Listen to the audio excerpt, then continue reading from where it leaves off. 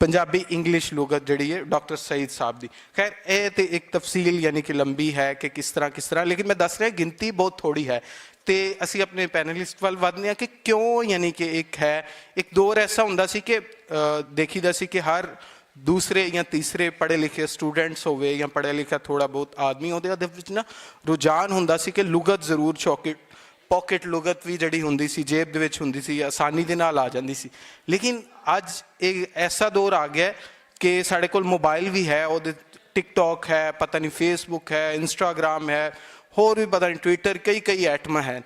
लेकिन जो क्लास के स्टूडेंट्स नूं पहले दिन पुछीदा कि किन्ने स्टूडेंट्स के मोबाइल दे विच लुगत है, तो जवाब होंदा कोई भी नहीं। यानी कि लुगत वेखण दा रुझान। तो मैं सलाम पेश करना वा कि जोड़ा है मेरा ख्याल है कि घट ही इस तरह के सैशनस या अदबी लिटरेरी लुगत के हवाले के नाल होंदे। तो साढ़े कोल बड़ी खुशकिस्मती है कि इन्ने सोहने लोग, इन्ने प्यारे लोग जिन्हों का लिसानियात के हवाले के नाल ही तल्लुक है वो मौजूद ने। तो सब तो पहले सवाल है मेरा डॉक्टर गुलाम मुर्तज़ा आतिर साहब को कि यह जोड़ा जवाल पजीरी है लुगत की, ये क्यों है और किस तरह शुरू हुई। असी अज जी मैं गल कर रहा कि जेब दे विच हुंदी सी या छोटियां जड़ियां है लुगात मिलदियां सन हर दूसरे तीसरे बंदे दे, ये क्यों ट्रेंड खत्म होंदा जा रहा है। जी बहुत शुक्रिया। डॉक्टर आसम साहब की गुजारिश है कि उन्होंने एंड से सुनिया जाए, उन्होंने आखिर से उन्होंने कोई गल करनगे। अच्छा जी, सवाल तुहाडा बहुत जरूरी है। पहले तो बड़ा शुक्रिया तुसीं मैनूं इत्थे गल करन दा मौका दिता। इस हवाले नाल मैं दो तीन गल्लां करना चाहांगा। पहली गल तुसीं जिहड़ी आप निशानदेही कीती कि डिजिटलाइजेशन जी हो गई, ਉਹਦੇ ਉਸ ਤੋਂ ਬਾਅਦ ਨਾ ਸ਼ਾਇਦ ਕਿਤਾਬ ਦੀ ਉਸ ਤਰ੍ਹਾਂ ਲੱਗਦਾ ਕਿ ਜ਼ਰੂਰਤ ਨਹੀਂ ਰਹੀ। ਮੈਂ ਬੱਚਿਆਂ ਦੀ ਕਿਤਾਬਾਂ ਲੈਣ ਗਿਆ ਅਤੇ ਉਹ 10ਵੀਂ 9ਵੀਂ ਦੀਆਂ ਕਿਤਾਬਾਂ ਵਿੱਚ ਹਜੇ ਵੀ ਉਹਨਾਂ ਦੇ ਕੋਰਸ ਦਾ ਹਿੱਸਾ ਹੁੰਦਾ ਕਿ ਨਾਲ ਇੱਕ ਡਿਕਸ਼ਨਰੀ ਵੀ ਲੈ ਕੇ ਆਉਣੀ। ਲੇਕਿਨ ਜਿਵੇਂ ਜਿਵੇਂ ਅਸੀਂ ਆਪਣੇ ਤਲੀਮੀ ਸਫ਼ਰ ਦੇ ਅੱਗੇ ਜਾਂਦੇ ਹਾਂ ਉਦੋਂ ਸਾਨੂੰ ਸਹੂਲਤਾਂ ਇੰਨੀਆਂ ਕੁ ਆ ਜਾਂਦੀਆਂ ਕਿ ਸਾਨੂੰ ਨਾ ਲਿਖਣਾ ਪੈਂਦਾ, ਉਹ ਬਲਕਿ ਸਾਡਾ ਮੋਬਾਈਲ ਹੈ ਜਾਂ ਲੈਪਟਾਪ ਉਹ ਪ੍ਰਿਡਿਕਟ ਵੀ ਕਰ ਰਿਹਾ ਹੁੰਦਾ ਕਿ ਤੁਸੀਂ ਅੱਗੇ ਇਹ ਕਹਿਣਾ ਚਾਹ ਰਹੇ ਹੋ, ਔਰ ਸਪੈਲ ਚੈੱਕ ਵੀ ਕਰ ਰਿਹਾ ਹੁੰਦਾ। ਉਸ ਬਹੁਤ ਸਾਰੇ ਸਾਡੇ ਕੰਮ ਨਾ ਉਹ ਡਿਵਾਈਸਿਸ ਕਰੀ ਜਾਂਦੇ ਨੇ ਇਸ ਵਾਸਤੇ ਵੀ। ਲੇਕਿਨ ਮੇਰਾ ਖਿਆਲ ਹੈ ਵੀ ਕੋਈ ਐਡੀ ਮਾੜੀ ਗੱਲ ਨਹੀਂ, ਕਿਉਂਕਿ ਉਹ ਡਿਕਸ਼ਨਰੀ ਦੀ ਸਿਰਫ ਦੂਸਰੀ ਫਾਰਮ ਆ। ਪਹਿਲੋਂ ਅਸੀਂ ਹਾਰਡ ਫਾਰਮ 'ਚ ਡਿਕਸ਼ਨਰੀ ਕੋਲ ਰੱਖੀਦਾ ਸੀਗਾ, ਹੁਣ ਉਹ ਡਿਵਾਈਸਿਸ ਦੀ ਸੂਰਤ ਆ ਗਈ ਹੈ। ਲੇਕਿਨ ਇਹ ਹੈ ਕਿ ਉਹਦੀ ਵਜ੍ਹਾ ਤੋਂ ਸਾਡੀ ਜਿਹੜਾ ਤਜੱਸਸ ਸੀਗਾ ਸਹੀ ਲਫ਼ਜ਼ ਨੂੰ ਲੱਭਣ ਦੀ ਕੋਸ਼ਿਸ਼ ਕਰਨਾ ਉਹ ਨਹੀਂ ਰਿਹਾ। एक तो सब तो बड़ा मसला है। दूसरा मसला यह है कि बहुत सारी जगह पर सानू ज़बान की जरूरत महसूस नहीं होती। मिसाल तौर पर इमोजीज इन्नियां आ गई कि असी बहुत सारिया गल्लां करने बजाय सिर्फ एक थम अप कर दें तो सारी गल कम्यूनीकेट हो जाती। तो इदां दे होर सारे सिंबल्स ने, असी वो अपनी गल सिंबल्स के जरिए कर लेने ने। फिर एक जिहड़ा ना असी लफ्ज़ इस वास्ते डिक्शनरी कंसल्ट करी दी कि एग्जैक्टनेस आवे, सही लफ्ज़ किहड़ा, और वो सही लफ्ज़ की हुण जरूरत नहीं रही।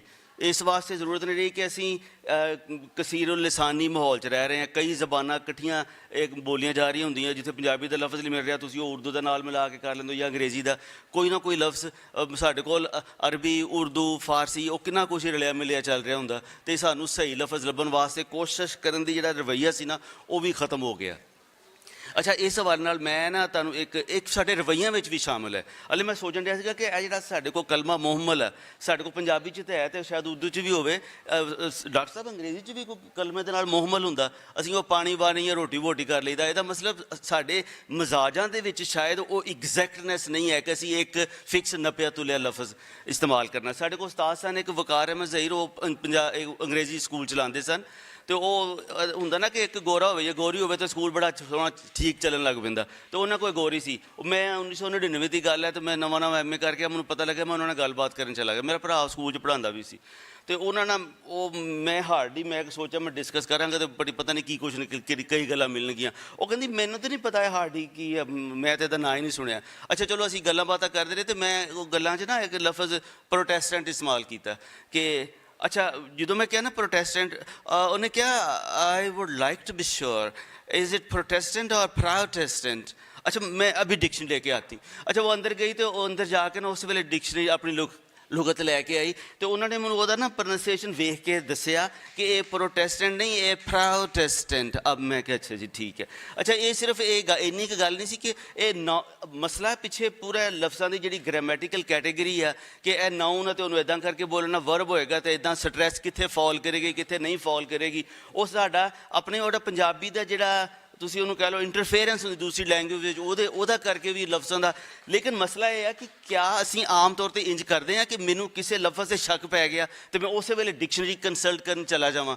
ਬਲਕਿ ਉਹ ਮੇਰੇ ਦੋਸਤ ਨੇ ਉਹ ਥੀਸਿਸ ਕੰਪੋਜ਼ ਕਰ ਰਹੇ ਸੀਗੇ ਸਾਡੇ ਆਬਦ ਮਿਸਾਲ ਪਬਲਿਸ਼ਰ, ਤੇ ਉਹ ਉਰਦੂ ਵਾਲਾ ਕੋਈ ਦੋਸਤ ਬੱਚਾ ਕਰਾ ਰਿਹਾ, ਤਾਂ ਉਹਨੇ ਲਿਖਿਆ ਸੀ ਕਿ ਕਮਾ ਹੁੱਕਾ ਹੂ ਹੈ ਇੱਦਾਂ ਹੀ। ਉਹਨੂੰ ਪੁੱਛਿਆ ਕਿ ਇਹ ਕਮਾ ਹੁੱਕਾ ਹੂ ਕੀ ਹੁੰਦਾ? ਉਹਨੇ ਕਿਹਾ ਜੀ ਇਹ ਮੈਨੂੰ ਤਾਂ ਨਹੀਂ ਪਤਾ, ਜਿੱਥੇ ਮੈਂ ਲਿਖਿਆ ਨਾ ਉਹ ਉੱਥੇ ਇੱਦਾਂ ਹੀ ਲਿਖਿਆ ਸੀ। ਯਾਨੀ ਅਸੀਂ ਡਿਕਸ਼ਨਰੀ ਕੰਸਲਟ ਕਰਨਾ ਵੀ ਨਾ ਬਰਦਾਸ਼ਤ ਨਹੀਂ ਕਰਦੇ ਕਿ ਇਹ ਹੱਕੋ ਹੂ ਆ ਜਾਂ ਹੁੱਕਾ ਹੂ ਆ। ਇਹ ਜਿਹੜੀ ਸਾਡੇ ਮਜ਼ਾਜਾਂ 'ਚ ਐਗਜ਼ੈਕਟਨੈਸ ਨਹੀਂ ਰਹੀ। ਇੱਕ ਹੋਰ ਬੜੀ ਵੱਡੀ ਗੱਲ, ਇੱਕ ਤਸਵਰ ਆ ਇੰਟਰ ਲੈਂਗੁਏਜ ਦਾ। ਪਹਿਲੇ ਜਿਹੜੀਆਂ ਦੋ ਬੜੀਆਂ ਵਾਜ਼ੇ ਗੱਲਾਂ ਸੀ ਨਾ ਕਿ ਇੱਕ ਸਹੀ ਚੀਜ਼ ਆ ਤੇ ਇੱਕ ਗਲਤ ਆ, ਇੱਕ ਪ੍ਰੋਨਾਂਸੀਏਸ਼ਨ ਸਹੀ ਹੈ ਇੱਕ ਗਲਤ ਆ, ਸਿੰਟੈਕਟਿਕ ਸਟਰਕਚਰ ਇੱਕ ਸਹੀ ਹੈ ਤੇ ਇੱਕ ਗਲਤ ਆ। ਜਦੋਂ ਤੁਸੀਂ ਇੰਟਰ ਲੈਂਗੁਏਜ ਦਾ ਕਨਸੈਪਟ ਲੈ ਆਂਦਾ ਕਿ ਇੱਕ ਸਹੀ ਗਲਤ ਦੇ ਦਰਮਿਆਨ ਹੋਰ ਕਿੰਨੀਆਂ ਬੜੀਆਂ ਕੈਟੇਗਰੀਜ਼ ਹੋ ਸਕਦੀਆਂ। ਯਾਨੀ ਦੂਸਰੀ ਤੀਸਰੀ ਜਮਾਤ ਦਾ ਬੱਚਾ ਜਿਹੜੀ ਅੰਗਰੇਜ਼ੀ ਜਾਂ ਪੰਜਾਬੀ ਬੋਲਣ ਡਿਆ, ਉਹ ਵੀ ਇੱਕ ਜ਼ਬਾਨ ਦਾ ਇੱਕ ਲੈਵਲ ਆ, ਔਰ ਉਹਨੂੰ ਸਹੀ ਗਲਤ ਨਹੀਂ ਕਹਿਣਾ ਅਸੀਂ। ਫਿਰ ਜਿਹੜਾ ਪੰਜਵੀਂ ਜਮਾਤ ਦਾ ਉਹ ਵੀ ਇੱਕ ਲੈਵਲ ਆ, 10ਵੀਂ ਜਮਾਤ ਦਾ ਫਿਰ ਉਹ MA ਕਰ ਗਿਆ, ਫਿਰ PhD ਕਰ ਗਿਆ, ਨੇਟਿਵ ਸਪੀਕਰ ਤੱਕ ਕਦੀ ਵੀ ਨਹੀਂ ਪਹੁੰਚੇਗਾ। ਔਰ ਇਹਨਾਂ ਸਾਰਿਆਂ 'ਚੋਂ ਗਲਤ ਕੀ ਹੈ? ਗਲਤ ਕੋਈ ਵੀ ਨਹੀਂ ਹੈ। ਅਗਰ ਗਲਤ ਨਹੀਂ ਹੈ ਤਾਂ ਫਿਰ ਅਸੀਂ ਡਿਕਸ਼ਨਰੀ ਨੂੰ ਕਾਹਦੇ ਵਾਸਤੇ ਕੰਸਲਟ ਕਰਨਾ? ਉਹਦਾ ਇਹੋ ਹੀ ਮਸਲਾ ਮੈਂ ਸਮਝਦਾ ਕਿ ਨਜ਼ਰੀਆਤੀ ਤੌਰ 'ਤੇ ਪੋਸਟ ਮਾਡਰਨਿਜ਼ਮ ਨੇ ਵੀ ਕੀਤਾ, ਜਿਹਨੇ ਸਾਰੀ ਕੈਟੇਗਰੀਜ਼ ਨੂੰ ਕਨਫਿਊਜ਼ ਕਰ ਦਿੱਤਾ। ਕਿ ਜਿਸ ਤਰ੍ਹਾਂ ਅਸੀਂ ਗੋਰੇ ਔਰ ਕਾਲੇ ਦੇ ਦਰਮਿਆਨ ਕਿੰਨੀਆਂ ਬੜੀ ਕੈਟੇਗਰੀ ਸਨ, ਉਹ ਪੋਸਟ ਮਾਡਰਨਿਜ਼ਮ ਦਿੱਤੀਆਂ। ਉਹਨੂੰ ਅਸੀਂ ਆਜ਼ਾਦੀ ਦੇ ਮਫਹੂਮ 'ਚ ਲੈਂਦੇ ਹਾਂ ਕਿ ਉਹਨਾਂ ਨੂੰ ਵੀ ਤਸਲੀਮ ਕਰਨਾ ਚਾਹੀਦਾ, ਇਹ ਗੱਲ ਠੀਕ ਹੈ। ਤੇ ਲੇਕਿਨ ਜਿੱਧਰੋਂ ਜ਼ਬਾਨ ਨਾਲ ਆਉਂਦੇ ਹਾਂ ਉਹਦੇ ਵਿੱਚ ਫਿਰ ਅਸੀਂ ਉੱਥੇ ਵੀ ਇਹੀ ਹੋਏਗਾ। ਇਹ ਇੰਟਰ ਲੈਂਗੁਏਜ ਦਾ ਜਿਹੜਾ ਤਸਵਰ ਹੈ ਨਾ, ਇਹ ਵੀ ਪੋਸਟ ਮਾਡਰਨਿਜ਼ਮ 'ਚੋਂ ਹੀ ਨਿਕਲਿਆ ਕਿ ਤੁਸੀਂ ਦੋ ਨੁਕਰਾਂ ਮੱਲ ਕੇ ਤੇ ਇੱਕ ਸਹੀ ਹੋ ਗਿਆ ਤੇ ਗਲਤ ਹੋ ਗਿਆ, ਦਰਮਿਆਨ 'ਚ ਜਿੰਨੀਆਂ ਕੈਟੇਗਰੀਜ਼ ਆ ਉਹਨਾਂ ਨੂੰ ਤੁਸੀਂ ਫਾਰਗ ਕਰ ਦਿੰਦੇ ਹੋ। ਅਗਰ ਉਹ ਸਾਰੇ ਸਹੀ ਆ ਜਾਂ ਸਾਰਿਆਂ ਨੂੰ ਸਪੇਸ ਦੇਣੀ ਆ, ਤੇ ਮੈਨੂੰ ਫਿਰ ਸਮਝ ਜਾਂਦੀ ਕਿ ਮੈਂ ਲੁਗਤ ਕਾਹਦੇ ਵਾਸਤੇ ਕੰਸਲਟ ਕਰਨੀ, ਕਾਹਦੇ ਵਾਸਤੇ? ਇਹ ਜਿਹੜੇ ਸਾਰੇ ਰਵੱਈਏ ਨੇ ਨਜ਼ਰੀਆਤੀ ਵੀ ਨੇ, ਕੁਛ ਅਸੀਂ ਤਸਾਹਲ ਪਸੰਦ ਵੀ ਹੋ ਗਏ ਹਾਂ, ਕੁਛ ਸਾਡੇ ਜਿਹੜੇ ਡਿਵਾਈਸਿਸ ਨੇ ਉਹ ਵੀ ਸਾਨੂੰ ਮਜਬੂਰ ਨਹੀਂ ਕਰਦੇ। ਔਰ ਫਿਰ ਜਿੱਦਾਂ ਅਸੀਂ ਪੇਪਰ ਚੈੱਕ ਕਰੀਦੇ ਨਾ, ਉਹਦੇ ਵਿੱਚ ਵੀ ਸਟੂਡੈਂਟ ਨੂੰ ਵੀ ਜ਼ਰੂਰਤ ਨਹੀਂ ਮਹਿਸੂਸ ਨਹੀਂ ਹੁੰਦੀ ਕਿ ਇਹਦੇ ਵਿੱਚ ਕੋਈ ਅਸੀਂ ਡਿਕਸ਼ਨਰੀ ਵੀ। ਅੱਛਾ, ਫਿਰ ਜਿਹੜਾ ਰਾਈਟਰ ਦਾ ਬੜਾ ਕੰਮ ਹੁੰਦਾ ਕਿ ਉਹਨੇ ਇੱਕ ਲਫ਼ਜ਼, ਅਬ ਕਿੱਡਾ ਵੱਡਾ ਨਾਮ ਹੈ ਟੈਡ ਹਿਊਜ਼, ਉਹ ਜਦੀਦ ਸ਼ਾਇਰੀ 'ਚੋਂ ਸ਼ਾਇਦ ਸਭ ਤੋਂ ਵੱਡੇ ਨਾਮਾਂ 'ਚੋਂ ਆਵੇ। ਉਹ ਕਹਿੰਦਾ ਮੈਂ ਇੱਕ ਸਹੀ ਲਫ਼ਜ਼ ਲੱਭਣ ਵਾਸਤੇ ਸਾਰੀ ਰਾਤ ਲੱਗਾ ਜਾਂਦਾ ਡਿਕਸ਼ਨਰੀ ਦੇ ਵਿੱਚ, ਮੈਨੂੰ ਕਿਹੜਾ ਸਹੀ ਲਫ਼ਜ਼ ਸਾਡਾ ਰਾਈਟਰ ਪੰਜਾਬੀ ਦਾ ਲਫ਼ਜ਼ ਸਹੀ ਲੱਭਣ ਵਾਸਤੇ ਇੰਨੀ ਮਿਹਨਤ ਕਰਦਾ, ਜਾਂ ਮੈਂ ਬਤੌਰ ਉਸਤਾਦ ਮੈਨੂੰ ਪੰਜਾਬੀ ਪੜ੍ਹਾਉਣੀ ਪਵੇ ਤੇ ਮੈਂ ਨਹੀਂ। ਇਹ ਸਾਰੀਆਂ ਗੱਲਾਂ ਮਿਲ ਕੇ ਮੈਨੂੰ ਲੱਗਦਾ ਕਿ ਡਿਕਸ਼ਨਰੀ ਦਾ ਜਿਹੜਾ ਨਾ ਉਹ ਫਿਰ ਉਹਦੀ ਮੌਜੂਦਗੀ ਜ਼ਵਾਲ ਪਜ਼ੀਰ ਹੋ ਗਈ। ਜੀ ਬਿਲਕੁਲ ਜ਼ਾਰੀ ਗੱਲ ਹੈ ਕਿ ਜਦੋਂ ਲੋੜ ਹੀ ਮਹਿਸੂਸ ਨਹੀਂ ਕਰਨੀ, ਜਾਂ ਇੱਕ ਰਿਵਾਜ਼ ਜਿਹੜਾ ਹੈਗਾ ਕਿ ਜਿਹੜਾ ਲਫ਼ਜ਼ ਜਿਹੜਾ ਉਹ ਸਾਰੇ ਜਾਂ ਉਹਨੂੰ ਕਹਿ ਦਿੰਦੇ ਜੀ ਠੀਕ ਹੈ ਇਹ ਲਫ਼ਜ਼ ਠੀਕ ਹੈਗਾ ਲੇਕਿਨ ਇਹ ਗਲਤੁਲ ਆਮ ਹੋ ਚੁੱਕਿਆ ਹੈ, ਆਮ ਹੋ ਗਿਆ ਲੋਕਾਂ ਦੇ ਵਿੱਚ, ਤੇ ਇਹਨੂੰ ਯਾਨੀ ਕਿ ਉਹਨੂੰ ਸਹੀ ਨੂੰ ਜਿਹੜਾ ਹੈ ਉਹਨੂੰ ਮਜ਼ੀਦ ਠੀਕ ਨਹੀਂ ਕਰਨਾ। ਲੇਕਿਨ ਗੱਲ ਹੋ ਰਹੀ ਹੈ ਪ੍ਰੋਨੰਸੀਏਸ਼ਨ ਦੀ, ਜਿਹੜਾ ਹੈ ਲਫ਼ਜ਼ਾਂ ਦੀ ਅਦਾਇਗੀ ਦੀ। ਤੇ ਇਸ ਵਾਲੇ ਦੇ ਨਾਲ ਮੈਂ ਡਾਕਟਰ ਨਈਮ ਵਿਰਕ ਸਾਹਿਬ ਅੱਗੇ ਜਿਹੜਾ ਉਹ ਸਵਾਲ ਹੈ ਕਿ ਕਿਸ ਤਰ੍ਹਾਂ ਅਦਾਇਗੀ। ਡਾਕਟਰ ਸਾਹਿਬ ਨੇ ਤਾਂ ਗੱਲ ਕੀਤੀ ਕਿ ਜਦੋਂ ਅਸੀਂ ਦੇਖਣਾ ਹੀ ਨਹੀਂ, ਲੇਕਿਨ ਅਸੀਂ ਜਿਹੜਾ ਹੈ ਇਸ ਕੌਮ ਜਿਹੜੀ ਕਿ ਇਸ ਪਾਸੇ ਨਹੀਂ ਆ ਰਹੀ, ਕਿਸ ਤਰ੍ਹਾਂ ਇਹਨੂੰ ਇਸ ਪਾਸੇ ਲਿਆ ਸਕਦੇ? ਹਾਲਾਂਕਿ ਡਿਜੀਟਲਾਈਜੇਸ਼ਨ ਵੀ ਹੈ, ਮੈਂ ਜਿਸ ਤਰ੍ਹਾਂ ਦੱਸਿਆ ਕਿ ਮੋਬਾਈਲ ਦੇ ਵਿੱਚ ਵੀ ਆਪਸ਼ਨ ਹੈ, ਚਾਹੇ ਪੰਜਾਬੀ ਦੀ ਨਹੀਂ ਗੱਲ ਕਰ ਰਿਹਾ, ਵੈਸੇ ਹੀ ਕੋਈ ਉਰਦੂ ਦੀ ਲੁਗਤ ਜਾਂ ਅੰਗਰੇਜ਼ੀ ਦੀ ਰੁਝਾਨ ਨਹੀਂ ਹੈਗਾ। ਦੁਬਾਰਾ ਇਸ ਰੁਝਾਨ ਨੂੰ ਚਲੋ ਡਿਜੀਟਲਾਈਜੇਸ਼ਨ ਦੇ ਜ਼ਰੀਏ, ਚੂँਕਿ ਜਦੀਦ ਦੌਰ ਹੈਗਾ, ਇਹਨੂੰ ਕਿਸ ਤਰ੍ਹਾਂ ਯਾਨੀ ਕਿ ਇਹਦਾ ਵਾਪਸ ਹੋ ਸਕਦਾ ਜਾਂ ਟ੍ਰੈਂਡ ਵਾਪਸ ਆ ਸਕਦਾ? ਬਹੁਤ ਸ਼ੁਕਰੀਆ ਜੀ। ਸਭ ਤੋਂ ਪਹਿਲਾਂ ਤਾਂ ਬਹੁਤ ਮੁਬਾਰਕਬਾਦ ਹੈ ਸੂਫੀ ਬਰਕਤ ਅਲੀ ਦੀ ਧਰਤੀ ਹੈ। ਉਹਨਾਂ ਨੇ ਕਿਹਾ ਸੀ ਕਿ ਇਸਤਕਾਮਤ ਐਨ ਕਰਾਮਤ ਹੈ, ਤੇ 10 ਸਾਲ ਇੱਕ ਹੀ ਕੰਮ ਨੂੰ ਅੱਗੇ ਲੈ ਕੇ ਚੱਲਣਾ ਮੁਸਲਸਲ ਜ਼ਾਹਿਰ ਇੱਕ ਬੜੀ ਹਿੰਮਤ ਦਾ ਕੰਮ ਹੈ। ਔਰ ਇਹਦੇ 'ਤੇ ਤੋਹੀਰ ਚੱਟਾ ਸਾਹਿਬ ਔਰ ਖੌਲਾ ਚੀਮਾ ਔਰ ਉਹਨਾਂ ਦੀ ਟੀਮ ਮੁਬਾਰਕਬਾਦ ਦੀ ਮੁਸਤਹਿਕ ਹੈ। ਲੁਗਤ ਦੀ ਲੋੜ ਕਦੋਂ ਪੈਂਦੀ ਹੈ, ਕਦੋਂ ਸਾਨੂੰ ਰਿਸ਼ੀ ਦੀ ਲੋੜ ਹੈ, ਇਹ ਮੇਰਾ ਖਿਆਲ ਹੈ ਸਵਾਲ ਅਗਰ ਅਸੀਂ ਪਹਿਲਾਂ ਸਮਝ ਲਈਏ ਤਾਂ ਫਿਰ ਅਸੀਂ ਅੱਗੇ ਚੱਲ ਸਕਾਂਗੇ ਕਿ ਤਲਫਜ਼ ਜਾਂ ਜਿਹੜੀ ਵੀ ਗੱਲ ਹੈ। ਜਦੋਂ ਪ੍ਰਿੰਟਿੰਗ ਪ੍ਰੈਸ ਆਉਂਦਾ ਹੈ ਔਰ ਪ੍ਰਿੰਟਿੰਗ ਪ੍ਰੈਸ ਦੀ ਵਜ੍ਹਾ ਤੋਂ ਤਹਿਰੀਰ ਆਮ ਹੁੰਦੀ ਹੈ ਔਰ ਆਮ ਬੰਦੇ ਤੱਕ ਪਹੁੰਚਦੀ ਹੈ ਸਕੂਲ ਦੇ ਵਿੱਚ, ਔਰ ਸਕੂਲ ਜਿਹੜਾ ਡਿਫਰੈਂਟ ਇਲਾਕਿਆਂ ਦੇ ਮੁਖਤਲਿਫ ਖਾਨਦਾਨਾਂ ਦੇ ਲੋਕਾਂ ਨੂੰ ਇੱਕ ਜਗ੍ਹਾ 'ਤੇ ਕਲਾਸ ਬਿਠਾ ਕੇ ਦੱਸਣ ਦੀ ਕੋਸ਼ਿਸ਼ ਕਰਦਾ ਹੈ ਕਿ ਇਹ ਲਫ਼ਜ਼ ਇੰਜ ਹੈ, ਇਹਦਾ ਇਹ ਤਲਫਜ਼ ਹੈ, ਇਹ ਇਹਦਾ ਮਾਨਾ ਹੈ। ਹੁਣ ਇਹ ਉਦੋਂ ਲੁਗਤ ਦੀ ਜ਼ਰੂਰਤ ਪੈਂਦੀ ਹੈ, ਵਗਰਨਾ ਨੇਟਿਵ ਨੂੰ ਕਦੀ ਵੀ ਲੁਗਤ ਦੀ ਲੋੜ ਨਹੀਂ ਪੈਂਦੀ। ਜਿਹੜਾ ਬੰਦਾ ਬੋਲਦਾ ਉਹਨੂੰ ਪਤਾ ਮੇਰੀ ਜ਼ੁਬਾਨ ਕੀ, ਉਹਦਾ ਮਤਲਬ ਕੀ ਹੈ। ਸੋ ਦੋ ਲੋੜਾਂ ਨੇ, ਇੱਕ ਹੈ ਨੇਟਿਵ ਲਈ ਲੁਗਤ ਦੀ ਲੋੜ, ਔਰ ਇੱਕ ਹੈ ਜਦੋਂ ਕੋਈ ਬੰਦਾ ਬਾਹਰੋਂ ਆਉਂਦਾ ਹੈ, ਕੋਈ ਹੋਰ ਜ਼ੁਬਾਨ ਬੋਲਣ ਵਾਲਾ ਹੈ। ਮੈਂ ਮਸਲਨ ਪੰਜਾਬੀ ਹਾਂ, ਮੈਂ ਉਰਦੂ ਪੜ੍ਹਨਾ ਹੈ, ਤਾਂ ਮੈਨੂੰ ਉਰਦੂ ਜਾਂ ਅੰਗਰੇਜ਼ੀ ਜਾਂ ਹਸਪਾਨਵੀ ਜਾਂ ਕੋਈ ਵੀ ਹੋਰ ਜ਼ੁਬਾਨ ਜਿਹੜਾ ਆਉਂਦੀ ਜ਼ਰੂਰਤ ਪਏਗੀ। ਲੁਗਤਾਂ ਦੋ ਤਰ੍ਹਾਂ ਦੀਆਂ ਹੁੰਦੀਆਂ ਨੇ। ਆਮ ਤੌਰ 'ਤੇ ਸਕੂਲ ਹੋਵੇ ਜਾਂ ਯੂਨੀਵਰਸਿਟੀ ਹੋਵੇ ਜਾਂ ਹਕੂਮਤ ਹੋਵੇ, ਔਰ ਜ਼ਾਹਿਰ ਹੈ ਕਿ ਸੌਫਟ ਪਾਵਰ ਜਿਹੜੀ ਹਕੂਮਤ ਦੀ ਹੈ ਉਹਦੇ ਨੁਮਾਇੰਦੇ ਹੁੰਦੇ ਨੇ ਸਕੂਲ, ਉਹ ਜਦੋਂ ਗੱਲ ਕਰਦੇ ਨੇ ਕਿਸੇ ਖਾਸ ਲੁਗਤ ਦੀ ਤਰਫ, ਤੇ ਉਹ ਪ੍ਰਿਸਕ੍ਰਿਪਟਿਵ ਜਿਹੜੀ ਡਿਕਸ਼ਨਰੀ ਨਾ ਉਹਦੀ ਤਰਫ ਲੈ ਕੇ ਜਾਂਦੇ ਨੇ ਤੁਹਾਨੂੰ। ਇਹਦਾ ਫਾਇਦਾ ਵੀ ਹੈ ਲੇਕਿਨ ਇਹਦਾ ਨੁਕਸਾਨ ਵੀ ਹੈ। ਜਿਹੜੀ ਗੱਲ ਜਿਹੜੀ ਨਾ ਕੀਤੀ ਅੱਗੇ ਦੋਸਤ ਨੇ, ਦੇਖੋ ਮੈਂ ਇੱਕ ਬੜੀ ਸਾਦੇ ਜਿਹੀ ਗੱਲ ਕਰਨਾ ਹਾਂ ਕਿ ਅੰਦਲੀਬ ਸਾਹਿਬ ਬੈਠੇ ਨੇ, ਇਹ ਮੇਰੇ ਖੱਬੇ ਹੱਥ ਬੈਠੇ ਨੇ, ਇਹਨਾਂ ਦੇ ਨਾਲ ਬੈਠੇ ਨੇ ਬਾਜਵਾ ਸਾਹਿਬ, ਉਹ ਕਹਿਣਗੇ ਜੀ ਮੇਰੇ ਤੇ ਸੱਜੇ ਹੱਥ ਬੈਠੇ ਨੇ। ਹੁਣ ਮੈਨੂੰ ਇਹਨਾਂ ਦੱਸੋ ਕਿ ਇਹਦੇ 'ਚੋਂ ਮੈਂ ਗਲਤ ਹਾਂ ਜਾਂ ਉਹ ਗਲਤ ਨੇ? ਕੋਈ ਵੀ ਗਲਤ ਨਹੀਂ ਹੈ। ਪੋਸਟ ਮਾਡਰਨਿਜ਼ਮ ਜਦੋਂ ਕਹਿੰਦਾ ਹੈ ਕਿ ਕੋਈ ਇੱਕ ਹਤਮੀ ਸੱਚਾਈ ਨਹੀਂ ਹੈ, ਤਾਂ ਦਰਅਸਲ ਉਹ ਬਹੁਤ ਸਾਰੀਆਂ ਸੱਚਾਈਆਂ ਜਾਂ ਪਰਸਪੈਕਟਿਵ ਕਿ ਜੁਜ਼ਵੀ ਸੱਚਾਈ ਹਰ ਬੰਦੇ ਕੋਲ ਹੁੰਦੀ ਹੈ, ਉਹ ਉਹਨੂੰ ਲੈ ਕੇ ਚੱਲਦਾ ਹੈ। ਲੁਗਤ ਦਾ ਜਿਹੜਾ ਮਸਲਾ ਹੈ ਉਹ ਸਾਨੂੰ ਦੇਖਣ ਦੀ ਇਸ ਵਜ੍ਹਾ ਤੋਂ ਵੀ ਲੋੜ ਹੈ ਕਿ ਅਸੀਂ ਬਤੌਰ ਨੇਟਿਵ ਸਪੀਕਰ ਹੁਣ ਕਿਆ ਵਾਰਿਸ ਸ਼ਾਹ ਨੂੰ ਅਗਰ ਅਸੀਂ ਸਮਝਣਾ ਚਾਹੀਏ, ਬੁੱਲੇ ਸ਼ਾਹ ਨੂੰ ਅਗਰ ਸਮਝਣਾ ਚਾਹੀਏ ਤਾਂ ਅਸੀਂ ਸਮਝ ਸਕਾਂਗੇ। ਸਾਨੂੰ ਇਹ ਗੱਲ ਨਹੀਂ ਭੁੱਲਣੀ ਚਾਹੀਦੀ ਕਿ ਪਿਛਲੇ ਤਕਰੀਬਨ 150 ਸਾਲ ਤੋਂ ਜਿਸ ਖਿੱਤੇ 'ਚ ਅਸੀਂ ਮੌਜੂਦ ਹਾਂ, ਬਲਕਿ ਪੌਣੇ 200 ਸਾਲ ਹੋ ਗਏ ਨੇ, ਇੱਥੇ ਹੁਣ ਅੰਗਰੇਜ਼ੀ ਔਰ ਉਰਦੂ ਪੜ੍ਹਾਈ ਜਾ ਰਹੀ ਹੈ। ਤੇ ਸਾਡਾ ਜਿਹੜਾ ਇੱਕ ਰਬਤ ਜ਼ਬਤ ਹੈ ਸੀ ਆਪਣੇ ਸ਼ਾਇਰਾਂ ਦੇ ਨਾਲ, ਠੀਕ ਹੈ, ਕੱਲ ਬੜੀ ਸੋਹਣੀ ਹੀਰ ਵੀ ਇੱਥੇ ਪੜ੍ਹੀ ਗਈ, ਉਹਨਾਂ ਸ਼ਾਇਰਾਂ ਨੂੰ ਅਗਰ ਅਸੀਂ ਸਮਝਣਾ ਹੈ ਤਾਂ ਸਾਨੂੰ ਲੋੜ ਪੈਣੀ ਹੈ ਡਿਕਸ਼ਨਰੀ ਦੀ। ਇਸ ਤੋਂ ਅਗਲੀ ਗੱਲ ਇੱਕ ਹੋਰ ਵੀ ਹੈ ਕਿ ਸਾਡਾ ਇੱਕ ਹੋਰ ਵੀ ਕਨਫਿਊਜ਼ਨ ਹੈ ਕਿ ਜਿਹੜਾ ਟੈਕਨੋਲੋਜੀ ਆ ਰਹੀ ਹੈ ਅਸੀਂ ਇਹਨੂੰ ਲੈ ਕੇ ਚੱਲਣਾ ਹੈ ਜਾਂ ਨਹੀਂ ਲੈ ਕੇ ਚੱਲਣਾ। ਆਸਿਮ ਸਾਹਿਬ, ਮੈਂ ਅੱਗੇ ਜਿਹਨੇ ਸਲਾਈਡਸ ਨੂੰ ਦੇਖ ਰਿਹਾ ਸਾਂ, ਅਸੀਂ ਬਿਲਕੁਲ ਦੇਖੋ PTV ਤੇ ਸਾਡਾ ਇੱਕ ਗੁਲੂਕਾਰ ਹੈ, ਪੰਜਾਬੀ ਗਾਉਂਦਾ ਹੈ, ਉਹ ਜਾਂਦਾ ਹੈ, ਉਹਨੂੰ ਰੋਕ ਲਿਆ ਜਾਂਦਾ ਹੈ ਗੇਟ ਤੇ ਹੀ ਕਿ ਭਾਈ ਤੂੰ ਕੌਣ ਹੈ, ਕਿੱਧਰੋਂ ਆ ਗਏ, ਠੀਕ ਹੈ, ਅਸੀਂ ਗਜ਼ਲ ਸੁਣਨ ਵਾਲੇ ਹਾਂ, ਤੂੰ ਕੀ ਸੁਣਾਉਣਾ ਸਾਨੂੰ, ਦੌੜ ਜਾ। ਇਸੇ ਲੈਲਪੁਰ ਦੀ ਧਰਤੀ ਤੇ ਰਹਿਮਤ ਗ੍ਰਾਮੋਫੋਨ ਨੂੰ ਉਹ ਬੰਦਾ ਲੱਭਦਾ ਹੈ, ਉਹਨੂੰ ਪਤਾ ਲੱਗਦਾ ਹੈ ਕਿ ਯਾਰ ਇਹ ਗਾਉਂਦਾ ਹੈ, ਉਹ ਰਿਕਾਰਡ ਕਰਦੇ ਨੇ ਉਹਦੀ ਕੇਸਟ। ਉਹ ਕੇਸਟ ਕੀ ਕਰਦੀ ਹੈ ਕਿ ਤੁਹਾਡੇ ਚਤਰਾਲ ਤੋਂ ਲੈ ਕੇ ਤੇ ਕਰਾਚੀ ਤੱਕ ਉਹ ਕੇਸਟ ਹਰ ਟਰੱਕ ਡਰਾਈਵਰ, ਬੱਸ ਡਰਾਈਵਰ ਜਿਹੜਾ ਉਹਦੀ ਕੇਸਟ ਜਿਹੜੀ ਉਹ ਸੁਣ ਰਿਹਾ। ਟੈਕਨੋਲੋਜੀ ਨੇ ਅਤਾਉੱਲਾ ਇਸਾ ਖੇਲਵੀ ਨੂੰ ਮੌਕਾ ਦਿੱਤਾ ਕਿ ਉਹ ਆਪਣੀ ਬੋਲੀ ਦੇ ਨਾਲ ਬੰਦਾ ਸੁਣਨਾ ਚਾਹੁੰਦਾ ਹੈ, ਲੇਕਿਨ ਤੁਹਾਡਾ ਸਟੇਟ ਦਾ TV ਨਹੀਂ ਸੀ ਸੁਣਾਉਣਾ ਚਾਹੁੰਦਾ ਬੰਦੇ ਨੂੰ ਬੰਦੇ ਦੀ ਬੋਲੀ। ਤੋ ਸੋ ਟੈਕਨੋਲੋਜੀ ਨੂੰ ਮੇਰਾ ਇਹ ਖਿਆਲ ਹੈ ਕਿ ਇੱਕ ਰਹਿਮਤ ਦੇ ਤੌਰ ਤੇ ਔਰ ਇੱਕ ਓਪਰਚੁਨਿਟੀ ਦੇ ਤੌਰ ਤੇ ਸਾਨੂੰ ਲੈਣਾ ਚਾਹੀਦਾ ਹੈ। ਇਹ ਜਿਹੜਾ ਹੈ ਕਿ ਲੁਗਤ ਹੁਣ ਜਿਹੜੀ ਹੈ ਉਹ ਹੁੰਦੀ ਸੀ ਜੇਬਾਂ ਦੇ ਵਿੱਚ, ਉਹ ਨਹੀਂ ਰਹੀ ਜਾਂ ਘਰ ਦੇ ਵਿੱਚ ਨਹੀਂ ਰਹੀ, ਕੋਈ ਮਸਲਾ ਨਹੀਂ ਹੈ। ਮਸਲਾ ਹੈ ਕਿ ਕਿਆ ਅਸੀਂ ਜ਼ੁਬਾਨ ਨਾਲ ਲੋਕਾਂ ਨੂੰ ਜੋੜਨਾ ਹੈ, ਤੇ ਅਗਰ ਉਹ ਟਿਕਟੌਕ ਵੇਖਣਾ ਚਾਹੁੰਦੇ ਨੇ ਤੇ ਕਿਆ ਅਸੀਂ ਟਿਕਟੌਕ ਨੂੰ ਆਪਣੀ ਜ਼ੁਬਾਨ ਦੇ ਵਧਾਉਣ ਦਾ ਜ਼ਰੀਆ ਕਿਉਂ ਨਹੀਂ ਬਣਾ ਸਕਦੇ? ਬਣਾ ਸਕਦੇ ਹਾਂ, ਸਾਨੂੰ ਬਣਾਉਣਾ ਚਾਹੀਦਾ ਹੈ। ਔਰ ਜਿੰਨੀਆਂ ਨਵੀਆਂ ਫਾਰਮਸ ਹੈ ਨੇ ਉਹ ਅਗਰ ਤੁਸੀਂ ਥੋੜ੍ਹਾ ਜਿਹਾ ਗੌਰ ਕਰੋ ਤਾਂ ਉਹ ਹਮੇਸ਼ਾ ਇਨਸਾਨ ਨੂੰ ਲਿਬਰੇਟ ਕਰਦੀਆਂ ਨੇ। ਜਿਵੇਂ ਜਿਵੇਂ TV ਅੱਗੇ ਵਧਿਆ ਹੈ, ਸਰਕਾਰੀ ਚੈਨਲ ਦੇ ਨਾਲ ਨਾਲ ਹੋਰ ਕਈ ਚੈਨਲ ਖੁੱਲ੍ਹ ਗਏ ਨੇ, ਲੇਕਿਨ ਜਿਹੜੀ ਅੱਗੇ ਭੱਟ ਸਾਹਿਬ ਗੱਲ ਕਰ ਰਹੇ ਸਨ ਉਹ ਬੜੀ ਅਹਿਮ ਹੈ, ਔਰ ਜ਼ੁਬੈਰ ਸਾਹਿਬ ਨੇ ਵੀ ਇਸ਼ਾਰਾ ਕੀਤਾ ਕਿ ਸਾਨੂੰ TV ਚੈਨਲ ਦੀ ਲੋੜ ਹੈ, ਸਾਨੂੰ ਪੰਜਾਬੀ ਐਪਸ ਦੀ ਲੋੜ ਹੈ। ਹਾਲੇ ਤਾਈਂ ਮੇਰੀ ਨਾਕਿਸ ਮਾਲੂਮਾਤ ਹੈ, ਮੈਂ ਪੰਜਾਬੀ ਦਾ ਤਾਲਿਬ ਇਲਮ ਨਹੀਂ, ਮੈਨੂੰ ਨਹੀਂ ਪਤਾ, ਮੈਨੂੰ ਤਸਦੀਕ ਕਰ ਦੇਣਾ ਤੁਸੀਂ ਕਿ ਕਿਆ ਵਾਰਿਸ ਸ਼ਾਹ ਦਾ ਜਿਹੜਾ ਕਲਾਮ ਹੈ ਅਸੀਂ ਉਹਦੀ ਐਪ ਡਿਵੈਲਪ ਕੀਤੀ ਹੈ? ਹੁਣ ਤੱਕ ਨਹੀਂ ਕੀਤੀ, ਮੇਰੀ ਇਤਲਾਹ ਦੇ ਮੁਤਾਬਿਕ ਮੁਮਕਿਨ ਹੋ ਗਈ ਹੋਵੇ। ਬੁੱਲੇ ਸ਼ਾਹ ਦਾ ਕਲਾਮ ਜਿਹੜਾ ਹੈ ਕਿੰਨਾ ਸੋਹਣਾ, ਠੀਕ ਹੈ, ਉਹਨੂੰ ਐਡਿਟ ਕਰਕੇ ਛਾਪਿਆ ਹੈ, ਹਾਲੇ ਤੱਕ ਉਹਦਾ ਕੋਈ ਬਣਿਆ ਨਹੀਂ ਹੋਇਆ।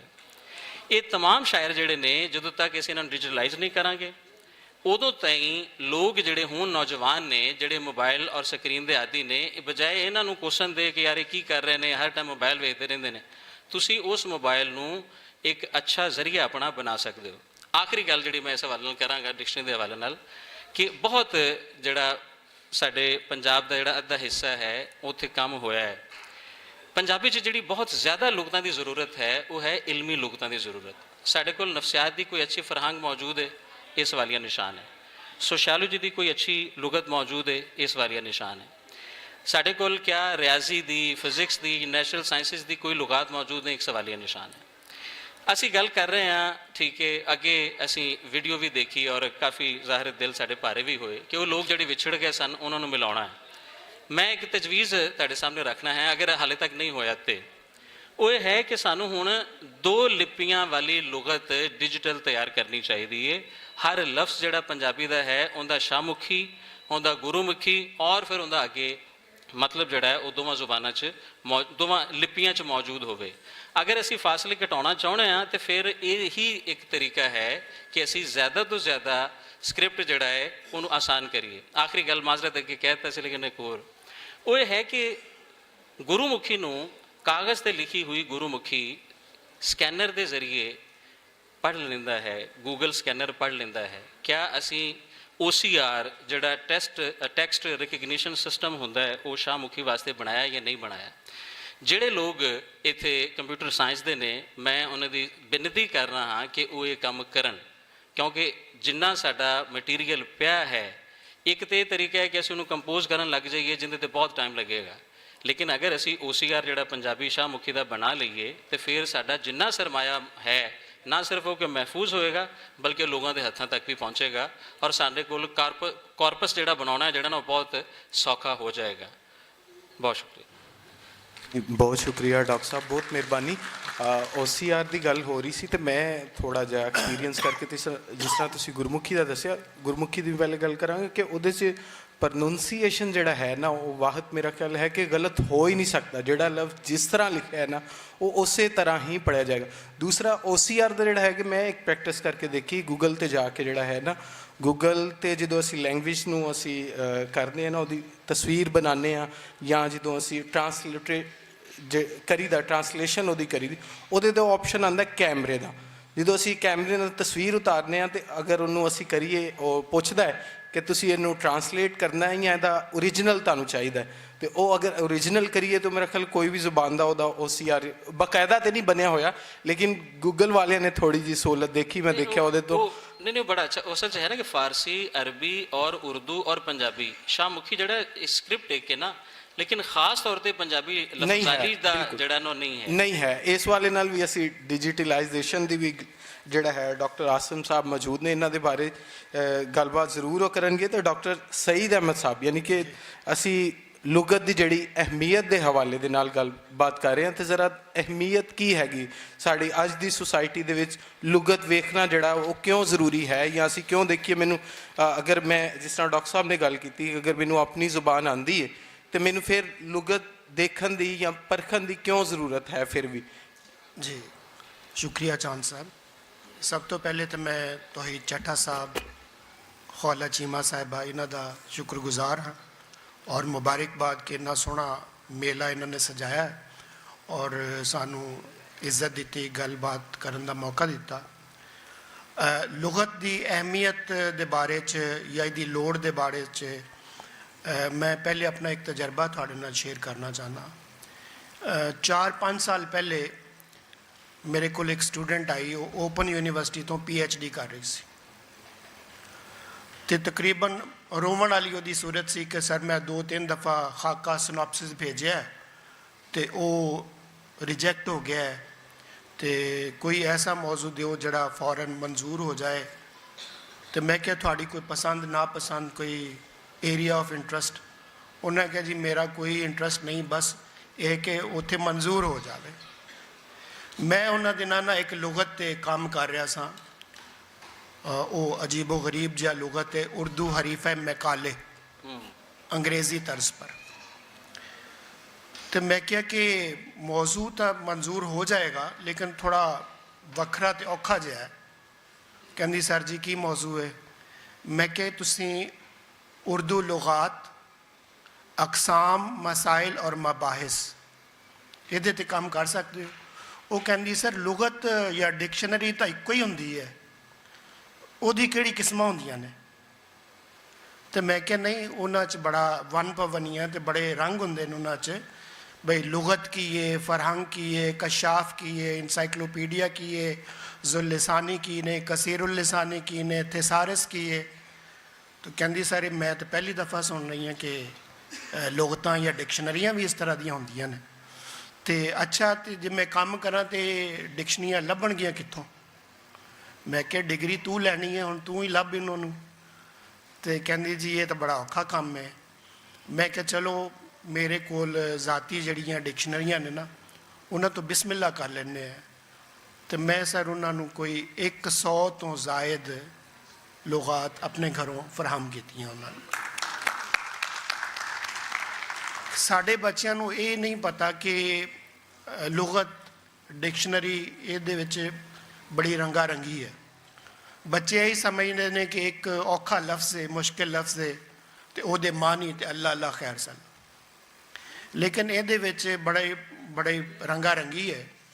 ਤੇ ਮੈਂ ਇੱਕ ਛੋਟੀ ਜੀ ਫਹਿਰਿਸਤ ਬਣਾਈ ਹੈ ਕਿ ਉਰਦੂ ਲੁਗਤ ਦੀ ਜਿਹੜੀ ਮੁਖਤਲਿਫ ਕਿਸਮਾਂ ਨੇ ਉਹ ਤੁਹਾਡੇ ਨਾਲ ਸ਼ੇਅਰ ਕੀਤਾ ਜਾਵੇ, ਤੇ ਕਿਸ ਕਿਸਮ ਦੀ ਤਹਿਕੀਕ ਵਿੱਚ ਕਿਹੜੇ ਲੁਗਤ ਜਾਂ ਡਿਕਸ਼ਨਰੀਆਂ ਮਦਦਗਾਰ ਨੇ। ਯਾਨੀ ਲੁਗਤ ਦੀ ਜਿਹੜੀ ਮੁਖਤਲਿਫ, ਕਿਉਂਕਿ ਸਾਡੇ ਬੱਚੇ ਖਾਸ ਕਰ ਉਰਦੂ ਪੰਜਾਬੀ ਵਾਲੇ, ਉਹਨਾਂ ਕੋਲ ਬੜੇ ਮਹਿਦੂਦ ਮੌਜ਼ੂਆਤ ਹੁੰਦੇ ਨੇ। ਕੋਈ ਨਾਵਲ ਜਾਂ ਸ਼ਾਇਰ ਪਕੜ ਲਿਆ ਤੇ ਉਹਦਾ ਫਨੀ ਔਰ ਫਿਕਰੀ, ਜਿਹੜਾ ਫਨੀ ਥੋੜਾ ਹੁੰਦਾ ਤੇ ਫਨੀ ਜ਼ਿਆਦਾ ਹੁੰਦਾ ਤੇ ਔਰ ਜਾਇਜ਼ਾ ਵੀ ਬਸ ਜਾਇਜ਼ਾ ਹੀ ਹੁੰਦਾ ਹੈ।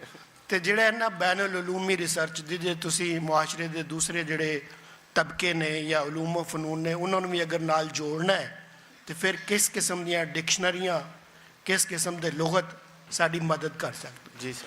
ਪਹਿਲੀ ਗੱਲ ਤਾਂ ਹੈ ਕਿ ਉਰਦੂ 'ਚ ਵੀ ਲੁਗਤ ਜਿਹੜੇ ਨੇ ਉਹ ਅਰਬੀ ਫਾਰਸੀ ਤੋਂ ਮੁਤਾਸਰ ਹੋ ਕੇ ਲਿਖੇ ਗਏ। ਔਰ ਦਿਲਚਸਪ ਗੱਲ ਹੈ ਕਿ ਪਹਿਲੇ ਮੰਜ਼ੂਮ ਲੁਗਤ ਸਾਨੂੰ ਨਜ਼ਰ ਆਉਂਦੇ ਨੇ ਕਿ ਜਿਨ੍ਹਾਂ ਵਿੱਚ ਇੱਕ ਲਫ਼ਜ਼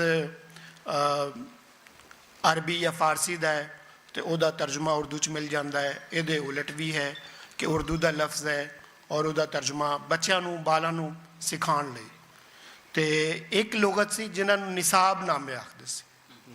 ਨਿਸਾਬਨਾਮੇ ਦੀ ਅਜੀਬ ਗੱਲ ਇਹ ਸੀ ਕਿ ਉਹਦੇ 'ਚ 200 ਸ਼ੇਰ ਹੁੰਦੇ ਸੀ, ਕਿਉਂਕਿ ਕਿਸੇ ਜ਼ਮਾਨੇ 'ਚ ਜਿਹੜੇ ਬੰਦੇ ਕੋਲ 200 ਦਿਰਹਮ ਹੁੰਦੇ ਸੀ ਉਹ ਸਾਹਿਬ ਨਿਸਾਬ ਹੁੰਦਾ ਸੀ। ਵਾਹ। ਇਹ ਇੱਕ ਪਾਬੰਦੀ ਉਹਦੇ 'ਚ ਰੱਖੀ ਗਈ। ਤੇ ਉਰਦੂ ਜਿਹੜੀਆਂ ਡਿਕਸ਼ਨਰੀਆਂ ਨੇ ਉਹਨਾਂ ਨੇ ਵੀ ਮੰਜ਼ੂਮ ਲੁਗਾਤ ਤੇ ਨਿਸਾਬਨਾਮਿਆਂ ਤੋਂ ਆਗਾਜ਼ ਕੀਤਾ। ਫਿਰ ਉਰਦੂ ਦਾ ਜਿਹੜਾ ਬਿਹਤਰੀਨ, ਉਰਦੂ 'ਚ ਲੁਗਤ ਮੁਜ਼ੱਕਰ ਤੇ ਮੁਅੰਨਸ ਦੋਨੋਂ ਤਰ੍ਹਾਂ ਹੀ ਬੋਲਿਆ ਜਾਂਦਾ। ਤੇ ਜਿਹੜਾ ਪਹਿਲਾ ਸਾਨੂੰ ਲੁਗਤ ਨਜ਼ਰ ਆਉਂਦਾ ਉਰਦੂ 'ਚ ਉਹ ਅਬਦੁਲ ਵਾਸੇ ਹਾਂਸਵੀ ਦਾ ਹੈ, ਗਰਾਇਬੁਲ ਲੁਗਾਤ, ਜਿਹਦੇ 'ਚ ਉਰਦੂ ਲਫ਼ਜ਼ ਤੇ ਉਹਨਾਂ ਦੇ ਫਾਰਸੀ ਦਾ ਚਲਨ ਚੁੱਕੇ ਜ਼ਿਆਦਾ ਸੀ ਤੇ ਉਰਦੂ ਲਫ਼ਜ਼ ਦੇ ਕੇ ਫਾਰਸੀ 'ਚ ਉਹਦੀ ਵਜ਼ਾਹਤ ਕੀਤੀ ਗਈ।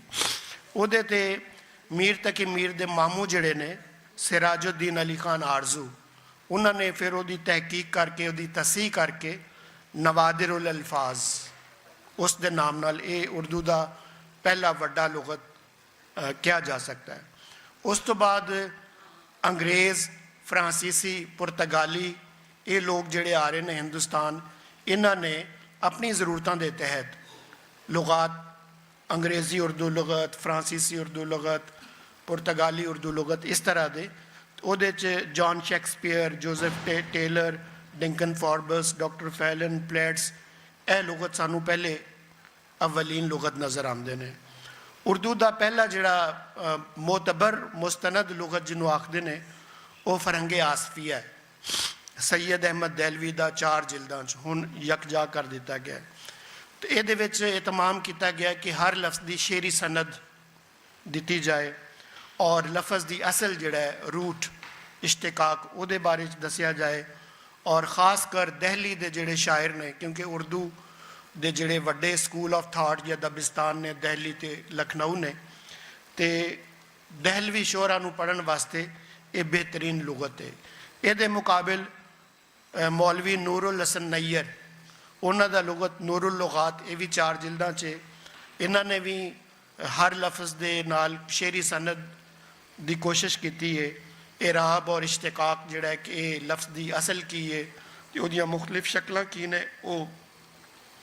ਇਸੇ ਤਰ੍ਹਾਂ ਕੁਝ ਔਰ ਲੁਗਤ ਨੇ ਜਿਨ੍ਹਾਂ 'ਚ ਜਾਮਿਉਲ ਲੁਗਾਤ ख्वाजा अब्दुल मजीद, मुहज़्ज़िबुल लुगात मुहज़्ज़ब लखनवी, इल्मी उर्दू लुगत वारिस सरहंदी, ਇਹਨਾਂ ਨੇ ਖਸੂਸਨ ਗਾਲਿਬ, ਮੋਮਨ, ਜ਼ੌਕ, ਨਜ਼ੀਰ ਤੇ ਇਕਬਾਲ ਦੇ ਕਲਾਮ ਨੂੰ ਜ਼ਿਆਦਾ ਪੇਸ਼ ਨਜ਼ਰ ਰੱਖਿਆ ਆਪਣੇ ਜ਼ਖੀਰਾ ਅਲਫਾਜ਼ ਵਿੱਚ।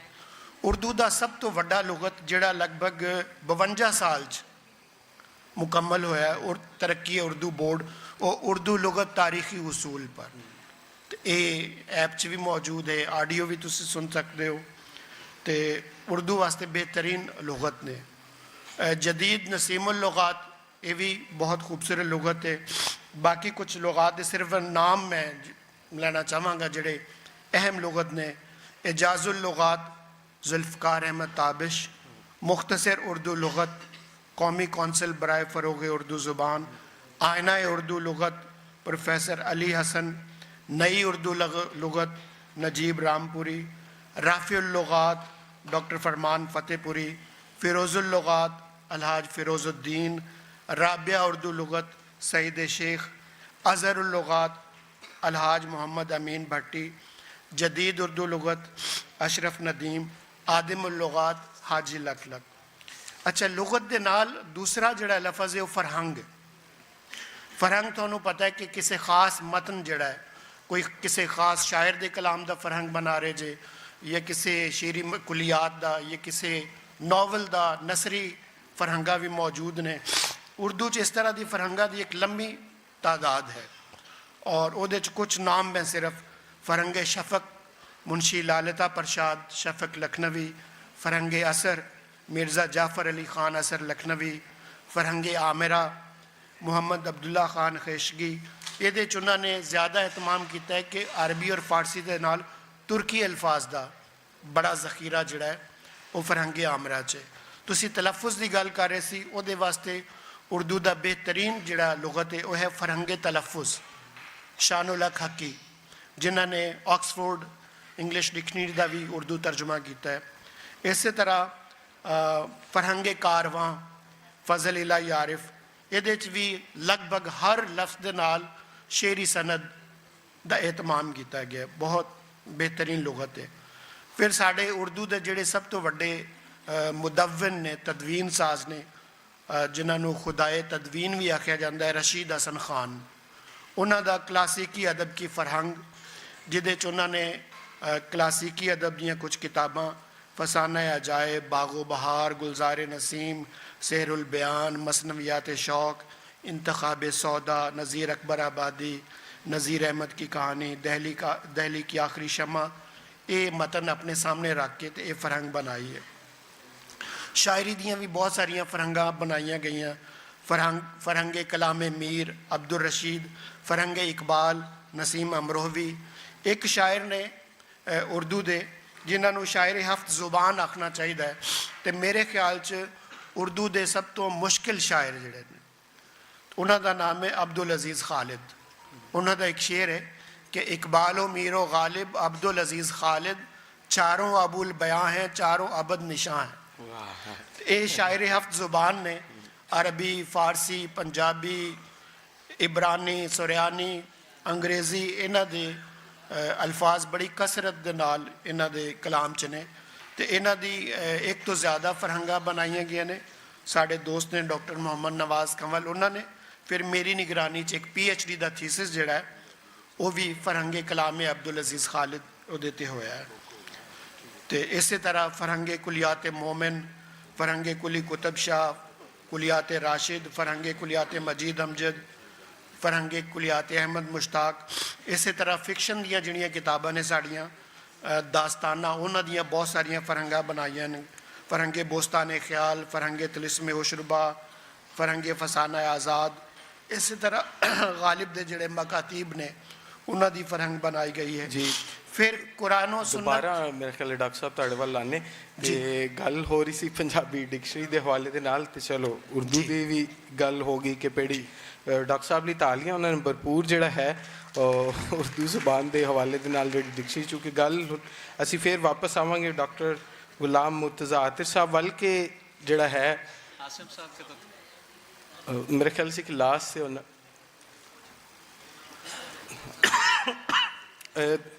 चलो डॉक्टर साहब तुसी आतिर साहब वल के ज़ुबान जिहड़ी है डिक्शनरी वो किस तरह जिहड़ा वो ज़ुबान दे वधा लई अपना जिहड़ा वो किरदार अदा करदी जिहड़ी लुगत है या बनदी है, या किस तरह ज़ुबान दा उहदे विच की किरदार है, या किस तरह वाधा हुंदा है या कर सकदी है लुगत। बिस्मिल्लाहिर्रहमानिर्रहीम, अस्सलामु अलैकुम।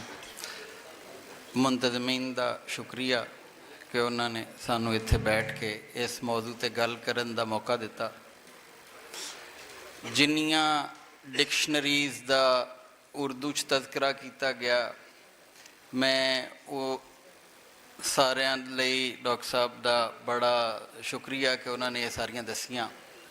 ਇਹ तमाम ਡਿਕਸ਼ਨਰੀਜ਼ ਦੇ ਪਹਿਲੇ ਪੇਜ 'ਤੇ ਲਿਖਿਆ ਹੋਇਆ ਵੀ ਇਹ ਕਿੰਨੀਆਂ ਕਾਪੀਆਂ ਛਪੀਆਂ, ਤੇ ਪਾਕਿਸਤਾਨ 'ਚ ਅੱਜ ਤੱਕ ਜਿਤਨੀਆਂ ਡਿਕਸ਼ਨਰੀਜ਼ ਹੈ ਉਹਨਾਂ ਦੀਆਂ ਸਾਰੀਆਂ ਕਾਪੀਆਂ ਗਿਣ ਲਓ ਤੇ ਉਹ 3000 ਨਹੀਂ ਬਣੀ।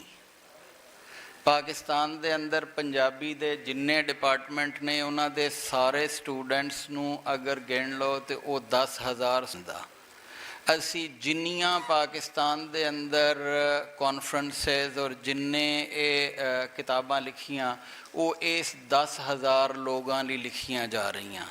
ਇਹਨਾਂ 10,000 ਲੋਕਾਂ ਦੇ ਸ਼ੌਕ ਲਈ ਔਰ ਇਹਨਾਂ ਦੇ ਜ਼ਿਹਨ ਨੂੰ ਤਰਾਵਤ ਦੇਣ ਲਈ ਅਸੀਂ ਹੋਰ 50 ਕਾਨਫਰੰਸਾਂ ਕਰ ਲਈਏ ਤੇ ਸ਼ਾਇਦ ਉਹ ਇਹਨਾਂ ਦੇ ਜ਼ਿਹਨ ਜਲ ਕਿਆਮਤ ਕੀ ਚੱਲ ਗਿਆ। ਇਸ ਵੇਲੇ ਰੌਲਾ ਇਹ ਹੈ ਕਿ 2017 ਦੇ ਮਰਦਮਸ਼ੁਮਾਰੀ ਦੇ ਸਟੈਟਿਸਟਿਕਸ ਇਹ ਕਹਿੰਦੇ ਨੇ ਕਿ 9 ਕਰੋੜ ਲੋਕਾਂ ਨੇ ਪੰਜਾਬੀ ਆਪਣੀ ਮਾਦਰੀ ਜ਼ੁਬਾਨ ਲਿਖੀ। ਪਾਕਿਸਤਾਨ ਦੇ ਦੂਸਰੇ ਜਿਹੜੇ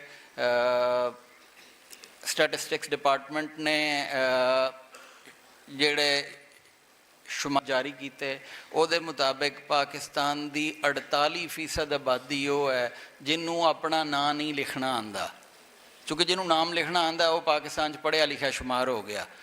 ਉਸ ਦੇ ਬਾਵਜੂਦ ਪਾਕਿਸਤਾਨ ਦੀ 48% ਆਬਾਦੀ ਉਹ ਹੈ ਜਿਹਨੂੰ ਲਿਖਣਾ ਪੜ੍ਹਨਾ ਆਪਣਾ ਨਾਂ ਨਹੀਂ ਆਉਂਦਾ। ਇਸ ਟਾਈਮ ਅਗਰ ਤੁਸੀਂ ਦੁਨੀਆ ਦੀਆਂ ਤਕਰੀਬਨ 200 ਜ਼ੁਬਾਨਾਂ ਉਹਨਾਂ ਦੇ ਅੰਦਰ ਇਹ ਐਸਾ ਮੁਮਕਿਨ ਹੈ ਕਿ ਮੈਂ ਆਪਣੀ ਜ਼ੁਬਾਨ 'ਚ ਬੋਲਾਂ ਔਰ ਤੁਸੀਂ ਸਾਹਮਣੇ ਬੈਠੇ ਆਪਣੀ ਜ਼ੁਬਾਨ ਦੇ ਵਿੱਚ ਸੁਣੋ, ਮੇਰੀ ਜ਼ੁਬਾਨ 'ਚ ਨਾ ਸੁਣੋ।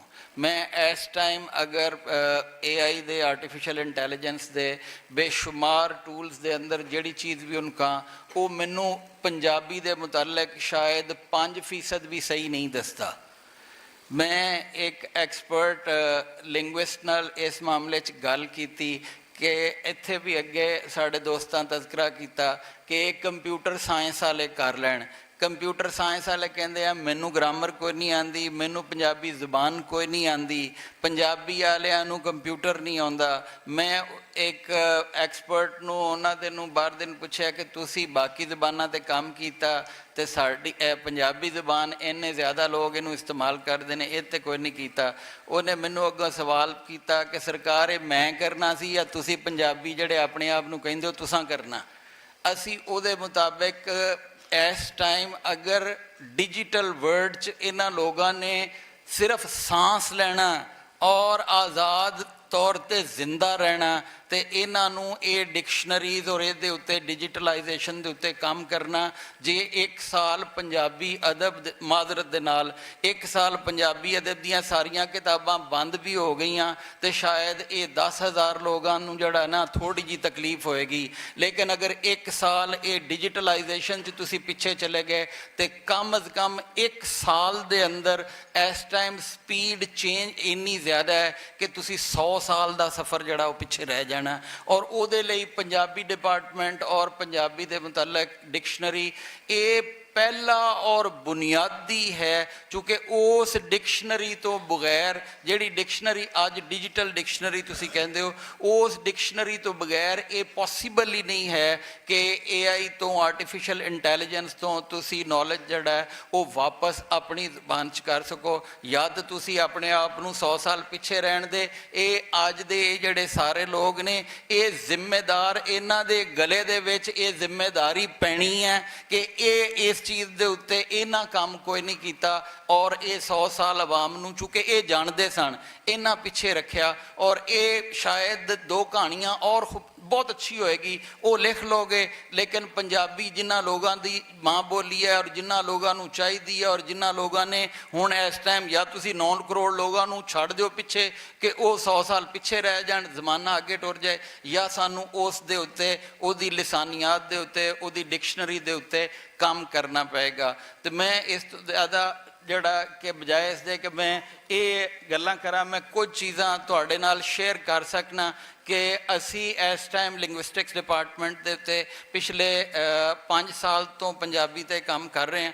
ਅਗਰਚੇ ਹਰ ਇੱਕ ਨੇ ਬੜਾ ਹੈਰਾਨ ਹੋ ਕੇ, ਸਾਡੇ ਡਿਪਾਰਟਮੈਂਟ ਵਾਲੇ ਕਹਿੰਦੇ ਕਿ ਚੰਗਾ ਭਲਾ ਤੁਸੀਂ ਸਾਨੂੰ ਅੰਗਰੇਜ਼ੀ ਤੋਂ ਚੁੱਕ ਕੇ ਤੇ ਆ ਪੰਜਾਬੀ ਇੱਕ ਨਖੇਧ ਲੋਕਾਂ ਦੀ ਜ਼ੁਬਾਨ ਹੈ ਜਿਹਦੇ ਤੇ ਅੱਗੇ ਸਾਨੂੰ ਨੌਕਰੀ ਵੀ ਕੋਈ ਨਹੀਂ ਮਿਲਦੀ, ਅੱਗੇ ਕੁਛ ਨਹੀਂ ਮਿਲਦਾ, ਉਹਦੇ ਤੇ ਲੈ ਆਉਂਦੇ ਹੋ। ਜਦਕਿ ਐਸਾ ਨਹੀਂ ਹੈ। ਅਗਰ ਤੁਸੀਂ ਇਹਦੇ ਤੇ ਕੰਮ ਕਰੋ, ਔਰ ਇਹਦੇ ਤੇ ਇੰਨਾ ਜ਼ਿਆਦਾ ਸਾਰਾ ਹੀ ਬਿਲਕੁਲ ਖਾਲੀ ਪਿਆ। ਪੰਜਾਬੀ ਜ਼ੁਬਾਨ ਦੀਆਂ ਜਿੰਨੀਆਂ ਕਿਤਾਬਾਂ ਨੇ ਇਸ ਟਾਈਮ, ਮੈਨੂੰ ਸਫੀਰ ਰਾਮੇ ਸਾਹਿਬ ਉਹ ਹਰ ਹਫਤੇ, ਅੱਜ ਉਹਨਾਂ ਮੈਨੂੰ ਇੱਕ ਈਮੇਲ ਕੀਤੀ ਜਿਹਦੇ 'ਚ ਉਹਨਾਂ ਮੈਨੂੰ 90 ਕਿਤਾਬਾਂ ਪੰਜਾਬੀ ਦੀਆਂ ਭੇਜੀਆਂ, ਲੇਕਿਨ ਉਹਨਾਂ ਬਦਕਿਸਮਤੀ ਨਾਲ 90 ਕਿਤਾਬਾਂ 'ਚੋਂ ਇੱਕ ਕਿਤਾਬ ਵੀ ਐਸੀ ਨਹੀਂ ਜਿਹੜੀ ਡਿਜੀਟਲੀ ਇਸਤੇਮਾਲ ਹੋ ਸਕੇ। ਚੂँਕਿ ਪੰਜਾਬੀ ਦਾ ਅੱਗੇ ਦੋਸਤਾਂ ਕਿਹਾ ਵੀ OCR ਹੈ ਕੋਈ ਨਹੀਂ, ਨਤੀਜਾ ਇਹ ਕਿ ਉਹ PDF ਦੇ ਉੱਤੇ ਤੁਸੀਂ ਸਾਰੇ ਸੇਵ ਕਰਦੇ ਹੋ, ਔਰ ਉਹ ਪੰਜਾਬੀ ਦੀ ਇੱਕ ਕਿਤਾਬ ਵੀ ਉਹਦੇ ਲਈ ਇਸਤੇਮਾਲ ਨਹੀਂ ਹੋ ਸਕਦੀ। ਤੇ ਇਹ ਪਹਿਲੀ ਦਰਖਾਸਤ ਮੇਰੀ ਹੈ ਸਾਰੇ ਜਿਹੜੇ ਲਿਖਾਰੀ ਤੇ ਦੋਸਤ ਨੇ ਕਿ ਪੰਜਾਬੀ ਲਈ ਤੁਸੀਂ ਜ਼ੁਲਮ ਕਰ ਰਹੇ ਹੋ ਜੇ ਤੁਸੀਂ ਪੰਜਾਬੀ ਦੀ ਕਿਤਾਬ PDF ਦੇ ਉੱਤੇ ਰੱਖਦੇ ਪਏ ਹੋ। ਪੰਜਾਬੀ ਦੇ ਉਸ ਕੰਮ ਕਰਨ ਲਈ ਤੁਹਾਡੇ ਕੋਲ ਚੁੱਕੇ ਕੋਈ ਨਾ OCR ਹੈ, ਨਾ ਕੋਈ ਔਰ ਤੁਹਾਡੇ ਕੋਲ ਟੂਲਸ ਨੇ। ਇਸ ਲਈ ਪੰਜਾਬੀ ਨੂੰ ਜਾਂ ਤੁਸੀਂ ਇਨ ਪੇਜ ਦੇ ਉੱਤੇ ਰੱਖੋ ਤੇ ਜਾਂ ਮਾਈਕਰੋਸਾਫਟ ਵਰਡ ਦੇ ਉੱਤੇ ਰੱਖੋ, ਜਿਹੜੀ ਅੱਗੇ ਕੋਈ ਉਸ ਪੰਜਾਬੀ ਵਾਲਾ ਉਹਨੂੰ ਇਸਤੇਮਾਲ ਕਰ ਸਕੇ। ਵਰਨਾ ਉਹ ਕਿਤਾਬ ਤੁਹਾਡੀ ਸ਼ੈਲਫ ਜੋਗੀ ਹੈ, ਅੱਲਾ ਤੁਹਾਨੂੰ ਉਹਦਾ ਜਿਹੜਾ ਨਾ ਦਰਜਾ ਤੁਹਾਡੇ ਬੁਲੰਦ ਕਰੇਗਾ। ਉਸ ਤੋਂ ਇਲਾਵਾ ਕਿਸੇ ਡਿਜੀਟਲ ਲਈ ਉਹਦਾ ਕੋਈ ਫਾਇਦਾ ਨਹੀਂ ਹੈ, ਕਿਉਂਕਿ ਕਿਸੇ ਜਗ੍ਹਾ ਤੇ ਉਹ ਇਸਤੇਮਾਲ ਹੀ ਨਹੀਂ ਹੋ ਸਕਦੀ। ਤੇ ਉਸ ਹਵਾਲੇ ਨਾਲ ਪੰਜਾਬੀ ਦੇ ਇਸ ਡਿਕਸ਼ਨਰੀ ਨੂੰ ਬਣਾਉਣ ਲਈ ਕਮ ਅਜ਼ ਕਮ ਇੱਕ ਡਿਕਸ਼ਨਰੀ ਦੇ ਅੰਦਰ ਕਮ ਅਜ਼ ਕਮ 13 ਤਰ੍ਹਾਂ ਦੀ ਇਨਫੋਰਮੇਸ਼ਨ ਹੁੰਦੀ ਹੈ। ਤੇ ਉਸ ਇਨਫੋਰਮੇਸ਼ਨ ਲਈ ਇਸ ਟਾਈਮ ਗੁਰਮੁਖੀ ਦੇ ਮੁਤਲਕ ਵੀ ਓਡਾ ਉਹ ਕੰਪਿਊਟਰ ਸਾਇੰਸ ਵਾਲਿਆਂ ਨੇ ਉਹਦੇ 'ਚ ਡਿਵੈਲਪ ਕੀਤੀ ਹੈ। ਕੋਈ ਇੱਕ ਵੀ ਡਿਕਸ਼ਨਰੀ ਐਸੀ ਨਹੀਂ ਹੈ ਜਿਹੜੀ ਇਸ ਟਾਈਮ ਡਿਜੀਟਲ ਜ਼ਰੂਰੀਆਤ ਨੂੰ ਪੂਰੀ ਕਰੇ। ਔਰ ਉਸ ਡਿਕਸ਼ਨਰੀ ਨੂੰ ਬਣਾਉਣ ਲਈ ਸਿਰਫ ਕੋਈ ਵੀ ਇੱਕ ਲਫ਼ਜ਼ ਹੈ ਤੇ ਉਸ ਲਫ਼ਜ਼ ਦੇ ਮੁਤਲਕ ਤੁਹਾਨੂੰ ਇਹ ਪਤਾ ਹੋਏਗਾ ਵੀ ਇਹ ਡਿਕਸ਼ਨਰੀ ਜਿਹੜੀ ਹੈ ਇਹਦੇ ਅੰਦਰ ਉਹ ਦੱਸੇਗਾ ਵੀ ਇਹ ਜਿਹੜਾ ਲਫ਼ਜ਼ ਹੈ ਇਹ ਨਾਊਨ ਹੈ, ਵਰਬ ਹੈ, ਕੀ ਚੀਜ਼ ਹੈ। ਉਹ ਪੰਜਾਬੀ ਦੀਆਂ 7 ਡਿਕਸ਼ਨਰੀਆਂ ਮੇਰੇ ਕੋਲ ਨੇ ਤੇ ਉਹਨਾਂ 'ਚੋਂ ਕਿਸੇ ਇੱਕ ਡਿਕਸ਼ਨਰੀ ਨੇ ਵੀ ਉਹਦੇ ਮੁਤਲਕ ਇਹ ਪੂਰਾ ਨਹੀਂ ਦੱਸਿਆ ਹੋਇਆ। ਚੰਦ ਅਲਫਾਜ਼ ਦੇ ਮੁਤਲਕ ਦੱਸ ਦਿੱਤਾ, ਬਾਕੀਆਂ ਦੇ ਮੁਤਲਕ ਪੂਰਾ ਨਹੀਂ ਦੱਸਿਆ। ਔਰ ਖ਼ਾਸ ਤੌਰ 'ਤੇ ਅਗਰ ਦੱਸਿਆ ਵੀ ਹੈ ਤੇ ਉਹ ਕੰਪਿਊਟਰ ਨਾਲ ਇਸ ਟਾਈਮ ਅਟੈਚ ਨਹੀਂ ਹੋ ਸਕਦੀ, ਜਿਹਦੀ ਬੇਸ 'ਤੇ ਸਾਨੂੰ ਪਤਾ ਲੱਗ ਸਕੇ। ਮੈਂ ਤੁਹਾਡੇ ਸਾਰੇ ਦੋਸਤਾਂ ਦੇ ਨਾਲ ਅੱਜ ਇੱਕ ਵਰਬ ਸ਼ੇਅਰ ਕਰਾਂਗਾ। ਔਰ ਮੈਂ ਜਦੋਂ 2017 ਤੋਂ ਪੰਜਾਬੀ 'ਤੇ ਕੰਮ ਕਰ ਰਿਹਾ, ਪੰਜਾਬੀ ਜ਼ੁਬਾਨ 'ਤੇ ਜਦੋਂ ਮੇਰੇ ਕੋਲ ਇਸ ਟਾਈਮ ਪੰਜਾਬੀ ਜ਼ੁਬਾਨ ਦਾ ਤਕਰੀਬਨ 1.5 ਕਰੋੜ ਅਲਫਾਜ਼ ਦਾ ਕੋਪਸ ਜਿਹੜਾ ਨਾ ਉਹ ਮੌਜੂਦ ਹੈ। ਇਹ ਉਸ 1.5 ਕਰੋੜ ਅਲਫਾਜ਼ ਉਹ ਸਾਰਾ ਡਿਜੀਟਲੀ ਕੋਈ ਵੀ ਦੁਨੀਆ 'ਚ ਉਹਨੂੰ ਐਕਸੈਸ ਕਰਕੇ ਤੇ ਉਹਨੂੰ ਇਸਤੇਮਾਲ ਕਰ ਲੈਂਦਾ। ਉਸ 1.5 ਕਰੋੜ ਅਲਫਾਜ਼ ਨੂੰ ਜਦੋਂ ਮੈਂ ਦੇਖਿਆ ਤੇ ਉਹ ਮੈਨੂੰ ਪਤਾ ਲੱਗਾ ਵੀ ਦਰਅਸਲ ਸਿਰਫ 20,000 ਅਲਫਾਜ਼ ਨੇ ਜਿਹੜੇ ਬਾਰ-ਬਾਰ ਇਸਤੇਮਾਲ ਹੋਏ ਨੇ ਤੇ ਉਹ 1.5 ਕਰੋੜ ਅਲਫਾਜ਼ ਨੇ। ਉਹਨਾਂ 20,000 ਅਲਫਾਜ਼ ਤੋਂ ਜਦੋਂ ਮੈਂ ਉਹਨਾਂ ਨੂੰ ਸਟੱਡੀ ਕੀਤਾ ਤੇ ਮੈਨੂੰ ਪਤਾ ਲੱਗਾ ਕਿ ਸਿਰਫ ਪੰਜਾਬੀ ਦੇ ਅੰਦਰ ਨਾ ਸਿੰਗਲ ਵਰਡ ਵਰਬ 700 ਵਰਬ ਨਿਕਲਿਆ। ਮੈਂ ਪਹਿਲਾ ਮੇਰਾ ਤਾਸੁਰ ਇਹ ਨਿਕਲਿਆ ਕਿ ਪੰਜਾਬੀ ਤੇ ਬੜੀ ਮਾੜੀ ਜਿਹੀ ਮਲੂਕੜੀ ਜੀ ਜ਼ੁਬਾਨ ਆ ਜਿਹਦੇ 'ਚ ਸਿਰਫ 700 ਵਰਬ, ਅੰਗਰੇਜ਼ੀ ਦੇ ਅੰਦਰ 6,000 ਵਰਬ ਜਿਹੜਾ ਨਾ ਉਹ ਮੌਜੂਦ ਸੀ। ਜਦੋਂ ਮੈਂ ਉਹਨੂੰ ਮਜ਼ੀਦ ਤਫਸੀਲ ਨਾਲ ਦੇਖਿਆ ਤੇ ਮੈਨੂੰ ਪਤਾ ਲੱਗਾ ਬਈ ਇੰਗਲਿਸ਼ ਦੇ ਅੰਦਰ ਇੱਕ ਵਰਬ ਦੀਆਂ 6 ਫਾਰਮਸ ਨੇ, to write, write, writes, wrote, written, writing. ਤੇ ਮੈਂ ਜਦੋਂ ਪੰਜਾਬੀ ਨੂੰ ਸਟੱਡੀ ਕਰਨਾ ਸ਼ੁਰੂ ਕੀਤਾ ਉਹ ਮੇਰੇ ਕੋਲ ਹੁਣ ਤੱਕ 80 ਫਾਰਮ ਇੱਕ ਵਰਬ ਦੀਆਂ ਆ ਗਈਆਂ, ਹਾਲੀ ਗੱਲ ਪੂਰੀ ਨਹੀਂ ਹੋਈ। ਤੇ ਉਹ ਮੈਂ ਸਿਰਫ 700 ਵਰਬ ਨੂੰ ਦੇਖਿਆ ਤੇ ਮੈਂ ਕਿਹਾ ਅਗਰ 6,000 ਹੈ ਤੇ ਉਹਨੂੰ 6 ਨਾਲ ਜ਼ਰਬ ਦਿਓ ਤੇ 36,000 ਬਣਦੀ ਹੈ।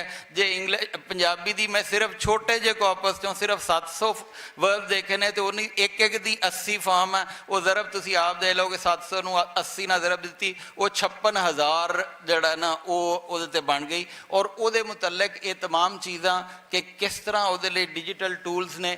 ਅਸੀਂ ਅਲਹਮਦੁਲਿਲਾ ਦਾਵਤ ਨਹੀਂ ਲੇਕਿਨ ਇਸ ਦੇ ਕਾਫੀ ਕਰੀਬ ਆ ਕਿ ਇਨਸ਼ਾਅੱਲਾ ਅਸੀਂ ਇਹ ਡਿਜੀਟਲ ਟੂਲਸ ਜਿੰਨੇ ਨੇ ਉਹ ਸਾਰੇ ਦੇ ਸਾਰੇ ਹੁਣ ਤੱਕ ਜਿਹੜਾ ਉਹਦੇ ਲਈ ਪਾਰਟ ਆਫ ਸਪੀਚ ਟੈਗਸ ਬੱਚਾ ਇਸ ਟਾਈਮ ਤੁਹਾਨੂੰ ਦਿਖਾ ਰਿਹਾ। ਇਸ ਟਾਈਮ ਸਰ ਉਹ ਮਾਈਕ ਵੀ ਹੈ ਤੁਹਾਡੇ ਕਰੀਬ ਜੀ, ਅਗਰ ਮੈਨੂੰ ਇਜਾਜ਼ਤ ਹੋਵੇ ਮੈਂ ਅਗਰ ਇੱਧਰ ਇਹਦੇ ਨਾਲ ਕਿ ਇਹ ਮੇਰੇ ਕੋਲ ਇੱਕ ਟੈਕਸਟ ਮੌਜੂਦ ਹੈ ਜਿਹੜਾ ਕਿਸੇ ਵੀ ਇੱਕ ਸਟੋਰੀ ਦੀ ਜਾਂ ਕੋਈ ਵੀ ਦੁਨੀਆ ਦੀ ਕੋਈ ਵੀ ਜਿਹੜੀ ਪੰਜਾਬੀ ਦੀ ਟੈਕਸਟ ਹੈ, ਤੁਸੀਂ ਅਗਰ ਇਸ ਸਾਈਟ ਤੇ ਰੱਖਦੇ ਹੋ, ਔਰ ਇਹ ਸੌਫਟਵੇਅਰ ਅਸੀਂ ਡਿਵੈਲਪ ਕਰ ਲਿਆ, ਉਹਨੂੰ ਬਟਨ ਉਹਨੇ ਦਬਾਇਆ ਟੈਕਸਟ ਤੇ ਇਹ ਹਰ ਵਰਡ ਦੇ ਨਾਲ ਉਹਦਾ ਪਾਰਟ ਆਫ ਸਪੀਚ ਕਿ ਉਹ ਗ੍ਰਾਮਰ ਦੇ ਮੁਤਾਬਿਕ ਨਾਊਨ ਹੈ, ਵਰਬ ਹੈ, ਐਡਜੈਕਟਿਵ ਹੈ, ਉਹ ਤਮਾਮ ਚੀਜ਼ਾਂ ਉਹ ਉਧਰ ਦੂਸਰੀ ਸਾਈਡ ਤੇ ਸਾਡੇ ਕੋਲ ਆ ਜਾਂਦੀਆਂ ਨੇ, ਜਿਹਦੀ ਬੇਸ ਦੇ ਉੱਤੇ ਅਸੀਂ ਇਹ ਦੇਖ ਸਕਦੇ ਹਾਂ। ਇਹ ਇੰਗਲਿਸ਼ ਦੇ ਅੰਦਰ ਬਾਕੀ तमाम ਇਹ ਟੂਲਸ ਮੌਜੂਦ ਨੇ,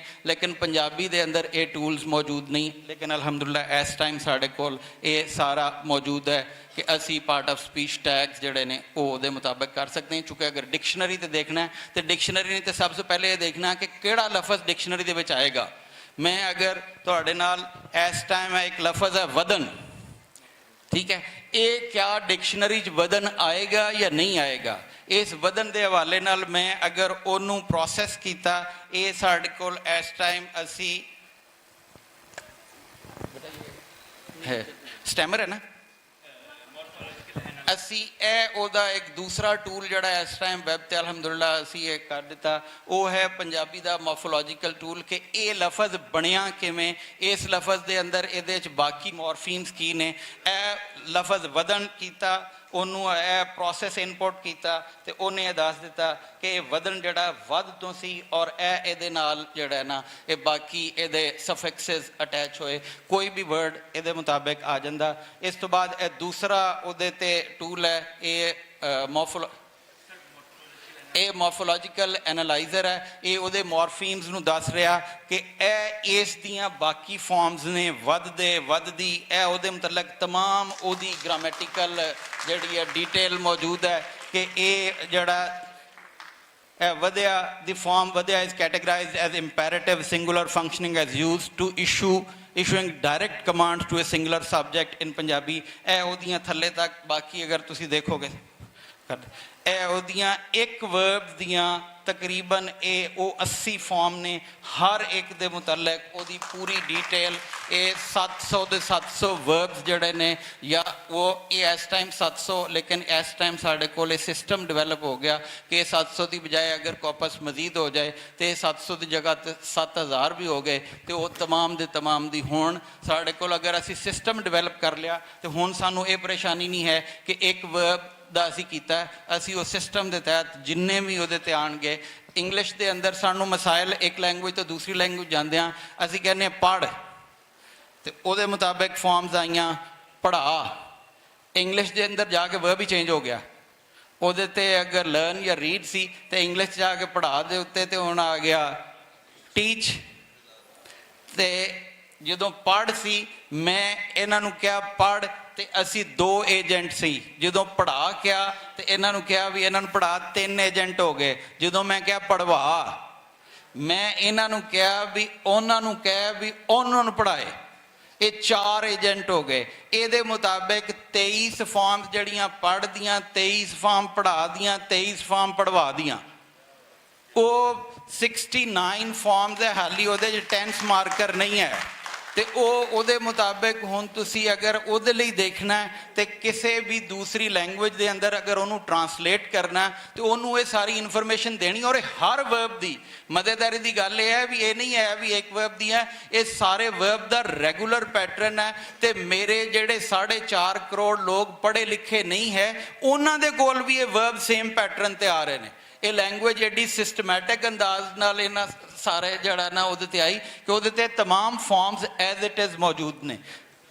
ਤੇ ਇਹ ਉਹਦੇ ਤੇ ਅਸੀਂ ਅਗਲਾ ਤੀਸਰਾ ਟੂਲ ਜਿਹੜਾ ਹੈ ਕਿ ਇਹ ਵਧਣ ਹੈ, ਉਹ ਉੱਥੇ ਕੋਈ ਵੀ ਵਰਡ ਜਿਹੜਾ ਵਰਬ ਹੈ ਉਹਦੇ ਅੰਦਰ ਅਗਰ ਅਸੀਂ ਉਹਦੇ ਤੇ ਲਿਖੀਏ ਤੇ ਉਹ ਆਟੋਮੈਟਿਕਲੀ ਉਹਨੂੰ ਸਾਡੀ ਰੂਟ ਤੇ ਲੈ ਜਾਂਦਾ ਕਿ ਡਿਕਸ਼ਨਰੀ ਦੇ ਅੰਦਰ ਇਹ ਫਾਰਮ ਜਿਹੜੀ ਹੈ ਨਾ ਉਹ ਵੱਧ ਆਣੀ ਹੈ। ਉਹਦੇ ਨਾਲ ਉਹ ਬਾਕੀ ਜਿੰਨੀਆਂ ਵੀ ਅੱਗੇ ਉਹ ਅਸੀਂ ਤੁਹਾਨੂੰ 80 ਇਨਫਲੈਕਸ਼ਨ ਦਿਖਾਈਆਂ, ਉਹ ਸਾਰੀਆਂ ਦੀਆਂ ਸਾਰੀਆਂ ਨੂੰ ਵਾਪਸ ਉਸ ਬੇਸ ਫਾਰਮ ਤੇ ਲੈ ਜਾਂਦਾ ਕਿ ਡਿਕਸ਼ਨਰੀ ਦੇ ਅੰਦਰ ਇਹ ਬੇਸ ਫਾਰਮ ਮੌਜੂਦ ਹੋਏਗੀ।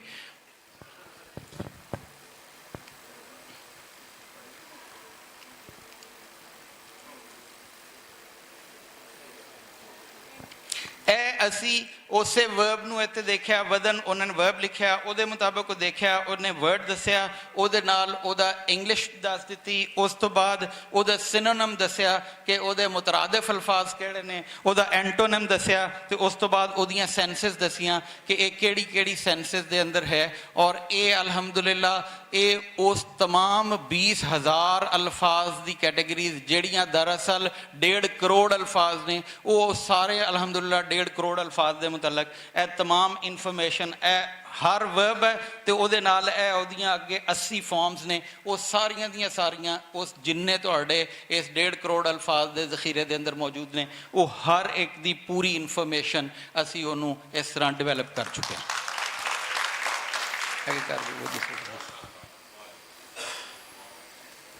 ਉਸ ਤੋਂ ਬਾਅਦ ਅਸੀਂ ਚੁੱਕੇ ਸਿਰਫ ਕਿਸੇ ਡਿਕਸ਼ਨਰੀ ਲਈ ਔਰ ਟਰਾਂਸਲੇਟ ਕਰਨ ਲਈ ਸਾਨੂੰ ਉਹਦੀ ਕੰਪਿਊਟਰ ਦੀ ਜ਼ੁਬਾਨ ਨੂੰ ਜਿਹੜੀ ਕੰਪਿਊਟਰ ਸਮਝ ਸਕੇ ਔਰ ਉਹਦੇ ਸੌਫਟਵੇਅਰ ਦੇ ਨਾਲ ਚੱਲ ਸਕੇ, ਉਹ ਉਹਦੇ ਲਈ ਡਿਕਸ਼ਨਰੀ ਔਰ ਗ੍ਰਾਮਰ ਦੀ ਜ਼ਰੂਰਤ ਹੈ।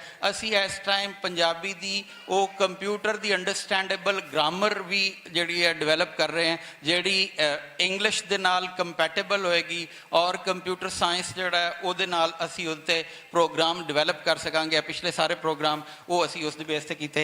ਇਸ ਟਾਈਮ ਅਸੀਂ ਪੰਜਾਬੀ ਦੀ ਜਿਹੜਾ ਸਿਸਟੀਮਿਕ ਫੰਕਸ਼ਨਲ ਗ੍ਰਾਮਰ ਉਹਦੇ ਉੱਤੇ ਕੰਮ ਕਰ ਰਹੇ ਹਾਂ ਔਰ ਅਸੀਂ ਅਲਹਮਦੁਲਿਲਾ ਇਸ ਟਾਈਮ GPT ਸਾਡੀ ਇਸ ਸਾਰੀ ਪ੍ਰੋਸੈਸਿੰਗ ਨੂੰ ਸਮਝਦਾ। ਇਹ ਉਹਦੇ ਮੁਤਾਬਕ ਇਹ ਕਹਾਣੀ ਜਿਹੀ ਓਪਰੀ, ਇਹ ਬੜੀ, ਮੈਨੂੰ ਪਤਾ ਹੈ ਕਿ ਇਹ ਬੜੀ ਓਪਰੀ ਜਿਹੀ ਕਹਾਣੀ ਹੈ, ਇਹ ਉਹਦੇ ਮੁਤਾਬਕ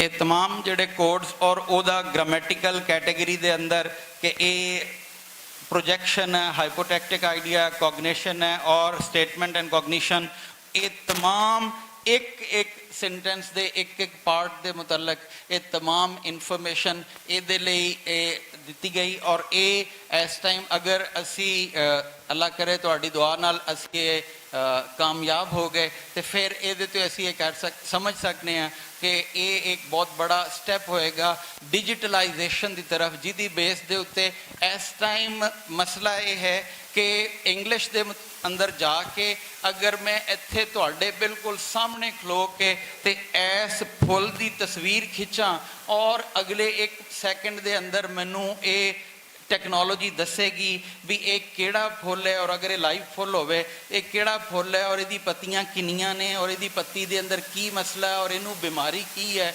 ਔਰ ਇਹਨੂੰ ਅਗਰ ਇਹਨੂੰ ਖੁਰਾਕ ਕੀ ਦੇਣੀ ਚਾਹੀਦੀ ਹੈ, ਇਹ ਸਾਰੀ ਚੀਜ਼ ਦੱਸ ਸਕਦੀ ਹੈ। ਲੇਕਿਨ ਪੰਜਾਬੀ ਦੇ ਅੰਦਰ ਸਾਡੇ ਕੋਲ ਇਹ ਮਸਲਾ ਨਹੀਂ ਹੈ, ਕਿਉਂਕਿ ਅਸੀਂ ਸਾਰੇ ਮੇਰੇ ਜਿਹੜੇ ਵੱਡੇ ਨੇ ਇਹਨਾਂ ਪੰਜਾਬੀ ਦੀ ਜਿਹੜੀ ਹੈ ਨਾ ਉਹ ਰਕਸ਼ਾ ਕਰਨ ਦਾ ਇੱਕੋ ਤਰੀਕਾ ਇਖਤਿਆਰ ਕੀਤਾ। ਇਹਨਾਂ ਆਖਿਆ ਵੀ ਮੈਂ ਨਵੀਂ ਕਹਾਣੀ ਲਿਖ ਲਈ ਹੈ ਤੇ ਮੈਂ ਨਵੀਂ ਨਜ਼ਮ ਲਿਖ ਲਈ ਹੈ ਤੇ ਮੈਂ ਗਜ਼ਲ ਲਿਖ ਲਈ ਹੈ, ਸਿਰ ਮੱਥੇ ਤੇ ਉਹ ਤੁਹਾਡੀਆਂ ਨਜ਼ਮਾਂ ਗਜ਼ਲਾਂ ਤੇ ਉਹ। ਲੇਕਿਨ ਤੁਹਾਡੇ ਕੋਲ ਰੱਬ ਨੇ ਜ਼ਰੂਰ ਪੁੱਛਣਾ ਜੇ ਕਿ ਤੁਸੀਂ ਲਿਖ ਸਕਦੇ ਸੀ, ਤੁਸੀਂ ਪੰਜਾਬੀ ਦੇ ਉੱਤੇ ਗੱਲ ਕਰ ਸਕਦੇ ਸੀ, ਤੁਸੀਂ ਪੰਜਾਬੀ ਦੇ ਹਵਾਲੇ ਨਾਲ ਇਹ ਇਨਫੋਰਮੇਸ਼ਨ ਦੇ ਸਕਦੇ ਸੀ, ਤੁਸੀਂ ਪੰਜਾਬੀ ਜ਼ੁਬਾਨ ਦੇ ਉੱਤੇ ਕੋਈ ਕੰਮ ਨਹੀਂ ਕੀਤਾ। ਔਰ ਮੈਂ ਮਾਦਰਤ ਨਾਲ ਮੇਰੇ ਇਹਦੇ 'ਚ 50 ਗਲਤੀਆਂ ਨੇ ਔਰ ਉਹ ਗਲਤੀਆਂ ਦਾ ਜ਼ਿੰਮੇਦਾਰ ਮੈਂ ਤੁਹਾਨੂੰ ਸਮਝਣਾ। ਉਹਦੀ ਵਜ੍ਹਾ ਇਹ ਹੈ ਕਿ ਮੇਰਾ ਤੇ ਸਬਜੈਕਟ ਅੰਗਰੇਜ਼ੀ ਹੈ, ਮੈਂ ਪੰਜਾਬੀ ਦੇ ਇਹਦੇ ਲਈ ਪੰਜਾਬੀ ਦੇ ਸ਼ਾਇਦ ਪੰਜਾਬ ਦੇ ਸਾਰੇ ਡਿਪਾਰਟਮੈਂਟਸ ਨੂੰ ਪੁੱਛਿਆ ਤੇ ਸਾਰਿਆਂ ਵੱਲੋਂ ਮੈਨੂੰ ਜਿਹੜਾ ਨਾ ਸਲਾਮ ਹੀ ਆਇਆ ਮੱਥੇ ਤੇ। ਤੇ ਜੇ ਫਿਰ ਮੈਨੂੰ ਦੱਸੋ ਫਿਰ ਮੇਰੇ ਕੋਲੋਂ ਗਲਤੀਆਂ ਜਿਹੜੀਆਂ ਹੋਣੀਆਂ ਮੈਂ ਕਿਹਦੇ ਕੋਲ ਜਾ ਕੇ ਠੀਕ ਕਰਾਉਣੀਆਂ? ਸਲਾਮ ਹੈ ਡਾਕਟਰ ਸਾਹਿਬ ਤੁਹਾਨੂੰ, ਤੁਹਾਡੇ ਇਸ ਕੰਮ ਨੂੰ ਵਾਕਈ ਜਿਹੜਾ ਹੈ ਸਲਾਹੁਣਯੋਗ ਹੈ। ਮੇਰਾ ਖਿਆਲ ਹੈ ਡਾਕਟਰ ਸਾਹਿਬ ਦੀ ਪ੍ਰੈਜੈਂਟੇਸ਼ਨ ਤੋਂ ਬਾਅਦ ਕੋਈ ਸਵਾਲ ਰਹਿ ਹੀ ਨਹੀਂ ਜਾਂਦਾ। ਅਗਰ ਸ਼ਾਇਰਾਂ ਨੂੰ ਬੁਰਾ ਗੁਜ਼ਰਿਆ ਹੋਵੇ ਤੇ ਉਹਦੇ ਲਈ ਵੀ ਮਾਜ਼ਰਤ। ਅਲੀ ਉਸਮਾਨ ਜੀ, ਅਲੀ ਉਸਮਾਨ ਬਾਗਾ, ਇੱਕ ਦੋ ਹੀ ਕੁਐਸਚਨ ਹੈ ਸਾਡੇ ਕੋਲ ਤੇ ਕੋਈ ਨਹੀਂ। ਅਲੀ ਉਸਮਾਨ ਬਾਜਵਾ ਤੁਸੀਂ ਕਹਾਣੀਆਂ ਲਿਖੀ ਜਾਓ, ਤੁਹਾਡੇ ਲਈ ਨਹੀਂ ਹੈ। ਬਹੁਤ ਸ਼ੁਕਰੀਆ ਡਾਕਟਰ ਸਾਹਿਬ, ਤੁਸੀਂ ਇੰਨੀ ਮਿਹਨਤ ਕੀਤੀ ਹੈ। It's very fascinating for all of ਅਸ ਕਿ ਤੁਸੀਂ ਇਹਨੂੰ ਬਣਾਇਆ ਔਰ ਕੀਤਾ। ਜ਼ਾਹਿਰ ਉਹਦੇ ਵਿੱਚ ਇਮਲਾ ਦੀਆਂ ਗਲਤੀਆਂ ਜਦੋਂ ਤੁਸੀਂ ਉਹ ਸਾਨੂੰ ਸਿਨੋਨਿਮਸ ਵਿਖਾਏ ਨੇ ਉਹਦੇ ਵਿੱਚ ਨਜ਼ਰ ਆ ਰਹੀਆਂ ਸਨ।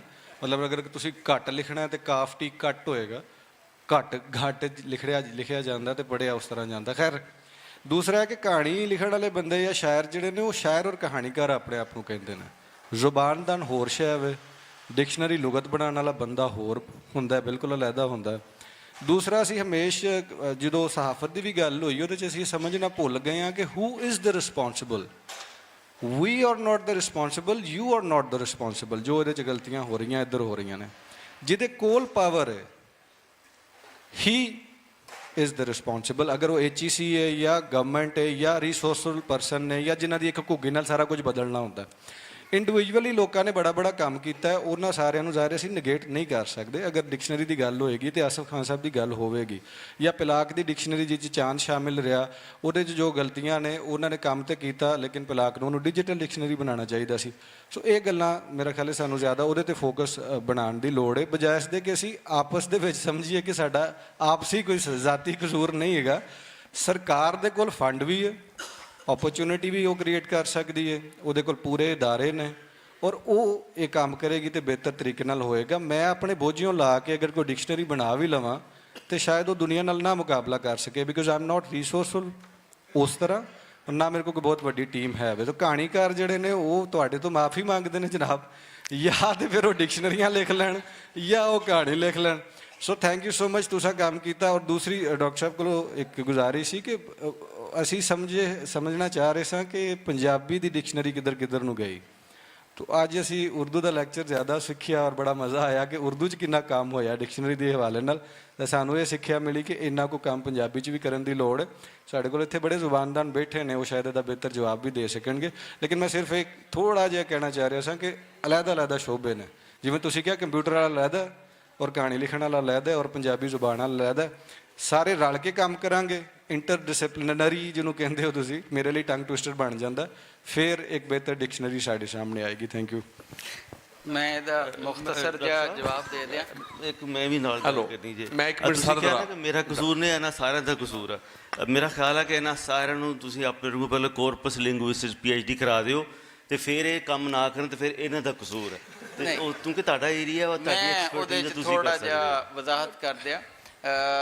ਮੈਂ ਇਹ ਗੱਲ ਇਸ ਤੋਂ ਕਹੀ ਕਿ ਮੈਂ ਸਮਝਣਾ ਕਿ ਪੰਜਾਬੀ ਜ਼ੁਬਾਨ ਦੇ ਹਵਾਲੇ ਨਾਲ ਪੰਜਾਬ ਦੇ ਅੰਦਰ ਕੋਈ 17-18 ਜਿਹੜਾ ਗਵਰਨਮੈਂਟ ਯੂਨੀਵਰਸਿਟੀਆਂ ਦੇ ਅੰਦਰ ਪੰਜਾਬੀ ਦਾ ਡਿਪਾਰਟਮੈਂਟ ਹੈ, ਔਰ ਮੇਰੀ ਯੂਨੀਵਰਸਿਟੀ 'ਚ ਵੀ ਪੰਜਾਬੀ ਦਾ ਡਿਪਾਰਟਮੈਂਟ ਹੈ। ਔਰ ਉਹਨਾਂ ਸਾਰਿਆਂ ਦੇ ਕੋਲ ਆਲਮ ਇਹ ਹੈ ਕਿ ਪੰਜਾਬੀ ਦੀ BS ਦੀ ਕਲਾਸ 4-4 ਸਾਲ 'ਚ ਮਿਲਾ ਕੇ ਨਹੀਂ ਪੂਰੀ ਹੁੰਦੀ, ਕਿ ਪੂਰੀ ਦਾਖਲਾ ਹੀ ਨਹੀਂ ਹੁੰਦਾ ਉਹਦਾ। ਔਰ ਮਸਲਾ ਇਹ ਹੈ ਕਿ ਪੰਜਾਬੀ ਦੇ, ਔਰ ਤੁਸੀਂ ਪੰਜਾਬੀ ਦੇ ਸਾਰੇ ਕੰਮ ਕਰਨ ਵਾਲੇ ਹੋ, ਤੁਹਾਡੇ ਕੋਲ ਇਹ ਮੌਜੂਦ ਹੋਏਗਾ ਡੇਟਾ, ਤੇ ਜਾ ਕੇ ਪਿਛਲੇ 10 ਸਾਲ ਦੇ ਅੰਦਰ ਮੈਨੂੰ ਸਿਰਫ 10 ਕੰਮ ਦਿਖਾ ਦੇਣਾ ਕਿ ਪੰਜਾਬੀ ਲੈਂਗੁਏਜ ਦੇ ਉੱਤੇ ਕਿਸੇ ਨੇ ਕੰਮ ਕੀਤਾ, ਪੰਜਾਬੀ ਅਦਬ ਦੇ ਉੱਤੇ ਯਕੀਨਨ ਕੰਮ ਹੋਇਆ। ਔਰ ਮੈਂ ਜਿਹੜਾ ਉਹ ਮੈਡਮ ਖੌਲਾ ਨਾਲ ਔਰ ਤੋਹੀਦ ਚੱਠਾ ਨਾਲ ਜਿਹੜਾ ਪਿਛਲੇ 3 ਸਾਲ ਤੋਂ ਆਪਣਾ ਪੂਰਾ ਗਿਲਾ ਕਰਨਾ ਕਿ ਤੁਸੀਂ ਜੋ ਕੰਮ ਕਰਦੇ ਹੋ, ਤੁਸੀਂ ਸਕਾਲਰਸ਼ਿਪਸ ਬੱਚਿਆਂ ਨੂੰ ਦਿੰਦੇ ਹੋ, ਤੁਸੀਂ ਜਿੰਨਾ ਕੰਮ ਕਰ ਰਹੇ ਹੋ ਉਹ ਤੁਸੀਂ ਸਿਰਫ ਅਦਬ ਦੇ ਹਵਾਲੇ ਨਾਲ ਕੰਮ ਕਰ ਰਹੇ ਹੋ। ਤੁਸੀਂ ਲੈਂਗੁਏਜ ਦੇ ਹਵਾਲੇ ਨਾਲ ਇਹਨੂੰ ਅਗਰ ਅਹਿਮੀਅਤ ਦਿਓਗੇ ਤੇ ਤਾਂ ਕੰਮ ਹੋਏਗਾ। ਤੁਹਾਡੇ ਕੋਲ ਕਹਾਣੀ ਪੜ੍ਹਨ ਵਾਲੇ ਲੋਕ ਮੌਜੂਦ ਹੋਣਗੇ, ਤੁਹਾਡੇ ਕੋਲ ਇਹ ਸਾਰੇ, ਚੂँकि ਇਸ ਟਾਈਮ ਕਹਾਣੀ 10,000 ਲੋਕਾਂ ਲਈ ਉਹ ਬਹੁਤ ਅਲਾ, ਲੇਕਿਨ 9 ਕਰੋੜ ਲੋਕ ਤੁਹਾਡੇ ਸ਼ੁਕਰਗੁਜ਼ਾਰ ਹੋਣਗੇ ਅਗਰ ਤੁਸੀਂ ਇਸ ਲੈਂਗੁਏਜ ਦੇ ਹਵਾਲੇ ਨਾਲ ਕੰਮ ਕਰੋਗੇ ਔਰ ਉਹਨਾਂ ਨੂੰ ਡਿਜੀਟਲਾਈਜ਼ ਕਰਕੇ ਉਹਨਾਂ ਨੂੰ ਕਰ ਦਿਓਗੇ ਤੇ ਤੁਸੀਂ 9 ਕਰੋੜ ਲੋਕਾਂ ਨੂੰ ਜਿਹੜਾ ਨਾ ਵਿਨ ਕਰ ਜਾਓਗੇ। ਇਹ ਯਕੀਨਨ ਕਹਾਣੀ ਬਹੁਤ ਜ਼ਰੂਰੀ ਹੈ, ਨਜ਼ਮ ਜ਼ਰੂਰੀ ਹੈ। ਮੈਂ ਇਹਨਾਂ 'ਚੋਂ ਕਿਸੇ ਨੂੰ ਨਹੀਂ ਮੁਰਦੇ ਇੰਜ ਇਲਜ਼ਾਮ ਠਹਿਰਾਉਂਦਾ ਵੀ ਤੁਸੀਂ ਇਹਨੂੰ ਛੱਡ ਦਿਓ, ਲੇਕਿਨ ਮੈਂ ਕਹਿੰਦਾ ਵੀ ਤੁਹਾਡੇ ਕੋਲ ਅੱਲਾ ਨੇ ਇਹ ਜਿਹੜਾ ਨਾ ਤੁਹਾਨੂੰ ਹੁਨਰ ਦਿੱਤਾ ਕਿ ਤੁਸੀਂ ਲਿਖ ਸਕਦੇ ਹੋ। ਤੇ ਮੇਰੀ ਵੱਲੋਂ ਇਹ ਗੁਜ਼ਾਰਿਸ਼ ਔਰ ਇਹ ਮਿੰਨਤ ਤੁਸੀਂ ਇਹ ਸਾਰਿਆਂ ਲੋਕਾਂ ਨੂੰ ਕਰੋ, ਕਿਉਂਕਿ ਅਗਰ ਸਿਰਫ ਇਸ ਇੱਕ ਫੰਕਸ਼ਨ ਨੂੰ ਦੇਖੋ ਨਾ ਤੇ ਸ਼ਾਇਦ ਇਹ 10 ਸਾਲ ਦੇ ਉੱਤੇ ਇਹਨਾਂ ਨੇ ਇਹਦੇ ਤੇ ਕਮ ਸੇ ਕਮ 2 ਕਰੋੜ ਰੁਪਇਆ ਇਕੱਲਾ ਇਹਨਾਂ ਨੇ ਇਹਦੇ ਤੇ ਲਾਤਾ ਹੋਣਾ। ਹਰ ਸਾਲ ਡਾਹਾ ਜਿਹੜਾ ਉਹ 50 ਲੱਖ ਰੁਪਇਆ ਉਸ ਹਵਾਲੇ ਨਾਲ ਉਹਦੇ ਤੇ ਕਰ ਦਿੰਦਾ। ਇਹਦਾ ਮਤਲਬ ਇਹ ਹੈ ਕਿ ਪੰਜਾਬੀ ਦੇ ਉੱਤੇ ਅਸੀਂ ਬਹੁਤ ਸਾਰੀ ਮਿਹਨਤ ਕਰ ਰਹੇ ਹਾਂ, ਲੇਕਿਨ ਉਸ ਮਿਹਨਤ ਦੇ ਨਾਲ ਕੁਝ ਆਸਪੈਕਟ ਮੈਂ ਇਹ ਨਹੀਂ ਕਹਿ ਰਿਹਾ ਵੀ ਇਹ ਛੱਡਣੀ ਹੈ, ਇਹ ਤੇ ਲਾਜ਼ਮੀ ਹੈ, ਲੇਕਿਨ ਪੰਜਾਬੀ ਜ਼ੁਬਾਨ ਦੀ ਅਸਲ ਖਿਦਮਤ ਜਿਹੜੀ ਹੈ ਉਹ ਪੰਜਾਬੀ ਦੇ ਉਹਨਾਂ ਲੋਕਾਂ ਨੂੰ, ਜੇ ਤੁਸੀਂ ਸਰਵਾਈਵ ਹੀ ਨਹੀਂ ਉਹ ਕਰਨਗੇ ਇਸ ਟੈਕਨੋਲੋਜੀ ਦੇ ਦੌਰ ਦੇ ਅੰਦਰ, ਪੰਜਾਬੀ ਦੇ ਅੱਜ ਜਿਹੜੇ ਬੱਚੇ ਨੇ, ਇਹਨਾਂ ਸਾਰਿਆਂ ਜਿੰਨੇ ਪਿੱਛੇ ਬੱਚੇ ਬੈਠੇ ਨੇ, ਇਹਨਾਂ ਨੂੰ ਕਿਸੇ ਨੂੰ ਪੁੱਛੋ ਵੀ ਇਹ ਪੰਜਾਬੀ ਦਾ ਸਕ੍ਰਿਪਟ ਲਿਖ ਵੀ ਪਾਉਂਦੇ ਨੇ, ਇਹ ਜਲਦੀ ਨਾਲ ਰੋਮਨ ਸਕ੍ਰਿਪਟ ਤੇ ਆ ਕੇ ਤੇ ਆਪਣਾ ਪੰਜਾਬੀ ਤੇ ਕੰਮ ਕਰ ਲੈਂਦੇ, ਇਸ ਲਈ ਇਹਨਾਂ ਨੂੰ ਜਿਹੜਾ ਨਾ ਜੀ ਕੁਝ ਕੰਮ ਬਹੁਤ ਸ਼ੁਕਰੀਆ ਡਾਕਟਰ ਸਾਹਿਬ, ਡਾਕਟਰ ਸਾਹਿਬ, ਬਿਲਕੁਲ ਮੈਂ ਲਿਸਾਨੀਅਤ ਇੱਕ ਦੇ ਮਿੰਟ, ਹਵਾਲੇ ਮੈਂ ਨਾਲ ਬਹੁਤ ਘੱਟ ਕੰਮ ਪ੍ਰੋਫੈਸਰ ਹੋਇਆ ਸਈਦ ਨਾਲ ਗੱਲ ਜੀ, ਕਰ ਸਈਦ ਰਿਹਾ ਸਾਹਿਬ ਇਸਲਾਮਾਬਾਦ ਇੱਕ ਤੋਂ। question, ਬਲਕਿ ਇਹਨਾਂ ਦੀ ਵੀ ਲੁਗਾਤ, ਇਹਨਾਂ ਨੇ ਵੀ ਲੁਗਤਾਂ ਬਣਾਈਆਂ ਨੇ ਕੁਝ, ਜਿਹੜਾ ਦੋ ਹਰਫੀ ਮੇਰਾ ਲੁਗਤ ਖੈਰ ਵੀ ਸਬਜੈਕਟ ਤੇ ਇਕਨੋਮਿਕਸ ਸੀ, ਲੇਕਿਨ ਪੰਜਾਬੀ ਜ਼ੁਬਾਨ ਦਾ ਮੇਰਾ ਇਸ਼ਕ ਹੈਗਾ ਇਹ ਕਰਕੇ ਇਹ 3 ਲੁਗਤਾਂ ਮੈਂ ਦੇਖਿਆ ਕਿ ਜਿਹੜੀ ਡਾਕਟਰ ਸਾਹਿਬ ਕਹਿ ਰਹੇ 2 ਹਰਫੀ ਲੁਗਤ, ਇਹ 800 ਅਲਫਾਜ਼ ਪੰਜਾਬੀ 'ਚ, ਇਹ ਪੰਜਾਬੀ ਜ਼ੁਬਾਨ 'ਚ 800 ਅਲਫਾਜ਼ ਦੇ ਜ਼ਿਕਰ ਜ਼ਿਆਦਾ ਹੋਣਗੇ।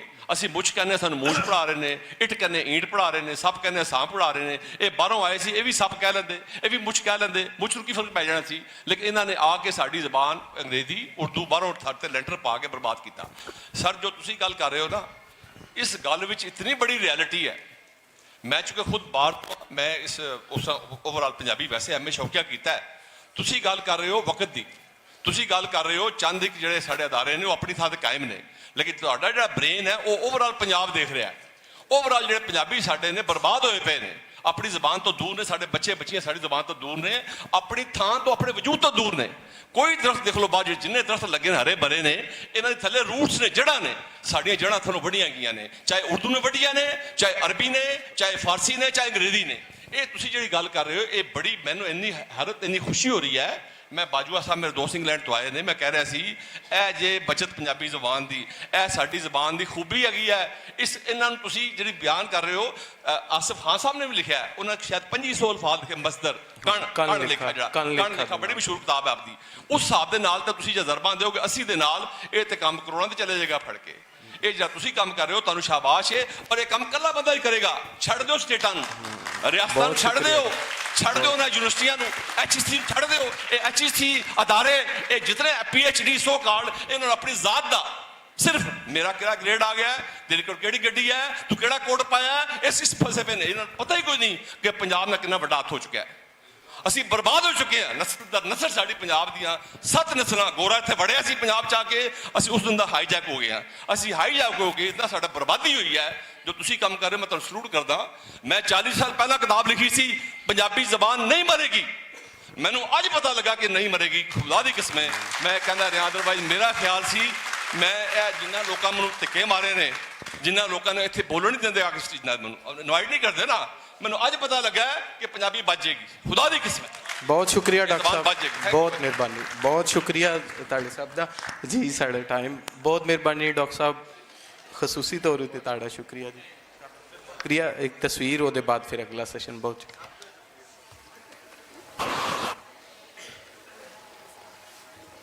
सही सवाल।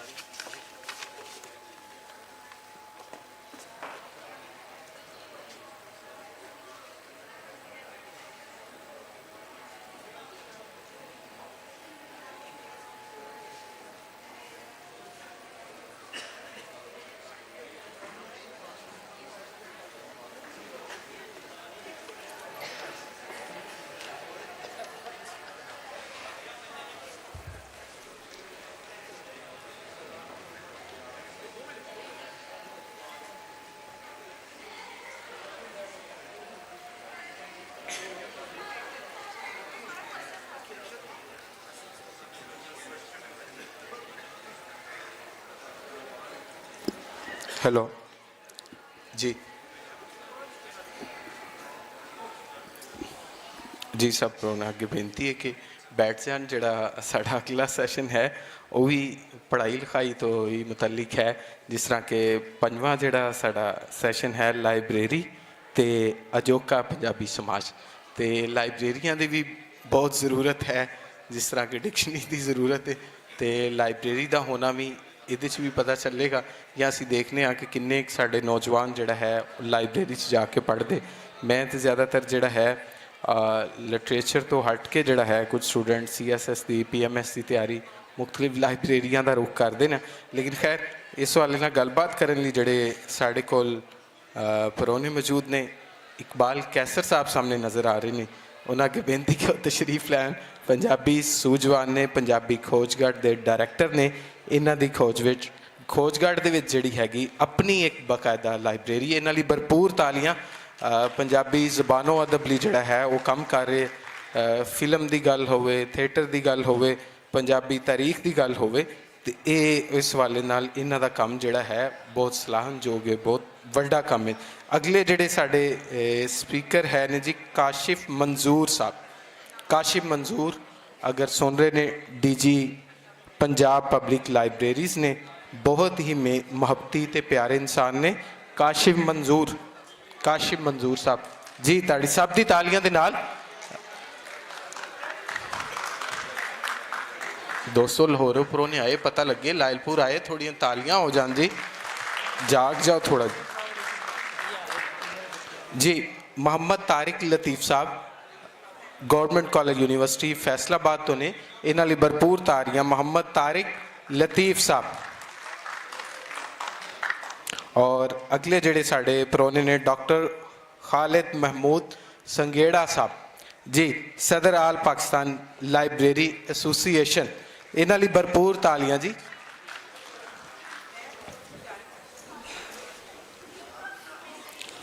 ਔਰ ਅਗਲੇ ਜਿਹੜੇ ਸਾਡੇ Misbah Bashir government college university Faisalabad ਤੋਂ ਹੀ ਨੇ, ਇਹਨਾਂ ਲਈ ਵੀ ਭਰਪੂਰ ਤਾਲੀਆਂ ਜੀ।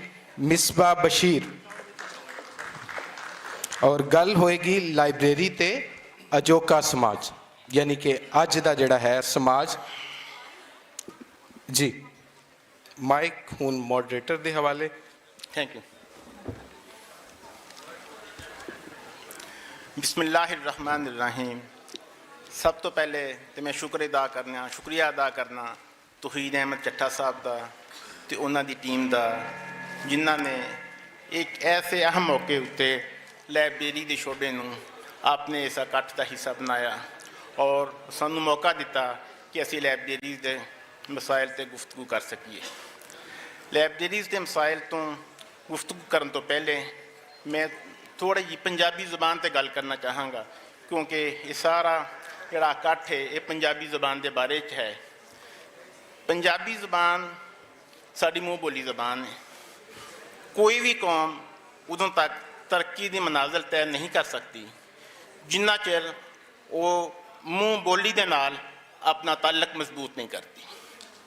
उसकी वजह मैं समझना कि साडे मुआशरे दे विच जिहड़ा अखलाकी इनहतात आ उसकी भी एक वजह मूँह बोली तो दूर होना है। उसकी वजह उन्हें मैं ज़रा थोड़ा जा अपने अल्फाज इस तरह एक्सप्लेन करांगा कि दुनिया के जितनी भी रिसर्च हुई है, सारे साइकोलॉजिस्ट नफ्सियातदान इस चीज़ से मुतफिक ने कि इंसान दियाँ ट्रेड्स ਜਾਂ ਉਹਦੀਆਂ ਅਖਲਾਕੀ ਕਦਰਾਂ ਉਹ 3 ਸਾਲ ਤੋਂ ਲਾ ਕੇ ਤੇ 12 ਸਾਲ ਦੀ ਉਮਰ ਵਿੱਚ ਡਿਵੈਲਪ ਹੋ ਜਾਂਦੀਆਂ ਨੇ।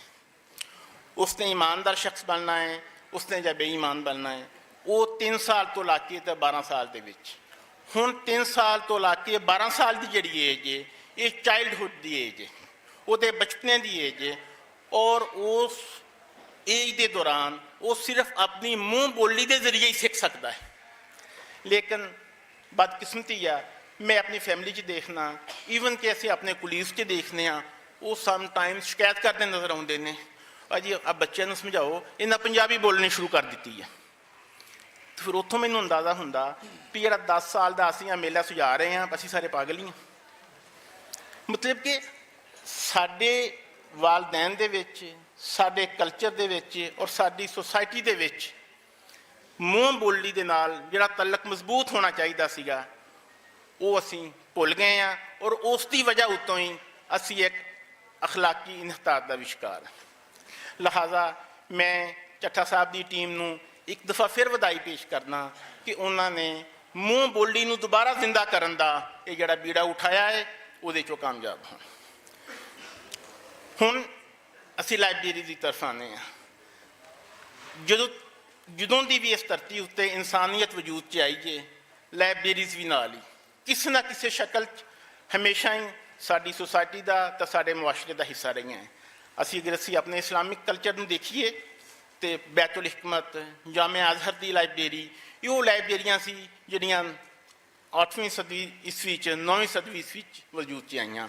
ਔਰ ਉਹਨਾਂ ਦਿਨਾਂ ਦੇ ਵਿੱਚ ਸਾਡੇ ਬਾਦਸ਼ਾਹ ਜਿਹੜੇ ਉਹਨਾਂ ਵਕਤਾਂ 'ਚ ਹੁੰਦੇ ਸੀ ਲਾਇਬ੍ਰੇਰੀ ਨੂੰ ਬਹੁਤ ਜ਼ਿਆਦਾ ਅਹਿਮੀਅਤ ਦਿੰਦੇ ਸੀ। ਔਰ ਲਾਇਬ੍ਰੇਰੀਅਨ ਉਹ ਮੁਕੱਰਰ ਕੀਤਾ ਜਾਂਦਾ ਸੀ ਜਿਹੜਾ ਉਸ ਆਪਣੇ ਵਕਤ ਦਾ ਆਲਮ ਔਰ ਫਾਜ਼ਲ ਸ਼ਖਸ ਹੁੰਦਾ ਸੀ, ਤਾਂ ਕਿ ਉਹ ਉਸ ਦੌਰ ਦੀ ਇਲਮੀ ਮਿਰਾਸ ਨੂੰ ਪ੍ਰੀਜ਼ਰਵ ਕਰ ਸਕੇ, ਉਹਨੂੰ ਬਚਾ ਸਕੇ ਤਾਂ ਆਉਣ ਵਾਲੀਆਂ ਨਸਲਾਂ ਤੱਕ ਉਹਨੂੰ ਪਹੁੰਚਾ ਸਕੇ। ਦੇਖੋ, ਇਹ ਸਾਡੇ ਆਬਾਓ ਅਜਦਾਦ ਨੇ ਲਾਇਬ੍ਰੇਰੀਆਂ ਨੂੰ ਇਸ ਤਰ੍ਹਾਂ ਡਿਵੈਲਪ ਕਰਨਾ ਸਿਖਾਇਆ। ਲੇਕਿਨ ਬਹੁਤ ਅਫਸੋਸ ਨਾਲ ਕਹਿਣਾ ਪੈਂਦਾ ਹੈ ਵੀ ਅਸੀਂ ਆਪਣੇ ਉਹਨਾਂ ਆਬਾਓ ਅਜਦਾਦ ਦੀਆਂ ਉਹਨਾਂ ਸਾਰੀਆਂ ਗੱਲਾਂ ਨੂੰ ਭੁੱਲ ਗਏ ਹਾਂ, ਲੇਕਿਨ ਮਗਰਬ ਨੇ ਸਾਰੀਆਂ ਚੀਜ਼ਾਂ ਅਡੋਪਟ ਕਰ ਲਈਆਂ ਨੇ। ਸਾਨੂੰ ਮੋਸਟਲੀ ਲੋਕਾਂ ਨੂੰ ਇਹ ਸੁਣ ਕੇ, ਜਿੰਨੇ ਇੱਥੇ ਦੋਸਤ ਬੈਠੇ ਨੇ, ਥੋੜ੍ਹੀ ਜਿਹੀ ਹੈਰਾਨਗੀ ਹੋਏਗੀ। ਅਮਰੀਕਨ ਲਾਇਬ੍ਰੇਰੀ ਆਫ ਕਾਂਗਰਸ, ਉਹਦਾ ਜਿਹੜਾ ਲਾਇਬ੍ਰੇਰੀਅਨ ਆ ਉਹਨੂੰ president of United state of America appoint ਕਰਦਾ ਸਰ। ਔਰ ਸੈਨੇਟ 'ਚ ਬਕਾਇਦਾ ਹੀਅਰਿੰਗ ਹੁੰਦੀ ਹੈ, ਜਿਸ ਤਰ੍ਹਾਂ ਸੈਕਟਰੀ ਆਫ ਸਟੇਟ ਦੀ ਹੁੰਦੀ ਹੈ ਜਾਂ ਅਟਾਰਨੀ ਜਨਰਲ ਆਫ ਪਾਕਿਸਤਾਨ ਦੀ ਹੁੰਦੀ ਹੈ। ਕਹਿਣ ਦਾ ਮਕਸਦ ਇਹ ਆ ਵੀ ਉਹਨਾਂ ਇਸ ਸ਼ੋਬੇ ਨੂੰ ਐਡੀ ਅਹਿਮੀਅਤ ਦਿੱਤੀ ਹੈ ਕਿ ਉਹ ਇੰਤਹਾਈ ਲਾਇਕ, ਫਾਜ਼ਲ ਔਰ ਕਾਬਲ ਆਦਮੀ ਨੂੰ ਆਪਣੀਆਂ ਉੱਥੇ ਲਾਇਬ੍ਰੇਰੀਜ਼ ਦੇ ਵਿੱਚ ਜਗ੍ਹਾ ਦਿੰਦੇ ਨੇ ਤੇ ਮੌਕਾ ਦਿੰਦੇ ਨੇ ਤਾਂ ਕਿ ਉਹ ਆਪਣੀ ਪੁਰਾਣੀ ਹਿਸਟਰੀ ਨੂੰ ਪ੍ਰੀਜ਼ਰਵ ਕਰ ਸਕਣ ਤੇ ਆਉਣ ਵਾਲੇ ਲੋਕਾਂ ਨੂੰ ਇਲਮ ਦੀ ਰਾਹ ਦਿਖਾ ਸਕਣ। ਅੱਜ ਦੇ ਇਸ ਪ੍ਰੋਗਰਾਮ ਦੇ ਵਿੱਚ ਮੈਂ ਕਾਸ਼ਿਫ ਮਨਜ਼ੂਰ ਸਾਹਿਬ ਨੂੰ, ਜਨਾਬ ਕੈਸਰ ਸਾਹਿਬ ਨੂੰ, ਮੈਡਮ ਮਿਸਬਾ ਔਰ ਡਾਕਟਰ ਖਾਲਿਦ ਸੰਗੇੜਾ ਸਾਹਿਬ ਨੂੰ ਖੁਸ਼ਾਮਦੀਦ ਕਹਿਣਾ। ਮੈਂ ਮੈਡਮ ਮਿਸਬਾ ਸਾਹਿਬਾ ਤੋਂ ਆਪਣੀ ਗੁਫ਼ਤਗੂ ਦਾ ਆਗਾਜ਼ ਕਰਾਂਗਾ। ਕਲੋਜ਼ਿੰਗ ਅਸੀਂ ਕਰਾਂਗੇ ਡੀਜੀ ਲਾਇਬ੍ਰੇਰੀਜ਼ ਤੇ, ਤਾਂ ਕਿ ਫਿਰ ਅਸੀਂ ਇਹਨਾਂ ਕੋਲ ਆਪਣੇ ਕੁਝ ਸਵਾਲ ਵੀ ਰੱਖ ਸਕਾਂਗੇ ਤੇ ਕੁਝ ਆਪਣੀਆਂ ਫਰਮਾਇਸ਼ਾਂ ਵੀ ਰੱਖ ਸਕਾਂਗੇ ਇਹਨਾਂ ਦੇ ਸਾਹਮਣੇ।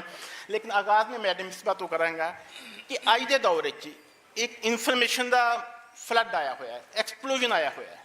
ਮਤਲਬ ਕਿ ਮਿਲੀਅਨਸ ਆਫ ਡਾਕੂਮੈਂਟਸ ਪ੍ਰੋਡਿਊਸ ਹੋ ਰਹੇ ਨੇ ਸੈਕਿੰਡਸ ਦੇ ਵਿੱਚ। ਠੀਕ ਹੈ, ਇਹਨੂੰ ਕਿਸ ਤਰ੍ਹਾਂ ਮੁਨਜ਼ਮ ਕੀਤਾ ਜਾ ਸਕਦਾ ਹੈ? ਮਤਲਬ ਕਿ ਜਿਹੜੀ ਇਨਫੋਰਮੇਸ਼ਨ ਇੰਨੀ ਜ਼ਿਆਦਾ ਆ ਰਹੀ ਹੈ, ਅਸੀਂ ਇਹਨੂੰ ਕਿਸ ਤਰ੍ਹਾਂ ਮੈਨੇਜ ਕਰ ਸਕਦੇ ਹਾਂ? ਟੈਕਨੋਲੋਜੀ ਦਾ ਯੂਜ਼ ਕਿਸ ਤਰ੍ਹਾਂ ਇਸਤੇਮਾਲ 'ਚ ਲਿਆਂਦਾ ਜਾ ਸਕਦਾ ਹੈ ਕਿ ਅਸੀਂ ਆਪਣੇ ਕਾਰੀਨ ਨੂੰ, ਆਪਣੇ ਯੂਜ਼ਰਸ ਨੂੰ ਜਿਹੜੇ ਲਾਇਬ੍ਰੇਰੀ ਦੇ ਵਿੱਚ ਆਉਂਦੇ ਆ, ਉਹਨਾਂ ਨੂੰ ਬਿਹਤਰ ਸਰਵਿਸਿਜ਼ ਪ੍ਰੋਵਾਈਡ ਕਰ ਸਕੀਏ। ਜੀ ਮੈਡਮ। सर माइक नहीं चल रहा। ਮਾਈਕ ਦੇਖੀ, ਚਲੋ ਬੋਲੇ। सब तो पहले तो मैं मुंतज़मीन का शुक्रिया ਹਾਂ ਚਲੋ। सब तो पहले तो मैं मुंतज़मीन का शुक्रिया अदा करना चाहांगी जिन्हें मैंने मौका दिता इत्थे आके अपनी माँ बोली दे विच अपने शोबे के बारे गलबात करन दा। ते दूसरा जिवें सर ने मेरे को सवाल किया तो मैं ये कहना चाहनी हाँ कि जिहड़ी लाइब्रेरी का अजकल इन्फॉर्मेशन का फ्लड है, इनू कंट्रोल करन दा सब तो बेहतर जिहड़ा एक अदारा है वो लाइब्रेरी ही है। क्योंकि असी जिन्ने मर्जी टैक्नोलॉजी आ जाए, जिन्ने मर्जी टैक्नोलॉजी हब्स बन जान, जिन्नी देर तक गूगल की तुसी एक मिसाल लै सकते हो कि गूगल ते तुसी कोई चीज़ सर्च करते हो, उहदे रिलेटिड टॉपिक्स भी इन्ने ज़्यादा नाल आ जाते हैं, लेकिन गूगल तुहानू कोई भी ऑथेंटिकेट जिहड़ी इन्फॉर्मेशन है वो नहीं दे सकता। किसी भी इन्फॉर्मेशन, किसी भी सवाल का जिहड़ा सही जवाब है वो तुहानू लाइब्रेरी ही दे सकती है। और लाइब्रेरी जो अपने सारे गैजेट्स नू इस्तेमाल करते हुए अपनी लाइब्रेरी की ऑटोमेशन कर दी है तो वो यूज़र वास्ते एक बहुत ज़्यादा बेनिफिट है और अजकल के मुआशरे की ज़रूरत है। ऑटोमेशन तो मुराद ये कि जदीद टैक्नोलॉजी और लाइब्रेरी सॉफ्टवेयर जिहदी मदद दे नाल असी अपनी लाइब्रेरी नू ऑटोमेट कर सकते हैं और लाइब्रेरी के जिन्ने भी फंक्शन ने, जिन्ने भी उहदियां जे सर्विसिज ने, उन्हां सारियां नू ऑटोमेट कर सकते हैं, जिन्हां विच लाइब्रेरी दे विच किताबां दी तंजीम है, उन्हां दी कैटलाग साजी है, उन्हां दी सर्चिंग है और यूज़र नू प्रोवाइड करन दा जिहड़ा आसान है तरीका वो लाइब्रेरी ऑटोमेशन नू असी यूज़ करदे होए ईजी बना सकते हैं। जिवें कि तुसी जानते हो कि इन्फॉर्मेशन टैक्नोलॉजी का दौर है और ख़ास तौर पर AI का दौर है और लाइब्रेरी ऑटोमेशन सॉफ्टवेयर्स के नाल जिहड़े AI मदद देंदा है कि असी जो एक यूज़र की इन्फॉर्मेशन नू ट्रैक कर सकते हैं, देख सकते हैं कि किस टाइप का मटीरियल जिहड़ा है वो यूज़ कर रहा है और उसकी नीड की है। तो इस AI टूल नू यूज़ करते हुए असी यूज़र नीड बेस अपनी डाटाबेस बना सकते हैं और जिहदी अजकल एक मिसाल तुसी HEC डिजिटल लाइब्रेरी कह सकते हो कि HEC ने जिन्ने भी उहदे प्रोग्राम ने उहदे मुताबक अपनी इन्फॉर्मेशन नू ਜਰਨਲਸ ਨੇ, ਉਹਨਾਂ 'ਚ ਕਿਤਾਬਾਂ ਨੇ, ਉਹ ਸਾਰੇ ਫਾਰਮੈਟ ਜਿਹੜੇ ਨੇ ਉਹ ਮਹਿਫੂਜ਼ ਕੀਤੇ ਨੇ ਔਰ ਸਾਰੇ ਜਿਹੜੀ ਯੂਨੀਵਰਸਿਟੀਜ਼ ਔਰ ਪੋਸਟ ਗ੍ਰੈਜੂਏਟ ਕਾਲਜ ਨੇ ਉਹਨਾਂ ਸਭ ਨੂੰ ਐਕਸੈਸ ਦਿੱਤੀ ਹੈ। ਤੇ ਇਹਦੇ ਨਾਲ ਜਿਹੜੇ ਸਾਡੇ ਇੰਸਟੀਟਿਊਸ਼ਨਸ ਨੇ ਐਜੂਕੇਸ਼ਨਲ ਯੂਨੀਵਰਸਿਟੀਜ਼ ਖਾਸ ਤੌਰ ਤੇ ਉਹਨਾਂ ਨੂੰ ਚਾਹੀਦਾ ਹੈ ਕਿ ਉਹ ਆਪਣੀ ਇੱਕ ਡਿਜੀਟਲ ਰਿਪੋਜ਼ਿਟਰੀ ਬਣਾਉਣ। ਹਰ ਦਫਾ ਹਰ ਅਦਾਰੇ ਨੂੰ ਇਨਫੋਰਮੇਸ਼ਨ ਲੈਣੀ ਪੈਂਦੀ ਹੈ, ਜਿਵੇਂ ਕਿ ਤੁਸੀਂ ਬਾਹਰ ਵੇਖਦੇ ਹੋ ਕਿ ਇੱਕ ਤੁਹਾਡਾ ਸਮਾਰਟ ਕਾਰਡ ਹੈ, ਉਹਦੇ ਥਰੂ ਹੀ ਤੁਹਾਡੀ ਸਾਰੀ ਜਿਸ ਵੀ ਅਦਾਰੇ 'ਚ ਜਾਂਦੇ ਹੋ ਤੁਸੀਂ, ਤੁਹਾਡੀ ਰਿਕਗਨੇਸ਼ਨ ਉਹੀ ਇੱਕ ਕਾਰਡ ਹੈ, ਉਹੀ ਇੱਕ ਕਾਰਡ ਦੇ ਉੱਤੇ ਜਿਹੜਾ ਤੁਹਾਨੂੰ ਹਰ ਸਹੂਲਤ ਜਿਹੜੀ ਉਹ ਮਿਲਦੀ ਹੈ। ਉਸੇ ਤਰ੍ਹਾਂ ਅਸੀਂ ਆਪਣੀ ਇੱਥੇ ਯੂਨੀਵਰਸਿਟੀ ਦੀ ਇੱਕ ਡਿਜੀਟਲ ਰਿਪੋਜ਼ਿਟਰੀ ਬਣਾ ਕੇ ਤੇ ਆਪਣੇ ਇੱਕ ਪਰਸਨ ਨੂੰ, ਆਪਣੇ ਫੈਕਲਟੀ ਮੈਂਬਰ ਨੂੰ, ਸਟੂਡੈਂਟ ਨੂੰ ਇੱਕ ਪਹਿਚਾਣ ਦੇ ਸਕਦੇ ਹਾਂ ਪੂਰੀ ਦੁਨੀਆ 'ਤੇ ਕਿ ਉਹਦੀ ਇੱਕ ਰਿਕਗਨੇਸ਼ਨ ਬਣ ਸਕਦੀ ਹੈ। ਇਹਦੇ ਨਾਲ ਜਿਹੜਾ ਅਸੀਂ ਇਹ ਆਟੋਮੇਸ਼ਨ ਸਿਸਟਮ ਦੀ ਗੱਲ ਕਰਨੀ ਹੈ, ਇਹਦੇ ਵਿੱਚ ਬਹੁਤ ਜ਼ਿਆਦਾ ਸਾਡੀ ਸੁਸਾਇਟੀ ਨੂੰ ਮਸਾਇਲ ਦਰਪੇਸ਼ ਨੇ, ਜਿਹਦੇ ਵਿੱਚ ਸਭ ਤੋਂ ਇੱਕ ਵੱਡਾ ਜਿਹੜਾ ਮਸਲਾ ਹੈ ਉਹ ਇਹ ਹੈ ਇੰਤਜ਼ਾਮੀ ਸਤ੍ਹਾ 'ਤੇ, ਸਰਕਾਰੀ ਸਤ੍ਹਾ 'ਤੇ ਐਪਰੀਸ਼ੀਏਟ ਨਹੀਂ ਕੀਤਾ ਜਾਂਦਾ ਲਾਇਬ੍ਰੇਰੀ ਆਟੋਮੇਸ਼ਨ ਦੇ ਪ੍ਰੋਜੈਕਟਸ ਨੂੰ ਔਰ ਲੇਕ ਆਫ ਰਿਸੋਰਸਿਸ ਜਾਂ ਬਜਟ ਤੁਸੀਂ ਫਾਈਨਾਂਸ ਕਹਿ ਸਕਦੇ ਹੋ, ਉਹਦੀ ਵਜ੍ਹਾ ਤੋਂ ਬਹੁਤ ਸਾਰੇ ਅਦਾਰੇ ਕੋਸ਼ਿਸ਼ ਦੇ ਬਾਵਜੂਦ ਵੀ ਜਿਹੜਾ ਨੇ ਉਹ ਇਹ ਸਿਸਟਮ ਨਹੀਂ ਲੈ ਕੇ ਆ ਸਕਦੇ ਕਿਉਂਕਿ ਇਹ ਬਹੁਤ ਜ਼ਿਆਦਾ ਮਹਿੰਗੇ ਔਰ ਕੋਸਟਲੀ ਸਿਸਟਮ ਨੇ। ਔਰ ਉਹਦੇ ਨਾਲ ਇੱਕ ਦੂਸਰਾ ਮਸਲਾ ਜਿਹੜਾ ਸਾਨੂੰ ਦਰਪੇਸ਼ ਹੁੰਦਾ ਉਹ ਮੈਨ ਪਾਵਰ ਦਾ ਹੈ ਕਿ ਸਾਡੇ ਕੋਲ ਇੱਕ ਤਰਬੀਅਤ ਯਾਫਤਾ ਅਮਲਾ ਜਾਂ ਲੋਕ ਜਾਂ ਉਹਨਾਂ ਦੀ ਟ੍ਰੇਨਿੰਗ ਵਾਸਤੇ ਵੀ ਸਾਡੇ ਸਰਕਾਰੀ ਸਤ੍ਹਾ 'ਤੇ ਕੋਈ ਐਸੇ ਪ੍ਰੋਗਰਾਮ ਇਨੀਸ਼ੀਏਟ ਨਹੀਂ ਕੀਤੇ ਜਾਂਦੇ ਕਿ ਉਹ ਸਿੱਖਣ। ਕੁਛ ਸਾਡੇ ਆਪਣੇ ਲਾਇਬ੍ਰੇਰੀ ਦੀ ਜਿਹੜੀ ਐਸੋਸੀਏਸ਼ਨ ਨੇ, ਖਾਸ ਤੌਰ 'ਤੇ ਪਾਕਿਸਤਾਨ ਲਾਇਬ੍ਰੇਰੀ ਐਸੋਸੀਏਸ਼ਨ, ਇਹਨਾਂ ਦਾ ਬਹੁਤ ਜ਼ਿਆਦਾ ਸ਼ੁਕਰੀਆ ਕਿ ਇਹ ਸਾਡੇ ਲਾਇਬ੍ਰੇਰੀਅਨ ਵਾਸਤੇ ਅੱਛੇ ਜਿਹੜੇ ਪ੍ਰੋਗਰਾਮ ਨੇ ਔਰ ਲਾਇਬ੍ਰੇਰੀ ਆਟੋਮੇਸ਼ਨ ਦੇ ਪ੍ਰੋਗਰਾਮ ਨੇ ਉਹਨਾਂ 'ਤੇ ਟ੍ਰੇਨਿੰਗਸ ਵਗੈਰਾ ਰੱਖਦੇ ਰਹਿੰਦੇ ਨੇ ਔਰ ਜਿਹੜੇ ਲਾਇਬ੍ਰੇਰੀਅਨਸ ਪਰਸਨਲੀ ਇੰਟਰਸਟ ਲੈ ਕੇ ਟ੍ਰੇਨਿੰਗਸ ਅਟੈਂਡ ਕਰਦੇ ਨੇ ਉਹਨਾਂ ਨੇ ਮਾਸ਼ਾਅੱਲਾ ਬੜੇ ਅੱਛੇ ਆਪਣੀ ਡਿਜੀਟਲ ਰਿਪੋਜ਼ਿਟਰੀਜ਼ ਔਰ ਆਟੋਮੇਸ਼ਨ ਲਾਇਬ੍ਰੇਰੀਜ਼ ਕੀਤੀ ਹੋਈ ਹੈ।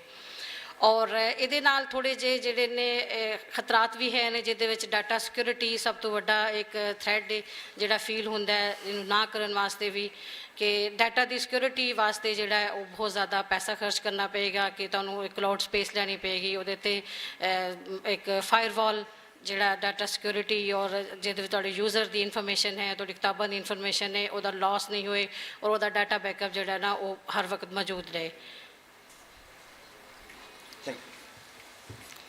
ਜੀ ਮੈਂ ਹੁਣ ਡਾਕਟਰ ਖਾਲਿਦ ਸੰਘੇੜਾ ਸਾਹਿਬ ਨੂੰ ਪੁੱਛਾਂਗਾ ਕਿ ਲਾਇਬ੍ਰੇਰੀਜ਼ ਨੇ ਕਿਸ ਤਰ੍ਹਾਂ ਤਰੱਕੀ ਕੀਤੀ। ਇੱਕ ਦੌਰ ਸੀ ਜਦੋਂ ਪੱਥਰ ਉੱਤੇ ਕਿਤਾਬਾਂ ਨੂੰ ਲਿਖਿਆ ਜਾਂਦਾ ਸੀ, ਫਿਰ ਮਿੱਟੀ ਉੱਤੇ ਲਿਖਿਆ ਜਾਂਦਾ, ਮਿੱਟੀ ਦੀਆਂ ਤਖਤੀਆਂ 'ਤੇ ਆਈ, ਫਿਰ ਉਸ ਤੋਂ ਬਾਅਦ ਦਰਖਤਾਂ ਦੀ ਖਾਲ, ਕਲੇ ਟੈਬਲੇਟ ਤੋਂ, ਜਿਹਨੂੰ ਅਸੀਂ ਮਿੱਟੀ ਦੀਆਂ ਤਖਤੀਆਂ ਬੋਲਦੇ ਸਾਂ, ਕਲੇ ਟੈਬਲੇਟ ਤੋਂ ਡਿਜੀਟਲ ਟੈਬਲੇਟ ਦਾ ਸਫ਼ਰ ਇਹ ਕਿਸ ਤਰ੍ਹਾਂ ਤੈਅ ਹੋਇਆ, ਜ਼ਰਾ ਇਹਦੇ ਉੱਤੇ ਸਰ ਰੋਸ਼ਨੀ ਪਾਓ। बिस्मिल्लाहिर्रहमानिर्रहीम। शुक्रिया जनाब तारक लतीफ़ साहब।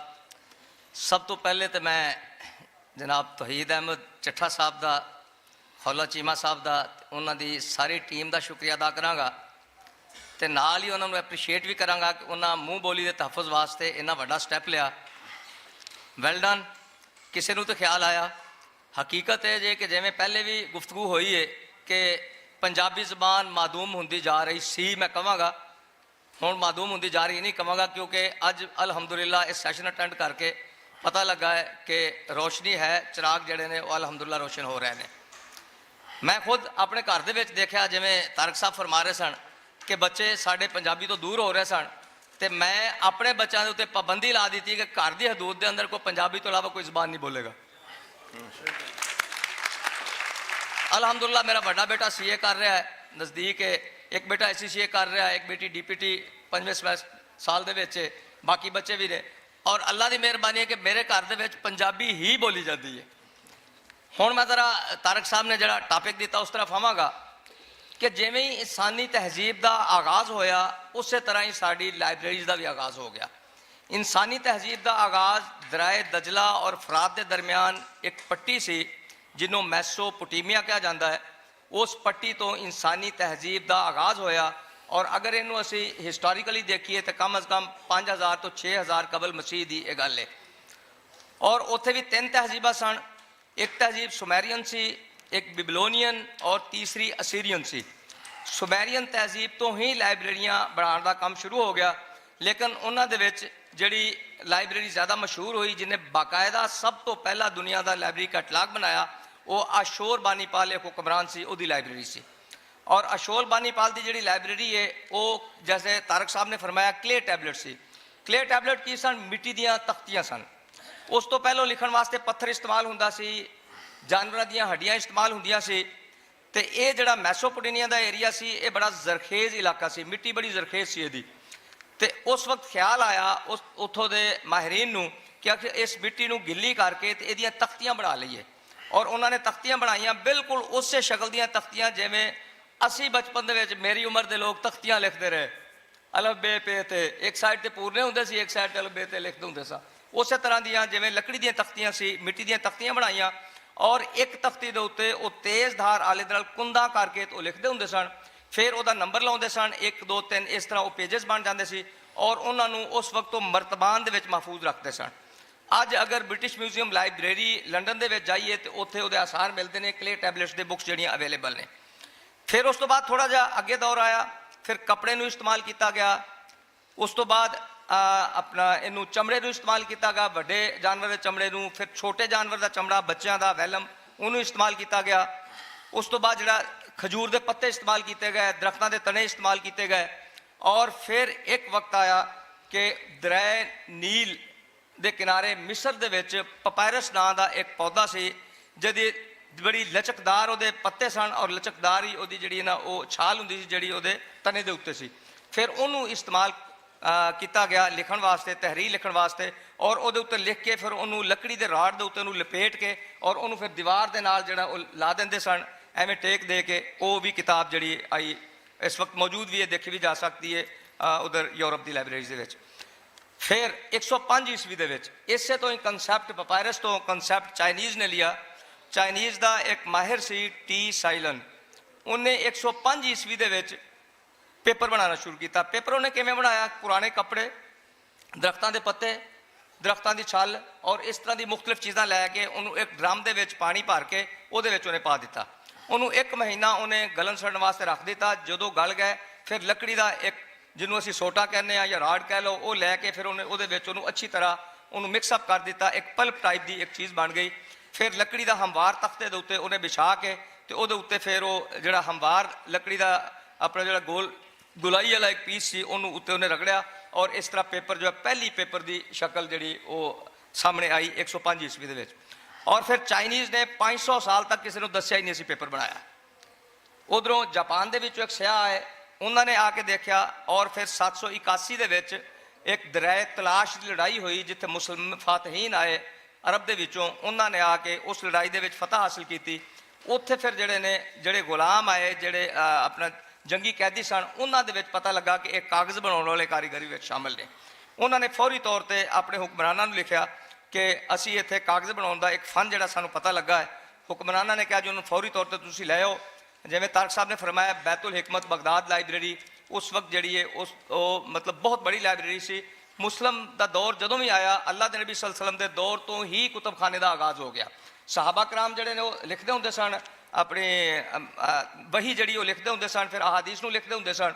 ਉਸ ਵਕਤ ਹੀ ਉਹਨੂੰ ਪ੍ਰੈਜ਼ਰਵ ਕਰਨ ਦਾ, ਉਹਨੂੰ ਮਹਿਫੂਜ਼ ਕਰਨ ਦਾ ਕੰਮ ਸ਼ੁਰੂ ਹੋ ਗਿਆ। ਤੇ ਮੁਸਲਮ ਹੁਕਮਰਾਨਾਂ ਨੇ, ਉਮਵੀ ਖਾਨਦਾਨ ਨੇ ਸਭ ਤੋਂ ਪਹਿਲੇ ਲਾਇਬ੍ਰੇਰੀਆਂ ਬਣਾਈਆਂ। ਫਿਰ ਉਸ ਤੋਂ ਬਾਅਦ ਆਪਣਾ ਅਬਾਸੀ ਖਾਨਦਾਨ ਨੇ ਬਣਾਈਆਂ, ਜਿਨ੍ਹਾਂ ਦੇ ਵਿੱਚ ਕਾਬਲੇ ਜ਼ਿਕਰ ਜਿਹੜੀ ਹੈ ਸਾਡੀ ਬੈਤੁਲ ਹਿਕਮਤ ਬਗਦਾਦ ਲਾਇਬ੍ਰੇਰੀ ਹੈ, ਔਰ ਦੂਸਰੀ ਇਸਕੰਦਰੀਆ ਲਾਇਬ੍ਰੇਰੀ ਮਿਸਰ ਦੇ ਵਿੱਚ ਸੀ, ਉਹ ਵੀ ਕਾਬਲੇ ਜ਼ਿਕਰ ਹੈ। ਬੈਤੁਲ ਹਿਕਮਤ ਲਾਇਬ੍ਰੇਰੀ ਦੇ ਬਾਰੇ ਇਹ ਹਿਸਟਰੀ ਦੇ ਵਿੱਚ ਮਿਲਦਾ ਹੈ ਕਿ ਇਹਨਾਂ ਉਸ ਵਕਤ ਜਿਹੜੇ ਸਾਡੇ ਹੁਕਮਰਾਨ ਉਹ ਇਸ ਬੰਨੇ ਰਾਗਿਬ ਸਨ, ਲਾਇਬ੍ਰੇਰੀ ਨੂੰ ਪ੍ਰਮੋਟ ਕਰਨਾ ਚਾਹ ਰਹੇ ਸਨ ਕਿ ਬੰਦਰਗਾਹ ਦੇ ਉੱਤੇ ਉਹਨਾਂ ਨੇ ਆਪਣੇ ਸਿਪਾਹੀ ਖੜੇ ਕੀਤੇ ਹੁੰਦੇ ਸੀ। ਜਦੋਂ ਵੀ ਕੋਈ ਜਹਾਜ਼ ਉੱਥੇ ਲੱਗਣ ਦਾ ਹੁੰਦਾ ਸੀ, ਪੂਰੇ ਜਹਾਜ਼ ਦੀ ਤਲਾਸ਼ੀ ਲਈ ਜਾਂਦੀ ਸੀ। ਕੋਈ ਕਿਤਾਬ ਉੱਥੇ ਮਿਲ ਜਾਵੇ, ਕਿਤਾਬ ਜ਼ਾਹਿਰ ਹੈ ਉੱਥੋਂ ਹੱਥ ਨਾਲ ਲਿਖੀ ਜਾਂਦੀ ਸੀ, ਮੈਨੂਸਕ੍ਰਿਪਟ ਹੁੰਦਾ ਸੀ, ਉਹ ਕਿਤਾਬ ਉੱਥੋਂ ਲੈਂਦੇ ਸੀ। 5 ਰਾਈਟਰ ਬੈਠਦੇ ਸੀ, ਇੱਕ ਬੰਦਾ ਲਿਖਵਾਈ ਜਾਂਦਾ ਸੀ, 5 ਰਾਈਟਰ ਕਾਤਬ ਜਿਹੜੇ ਨੇ ਉਹ ਕਿਤਾਬ ਲਿਖਦੇ ਹੁੰਦੇ ਸੀ। ਔਰ ਉਸ ਤੋਂ ਬਾਅਦ ਫਿਰ ਉਹਨੂੰ ਉਹ ਜਿਹੜਾ ਬੰਦਾ ਕਿਤਾਬ ਦਾ ਮਾਲਕ ਸੀ ਉਹਨੂੰ ਪੁੱਛਦੇ ਸੀ, ਹਾਂ ਬਈ ਅਗਰ ਤੂੰ ਇਹ ਕਿਤਾਬ ਸਾਨੂੰ ਸੇਲ ਕਰਨਾ ਚਾਹਵੇਂ ਤੈਨੂੰ ਅਸੀਂ ਇਹਦੀ ਕਾਪੀ ਵੀ ਦੇ ਦਿਆਂਗੇ, ਇਹਦਾ ਮੁਆਵਜ਼ਾ ਵੀ ਦਿੰਦੇ ਆ। ਔਰ ਆਮ ਤੌਰ ਤੋਂ ਰਾਜ਼ੀ ਹੋ ਜਾਂਦੇ ਸੀ। ਔਰ ਅਗਰ ਨਹੀਂ ਤੇ ਉਹ ਜਿਹੜੀ ਕਾਪੀਆਂ ਸੀ ਉਹ ਲਾਇਬ੍ਰੇਰੀ 'ਚ ਰੱਖੀਆਂ ਜਾਂਦੀਆਂ ਸੀ ਔਰ ਉਹ ਜਿਹੜੀ ਓਰੀਜਨਲ ਸੀ ਉਹਨੂੰ ਵਾਪਸ ਕਰ ਦਿੱਤੀ ਜਾਂਦੀ ਸੀ ਇਸ ਵਕਤ। ਔਰ ਫਿਰ ਉਹੋ ਹੀ ਦੌਰ ਸੀ ਕਿ ਜਦੋਂ ਉੱਥੇ ਇਬਨ ਉਲ ਹੈਸ਼ਮ ਪੈਦਾ ਹੋਏ, ਰਾਜ਼ੀ ਪੈਦਾ ਹੋਏ, ਅਲ ਬੈਰੂਨੀ ਪੈਦਾ ਹੋਏ, ਔਰ ਸਾਡੇ ਜਿੰਨੇ ਵੀ ਸਾਇੰਸਦਾਨ ਨੇ, ਮਾਹਿਰ ਫਲਕੀਆਤ ਹੋਏ, ਮਾਹਿਰ ਅਰਜ਼ੀਆਤ ਹੋਏ, ਔਰ ਉਸ ਤੋਂ ਬਾਅਦ ਰਿਆਜ਼ੀ ਦੇ ਮਾਹਿਰ ਹੋਏ, ਉਸ ਤੋਂ ਬਾਅਦ ਸਾਇੰਸ ਔਰ ਟੈਕਨੋਲੋਜੀ ਦੇ, ਮੈਡੀਸਨ ਦੇ, ਜਿਹਦੇ ਵਿੱਚ ਜਿਹੜੇ ਨੇ ਆਪਣਾ ਮੁਹੰਮਦ ਬਿਨ ਮੂਸਾ ਅਲ ਖਾਰਜ਼ਮੀ ਆ ਗਏ, ਬੂ ਅਲੀ ਸੀਨਾ ਜਿਨ੍ਹਾਂ ਮੈਡੀਸਨ ਤੇ ਬਹੁਤ ਜ਼ਿਆਦਾ ਕੰਮ ਕੀਤਾ। ਔਰ ਬੂ ਅਲੀ ਸੀਨਾ ਦੀਆਂ ਜਦੀਦ ਜਿਹੜੀ ਅੱਖ ਦੀ ਇਲਾਜ ਨੇ ਪੂਰੀ ਦੁਨੀਆ ਦੇ ਵਿੱਚ ਬੂ ਅਲੀ ਸੀਨਾ ਦੀ ਰਿਸਰਚ ਦੇ ਉੱਤੇ ਹੋ ਰਿਹਾ। ਉਹ ਵੀ ਉੱਥੋਂ ਪੈਦਾ ਹੋਏ। ਇਹਨਾਂ ਲਾਇਬ੍ਰੇਰੀਆਂ ਦੀ ਮਰਹੂਮ ਮਿਹਨਤ ਸੀ, ਉੱਥੇ ਹੀ ਇਹ ਰਿਸਰਚ ਸਾਰੀ ਹੁੰਦੀ ਸੀ। ਉਸ ਤੋਂ ਬਾਅਦ ਜੀ ਅੱਗੇ ਚੱਲਿਆ, ਫਿਰ ਆਪਣਾ ਦੌਰ ਚੱਲਦਾ ਰਿਹਾ। ਲਾਇਬ੍ਰੇਰੀਆਂ ਜਿਹੜੀਆਂ ਉਹ ਆਪਣੀ ਸ਼ਕਲ ਦੇ ਵਿੱਚ ਬਿਹਤਰ ਤੋਂ ਬਿਹਤਰ ਸ਼ਕਲ ਦੇ ਵਿੱਚ ਆਉਂਦੀਆਂ ਰਹਿ ਗਈਆਂ। ਫਿਰ ਆ ਗਿਆ ਸਾਡਾ ਇਹ ਦੌਰ ਜਿਹੜਾ ਤਾਰਕ ਸਾਹਿਬ ਨੇ ਗੱਲ ਕੀਤੀ ਹੈ ਕਿ ਡਿਜੀਟਲ ਦੌਰ। ਡਿਜੀਟਲ ਦੌਰ ਦੇ ਵਿੱਚ ਇੱਕ ਥ੍ਰੈਟ ਵੀ ਆਇਆ। ਥ੍ਰੈਟ ਕੀ ਆਇਆ ਕਿ ਲਾਇਬ੍ਰੇਰੀਆਂ ਆਪਣਾ ਵਜੂਦ ਕਾਇਮ ਰੱਖ ਸਕਣਗੀਆਂ ਕਿ ਨਹੀਂ ਰੱਖ ਸਕਣਗੀਆਂ। ਮੈਂ ਕਹਾਂਗਾ ਕਿ ਲਾਇਬ੍ਰੇਰੀਆਂ ਡਿਜੀਟਲ ਦੌਰ ਆਉਣ ਤੋਂ ਬਾਅਦ ਆਪਣਾ ਵਜੂਦ ਜ਼ਿਆਦਾ ਬਿਹਤਰ ਅੰਦਾਜ਼ ਨਾਲ ਰੱਖ ਸਕਦੀਆਂ। ਕਿਉਂ? ਕਿਉਂਕਿ ਤੁਸੀਂ ਜਦੋਂ ਵੀ ਕੋਈ ਸਰਚ ਦਿਓਗੇ ਤੁਹਾਨੂੰ ਮਿਲੀਅਨਸ ਡਾਕੂਮੈਂਟਸ ਮਿਲਣਗੇ। ਸਿਰਫ ਲਾਇਬ੍ਰੇਰੀ ਜਾਂ ਲਾਇਬ੍ਰੇਰੀ ਪ੍ਰੋਫੈਸ਼ਨਲ ਹੀ ਤੁਹਾਨੂੰ ਬਾਤ ਦੱਸ ਸਕਦਾ ਹੈ ਕਿ ਇਹਦੇ 'ਚ ਅਥੈਂਟਿਕ ਡਾਕੂਮੈਂਟ ਕਿਹੜਾ ਹੈ। ਔਰ ਉਸ ਤੋਂ ਬਾਅਦ ਦੂਸਰੀ ਗੱਲ ਇਹ ਕਿ ਸਾਡੀ ਸਰਵਿਸਿਜ਼ ਜ਼ਿਆਦਾ ਫਾਸਟ ਹੋ ਗਈਆਂ। ਪਹਿਲੇ ਦੇਖੋ ਕਿ ਹੁਣ ਅੱਜ ਕੱਲ੍ਹ ਜਿਹੜਾ ਦੌਰ ਸਾਡੇ ਪਾਕਿਸਤਾਨ ਦੇ ਹਾਲਾਤ ਨਾਲ ਅਗਰ ਦੇਖਿਓ, ਮੈਂ ਖੁਦ ਵੀ ਰਾਈਟਰ ਹਾਂ, ਕਿਤਾਬਾਂ ਪਬਲਿਸ਼ ਕਰਦਾ, ਤੇ ਕਿਤਾਬ ਪਬਲਿਸ਼ ਕਰਨਾ ਸਭ ਤੋਂ ਮੁਸ਼ਕਿਲ ਕੰਮ ਆ ਗਿਆ। ਪੇਪਰ ਦੀ ਪ੍ਰਾਈਸ, ਬਿਜਲੀ ਦੀ ਪ੍ਰਾਈਸ, ਉਸ ਤੋਂ ਬਾਅਦ ਇੰਕ ਦੀ ਪ੍ਰਾਈਸ, ਬਾਈਂਡਿੰਗ ਦੀ ਪ੍ਰਾਈਸ, ਇੰਨਾ ਥ੍ਰੈਟ ਹੈ ਕਿ ਕਿਤਾਬ ਪਬਲਿਸ਼ ਕਰਨਾ ਬਹੁਤ ਮੁਸ਼ਕਿਲ ਹੈ। ਔਰ ਪਬਲਿਸ਼ ਕਰਨ ਤੋਂ ਬਾਅਦ ਫਿਰ ਜਿਹੜੀ ਉਹਦੀ ਪ੍ਰਾਈਸ, ਸਾਡੀ ਕੋਸ਼ਿਸ਼ ਹੁੰਦੀ ਹੈ ਕਿ ਉਹ ਪ੍ਰਾਈਸ ਰੱਖੋ ਜਿਹੜੀ ਅਫੋਰਡੇਬਲ ਹੋਵੇ, ਖਾਸ ਤੌਰ ਤੇ ਅਗਰ ਟੈਕਸਟ ਬੁੱਕ ਹੈ ਤੇ ਸਟੂਡੈਂਟਸ ਉਹਨੂੰ ਅਫੋਰਡ ਕਰ ਸਕਣ। ਉਹਦੇ ਵਿੱਚ ਸਾਡੇ ਖਰਚੇ ਵੀ ਮੀਟ ਨਹੀਂ ਹੁੰਦੇ। ਸਾਡੀ ਡਿਜੀਟਲ ਟੈਕਨੋਲੋਜੀ ਨੂੰ ਯੂਜ਼ ਕਰਾਂਗੇ ਤੇ ਸਾਡਾ ਇਹ ਵੀ ਮਸਲਾ ਕਾਫੀ ਹੱਦ ਤੱਕ ਮੈਂ ਸਮਝਦਾ ਕਿ ਸਾਡਾ ਹੱਲ ਹੋ ਗਿਆ। ਫਿਰ ਉਸ ਤੋਂ ਬਾਅਦ ਹੈ ਕਿ ਐਕਸੈਸ। ਪਹਿਲੇ ਹੁੰਦਾ ਸੀ ਕਿ ਲਾਇਬ੍ਰੇਰੀ ਦੇ ਅੰਦਰ ਸਾਡੇ ਲੋਕ ਜਾਂਦੇ ਨੇ, ਯੂਜ਼ਰ ਗਏ ਨੇ, ਉੱਥੇ ਜਾ ਕੇ ਉਹਨਾਂ ਨੇ ਸਾਡਾ ਕੈਟਲਾਗ, ਪ੍ਰਿੰਟ ਕੈਟਲਾਗ ਹੁੰਦਾ ਸੀ, ਉਹ ਕੈਟਲਾਗ ਟਾਈਟਲ ਵਾਈਜ਼ ਵੀ, ਆਥਰ ਵਾਈਜ਼ ਵੀ, ਸਬਜੈਕਟ ਵਾਈਜ਼ ਵੀ ਹੁੰਦਾ ਸੀ, ਉਹ ਸਰਚ ਕਰਦੇ ਸੀ ਔਰ ਉਸ ਤੋਂ ਬਾਅਦ ਸ਼ੈਲਫ ਤੋਂ ਜਾ ਕੇ ਆਪਣੀ ਬੁੱਕ ਲੈਂਦੇ ਸੀ। ਹੁਣ ਓਪੈਕ ਆਨਲਾਈਨ ਕੈਟਲਾਗ ਹੋ ਗਿਆ। ਆਨਲਾਈਨ ਕੈਟਲਾਗ ਸਰਚਿੰਗ ਬਹੁਤ ਆਸਾਨ ਹੋ ਗਈ। ਯੂਜ਼ਰ ਗਿਆ, ਉਹਨੇ ਸਰਚ ਕੀਤਾ, ਕਾਲ ਨੰਬਰ ਨੋਟ ਕੀਤਾ, ਜਾ ਕੇ ਆਪਣੀ ਬੁੱਕ ਚੁੱਕ ਲਈ। ਔਰ ਉਸ ਤੋਂ ਬਾਅਦ ਦੂਸਰੀ ਇਹ ਵੇ ਕਿ ਆਨਲਾਈਨ ਕੈਟਲਾਗ ਅਗਰ ਅਸੀਂ ਆਪਣੀ ਵੈਬਸਾਈਟ ਦੇ ਨਾਲ ਅਟੈਚ ਕਰ ਦਿੰਦੇ ਆ ਤੇ ਯੂਜ਼ਰ ਨੂੰ ਲਾਇਬ੍ਰੇਰੀ 'ਚ ਆਉਣ ਦੀ ਜ਼ਰੂਰਤ ਵੀ ਨਹੀਂ। ਯੂਜ਼ਰ ਆਪਣੇ ਘਰ ਬੈਠ ਕੇ ਸਰਚ ਕਰਦਾ, ਇਹ ਬੁੱਕ ਮੌਜੂਦ ਹੈ ਉਸੇ ਵਕਤ। ਔਰ ਬੁੱਕ ਰਿਜ਼ਰਵ ਸਰਵਿਸ ਵੀ ਅਸੀਂ ਦੇ ਰਹੇ ਹਾਂ ਲਾਇਬ੍ਰੇਰੀ ਦੇ ਵਿੱਚ। ਉਹ ਇਹ ਵੇ ਕਿ ਉਸੇ ਵਕਤ ਤੋਂ ਸਾਡੀ ਵੈਬਸਾਈਟ 'ਤੇ ਜਾ ਕੇ ਉਹ ਆਪਣਾ ਰਿਜ਼ਰਵ ਕਰ ਦੇਗਾ। ਨੈਕਸਟ ਬੁੱਕ ਜਦੋਂ ਵਾਪਸ ਆਵੇਗੀ, ਅਗਰ ਉਹ ਬੁੱਕ ਪਹਿਲੇ ਕਿਤੇ ਇਸ਼ੂ ਹੋਈ ਹੈ ਤੇ ਸਭ ਤੋਂ ਪਹਿਲਾਂ ਉਹਨੂੰ ਉਹ ਦਿੱਤੀ ਜਾਏਗੀ। ਇਸ ਤਰ੍ਹਾਂ ਕਿਊ ਦੇ ਵਿੱਚ ਸਾਡੇ ਯੂਜ਼ਰ ਲੱਗ ਜਾਂਦੇ ਨੇ। ਤੇ ਇਹ ਸਾਡੀ ਹੋ ਗਈ। ਫਿਰ ਉਸ ਤੋਂ ਬਾਅਦ ਤੁਸੀਂ ਆਓ ਕਿ ਆਪਣਾ ਰੀਪਰੋਡਕਸ਼ਨ ਸਰਵਿਸਿਜ਼ ਸਾਡੀਆਂ ਆਸਾਨ ਹੋ ਗਈਆਂ ਕਿ ਅਸੀਂ ਜਿਹੜੀਆਂ ਸਾਡੀਆਂ ਪ੍ਰਿੰਟਡ ਬੁੱਕਸ ਸਨ ਪਹਿਲੇ ਤੋਂ ਮੌਜੂਦ ਸਨ, ਉਹਨਾਂ ਨੂੰ ਅਸੀਂ ਰੀਪਰੋਡਿਊਸ ਕਰ ਦਿੱਤਾ, ਉਹਨਾਂ ਨੂੰ ਡਿਜੀਟਾਈਜ਼ ਕਰਕੇ ਉਹਨਾਂ ਨੂੰ ਅਸੀਂ PDF ਦੇ ਵਿੱਚ ਜਾਂ RDF ਜਾਂ ਜੋ ਵੀ ਫਾਰਮੈਟ ਸਾਨੂੰ ਅੱਛਾ ਲੱਗਿਆ ਅਸੀਂ ਉਸ ਫਾਰਮੈਟ ਦੇ ਵਿੱਚ ਉਹਨੂੰ ਰੱਖ ਦਿੰਦੇ ਹਾਂ। ਔਰ ਉਹਦਾ ਇਹ ਹੋਇਆ ਕਿ ਇੱਕ ਕਿਤਾਬ ਜਿਹੜੀ ਹੈ ਉਹ ਐਟ ਏ ਟਾਈਮ ਬਹੁਤ ਸਾਰੇ ਯੂਜ਼ਰ ਸਾਡੇ ਇਸਤੇਮਾਲ ਕਰ ਸਕਦੇ ਨੇ। ਪਹਿਲੇ ਅਸੀਂ ਇੱਕ ਬੁੱਕ ਸਿਰਫ ਇੱਕ ਹੀ ਯੂਜ਼ਰ ਇਸਤੇਮਾਲ ਕਰ ਸਕਦਾ। ਹੁਣ ਅਸੀਂ ਡਿਜੀਟਲ ਟੈਕਨੋਲੋਜੀ ਨੇ ਸਾਨੂੰ ਇਹ ਸਹੂਲਤ ਦੇ ਦਿੱਤੀ ਕਿ ਸਾਡੀ ਇੱਕ ਕਿਤਾਬ ਇੱਕ ਟਾਈਮ ਤੇ ਮਲਟੀਪਲ ਯੂਜ਼ਰ ਜਿਹੜੇ ਨੇ ਯੂਜ਼ ਕਰ ਸਕਦੇ ਨੇ। ਫਿਰ ਆ ਗਈ ਅੱਗੇ ਸਾਡੀ ਕਰੰਟ ਅਵੇਅਰਨੈਸ ਸਰਵਿਸ ਹੈ ਕਿ ਸਾਡੇ ਹੁਣ ਜਿਹੜੇ ਰਿਸਰਚ ਜਰਨਲ ਛਪਦੇ ਨੇ, ਸਾਡੇ ਆਰਟੀਕਲ ਛਪਦੇ ਨੇ, ਸਾਡਾ ਅਮਲਾ ਉਹ ਕਰੰਟ ਅਵੇਅਰਨੈਸ ਫੌਰੀ ਤੌਰ ਤੇ ਜਿਵੇਂ ਹੀ ਕੋਈ ਜਰਨਲ ਛਪਿਆ ਉਹ ਉਸ ਸਬਜੈਕਟ ਦੇ ਜਿੰਨੇ ਸਾਡੇ ਰਿਸਰਚਰਸ ਨੇ, ਸਾਡੇ ਫੈਕਲਟੀ ਮੈਂਬਰਸ ਨੇ, ਸਾਡੇ ਯੂਜ਼ਰਸ ਨੇ, ਉਹਨਾਂ ਨੂੰ ਉਹ ਈਮੇਲ ਕਰ ਦਿੰਦੇ ਨੇ ਕਿ ਇਹ ਟਾਈਟਲ ਜਿਹੜੇ ਛਪੇ ਨੇ। ਸਰਵਿਸਿਜ਼ ਤੇ ਫਿਰ ਗੱਲਬਾਤ ਕਰਦੇ ਆ, ਇਹਨੂੰ ਆਪਾਂ ਦੂਸਰੇ ਹਿੱਸੇ 'ਚ ਲੈ ਜਾਵਾਂਗੇ ਲਾਇਬ੍ਰੇਰੀ ਸਰਵਿਸਿਜ਼ ਦੇ ਉੱਤੇ। ਹੁਣ ਮੈਂ ਕੈਸਰ ਸਾਹਿਬ को ਪੁੱਛਣਾ ਚਾਹਾਂਗਾ, ਸਰ ਤੁਹਾਨੂੰ ਇਸ਼ਕ ਹੈ ਪਰਸਨਲ ਲਾਇਬ੍ਰੇਰੀਜ਼ ਦੇ ਨਾਲ, ਤੇ ਆਪਣੀ ਆਪਣੀ ਵੀ ਬਹੁਤ ਬੜੀ ਪਰਸਨਲ ਲਾਇਬ੍ਰੇਰੀਜ਼ ਹੈ। ਇਹ ਸਾਡੇ ਜਿਹੜੇ ਸ਼ਰੀਕੇ ਮਹਿਫਲ ਨੇ ਜਾਂ ਇਸ ਇਕੱਠ 'ਤੇ ਜੋ ਲੋਕ ਇਕੱਠੇ ਹੋਏ ਨੇ ਉਹਨਾਂ ਨੂੰ ਦੱਸੋ ਵੀ ਇਹ ਕਿਸ ਤਰ੍ਹਾਂ ਮੈਨੇਜ ਕਰਦੇ ਹੋ ਤਾਂ ਕਿ ਅਗਰ ਕੋਈ ਦੋਸਤ ਆਪਣੀ ਪਰਸਨਲ ਲਾਇਬ੍ਰੇਰੀ ਬਣਾਉਣਾ ਚਾਹੁੰਦਾ ਹੈ ਤੇ ਤੁਹਾਡੀ ਗੱਲ ਗਾਈਡ ਦੇ ਤੌਰ ਤੇ ਇਸਤੇਮਾਲ ਕਰੇ, ਠੀਕ ਹੈ। ਤੇ ਪਰਸਨਲ ਲਾਇਬ੍ਰੇਰੀਜ਼ ਤੇ ਜ਼ਰਾ ਥੋੜੀ ਜਿਹੀ ਰੋਸ਼ਨੀ ਪਾ ਦਿਓ, ਮਿਹਰਬਾਨੀ ਸਰ। ਬਹੁਤ ਸ਼ੁਕਰੀਆ ਜੀ। ਗੱਲ ਤੇ ਲਾਇਬ੍ਰੇਰੀਆਂ ਦੀ ਹੋ ਰਹੀ ਹੈ, ਪਰ ਉਸ ਤੋਂ ਪਹਿਲਾਂ ਇੱਕ ਛੋਟੀ ਜਿਹੀ ਗੱਲ ਕਿ ਮੈਨੂੰ ਮੈਸੋਪੋਟੇਮੀਆ ਦਾ ਪਤਾ ਹੈ, ਮੈਨੂੰ ਦੁਨੀਆ ਦੀਆਂ ਹੋਰ ਜਿਹੜੀਆਂ ਤਹਿਜ਼ੀਬਾਂ ਨੇ ਬਹੁਤ ਪਤਾ ਹੈ। ਮੇਰੇ ਤੋਂ ਸਿਰਫ ਜਿੱਥੇ ਅਸੀਂ ਬੈਠੇ ਹਾਂ ਇੱਥੇ 150 ਕਿਲੋਮੀਟਰ ਦੂਰ ਤੇ ਹੜੱਪਾ ਦਾ ਮੈਨੂੰ ਕਤਲ ਕੋਈ ਪਤਾ ਨਹੀਂ ਜੇਗਾ। ਮੈਂ ਨਹੀਂ ਜਾਣਦਾ ਹੜੱਪਾ ਕੀ, ਨਾ ਉੱਥੋਂ ਨਿਕਲਣ ਵਾਲੀਆਂ ਮੋਹਰਾਂ ਦਾ ਮੈਨੂੰ ਪਤਾ ਹੈ, ਨਾ ਉਸ ਤਹਿਰੀਰ ਦਾ ਪਤਾ ਹੈ ਜਿਹੜੀ ਉੱਥੋਂ ਨਿਕਲੀ। ਮੈਂ ਨਹੀਂ ਜਾਣਦਾ ਕਿਉਂਕਿ ਮੇਰਾ ਆਪਣੀ ਧਰਤੀ ਬਾਰੇ ਇਲਮ ਹੀ ਨਹੀਂ ਹੈਗਾ। ਮੈਂ ਕਿਵੇਂ ਦੱਸਾਂਗਾ? ਮੈਨੂੰ ਇਹ ਵੀ ਨਹੀਂ ਪਤਾ ਹੈਗਾ ਕਿ ਦੁਨੀਆ ਦੀ ਪਹਿਲੀ ਜਿਹੜੀ ਕਿਸੇ ਵੀ ਜ਼ਬਾਨ ਦੀ ਗ੍ਰਾਮਰ ਦੀ ਕਿਤਾਬ ਹੈ ਉਹ ਪਾਣਨੀ ਨੇ ਕਹਿੰਦੇ ਨੇ ਇੱਥੇ ਲਿਖੀ ਹੈ। ਵੰਜ਼ਲ ਸਾਹਿਬ ਬੈਠੇ ਨੇ, ਤਫਸੀਰ ਕਰ ਸਕਦੇ ਨੇ, ਮੈਂ ਹੋ ਸਕਦਾ ਗਲਤ ਕਹਿ ਰਿਹਾ ਹਾਂ ਕਿ ਉਹਨਾਂ ਨੇ ਇੱਥੇ ਲਿਖੀ। ਦੁਨੀਆ 'ਚ ਜਿਹੜੀ ਕੋਈ ਮਜ਼ਹਬੀ ਕਿਤਾਬ ਇਸ ਵਕਤ ਜ਼ਿੰਦਾ ਪੜ੍ਹੀ ਜਾਂਦੀ ਹੈ ਉਹ ਇੱਥੋਂ ਦੇ ਇੱਕ ਮਜ਼ਹਬੀ ਕਿਤਾਬ ਹੈ ਜਿਹੜੀ ਇੱਥੇ ਪੜ੍ਹੀ ਜਾਂਦੀ ਹੈ, ਵੇਦ ਨੇ।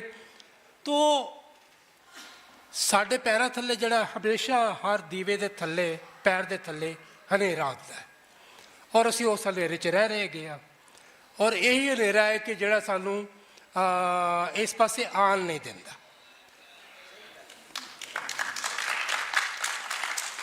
ਜੇ ਸਾਨੂੰ ਇਹਨਾਂ ਚੀਜ਼ਾਂ ਦਾ ਪਤਾ ਲੱਗ ਜਾਵੇ, ਅਸੀਂ ਇਹਨਾਂ ਚੀਜ਼ਾਂ ਨੂੰ ਜਾਣ ਜਾਈਏ ਕਿ ਸਾਡਾ ਆਪਣਾ ਕਿੰਨਾ ਕੁ ਭਰਿਆ ਭੰਡਾਰ ਹੈ, ਸਾਡੇ ਕੋਲ ਆਪਣੀ ਝੋਲੀ 'ਚ ਕਿੰਨਾ ਕੁ ਜਗ੍ਹਾ ਹੈ, ਤੇ ਫਿਰ ਸਾਨੂੰ ਕਿਤੇ ਬਾਹਰ ਜਾਣ ਦੀ ਜਾਂ ਬਾਹਰ ਝਾਤੀ ਮਾਰਨ ਦੀ ਲੋੜ ਨਹੀਂ ਪੈਗੀ।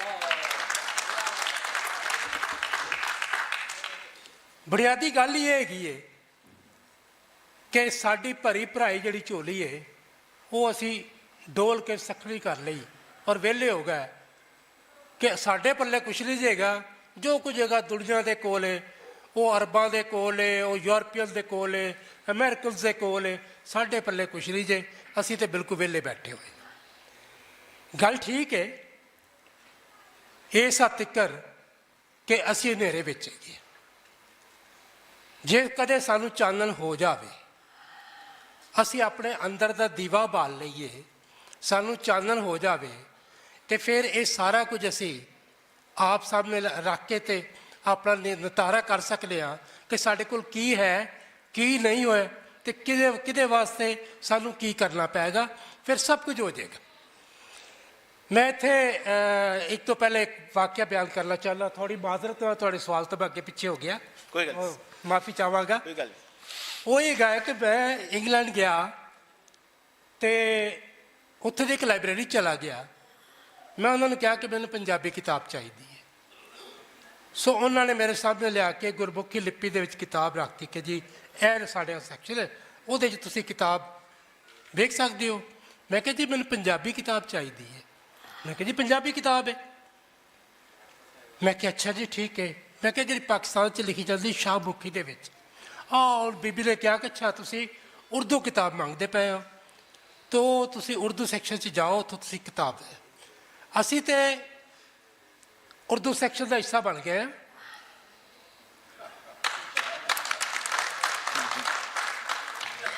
ਔਰ ਸਾਡੀ ਉਹੀ ਸਿਆਣ ਹੈ। ਹੁਣ ਕੋਈ ਇਹ ਨਾ ਸਮਝੇ ਕਿ ਸਾਡਾ ਕੋਈ ਪੰਜਾਬੀ ਦੀ ਕੋਈ ਵੱਖਰੀ ਸਿਆਣ ਹੈ। ਸਾਨੂੰ ਜਿਹੜਾ ਕਤਲ ਕੀਤਾ ਗਿਆ ਹੈ ਉਹ ਸਕ੍ਰਿਪਟ ਦੇ ਨਾਲ ਕੀਤਾ ਗਿਆ ਹੈ, ਔਰ ਸਕ੍ਰਿਪਟ ਦੀ ਜਿਹੜੀ ਮਾਰ ਸਾਨੂੰ ਪਈ ਹੈ, ਅਸੀਂ ਉਸ ਮਾਰ ਦੇ ਵਿੱਚੋਂ ਅੱਜ ਤੱਕ ਨਹੀਂ ਨਿਕਲੇ। ਹੋ ਸਕਦਾ ਹੈ ਅਗਲੇ 50-100 ਸਾਲ ਵੀ ਇਸ ਮਾਰ 'ਚੋਂ ਨਾ ਨਿਕਲੀਏ। ਉਹਦੀ ਵਜ੍ਹਾ ਇਹ ਹੈਗੀ ਹੈ ਕਿ ਦੋਵਾਂ ਸਕ੍ਰਿਪਟਾਂ ਦੇ ਪਿੱਛੇ ਇੱਕ ਦੁਮਛੱਲਾ ਧਰਮ ਦਾ ਵੀ ਲੱਗਾ ਹੋਇਆ, ਮਜ਼ਹਬ ਵੀ ਜੁੜਿਆ ਹੋਇਆ, ਔਰ ਅਸੀਂ ਕਿਸੇ ਦੂਸਰੇ ਮਜ਼ਹਬ ਨੂੰ ਕਬੂਲ ਕਰਨ ਵਾਸਤੇ ਤਿਆਰ ਹੀ ਨਹੀਂ ਹੈਗੇ। ਇਹ ਸਾਡਾ ਮਜ਼ਹਬ ਅਰਬਾਂ ਤੋਂ ਆਇਆ ਹੈ, ਬਾਕੀ ਜਿਹੜੇ ਨੇ ਉਹ ਇੱਥੋਂ ਦੇ ਬੈਠੇ ਹੋਏ ਨੇ। ਬਾਬਾ ਨਾਨਕ ਲਾਲ ਗੁਆਂਢ ਦਾ ਹੈਗਾ, ਤੇ ਘੰਟੇ 'ਚ ਉਹਦੇ ਦਰ 'ਤੇ ਅੱਪੜ ਜਾਈਦਾ। ਉਹਨਾਂ ਦਾ ਸਕ੍ਰਿਪਟ, ਉਹਨਾਂ ਦੀਆਂ ਕਿਤਾਬਾਂ, ਉਹਨਾਂ ਦੀਆਂ ਜ਼ਬਾਨਾਂ, ਸਾਨੂੰ ਕੀ ਲੋੜ ਇਹਨਾਂ ਦੀ? ਸਾਨੂੰ ਤਾਂ ਕੋਈ ਲੋੜ ਨਹੀਂ। ਇਹਦੇ ਵਿੱਚ ਮੈਂ ਇੱਕ ਹੋਰ ਆਪਣਾ ਇੱਕ ਤਜਰਬਾ ਬਿਆਨ ਕਰਾਂਗਾ, ਤੇ ਉਹ ਇਹ ਹੈ ਪੰਜਾਬ ਪਬਲਿਕ ਲਾਇਬ੍ਰੇਰੀ ਲਾਹੌਰ ਦੀ ਸਭ ਤੋਂ ਵੱਡੀ ਲਾਇਬ੍ਰੇਰੀ ਹੈ। ਮੈਂ ਅੱਜ ਤੋਂ ਕੋਈ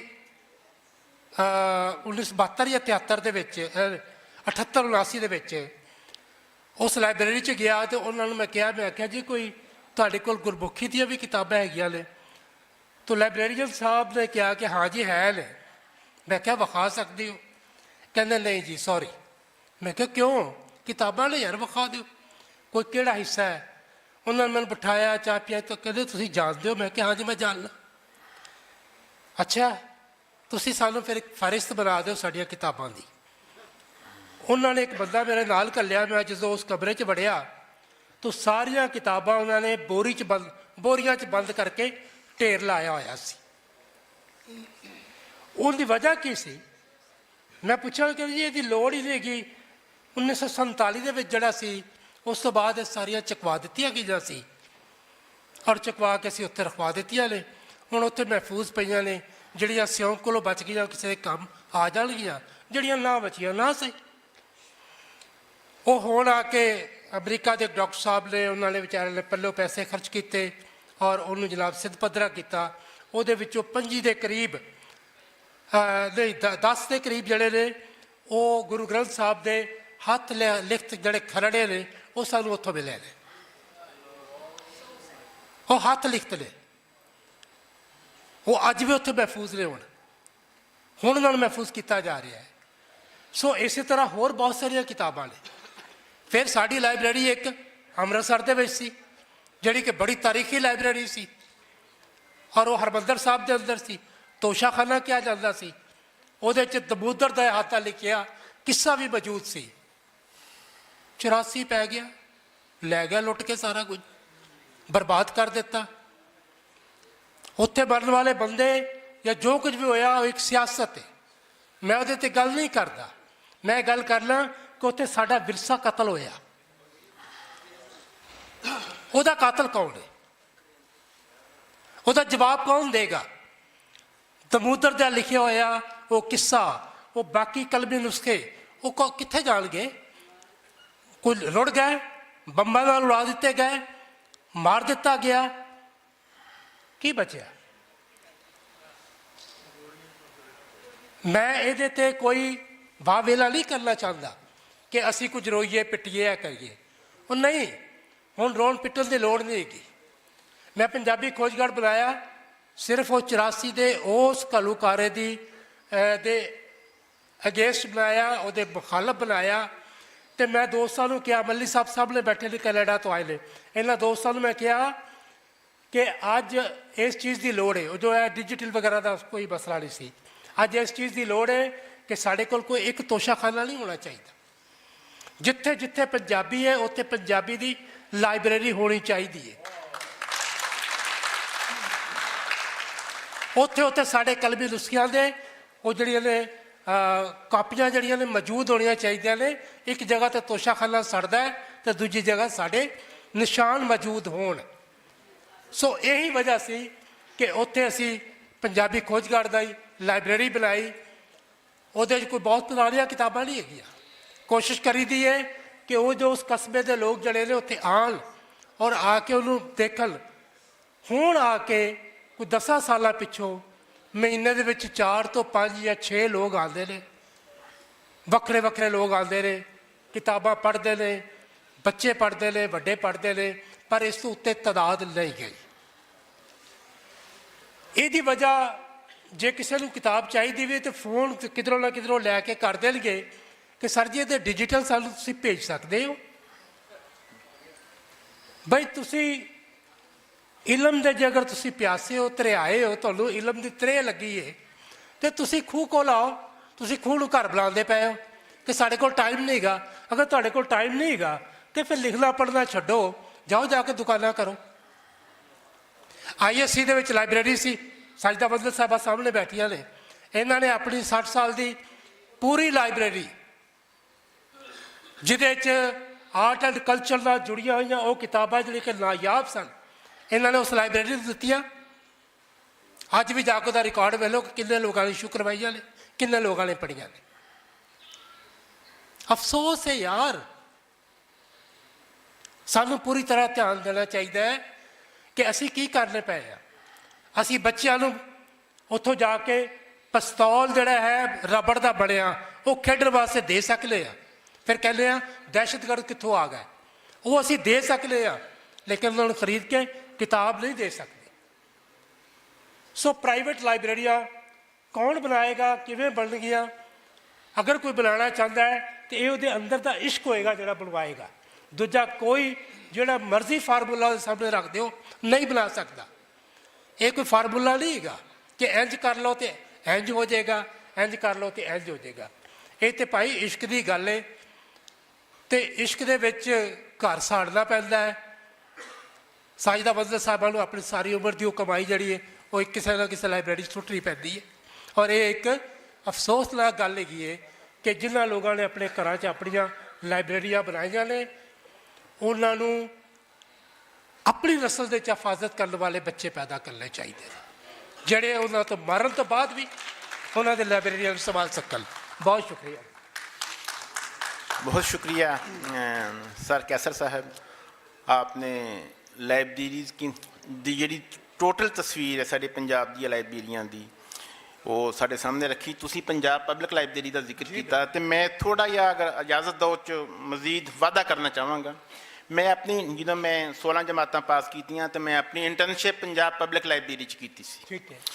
ਉਹਨਾਂ ਮੈਨੂੰ ਇੱਕ ਅਸਾਈਨਮੈਂਟ ਦਿੱਤੀ ਜੀ ਕਿ ਤੁਸੀਂ ਨਾ ਫਲਾਂ ਕਮਰੇ 'ਚ ਚੱਲ ਜਾਓ ਤਾਂ ਉੱਥੇ ਕੁਝ ਸ਼ੈਲਫਸ ਹੈਗੀਆਂ ਨੇ ਤੇ ਉਹਨਾਂ ਨੇ ਨਾ ਸਾਨੂੰ ਤੁਸੀਂ ਕੈਟਲਾਗ ਬਣਾ ਦਿਓ, ਇੱਕ ਪਰਫਾਰਮਾ ਸੀ ਹਰ ਕਿਤਾਬ ਦੇ ਬਾਰੇ 'ਚ ਵੀ।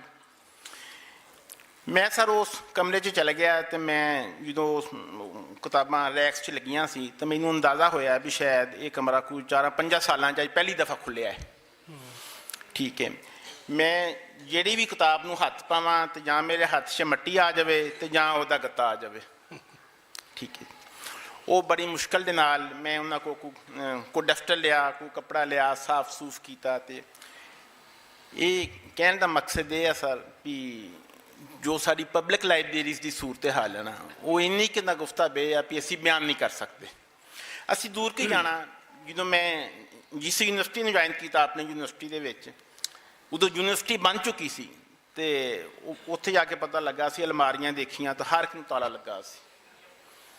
ਬਿਲਕੁਲ ਠੀਕ। ਅਸੀਂ ਕਿਹਾ ਜੀ ਇਹ ਤਾਲੇ ਕਿਉਂ ਲਾਏ ਨੇ? ਅਸੀਂ ਤਾਂ ਪੜ੍ਹ ਕੇ ਆਏ ਸੀ ਵੀ ਯੂਨੀਵਰਸਿਟੀ 'ਚ ਤਾਂ ਕਮ ਸੇ ਕਮ ਲਾਇਬ੍ਰੇਰੀਆਂ ਓਪਨ ਹੁੰਦੀਆਂ ਨੇ, ਜਿਹੜਾ ਲੋਕ ਜਾਂਦੇ ਨੇ, ਬਰਾਊਜ਼ਿੰਗ ਕਰਦੇ ਨੇ, ਦੇਖਦੇ ਨੇ, ਆਪਣੀ ਮਤਲਬ ਦੀ ਕਿਤਾਬ ਦੇਖਦੇ ਨੇ।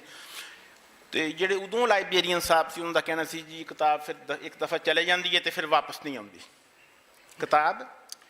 ਮੈਂ ਕਹਿੰਦਾ ਜੀ ਅਸੀਂ ਆਪਣੇ ਇਸ ਮੁਲਕ 'ਚ ਤੁਸੀਂ ਰੋਜ਼ਾਨਾ ਖਬਰਾਂ 'ਚ ਸੁਣਦੇ ਹੋਵੋਗੇ ਵੀ ਮੁਲਕ 'ਤੇ ਇੰਨਾ ਕਰਜ਼ਾ ਚੜ੍ਹ ਗਿਆ, IMF ਨੇ ਇੰਨੇ ਦੇਣੇ ਨੇ, ਵਰਲਡ ਬੈਂਕ ਦੇ ਇੰਨੇ ਦੇਣੇ ਨੇ, ਅਸੀਂ ਬਿਲੀਅਨਸ ਆਫ ਡਾਲਰ ਜ਼ਾਇਆ ਕਰ ਦਿੱਤੇ। ਤੇ ਅਗਰ ਕਿਤਾਬ ਦੀ ਮੱਦ 'ਚ ਚੰਦ ਰੁਪਏ ਜ਼ਾਇਆ ਹੋ ਜਾਣਗੇ, ਕੋਈ ਕਿਤਾਬ ਪੜ੍ਹਨ ਲਈ ਲੈ ਜੇ, ਉਹ ਗਵਾਚ ਵੀ ਗਈ ਤਾਂ ਕੀ ਤੂਫਾਨ ਆ ਜਾਏਗਾ ਇੱਥੇ।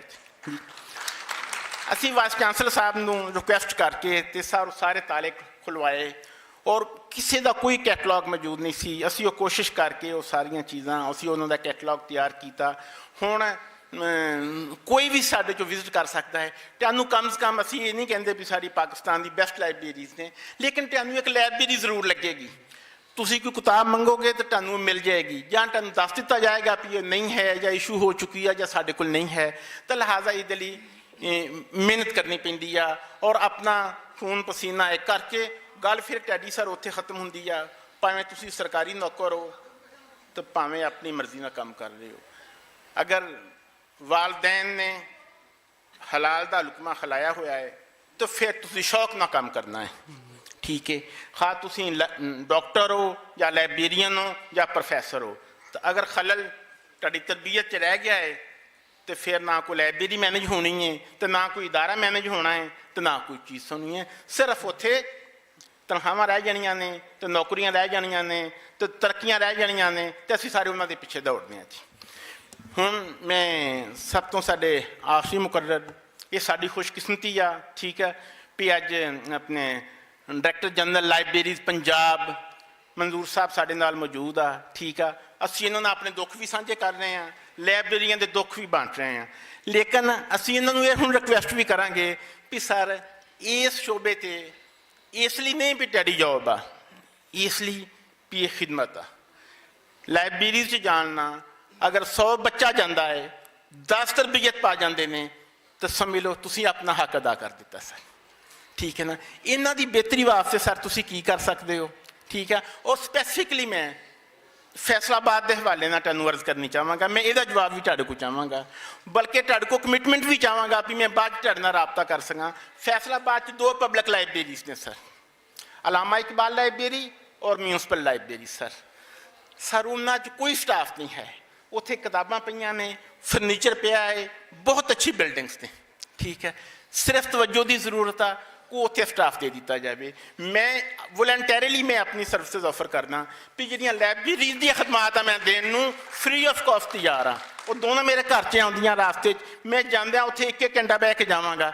ਅਗਰ ਸਪੋਰਟਿੰਗ ਸਟਾਫ ਦੇ ਦਿੱਤਾ ਜਾਵੇ, ਅਸੀਂ ਉਹਨਾਂ ਨੂੰ ਆਪਰੇਸ਼ਨਲ ਕਰ ਦਈਏ, ਲੋਕ ਉੱਥੇ ਬਹਿਣ, ਪੜ੍ਹਨ, ਸਿੱਖਣ। ਤੇ ਅਸੀਂ ਇਸ ਜਿਹੜੇ ਲੋਕ ਸਾਡੇ ਅਵਾਰਾ ਤੁਰੇ ਫਿਰਦੇ ਨੇ, ਦਹਿਸ਼ਤਗਰਦੀ ਦੀ ਤਰਫ ਮਾਇਲ ਨੇ, ਅਸਾਂ ਉਹਨਾਂ ਨੂੰ ਉਧਰੋਂ ਮੋੜ ਕੇ ਤੇ ਇਲਮ ਲਿਆਉਣ ਦਾ ਇੱਕ ਵਸੀਲਾ ਕਰ ਸਕੀਏ ਸਰ। 2 ਲਾਇਬ੍ਰੇਰੀ ਸਰ, ਇਹ ਸਪੈਸੀਫਿਕਲੀ ਸਰ, ਤੇ ਬਾਕੀ ਓਵਰ ਪੰਜਾਬ ਤੇ ਸਰ। ਹੁਣ ਅਸੀਂ ਤੁਹਾਡੇ ਵਿਊਜ਼ ਚਾਹਾਂਗੇ ਵੀ ਆਪਾਂ ਕਿਸ ਤਰ੍ਹਾਂ ਬਿਹਤਰ ਕਰ ਸਕਦੇ ਹਾਂ ਸਰ। ਸਰ ਮੈਂ ਅਰਜ਼ ਕੀਤੀ ਸਰ, ਮੈਂ ਇਹੀ ਅਰਜ਼ ਕੀਤੀ। ਬਹੁਤ ਸ਼ੁਕਰੀਆ ਜੀ, ਮੈਨੂੰ ਇੱਥੇ ਬੁਲਾਉਣ ਦਾ ਔਰ ਆਪਣਾ ਨੁਕਤਾ ਨਜ਼ਰ ਬਿਆਨ ਕਰਨ ਦਾ ਮੌਕਾ ਦੇਣ ਦਾ। ਤੋਹੀਦ ਚੱਟਾ ਸਾਹਿਬ ਦਾ ਤੁਹਾਡੇ ਸਾਰਿਆਂ ਦਾ ਬਹੁਤ ਸ਼ੁਕਰੀਆ ਕਿ ਆਖਰ ਮਾਂ ਬੋਲੀ ਨੂੰ ਕਿਸੇ ਨੇ ਤਾਂ ਯਾਦ ਰੱਖਿਆ। ਅੱਛਾ ਜੀ, ਪਹਿਲੀ ਗੱਲ ਹੈ ਵੇ ਕਿ ਅਸੀਂ ਇੱਕ ਸਰਮਾਏਦਾਰਾਂ ਨਿਜ਼ਾਮ 'ਚ ਰਹਿ ਰਹੇ ਹਾਂ, ਔਰ ਅਗਰ ਉਹਦੀ ਇਸਲਾਹਾਤ ਦੇ ਵਿੱਚ ਗੱਲ ਕੀਤੀ ਜਾਵੇ ਤਾਂ ਜਿੱਥੇ ਡਿਮਾਂਡ ਹੋਏਗੀ ਉੱਥੇ ਸਪਲਾਈ ਹੋਏਗੀ। ਸਾਡੀਆਂ ਜਿਹੜੀਆਂ ਲਾਇਬ੍ਰੇਰੀਆਂ ਨੇ ਜਾਂ ਬਾਕੀ ਮਾਮਲਾ ਜਿਹਦੇ 'ਚ ਅਸੀਂ ਰੋਂਦੇ ਕਲਪਦੇ ਰਹਿੰਦੇ ਹਾਂ, ਉਹ ਦੇਖਣ ਦੀ ਜ਼ਰੂਰਤ ਹੈ ਕਿ ਕਿਉਂ ਠੀਕ ਨਹੀਂ ਹੁੰਦੇ। ਸਭ ਤੋਂ ਪਹਿਲੀ ਗੱਲ ਹੈ, ਕਿਆ ਲੋਕੀ ਚਾਹੁੰਦੇ ਨੇ? ਅਗਰ ਉਹ ਵਾਕਈ ਕੋਈ ਚੀਜ਼ ਚਾਹੁੰਦੇ ਨੇ ਤੇ ਫਿਰ ਉਹ ਠੀਕ ਹੋਣੀਆਂ ਚਾਹੀਦੀਆਂ ਨੇ, ਕਿਉਂਕਿ ਉਹਨਾਂ ਦੀ ਡਿਮਾਂਡ ਹੈ। ਅਗਰ ਅਸੀਂ ਲਾਇਬ੍ਰੇਰੀਆਂ ਦੀ ਹਾਲਤ ਕਹਿੰਦੇ ਹਾਂ ਕਿ ਐਡੀ ਬੁਰੀ ਹੈ, ਤੁਸੀਂ ਇੱਥੇ ਪੰਜਾਬ ਪਬਲਿਕ ਲਾਇਬ੍ਰੇਰੀ ਦਾ ਜ਼ਿਕਰ ਕੀਤਾ, ਕੈਸਰ ਸਾਹਿਬ ਨੇ ਵੀ, ਤੁਸੀਂ ਵੀ ਜ਼ਿਕਰ ਕੀਤਾ, ਤੇ ਉਹ ਕਿਉਂ ਨਹੀਂ ਠੀਕ ਹੁੰਦੀ? ਉੱਥੇ ਕਿਹੜਾ ਤਬਕਾ ਜਾਂਦਾ ਹੈ? ਬਾਕੀ ਜਿਹੜੀਆਂ ਪਬਲਿਕ ਲਾਇਬ੍ਰੇਰੀਆਂ ਨੇ ਉੱਥੇ ਕਿਹੜਾ ਤਬਕਾ ਜਾਂਦਾ ਹੈ? ਇਹ ਤਾਂ ਮੁਆਸ਼ਰੇ ਦੀ ਆਪਣੀ ਜਿਹੜੀ ਇੱਕ ਸਾਖਤ ਹੈ, ਉਹਦੇ ਨਾਲ ਨਾਲ ਲਾਇਬ੍ਰੇਰੀਆਂ ਉੱਤੇ ਵੀ ਜਾਂਦੀਆਂ ਨੇ ਅਤੇ ਲਾਇਬ੍ਰੇਰੀਆਂ ਥੱਲੇ ਵੀ ਜਾਂਦੀਆਂ ਨੇ। ਦਰ ਹਕੀਕਤ ਜਿਵੇਂ ਤੁਸੀਂ ਦੱਸਿਆ ਕਿ ਜਦੋਂ ਲਾਇਬ੍ਰੇਰੀਆਂ ਉਦੋਂ ਹੀ ਵਜੂਦ 'ਚ ਆ ਗਈਆਂ ਸਨ ਜਦੋਂ ਇਸ ਇਨਸਾਨੀ ਤਮੱਦਨ ਦਾ ਆਗਾਜ਼ ਹੋਇਆ, ਉਹਦੇ ਨਾਲ ਨਾਲ ਜ਼ਰੂਰੀਅਤ ਦੇ ਮੁਤਾਬਕ ਇਦਾਰੇ ਬਣਦੇ ਗਏ। ਅੱਛਾ, ਜਿੱਥੇ ਤੀਕਰ ਤਾਲੁਕ ਹੈ ਕਿ ਲਾਇਬ੍ਰੇਰੀਆਂ ਦੀ ਹਾਲਤ-ਏ-ਜ਼ਾਰ ਕਿ ਜਿਹੜੀ ਹੈ ਬੁਰੀ ਹਾਲਤ ਹੈ, ਉਹਨੂੰ ਕਿਸ ਤਰ੍ਹਾਂ ਠੀਕ ਕੀਤਾ ਜਾ ਸਕਦਾ ਹੈ, ਅਤੇ ਉਹਦੇ ਵਿੱਚ ਹਕੂਮਤ ਜਿਹੜੀ ਹੈ ਉਹ ਤਾਂ ਆਪਣਾ ਕਿਰਦਾਰ ਉਦੋਂ ਹੀ ਅਦਾ ਕਰੇਗੀ ਜਦੋਂ ਉਹਦੇ 'ਤੇ ਪ੍ਰੈਸ਼ਰ ਹੋਏਗਾ। ਜਿਸ ਚੀਜ਼ ਦਾ ਪ੍ਰੈਸ਼ਰ ਉਹਦੇ ਉੱਤੇ ਹੋਏਗਾ ਉਹ ਕਰੇਗੀ। ਔਰ ਬਾਕੀ ਤਮੱਦਨ ਦੇ ਲਿਹਾਜ਼ ਨਾਲ ਅਸੀਂ ਇੰਨੀ ਤਰੱਕੀ ਬਿਲਕੁਲ ਨਹੀਂ ਕੀਤੀ ਕਿ ਲੋਕੀ ਆਪਣੀ ਦਾਲ ਰੋਟੀ ਦੀ ਫਿਕਰ ਤੋਂ ਉੱਠਣ ਔਰ ਉਹਦੇ ਬਾਅਦ ਜਾ ਕੇ ਉਹ ਕਹਿਣ ਕਿ ਜਨਾਬ ਸਾਨੂੰ ਲਾਇਬ੍ਰੇਰੀਆਂ ਵੀ ਚਾਹੀਦੀਆਂ ਨੇ, ਸਾਨੂੰ ਦਾਨਿਸ਼ਕਦੇ ਵੀ ਚਾਹੀਦੇ ਨੇ, ਸਾਨੂੰ ਇਹਦੇ ਤੋਂ ਹਟ ਕੇ ਜਿਹੜੀ ਅਜਾਇਬ ਘਰ ਵੀ ਚਾਹੀਦੇ ਨੇ, ਸਾਨੂੰ ਆਰਟ ਗੈਲਰੀਜ਼ ਵੀ ਚਾਹੀਦੀਆਂ ਨੇ, ਸਾਨੂੰ ਮਿਊਜ਼ਿਕ ਸੁਸਾਇਟੀਜ਼ ਵੀ ਚਾਹੀਦੀਆਂ ਨੇ, ਸਾਨੂੰ ਆਰਕਾਈਵ ਵੀ ਚਾਹੀਦੇ ਨੇ। ਇਹ ਸਾਰੀਆਂ ਉਹਨਾਂ ਮੁਲਕਾਂ ਦੇ ਵਿੱਚ ਹੁੰਦੀਆਂ ਨੇ ਜਾਂ ਮੁਲਕ ਦੀ ਬਜਾਏ ਉਹਨਾਂ ਉਸ ਸਮਾਜ ਵਿੱਚ ਹੁੰਦੀਆਂ ਨੇ ਜਿੱਥੇ ਇਹਨਾਂ ਦੀ ਡਿਮਾਂਡ ਹੁੰਦੀ ਹੈ। ਲਿਹਾਜ਼ਾ ਸਭ ਤੋਂ ਪਹਿਲੇ ਦਾਲ ਰੋਟੀ ਦੀ ਫਿਕਰ ਤੋਂ ਨਿਕਲਣਾ ਚਾਹੀਦਾ। ਸਾਡੀ ਪ੍ਰਾਇਰਟੀ ਬਹੁਤ ਜ਼ਿਆਦਾ ਹੋ ਗਈ ਹੈ ਕਿ ਅੱਛਾ ਖਾਣਾ, ਅੱਛੀ ਤਫਰੀਹ ਔਰ ਇਸ ਤਰ੍ਹਾਂ ਦੇ ਅੱਛੇ ਮਕਾਨ, ਅੱਛੀਆਂ ਗੱਡੀਆਂ, ਲੇਕਿਨ ਕਿਆ ਅੱਛੀ ਕਿਤਾਬ ਉਹ 'ਚ ਸ਼ਾਮਲ ਹੈ? ਜਦੋਂ ਉਹਦੀ ਡਿਮਾਂਡ ਹੀ ਜਿਸ ਹੱਦ ਤੱਕ ਹੈ ਉਸ ਹੱਦ ਤੱਕ ਉਹ ਪੂਰੀ ਹੋ ਜਾਂਦੀ ਹੈ। ਮਿਸਾਲ ਦੇ ਤੌਰ 'ਤੇ ਮੋਬਾਈਲ ਫੋਨ ਸਾਡੀ ਡਿਮਾਂਡ ਸੀ, ਆ ਗਿਆ ਮੋਬਾਈਲ ਦੇ ਵਿੱਚ, ਹੁਣ ਅਸੀਂ ਸਾਰਾ ਕੁਝ ਪੜ੍ਹਨੇ ਆ। ਲਿਹਾਜ਼ਾ ਗੌਰਮੈਂਟ ਵੀ ਉਸੇ ਥਾਂ 'ਤੇ ਚਲੀ ਗਈ ਹੈ ਕਿ ਹੁਣ ਜਿਹੜਾ ਪ੍ਰੋਜੈਕਟ ਚੱਲਦਾ ਪਿਆ ਗੌਰਮੈਂਟ ਦਾ 1 ਅਰਬ ਦੀ ਲਾਗਤ ਨਾਲ, ਉਹ ਹੈਗਾ ਲਾਇਬ੍ਰੇਰੀਜ਼ ਦਾ। ਮਤਲਬ ਇਹ ਵੇ ਕਿ ਤਮਾਮ ਕਿਤਾਬਾਂ ਉਰਦੂ ਜ਼ੁਬਾਨ ਦੀਆਂ ਜਾਂ ਪਾਕਿਸਤਾਨ ਦੀਆਂ ਕੌਮੀ ਜ਼ੁਬਾਨਾਂ, ਉਹ ਸਾਰੀਆਂ ਤੁਹਾਨੂੰ ਅਗਲੇ ਚੰਦ ਮਹੀਨੇ, ਚੰਦ ਸਾਲਾਂ ਦੇ ਵਿੱਚ ਔਨਲਾਈਨ ਅਵੇਲੇਬਲ ਹੋਣਗੀਆਂ। ਉਹ ਕਿਤਾਬ ਦੀ ਯਾਨੀ ਕਿ ਜ਼ਰੂਰਤ ਘਟਦੀ ਜਾਏਗੀ, ਫਿਜ਼ੀਕਲ ਕਾਪੀ ਖਤਮ ਨਹੀਂ ਹੋਏਗੀ। ਲਿਹਾਜ਼ਾ ਚੂੰਕਿ ਜੋ ਮੁਆਸ਼ਰੇ ਡਿਮਾਂਡ ਹੈ, ਲਿਹਾਜ਼ਾ ਉਹ ਚੀਜ਼ ਆ ਰਹੀ ਹੈ। ਅੱਛਾ, ਬਾਕੀ ਤੁਸੀਂ ਫੈਸਲਾਬਾਦ ਦੀ ਗੱਲ ਕੀਤੀ ਹੈ ਕਿ ਇੱਥੇ 2 ਲਾਇਬ੍ਰੇਰੀਆਂ ਨੇ। ਇਹ ਦੋਨੋਂ ਲਾਇਬ੍ਰੇਰੀਆਂ ਬੇਸਿਕਲੀ ਨੇ ਮਿਊਨਸਿਪਲ ਜਿਹੜਾ ਸਾਡਾ ਡਿਪਾਰਟਮੈਂਟ ਹੈ, ਲੋਕਲ ਗੌਰਮੈਂਟ ਡਿਪਾਰਟਮੈਂਟ ਹੈ। ਮੇਰਾ ਡਿਪਾਰਟਮੈਂਟ ਜਿਹੜਾ ਹੈ ਉਹ SNGAD the, archives and libraries wing SNGAD। ਸਾਡੀਆਂ 11 ਲਾਇਬ੍ਰੇਰੀਆਂ ਜਿਹੜੀਆਂ ਵੱਡੀਆਂ ਲਾਇਬ੍ਰੇਰੀਆਂ ਨੇ ਉਹ ਪੂਰੀ ਤਰ੍ਹਾਂ ਫੰਕਸ਼ਨਲ ਨੇ, ਔਰ ਉਹਦੇ ਇਲਾਵਾ 20 ਲਾਇਬ੍ਰੇਰੀਆਂ ਲਾਇਬ੍ਰੇਰੀਜ਼ ਨੇ ਜਿਹੜੀਆਂ ਸਪੋਰਟਸ ਡਿਪਾਰਟਮੈਂਟ ਦੇ ਅੰਡਰ ਕੰਮ ਕਰਦੀਆਂ ਨੇ, ਮੁਖਤਲਿਫ ਗਰਾਊਂਡਾਂ 'ਚ ਬਣੀਆਂ ਨੇ। ਔਰ ਉਹਦੇ ਇਲਾਵਾ ਸਾਡੀਆਂ ਕਮ ਅਜ਼ ਕਮ 80 ਮਿਊਨਸਿਪਲ ਲਾਇਬ੍ਰੇਰੀਆਂ ਜਿਹੜੀਆਂ ਲੋਕਲ ਗੌਰਮੈਂਟ ਡਿਪਾਰਟਮੈਂਟ ਦੇ ਤਹਿਤ ਨੇ। ਅੱਛਾ, ਉਹਨਾਂ ਸਾਡੀ ਤਜਵੀਜ਼ ਇਹ ਹੈ ਕਿ ਤਮਾਮ ਲਾਇਬ੍ਰੇਰੀਜ਼ ਨੂੰ ਇਕੱਠਾ ਕਰੋ, ਤਮਾਮ ਰਿਸੋਰਸਿਸ ਪੂਲ ਕਰੋ। ਔਰ ਜਿੱਥੇ ਇੱਥੇ ਪਹਿਲੇ ਵੀ ਇਹਨਾਂ ਨੇ ਗੱਲ ਕੀਤੀ ਹੈ ਕਿ ਲਾਇਬ੍ਰੇਰੀਅਨ ਦੀ ਅਗਰ ਕਮੀ ਹੈ ਤਾਂ ਲਾਇਬ੍ਰੇਰੀ ਤੁਸੀਂ 5 ਸਟਾਰ ਹੋਟਲ ਦੀ ਤਰ੍ਹਾਂ ਬੇਸ਼ੱਕ ਬਣਾ ਦਿਓ, ਉਹ ਲਾਇਬ੍ਰੇਰੀ ਦਾ ਕੋਈ ਫਾਇਦਾ ਨਹੀਂ, ਕਿਉਂਕਿ ਇੱਕ ਟ੍ਰੇਨਡ ਲਾਇਬ੍ਰੇਰੀਅਨ ਹੀ ਉਹਨੂੰ ਚਲਾ ਸਕਦਾ। ਮੈਂ ਲਾਹੌਰ ਦੇ ਬਹੁਤ ਵੱਡੇ ਵੱਡੇ ਲੀਡ ਦੇ ਇਦਾਰੇ ਦੇਖੇ ਨੇ ਕਿ ਉੱਥੇ ਇੱਕ ਅੱਛਾ ਲਾਇਬ੍ਰੇਰੀਅਨ ਅਗਰ ਨਹੀਂ ਤਾਂ ਬੱਚੇ ਬਿਲਕੁਲ ਵੀ ਮਾਇਲ ਨਹੀਂ ਹੁੰਦੇ ਕਿਤਾਬਾਂ ਪੜ੍ਹਨ ਦੇ ਉੱਤੇ। ਲਿਹਾਜ਼ਾ ਇਹ ਸਾਰੀਆਂ ਚੀਜ਼ਾਂ ਨਾਲੋਂ ਨਾਲ ਚੱਲਦੀਆਂ ਨੇ। ਔਰ ਜਿੱਥੇ ਤੱਕ ਸਾਡਾ ਤਲਕ ਹੈ, ਅਸੀਂ ਕਮ ਅਜ਼ ਕਮ 9 ਲਾਇਬ੍ਰੇਰੀਆਂ ਸਭ ਨਵੀਆਂ ਬਣਵਾ ਰਹੀਆਂ ਨੇ। ਮੈਨੂੰ 1 ਸਾਲ ਤੋਂ ਤਕਰੀਬਨ 4 ਮਹੀਨੇ ਹੋਏ ਨੇ, ਔਰ ਅੱਲਾ ਦੇ ਫਜ਼ਲ ਨਾਲ ਔਰ ਆਪਣਾ ਡਿਮਾਂਡ ਨੂੰ ਮਦਦ ਰੱਖਦੇ ਹੋਏ ਅਸੀਂ ਉਹਨਾਂ ਤਮਾਮ ਦੇ ਉੱਤੇ ਕੰਮ ਸ਼ੁਰੂ ਕੀਤਾ, ਔਰ ਅਗਲੇ ਚੰਦ ਮਹੀਨੇ 'ਚ ਉੱਥੇ ਸਾਰੀਆਂ ਲਾਇਬ੍ਰੇਰੀਆਂ ਸਾਡੀਆਂ ਪੂਰੀਆਂ ਹੋ ਜਾਣਗੀਆਂ। ਇੱਕ ਗੱਲ ਹੈ ਵੇ। ਦੂਸਰੀ ਗੱਲ ਜਿਹੜੀ ਮੈਂ ਕਹਿਣਾ ਚਾਹਾਂਗਾ ਕਿ ਇਹ ਲਾਇਬ੍ਰੇਰੀਆਂ ਹੋਣ, ਤਾਲੀਮੀ ਇਦਾਰੇ ਹੋਣ ਜਾਂ ਸੋਸ਼ਲ ਚੇਂਜ ਦਾ ਜਿਹੜਾ ਕੰਮ ਹੈ ਉਹ ਦੀਵਾਨੇ ਕਰਦੇ ਨੇ। ਤੁਸੀਂ ਜ਼ਿਕਰ ਕੀਤਾ ਹੈ, ਉਹ ਪਹਿਲੇ ਵੀ ਜ਼ਿਕਰ ਕਿਤੇ ਹੋਇਆ ਹੈ ਕਿ ਜਿਹੜੇ ਘਰ ਬਾਰ ਨੂੰ ਫੂਕ ਕੇ ਚੱਲਦੇ ਨੇ ਉਹ ਦੀਵਾਨਿਆਂ ਦੇ ਬਗੈਰ, ਤੁਸੀਂ ਵੀ ਜ਼ਿਕਰ ਕੀਤਾ, ਕਦੀ ਵੀ ਕੋਈ ਵੀ ਕੰਮ ਨਹੀਂ ਹੋ ਸਕਦਾ। ਮੈਂ ਹੁਣ ਰੀਸੈਂਟਲੀ ਅਮਰੀਕਾ ਤੋਂ ਵਾਪਸ ਆਇਆ, ਉੱਥੇ ਮੈਂ ਤੁਸੀਂ ਨਾਂ ਲਿਆ ਲਾਇਬ੍ਰੇਰੀ ਆਫ ਕਾਂਗਰਸ 'ਚ ਵੀ ਗਿਆ, ਔਰ ਉੱਥੇ ਮੈਂ UC ਬਰਕਲੇ ਵੀ ਗਿਆ, ਹਾਵਰਡ ਯੂਨੀਵਰਸਿਟੀ ਵੀ ਗਿਆ, ਮੈਂ ਉੱਥੇ university of Chicago the library ਦਾ ਖਾਸ ਤੌਰ 'ਤੇ ਜ਼ਿਕਰ ਕਰਾਂਗਾ। ਤੁਸੀਂ ਸੁਣ ਕੇ ਹੈਰਾਨ ਹੋਵੋਗੇ ਕਿ ਪੂਰੀ ਦੁਨੀਆ ਦੇ ਵਿੱਚ ਸਾਊਥ ਏਸ਼ੀਆ ਦੀਆਂ ਜ਼ਬਾਨਾਂ ਉਰਦੂ, ਹਿੰਦੀ, ਪੰਜਾਬੀ, ਸੰਸਕ੍ਰਿਤ ਵਗੈਰਾ ਦਾ ਸਭ ਤੋਂ ਵੱਡਾ ਜ਼ਖੀਰਾ university of Chicago Illinois the south Asia library ਦੇ ਵਿੱਚ ਮਿਲੀਅਨਸ ਆਫ ਬੁੱਕਸ। ਔਰ ਉਹਨਾਂ ਨੇ ਪੂਰੇ ਹਿੰਦੁਸਤਾਨ ਦੇ ਵਿੱਚ, ਇੱਥੇ ਵੀ ਇਹ ਵੀ ਇਨਕਸ਼ਾਫ ਹੋਏਗਾ ਸ਼ਾਇਦ ਬਹੁਤ ਸਾਰੇ ਲੋਕਾਂ ਵਾਸਤੇ, 1950, 60 ਔਰ 70 ਦੀ ਦਹਾਈ 'ਚ ਇੱਕ ਅਮਰੀਕੀ ਇਮਦਾਦ ਦਾ ਪ੍ਰੋਗਰਾਮ ਸੀ PL 480, ਉਹਦੇ ਤਹਿਤ ਗੰਦਮ ਦਿੱਤੀ ਜਾਂਦੀ ਸੀ, ਉਹਦੀ ਅਦਾਇਗੀ ਹੁੰਦੀ ਸੀ, ਤਾਂ ਤੁਸੀਂ ਪੇਮੈਂਟ ਨਹੀਂ ਕਰ ਸਕਦੇ ਤੇ ਫਿਰ ਉਹਦੇ ਕਿ ਤੁਸੀਂ ਇਨ ਕਾਈਂਡ ਪੇ ਕਰਦੇ ਸੀ। ਉਹਨਾਂ ਨੇ ਸਾਡੀਆਂ ਕਿਤਾਬਾਂ ਚੁੱਕੀਆਂ ਇੱਥੋਂ, ਇੰਡੀਆ, ਪਾਕਿਸਤਾਨ ਤੇ ਬੰਗਲਾਦੇਸ਼, ਔਰ ਅਸਾਸੇ ਸਾਰੇ ਚੁੱਕ ਕੇ ਲੈ ਗਏ। ਇਕਬਾਲ ਨੇ ਜਿਹੜਾ ਕਿਹਾ ਸੀ ਨਾ, वो इल्म के मोती किताबें अपने आबा की जो देखें उनको यूरोप में तो दिल होता है सी पारा। ਉਹਦੇ 'ਚ ਹੁਣ ਤੁਸੀਂ ਅਮਰੀਕਾ ਨੂੰ ਵੀ ਐਡ ਕਰ ਲਓ ਕਿ ਅਗਰ ਤੁਸੀਂ ਆਪਣੀਆਂ ਮਾਂ ਬੋਲੀ, ਇਲਾਕਾਈ ਜ਼ੁਬਾਨਾਂ, ਕੌਮੀ ਜ਼ੁਬਾਨ, ਉਹਦਾ ਸਭ ਤੋਂ ਵੱਡਾ ਜ਼ਹੀਰਾ ਤਲਾਸ਼ ਕਰਨਾ, ਤੁਹਾਨੂੰ ਲਾਹੌਰ, ਇਸਲਾਮਾਬਾਦ, ਕਰਾਚੀ, ਕਲਕੱਤਾ ਜਾਂ ਦਿੱਲੀ, ਲਖਨਊ 'ਚ ਨਹੀਂ ਮਿਲੇਗਾ, ਹੈਦਰਾਬਾਦ, ਦੱਖਣ 'ਚ ਨਹੀਂ ਮਿਲੇਗਾ, ਤੁਹਾਨੂੰ ਅਮਰੀਕਾ 'ਚ ਮਿਲੇਗਾ ਔਰ ਤੁਹਾਨੂੰ ਯੂਰਪ ਦੀਆਂ ਲਾਇਬ੍ਰੇਰੀਆਂ 'ਚ ਮਿਲੇਗਾ। ਤੇ ਇਹ ਹੈਰਾਨੀ ਤੇ ਸਾਡੀ ਆਪਣੀ ਹੈ ਕਿ ਅਸੀਂ ਕਿਸ ਤਰੀਕੇ ਨਾਲ, ਅੱਛਾ ਬਹਿਰਹਾਲ ਇੱਕ ਅੱਛੀ ਗੱਲ ਹੈ, ਗੁੱਡ ਨਿਊਜ਼ ਇਹ ਵੇ ਕਿ ਇਹ ਜਿੰਨੇ ਲੋਕ ਬੈਠੇ ਹੋਏ ਨੇ ਔਰ ਅਸੀਂ ਗੱਲਬਾਤ ਕਰ ਰਹੇ ਹਾਂ, ਇਹ ਅਹਿਸਾਸੇ ਜ਼ਿਆਨ ਦੀ ਵਜ੍ਹਾ ਨਾਲ ਹੈ। ਸਾਨੂੰ ਅਹਿਸਾਸ ਹੈ ਕਿ ਸਾਡਾ ਕੁਝ ਗਵਾਚ ਗਿਆ, ਅਸੀਂ ਕੁਝ ਖੋ ਦਿੱਤਾ ਹੈ। ਅਹਿਸਾਸੇ ਜ਼ਿਆਨ ਉਹ ਪਹਿਲੀ ਚੀਜ਼ ਹੈ ਜਿਹਦੇ ਬਾਅਦ ਇਸਲਾਹ ਦਾ ਅਮਲ ਸ਼ੁਰੂ ਹੁੰਦਾ ਹੈ। ਮਤਲਬ ਇਹ ਵੇ ਕਿ ਹਾਲੇ ਅਸੀਂ ਮੋਏ ਮੁੱਕੇ ਨਹੀਂ ਬਿਲਕੁਲ ਵੀ, ਹਾਲੇ ਸਾਡਾ ਸਾਹ ਮਾੜਾ ਮਾੜਾ ਪਿਆ ਚੱਲਦਾ ਹੈ, ਔਰ ਅਗਰ ਇਹ ਆਕਸੀਜਨ ਲੱਗੀ ਰਹੇ ਇਹੋ ਜਿਹੇ ਪ੍ਰੋਗਰਾਮਾਂ ਦੀ ਤਾਂ ਫਿਰ ਸਾਰੇ ਕੰਮ ਹੁੰਦੇ ਰਹਿਣਗੇ।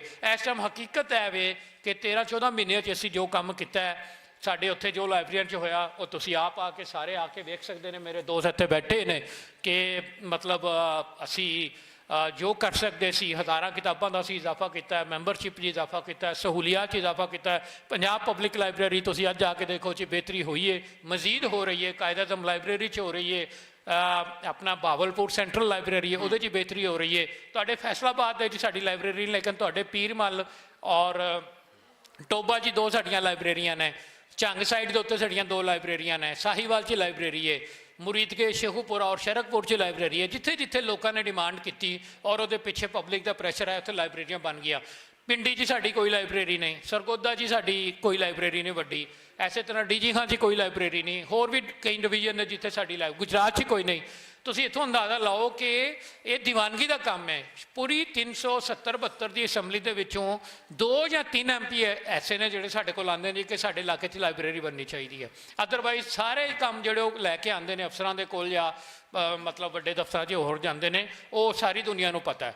ਸਾਡਾ ਅਸਲ ਮਸਲਾ ਡਿਮਾਂਡ ਆ, ਡਿਮਾਂਡ ਹੋਏਗੀ ਤਾਂ ਸਪਲਾਈ ਆਏਗੀ, ਜਿੰਨੀ ਡਿਮਾਂਡ ਹੈ ਉਨੀ ਸਪਲਾਈ ਹੈ। ਬਲਕਿ ਇਹ ਜਿਹੜੇ دیਵਾਨੇ ਹੈਗੇ ਨੇ 2-4 ਤੁਹਾਡੀ ਤਰ੍ਹਾਂ, ਇਹਨਾਂ ਦੀ ਤਰ੍ਹਾਂ, ਸ਼ਾਇਦ ਮੈਂ ਵੀ ਤੁਹਾਡਾ ਸਾਥੀ ਹੋਵਾਂ, ਤੇ ਆਪਣੀ ਆਪਣੀ ਲਿਮਿਟੇਸ਼ਨ 'ਚ ਸਾਰੇ ਕੰਮ ਕਰ ਰਹੇ ਨੇ। ਲੇਕਿਨ ਮੁਆਸ਼ਰੇ ਦੇ ਵਿੱਚ ਚੇਂਜ ਲਿਆਉਣਾ ਉਹ ਐਡਾ ਸੌਖਾ ਨਹੀਂ ਹੁੰਦਾ, ਔਰ ਜ਼ਿਆਦਾ ਮਿਸਾਲਾਂ ਦੇਣ ਦੀ ਜ਼ਰੂਰਤ ਨਹੀਂ। ਸਾਰੇ ਬੜੇ ਲਰਨਡ ਔਰ ਫਾਜ਼ਲ ਬੈਠੇ ਨੇ ਮੇਰੇ ਤੋਂ ਜ਼ਿਆਦਾ, ਕਿ ਇਹਦੇ ਵਾਸਤੇ ਮੁਸਲਸਲ ਲੱਗੇ ਰਹਿਣ ਦੀ ਜ਼ਰੂਰਤ ਹੁੰਦੀ ਹੈ। ਔਰ ਜੇ ਅੰਗਰੇਜ਼ੀ 'ਚ ਕਹਿੰਦੇ ਨੇ ਕਿ ਓਨਲੀ ਰੂਟੀਨਸ ਪ੍ਰੋਡਿਊਸ ਰਿਜ਼ਲਟਸ, ਰੂਟੀਨ ਦੇ ਨਾਲ ਤੁਸੀਂ ਲੱਗੇ ਰਹੋ ਲੱਗੇ ਰਹੋ ਲੱਗੇ ਰਹੋ ਤੇ ਫਿਰ ਜਾ ਕੇ ਔਰ ਠੀਕ ਰਸਤੇ 'ਤੇ ਰਹੋ ਤੇ ਤਾਂ ਜਾ ਕੇ ਕੰਮ ਹੁੰਦਾ ਹੈ। ਤੇ ਲਾਇਬ੍ਰੇਰੀਆਂ ਦਾ ਵੀ ਇਹੀ ਮਸਲਾ ਹੈ ਤੇ ਅਸੀਂ ਕੋਸ਼ਿਸ਼ ਕਰਾਂਗੇ ਕਿ ਆਪਣੀ ਜ਼ਾਤੀ ਹੈਸੀਅਤ 'ਚ ਤੁਹਾਡੀ ਭਰਪੂਰ ਸਪੋਰਟ ਕਰੀਏ, ਲੇਕਿਨ ਇਹ ਵੇ ਕਿ ਉਹਦੇ ਵਾਸਤੇ ਡਿਮਾਂਡ ਦੇ ਪਿੱਛੇ ਪੂਰਾ ਪਬਲਿਕ ਪ੍ਰੈਸ਼ਰ ਹੋਣਾ ਚਾਹੀਦਾ। ਮਿਹਰਬਾਨੀ ਸਰ। ਡੀ.ਜੀ. ਸਾਹਿਬ ਨੇ ਅਮਰੀਕਾ ਦੀ ਇੱਕ ਲਾਇਬ੍ਰੇਰੀ ਦਾ ਜ਼ਿਕਰ ਕੀਤਾ। ਮੈਂ ਇੱਕ ਆਪਣਾ ਪਰਸਨਲ ਐਕਸਪੀਰੀਅੰਸ ਇੱਕ ਤੁਹਾਡੇ ਨਾਲ ਸਾਂਝਾ ਕਰਾਂਗਾ। ਇੱਕ ਟ੍ਰੇਨਿੰਗ ਹੋ ਰਹੀ ਸੀ ਉੱਥੇ, ਮਤਲਬ ਕਿ ਕੌਮਾਂ ਕਿਸ ਤਰ੍ਹਾਂ ਅੱਗੇ ਵੱਧਦੀਆਂ ਨੇ, ਮੈਂ ਇਸ ਗੱਲ ਨੂੰ ਇਸ ਨਾਲ ਜੋੜਾਂਗਾ। ਇੱਕ ਟ੍ਰੇਨਿੰਗ ਹੋ ਰਹੀ ਸੀ ਤੇ ਸਿੰਧ ਦੇ ਵਿੱਚ ਸੀ, ਸਿੰਧ ਯੂਨੀਵਰਸਿਟੀ ਜਾਮ ਸ਼ੋਰੋ ਕਿਸੇ ਇੱਕ ਟ੍ਰੇਨਿੰਗ ਕਰ ਰਹੇ ਸੀਗੇ ਤੇ ਇੱਕ ਪ੍ਰੋਫੈਸਰ ਸਾਹਿਬ ਬੋਲੇ, ਉਹਨੇ ਕਿਹਾ ਜੀ ਮੈਂ ਇਹ ਕਿਤਾਬ ਅੱਜ ਤੋਂ 20 ਸਾਲ ਪਹਿਲੇ ਸਿੰਧੀ 'ਚ ਲਿਖੀ ਸੀ ਤੇ ਮੈਂ ਦੇਖਣਾ ਚਾਹੁੰਦਾ ਵੀ ਇਹ ਕਿਸੇ ਲਾਇਬ੍ਰੇਰੀ 'ਚ ਮੌਜੂਦ ਆ ਜਾਂ ਕਿਸੇ ਲਾਇਬ੍ਰੇਰੀ ਨੇ ਕਿਤਾਬ ਮੇਰੀ ਅਕਵਾਇਰ ਕੀਤੀ ਆ। ਤੇ ਉਹਨੇ ਕਿਹਾ ਜੀ, ਉਹ ਜਿਹੜੀ ਟ੍ਰੇਨਿੰਗ ਕਰਵਾ ਰਹੇ ਸੀ ਉਹਨੇ ਕਿਹਾ ਤੁਹਾਨੂੰ ਅਸੀਂ ਹੁਣੇ ਦੱਸ ਦਿੰਦੇ ਹਾਂ। ਉਹਦਾ ਹਰ ਆਨਲਾਈਨ ਜਿਹੜੀ ਮੁਸਲਿਮ ਯੂਨੀਵਰਸਿਟੀਜ਼ ਦੇ ਕੈਟਲੌਗ ਆਨਲਾਈਨ ਪਏ ਸੀ, ਕਦੀ ਇੱਕ ਪੰਜਾਬ ਯੂਨੀਵਰਸਿਟੀ 'ਚ ਦੇਖੀ, ਸਿੰਧ ਦੀ ਕਰਾਚੀ ਯੂਨੀਵਰਸਿਟੀ ਦੇਖੀ, ਉਹ ਕਿਤੋਂ ਨਾ ਮਿਲੀ ਜੀ। ਤੇ ਫਿਰ ਉਹਨਾਂ ਨੇ ਲਾਇਬ੍ਰੇਰੀ ਉਸ ਕਾਂਗਰਸ 'ਚ ਦੇਖੀ ਤੇ ਉੱਥੋਂ ਮਿਲ ਗਈ। ਇੱਥੋਂ ਅੰਦਾਜ਼ਾ ਲਗਾ ਲਓ ਵੀ ਸਾਡੇ ਮੁਲਕ 'ਚ ਜਿਹੜੀ ਛੋਟੀ ਤੋਂ ਛੋਟੀ ਚੀਜ਼ ਵੀ ਪਬਲਿਸ਼ ਹੁੰਦੀ ਆ, ਉਹਨਾਂ ਦਾ ਇੱਕ ਐਸਾ ਸੈੱਟ ਮੌਜੂਦ ਆ ਵੀ ਉਹਨੂੰ ਅਕਵਾਇਰ ਕਰਕੇ ਆਪਣੀ ਲਾਇਬ੍ਰੇਰੀਆਂ ਦੀ ਜ਼ੀਨਤ ਬਣਾਉਂਦੇ ਆ ਤਾਂ ਫਿਰ ਸਾਡੇ ਉੱਤੇ ਰਿਸਰਚ ਕਰਕੇ ਸਾਡੇ ਉੱਤੇ ਹਕੂਮਤ ਕਰਦੇ ਆ। ਐਡ ਕਰਨਾ ਚਾਹਾਂਗਾ, ਬੜੀ ਅੱਛੀ ਤੁਸੀਂ ਗੱਲ ਕੀਤੀ, ਲੇਕਿਨ ਜ਼ਰੂਰੀ ਗੱਲ ਹੈ। Library of Congress, Harvard university, UC Berkeley ਔਰ university of Chicago the library, ਉਹਨਾਂ ਦਾ ਪੂਰਾ ਦਫ਼ਤਰ ਮੌਜੂਦ ਹੈ ਇਸਲਾਮਾਬਾਦ 'ਚ। ਇਨਫੈਕਟ ਲਾਇਬ੍ਰੇਰੀ ਆਫ ਕਾਂਗਰਸ ਹੈ, ਉਹਦੇ 'ਚ ਬਾਕਾਇਦਾ ਬੰਦੇ ਕੰਮ ਕਰਦੇ ਨੇ।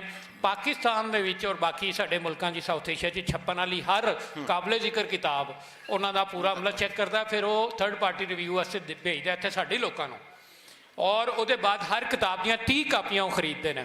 ਔਰ ਆਪਣੀਆਂ ਯਾਨੀ 5-7 ਰਿਕਾਰਡ 'ਚ ਇੱਕ ਜਗ੍ਹਾ ਹੋਣਗੀਆਂ ਔਰ ਜਿਹੜੀਆਂ ਮੇਨ ਲਾਇਬ੍ਰੇਰੀਆਂ ਨੇ ਉਹਨਾਂ ਦੀਆਂ ਜੈਸੇ ਸਟੇਟ ਡਿਪਾਰਟਮੈਂਟ ਦੀ ਆਪਣੀ ਲਾਇਬ੍ਰੇਰੀ ਹੈ ਜਾਂ ਲਾਇਬ੍ਰੇਰੀ ਆਫ ਕਾਂਗਰਸ ਹੈ ਜਾਂ 2-4 ਜਿਨ੍ਹਾਂ ਦਾ ਮੈਂ ਨਾਂ ਲਿਆ ਡੈਫੀਨੇਟਲੀ ਉਹਦਾ PDF ਨਹੀਂ ਬਣਦਾ ਹੈ ਔਰ ਦੁਨੀਆ ਦਾ ਤਮਾਮ ਕਾਬਲੇ ਜ਼ਿਕਰ ਉਹਦੇ ਵਿਜ਼ਨ 'ਚ ਉਹਦੇ ਮਿਸ਼ਨ 'ਚ ਲਿਖਿਆ ਹੋਇਆ ਔਰ ਵਿਜ਼ਨ 'ਚ ਲਿਖਿਆ ਹੋਇਆ ਕਿ ਹਰ ਉਹ ਚੀਜ਼ ਜਿਹੜੀ ਨੌਲੇਜ ਵਾਲੀ ਹੈ ਦੁਨੀਆ ਦੀ ਕਿਸੇ ਜ਼ੁਬਾਨ ਵਿੱਚ ਹੈ ਕਿਸੇ ਵੀ ਫਾਰਮੇਟ ਵਿੱਚ ਹੈ ਐਵਰੀ ਇਮੈਜਨੇਬਲ ਫਾਰਮੇਟ ਉਹਨਾਂ ਦੇ ਅਲਫਾਜ਼ ਨੇ ਉਹ ਸਾਡੇ ਕੋਲ ਦਸਤਿਆਬ ਹੋਏਗੀ ਔਰ ਉਹ ਇਸ ਚੀਜ਼ ਤੇ ਕਾਰਬਨ ਨੇ ਇਹੀ ਵਜ੍ਹਾ ਕਿ ਉਹ ਜਿਹੜੀ ਕਿਤਾਬ ਪੂਰੀ ਦੁਨੀਆ 'ਚ ਕਿਧਰੋਂ ਨਹੀਂ ਲੱਭਦੀ ਉਹ ਉੱਥੋਂ ਲੱਭ ਜਾਂਦੀ ਹੈ ਜੀ ਬਹੁਤ ਸ਼ੁਕਰੀਆ ਪਾਕਿਸਤਾਨ 'ਚ ਵੀ ਇੱਕ ਲਾਇਬ੍ਰੇਰੀ ਹੈ ਜਿੱਥੇ ਤੁਹਾਨੂੰ ਹਰ ਕਿਤਾਬ ਮਿਲ ਜਾਏਗੀ ਲੇਕਿਨ ਮਸਲਾ ਹੈਗਾ ਕਿ ਉੱਥੇ ਕਿਤਾਬ ਜਾਂ ਬੰਦਾ ਜਾਵੇ ਤਾਂ ਫਿਰ ਵਾਪਸ ਨਹੀਂ ਆਉਂਦਾ ਤੇ ਉਹ ਤੁਸੀਂ ਰਾਵਲਪਿੰਡੀ 'ਚ ਲਾਇਬ੍ਰੇਰੀ ਮੌਜੂਦ ਹੈਗੀ ਵੇਖ ਸਕਦੇ ਹੋ। ਲਓ ਸਰ ਇੰਤਜ਼ਾਮੀਆ ਨੈਕਸਟ ਸੈਸ਼ਨ ਸ਼ੁਰੂ ਕਰਨਾ ਚਾਹੁੰਦੀ ਆ ਅਗਲਾ ਜਿਹੜਾ ਸਾਡਾ ਮੈਂ ਅੱਜ ਦੇ ਸਾਰੇ ਪ੍ਰਾਹੁਣਿਆਂ ਦਾ ਡੀ ਸਾਹਿਬ ਦਾ ਮਨਜ਼ੂਰ ਸਾਹਿਬ ਦਾ ਕੈਸਰ ਸਾਹਿਬ ਦਾ ਖਾਲਿਦ ਸੰਗੇੜਾ ਸਾਹਿਬ ਦਾ ਮੈਡਮ ਇਸਬਾ ਦਾ ਸ਼ੁਕਰੀਆ ਅਦਾ ਕਰਨਾ ਇਹਨਾਂ ਅੱਜ ਦੇ ਇਸ ਇਕੱਠ 'ਚ ਸ਼ਿਰਕਤ ਕੀਤੀ ਔਰ ਆਪਣੇ ਕੀਮਤੀ ਖਿਆਲਾਤ ਨਾਲ ਸਾਨੂੰ ਨਵਾਜ਼ਿਆ ਬਹੁਤ ਸ਼ੁਕਰੀਆ ਜੀ ਬਹੁਤ ਸ਼ੁਕਰੀਆ ਇੱਕ ਗਰੁੱਪ ਫੋਟੋ ਹੋਏਗਾ ਤੇ ਉਹਦੇ ਬਾਅਦ ਜਿਹੜਾ ਅਗਲਾ ਸਾਡਾ ਸੈਸ਼ਨ ਹੈ ਔਰ ਅੱਜ ਦਾ ਜਿਹੜਾ ਇਲਮੀ ਅਦਬੀ ਗੁਫ਼ਤਗੂ ਦੇ ਹਵਾਲੇ ਦੇ ਨਾਲ ਜੀ ਇੱਕ ਤਸਵੀਰ ਸਰ ਇਲਮੀ ਅਦਬੀ ਗੁਫ਼ਤਗੂ ਦੇ ਹਵਾਲੇ ਦੇ ਨਾਲ ਸਾਡਾ ਆਖਰੀ ਸੈਸ਼ਨ ਹੈ ਤੇ ਅਮਰ ਰਿਆਜ਼ ਟੂਟੂ ਸਾਹਿਬ ਦੇਖ ਰਹੇ ਨੇ ਤੇ ਇਸ ਸੈਸ਼ਨ ਨੂੰ ਉਹ ਹੀ ਮੋਡਰੇਟ ਕਰਨਗੇ ਤੇ ਹਾਸੇ ਵੰਡਣ ਵਾਲੇ ਜਿਹੜੇ ਹੈ ਅਮਰ ਰਿਆਜ਼ ਟੂਟੂ ਸਾਹਿਬ ਪੰਜਾਬੀ ਖੋਜਕਾਰ ਨੇ ਲਿਖਾਰੀ ਨੇ ਔਰ ਸੋਸ਼ਲ ਮੀਡੀਆ ਦੇ ਉੱਤੇ ਬਹੁਤ ਐਕਟਿਵ ਸਾਨੂੰ ਨਜ਼ਰ ਆਉਂਦੇ ਉਹਨਾਂ ਅੱਗੇ ਬੇਨਤੀ ਹੈ ਕਿ ਉਹ ਆ ਜਾਣ ਆਮਿਰ ਰਿਆਜ਼ ਟੂਟੂ ਸਾਹਿਬ ਇਹਨਾਂ ਦੇ ਹਾਸੇ ਸੁਣ ਕੇ ਰਾਤ ਹੋਟਲ ਵਾਲੇ ਕਹਿ ਰਹੇ ਸਨ ਫੋਨ ਕਰਕੇ ਕਿ ਬਸ ਕਰੋ ਇਹਨਾਂ ਨੇ ਕਿਹਾ ਤੁਸੀਂ ਹੁਣ ਸੋ ਜਾਓ ਅਸੀਂ ਤੇ ਨਹੀਂ ਸੋਣਾ ਜੀ ਆਮਿਰ ਸਾਹਿਬ ਆ ਜਾਓ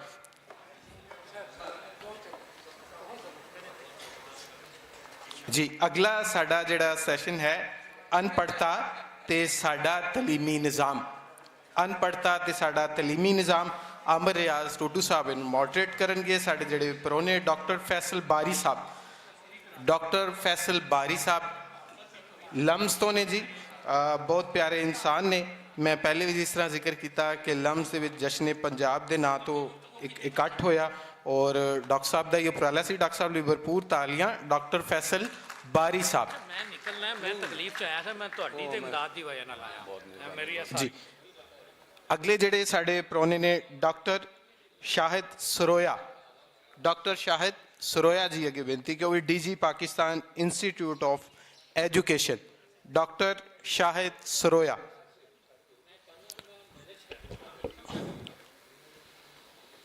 ਅਗਲੇ ਜਿਹੜੇ ਸਾਡੇ ਮਹਿਮਾਨ ਨੇ ਡਾਕਟਰ ਫਰੂਕ ਬਾਜਵਾ ਡਾਕਟਰ ਫਰੂਕ ਬਾਜਵਾ ਬਲੂਮਸਬੈਰੀ ਪਾਕਿਸਤਾਨ ਤੋਂ ਇਹਨਾਂ ਦਾ ਤਾਲੁਕ ਹੈ ਬਹੁਤ ਹੀ ਪਿਆਰੇ ਬਹੁਤ ਹੀ ਮੁਹੱਬਤੀ ਇਨਸਾਨ ਨੇ ਬਹੁਤ ਸ਼ੁਕਰੀਆ ਡਾਕਟਰ ਸਾਹਿਬ 200 ਤਾਲੀਆਂ ਹੋ ਜਾਣ ਆਖਰੀ ਸੈਸ਼ਨ ਹੈ ਤੇ ਇੰਨੀ ਦੂਰੋਂ ਆਏ ਨੇ ਪਰ ਉਹਨੇ ਪਰਦੇਸੋਂ ਆਏ ਥੋੜ੍ਹੀਆਂ ਬਹੁਤ ਤਾਲੀਆਂ ਪਤਾ ਲੱਗੇ ਲਾਇਲਪੁਰ ਆਏ ਨੇ ਜੀ ਸਾਡੇ ਜਿਹੜੇ ਅਗਲੇ ਜਿਹੜੇ ਮਹਿਮਾਨ ਹੈ ਡਾਕਟਰ ਸਾਜਦਾ ਵੰਦਲ ਜੀ ਬਹੁਤ ਹੀ ਪਿਆਰੀ ਸ਼ਖਸੀਅਤ ਪੰਜਾਬੀ ਜ਼ੁਬਾਨ ਅਦਬ ਦੇ ਹਵਾਲੇ ਦੇ ਨਾਲ ਇਹਨਾਂ ਦੀ ਮੁਹੱਬਤ ਆਪਣੀ ਥਾਂ ਉੱਤੇ ਮੈਂ ਕਹਿੰਦਾ ਹਾਂ ਕਿ ਮੂੰਹ ਬੋਲਦਾ ਸਬੂਤ ਨੇ ਨੈਸ਼ਨਲ ਕਾਲਜ ਆਫ ਆਰਟਸ ਯਾਨੀ ਕਿ NCA ਦੀਆਂ ਪ੍ਰਿੰਸੀਪਲ ਵੀ ਰਹਿ ਚੁੱਕੀਆਂ ਨੇ ਔਰ ਲਾਹੌਰ ਦੇ ਵਿੱਚ ਥਾਪ ਦੇ ਨਾਮ ਤੋਂ ਅਦਾਰਾ ਵੀ ਚਲਾ ਰਹੀਆਂ ਨੇ ਜਿਹਦੇ ਵਿੱਚ ਅੰਗਰੇਜ਼ੀ ਦੇ ਨਾਲ ਨਾਲ ਪੰਜਾਬੀ ਜ਼ੁਬਾਨ ਦੇ ਹਵਾਲੇ ਦੇ ਨਾਲ ਵੀ ਖਸੂਸੀ ਪ੍ਰੋਗਰਾਮ ਹੁੰਦੇ ਨੇ ਤੇ ਬਹੁਤ ਸ਼ੁਕਰੀਆ ਡਾਕਟਰ ਸਾਹਿਬਾ ਤੇ ਹੁਣ ਮਾਈਕ ਜਿਹੜਾ ਹੈ ਅਮਰ ਰਿਆਜ਼ ਟੂਟੂ ਸਾਹਿਬ ਦੇ ਹਵਾਲੇ ਬਹੁਤ ਸ਼ੁਕਰੀਆ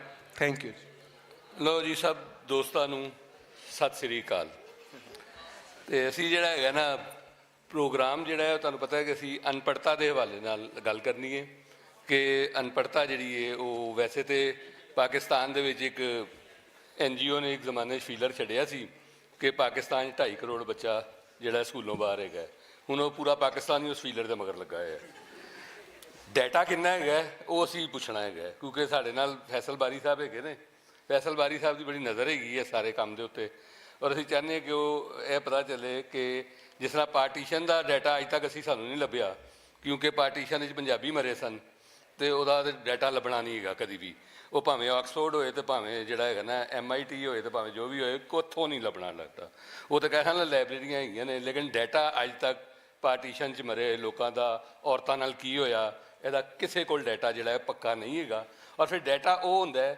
ਜਿਹੜਾ ਮੈਂ ਤਾਲੀਮ ਦੇ ਨਾਲ ਵੀ ਜੋੜਾਂਗਾ ਕਿ ਜਿਹੜਾ ਤੁਹਾਨੂੰ ਡਿਸਟ੍ਰਿਕਟ ਤੱਕ, ਤਹਿਸੀਲ ਤੱਕ ਪਤਾ ਹੋਏ। ਇਹ ਨਹੀਂ ਹੈਗਾ ਕਿ ਜੀ ਇੰਨੇ ਲੱਖ ਬੰਦਾ ਮਰ ਗਿਆ ਪੰਜਾਬ ਦੇ ਵਿੱਚ, ਇਹ ਨਹੀਂ ਡਾਟਾ ਹੈਗਾ। ਡਾਟਾ ਹੈਗਾ ਅੰਮ੍ਰਿਤਸਰ 'ਚ ਕਿੰਨੇ ਬੰਦੇ ਮਰੇ, ਆਪਣਾ ਲਾਹੌਰ 'ਚ ਕਿੰਨੇ ਮਰੇ। ਫਿਰ ਇਸੇ ਤਰ੍ਹਾਂ ਇਹ ਜਿਹੜਾ ਹੈਗਾ ਸਾਡਾ ਡਾਟਾ ਇਹਦਾ ਕਿ ਜੀ ਕਿੰਨੇ ਬੱਚੇ ਜਿਹੜੇ ਹੈਗੇ ਨੇ ਉਹ ਉਹਨਾਂ ਦੀ ਉਮਰ ਹੋ ਜਾਂਦੀ ਹੈ ਔਰ ਉਹਨਾਂ ਨੇ ਸਕੂਲ ਜਾਣਾ ਹੁੰਦਾ, ਉਹ ਕਿੰਨੇ ਨੇ, ਔਰ ਫਿਰ ਉਹਨਾਂ 'ਚੋਂ ਕਿੰਨੇ ਸਕੂਲ ਜਾਂਦੇ ਨੇ, ਔਰ ਫਿਰ ਉਹਨਾਂ 'ਚੋਂ ਕਿੰਨੇ 5ਵੀਂ ਤੋਂ ਬਾਅਦ, ਕਿਉਂਕਿ ਮੈਂ ਜਿਹੜਾ ਡਾਟਾ ਦੇਖਿਆ 2008-10 ਦਾ, ਉਹਦੇ 5ਵੀਂ ਤੋਂ ਬਾਅਦ ਬਹੁਤ ਵੱਡਾ ਇੱਕ ਗੈਪ ਹੈਗਾ। ਉਹ ਬਹੁਤ ਹੀ ਵੱਡਾ ਗੈਪ ਹੈ ਕਿ ਮਤਲਬ ਕਿ ਅਗਰ 2.25 ਕਰੋੜ ਬੱਚਾ ਪੜ੍ਹ ਰਿਹਾ ਤੇ ਇੱਕਦਮ ਜਿਹੜਾ ਹੈਗਾ ਨਾ ਕੋਈ 56 ਲੱਖ ਬੰਦਾ ਜਿਹੜਾ ਬੱਚਾ ਜਿਹੜਾ ਹੈ ਉਹ ਪੜ੍ਹ ਰਿਹਾ 6ਵੀਂ ਦੇ ਵਿੱਚ। ਹੁਣ ਉਹਦੇ 'ਚੋਂ ਬਹੁਤ ਸਾਰੇ, ਕਿਉਂਕਿ ਇੱਕ ਪਾਸੇ ਅਸੀਂ ਕਹਿੰਦੇ 40% ਸਾਡੀ ਜਿਹੜੀ ਐਜੂਕੇਸ਼ਨ ਹੈ ਉਹ ਚਲੀ ਗਈ ਹੈ ਪ੍ਰਾਈਵੇਟ ਦੇ ਕੋਲ, ਜਿਹਦੇ 'ਚੋਂ ਮਾੜੇ ਪ੍ਰਾਈਵੇਟ ਤੋਂ ਲੈ ਕੇ ਤੇ ਸ਼ਰਾਫੀਆ ਦਾ ਥੋੜ੍ਹਾ ਚੰਕ ਹੈਗਾ, ਲੇਕਿਨ ਜ਼ਿਆਦਾ ਛੋਟੇ ਪ੍ਰਾਈਵੇਟ ਸਕੂਲ ਹੈਗੇ ਨੇ ਤੇ ਉਹ ਉੱਥੇ ਵੀ ਜਾਂਦੇ ਹੋਣਗੇ। ਸੋ ਸਾਨੂੰ ਇਹ ਵੀ ਨਹੀਂ ਦੇਖਣਾ ਹੈਗਾ ਕਿ ਮਤਲਬ ਕਿਹੜੇ ਡਿਸਟ੍ਰਿਕਟ ਹੈਗੇ ਨੇ ਜਿਨ੍ਹਾਂ 'ਚ ਜ਼ਿਆਦਾ ਮਸਲਾ ਹੈਗਾ। ਜਦੋਂ ਉਹ ਦੇਖੋਗੇ ਤਾਂ ਫਿਰ ਜਾ ਕੇ ਅਨਪੜ੍ਹਤਾ ਦਾ ਸਵਾਲ ਉੱਠੇਗਾ। ਔਰ ਇਹ ਵੀ ਸਵਾਲ ਹੈਗਾ ਕਿ ਅਸੀਂ ਆਪਣੀ ਮਾਦਰੀ ਜ਼ਬਾਨਾਂ ਨੂੰ, ਖਾਸ ਤੌਰ 'ਤੇ ਪੰਜਾਬੀ ਨੂੰ, ਵੈਸੇ ਤਾਂ ਬਾਕੀਆਂ ਦਾ ਵੀ ਇਹੀ ਹਾਲ ਹੈ, ਲੇਕਿਨ ਪੰਜਾਬੀ ਨੂੰ ਅਸੀਂ ਜਿਹੜਾ ਹੈਗਾ ਉਹ ਜ਼ਾਹਿਰ ਹੈ ਸਕੂਲਾਂ 'ਚ ਨਹੀਂ ਪੜ੍ਹਾਉਂਦੇ। ਔਰ ਉਹਦਾ ਨਤੀਜਾ ਜਿਹੜਾ ਹੈਗਾ ਉਹ ਇਹ ਹੈਗਾ ਕਿ ਵੈਸੇ ਹੀ ਅਸੀਂ 71 ਤੋਂ ਬਾਅਦ ਇਹ ਪਾਕਿਸਤਾਨ ਦੇ ਵਿੱਚ ਵੀ ਔਰ 1966 ਤੋਂ ਬਾਅਦ ਇੰਡੀਆ ਦੇ ਵਿੱਚ ਵੀ ਪੰਜਾਬੀ ਦੇ ਵੈਸੇ ਹੀ 4 ਟੋਟੇ ਕਰਤੇ ਨੇ ਅਸੀਂ। 2 ਟੋਟੇ ਉੱਥੇ ਹੋਏ ਨੇ, 2 ਇੱਥੇ ਹੋਏ ਨੇ। ਉੱਥੇ ਜਿਹੜਾ ਹੈਗਾ ਤੁਸੀਂ ਇੱਕ ਹਰਿਆਣਵੀ ਬਣਾਤੀ ਤੇ ਇੱਕ ਡੋਗਰੀ ਬਣਾਤੀ, ਇੱਥੇ ਤੁਸੀਂ ਸਰਾਇਕੀ ਬਣਾਤੀ ਔਰ ਹਿੰਦਕੋ ਬਣਾਤੀ ਔਰ ਜ਼ਿਆਉਲ ਹਕ ਦੇ ਦੌਰ 'ਚ ਬਣਾਈ। ਕਿਸੇ ਅਸੈਂਬਲੀ ਨੇ ਡਿਬੇਟ ਨਹੀਂ ਕੀਤੀ ਔਰ ਅੱਜ ਤੱਕ ਤੁਸੀਂ ਦੇਖੋ ਕਿ ਇਹਨਾਂ 4 ਜਿਹੜੇ ਟੋਟੇ ਕੀਤੇ ਉਹਦੇ ਤੇ ਇੱਕ ਰਿਸਰਚ ਪੇਪਰ ਨਹੀਂ ਹੈਗਾ, ਨਾ ਉੱਧਰ ਨਾ ਇੱਧਰ। ਬਈ ਤੁਸੀਂ ਅਗਰ ਵਾਕਈ ਸੀਰੀਅਸ ਹੋ, ਇਹਦਾ ਮਤਲਬ ਤੁਸੀਂ ਸੀਰੀਅਸ ਨਹੀਂ ਹੈਗੇ, ਤੁਸੀਂ ਸਿਰਫ ਜਿਹੜਾ ਹੈਗਾ ਨਾ ਪਲੇ ਕਰ ਰਹੇ ਹੋ। ਅਗਰ ਤੁਸੀਂ ਸੀਰੀਅਸ ਹੋਵੋ ਤਾਂ ਚਲੋ ਕੋਈ ਰਿਸਰਚ ਦਾ ਕੰਮ ਹੁੰਦਾ ਹੈ, ਸਾਹਮਣੇ ਆਉਂਦਾ ਹੈ, ਤੁਹਾਨੂੰ ਪਤਾ ਚੱਲਦਾ ਹੈ ਕਿ ਜ਼ਬਾਨ ਔਰ ਲਹਿਜਾ ਜਿਹੜਾ ਹੈਗਾ ਉਹ ਕਿਸ ਤਰ੍ਹਾਂ, ਕਿਸ ਬੁਨਿਆਦ 'ਤੇ ਅਲੱਗ ਹੁੰਦਾ ਹੈ। ਠੀਕ ਹੈ, ਤੁਸੀਂ ਕਰੋ ਇਹਦੇ। ਔਰ ਇੱਕ ਹੋਰ ਜਿਹੜਾ ਮਸਲਾ ਬਹੁਤ ਅਹਿਮ ਹੈਗਾ ਉਹ ਹੈਗਾ ਕਿ ਸਾਡੀ ਤਾਲੀਮ ਜਿਹੜੀ ਹੈਗੀ ਹੈ ਉਹ ਬੁਨਿਆਦੀ ਤੌਰ 'ਤੇ ਸਕਿੱਲ ਨਹੀਂ ਦਿੰਦੀ। ਜਿਹੜੀ ਸਾਡੀ 5ਵੀਂ ਤੋਂ ਲੈ ਕੇ 10ਵੀਂ ਤੱਕ ਦੀ ਤਾਲੀਮ ਹੈ, ਅਗਰ ਉਹ ਬੱਚਿਆਂ ਨੂੰ ਸਕਿੱਲ ਐਜੂਕੇਸ਼ਨ ਦਿਓ ਤਾਂ ਮੇਰਾ ਖਿਆਲ ਹੈ ਕਿ ਜ਼ਿਆਦਾ ਲੋਕ ਜਿਹੜਾ ਹੈਗਾ ਉਹ ਸਕੂਲਾਂ ਦੇ ਵਿੱਚ ਆ ਸਕਦੇ ਨੇ। ਕਿਉਂਕਿ ਤੁਸੀਂ ਸਕਿੱਲ ਨਹੀਂ ਦਿੰਦੇ, ਤੁਸੀਂ ਸਿਰਫ ਉਹਨਾਂ ਨੂੰ ਪੜ੍ਹਾਈ ਜਾਂਦੇ ਹੋ, ਉਹ ਅਜੀਬੋ ਗਰੀਬ ਚੀਜ਼ਾਂ ਪੜ੍ਹਦੇ ਰਹਿੰਦੇ ਨੇ। ਕੁਛ ਨਜ਼ਰੀਆ ਪਾਕਿਸਤਾਨ ਪਾ ਦਿੱਤਾ ਤੁਸੀਂ, ਕੁਛ ਵਿੱਚ ਜਿਹੜਾ ਹੈਗਾ ਹੋਰ ਚੀਜ਼ਾਂ ਪਾਤੀਆਂ ਨੇ, ਕੋਈ ਉਰਦੂ ਦੇ ਸ਼ਾਇਰ ਪਾ ਦਿੱਤੇ ਨੇ। ਉਹ ਪੜ੍ਹੀ 10ਵੀਂ ਤੱਕ ਆਇਆ ਹੋਇਆ ਬੱਚਾ ਜਿਹੜਾ ਹੈ ਉਹ ਮਾਰਕੀਟ ਦੇ ਵਾਸਤੇ ਬਿਲਕੁਲ ਇੱਕ ਨਿਕੰਮਾ ਬੱਚਾ ਹੁੰਦਾ ਹੈ। ਪਹਿਲੇ ਉਹਨੂੰ ਜਦੋਂ ਥੋੜ੍ਹਾ ਮਸਲਾ ਹੈਗਾ ਸੀ, ਥੋੜ੍ਹੇ ਸਕੂਲ ਹੁੰਦੇ ਸਨ, ਉਸ ਵੇਲੇ ਤਾਂ ਚਲੋ ਇਹ ਵੀ ਹੋ ਜਾਂਦਾ ਸੀ ਕਿ ਉਹਨੂੰ ਕੋਈ ਇੱਕ ਜ਼ਬਾਨ ਆ ਜਾਂਦੀ ਸੀ। ਹੁਣ ਜਿਹੜਾ ਹੈਗਾ ਉਹ 10ਵੀਂ ਕੀਤੇ ਹੋਏ ਬੱਚੇ ਨੂੰ ਇੱਕ ਜ਼ਬਾਨ ਵੀ ਨਹੀਂ ਆਉਂਦੀ, ਕੋਈ ਨਹੀਂ, ਇੰਗਲਿਸ਼ ਵੀ ਨਹੀਂ ਆਉਂਦੀ, ਉਰਦੂ ਵੀ ਨਹੀਂ ਆਉਂਦੀ। ਬਸ ਇਹ ਜਿਹੜੇ 5-10% ਅਸ਼ਰਾਫੀਆ ਦੇ ਸਕੂਲ ਹੈਗੇ ਨੇ, ਉਹੀ ਹੈਗੇ ਨੇ ਜਿਹੜੇ ਥੋੜ੍ਹੀ ਬਹੁਤ ਉਹਨਾਂ ਨੂੰ ਅੰਗਰੇਜ਼ੀ ਆ ਜਾਂਦੀ, ਬਾਕੀ ਫਰਕ ਹੈਗਾ ਕੰਮ। ਅਤੇ ਮੇਰਾ ਖਿਆਲ ਹੈ ਕਿ ਇਹ ਪ੍ਰੋਗਰਾਮ ਜਿਹੜਾ ਹੈ ਉਹ ਅਸੀਂ ਬਾਰੀ ਸਾਹਿਬ ਦੇ ਨਾਲ ਹੀ ਸ਼ੁਰੂ ਕਰਾਂਗੇ। ਔਰ ਅਸੀਂ ਚਾਹੁੰਦੇ ਹਾਂ ਕਿ ਇਹ ਡਾਟਾ ਵਾਲਾ ਸਵਾਲ ਜਿਹੜਾ ਹੈਗਾ ਤੁਸੀਂ ਜ਼ਰਾ ਇਹਦੇ 'ਤੇ, ਕਿਉਂਕਿ ਨਜ਼ਰ ਤੁਹਾਡੀ ਹੈਗੀ ਔਰ ਤੁਸੀਂ ਸਾਨੂੰ ਅਪਡੇਟ ਵੀ ਕਰ ਸਕਦੇ ਹੋ। ਬਹੁਤ ਸ਼ੁਕਰੀਆ ਜੀ, ਅਸਲਾਮ ਵਾਲੇਕੁਮ। ਬੁਲਾਉਣ ਦਾ ਵੀ ਬੜੀ ਮਿਹਰਬਾਨੀ। ਡੇਟਾ ਦਾ ਸਵਾਲ ਜਿਹੜਾ ਹੈ ਨਾ ਜੀ ਉਹ ਕਿਸੇ ਹੱਦ ਤੱਕ ਤੇ ਬੜਾ ਸਿੰਪਲ ਵੀ ਹੈ। ਇਸ ਤਰ੍ਹਾਂ ਕਿ ਸਾਨੂੰ ਸਭ ਤੋਂ ਬਿਹਤਰ ਡੇਟਾ ਜਿਹੜਾ ਮਿਲਦਾ ਹੈ, ਜਿਹੜਾ ਤਹਿਸੀਲ ਤੇ ਥੱਲੇ ਮੌਜ਼ੇ ਤੱਕ ਜਾਂਦਾ ਹੈ, ਉਹ ਮਿਲਦਾ ਹੈ ਹਮੇਸ਼ਾ ਸੈਂਸਸ ਤੋਂ। ਸੋ ਸੈਂਸਸ ਹੁਣੀ ਹੋਇਆ ਪਿਛਲਾ, ਉਹ ਬੰਦੇ ਕੁਛ ਉਹਦੇ 'ਚ ਕੰਟਰੋਵਰਸੀ ਵਗੈਰਾ ਵੀ ਹੈ, ਲੇਕਿਨ ਇਹ ਗੱਲ ਤਾਂ ਪੱਕੀ ਹੈ ਕਿ ਉਹਦੇ 'ਚੋਂ ਜਿਹੜੇ ਨੰਬਰ ਆਏ ਨੇ, ਇਹ 26 ਮਿਲੀਅਨ ਜਿਹੜੇ ਤੁਸੀਂ ਗੱਲ ਕਰ ਰਹੇ ਹੋ, 26.5 ਮਿਲੀਅਨ ਦੀ, ਇਹ ਉਸ ਡੇਟਾ ਤੋਂ ਨੰਬਰ ਆਏ। ਸੈਂਸਸ ਹੋਣ ਦੇ ਬਾਅਦ ਕੀ ਹੁੰਦਾ ਹੈ ਅਗਲੇ ਸੈਂਸਸ ਤੱਕ, ਉਹ ਮਸਲਾ ਸਾਨੂੰ ਬਹੁਤ ਜ਼ਿਆਦਾ ਹੈ। ਕਿਉਂਕਿ ਸਾਡੇ ਪਾਕਿਸਤਾਨ 'ਚ ਕਿਸੇ ਵੀ ਜਗ੍ਹਾ ਵੀ, ਪੰਜਾਬ ਜਾਂ ਹੋਏ ਜਾਂ ਬਾਕੀ ਸੂਬੇ, ਕਿਤੇ ਵੀ ਬੱਚਿਆਂ ਦੀ ਬਰਥ ਰਜਿਸਟ੍ਰੇਸ਼ਨ ਪੂਰੀ ਨਹੀਂ ਹੈ। ਸਿਰਫ 40% ਬੱਚੇ ਰਜਿਸਟਰ ਹੁੰਦੇ ਨੇ। ਇਸ ਵਾਸਤੇ ਸਾਨੂੰ ਪਤਾ ਨਹੀਂ ਹੁੰਦਾ ਕਿੰਨੇ ਬੱਚੇ ਪੈਦਾ ਹੋ ਰਹੇ ਨੇ ਕਿਸੇ ਵੀ ਇਲਾਕੇ 'ਚ, ਔਰ ਉਹ ਫਿਰ ਆਉਂਦੇ ਨੇ 4-5 ਸਾਲ ਬਾਅਦ ਸਕੂਲਾਂ 'ਚ ਆਉਂਦੇ ਨੇ ਜਾਂ ਉਹਨਾਂ 'ਚੋਂ ਕਿੰਨੇ ਆਉਂਦੇ ਨੇ, ਇਹ ਸਾਰੀ ਚੀਜ਼ ਸਾਨੂੰ ਨਹੀਂ ਪਤਾ।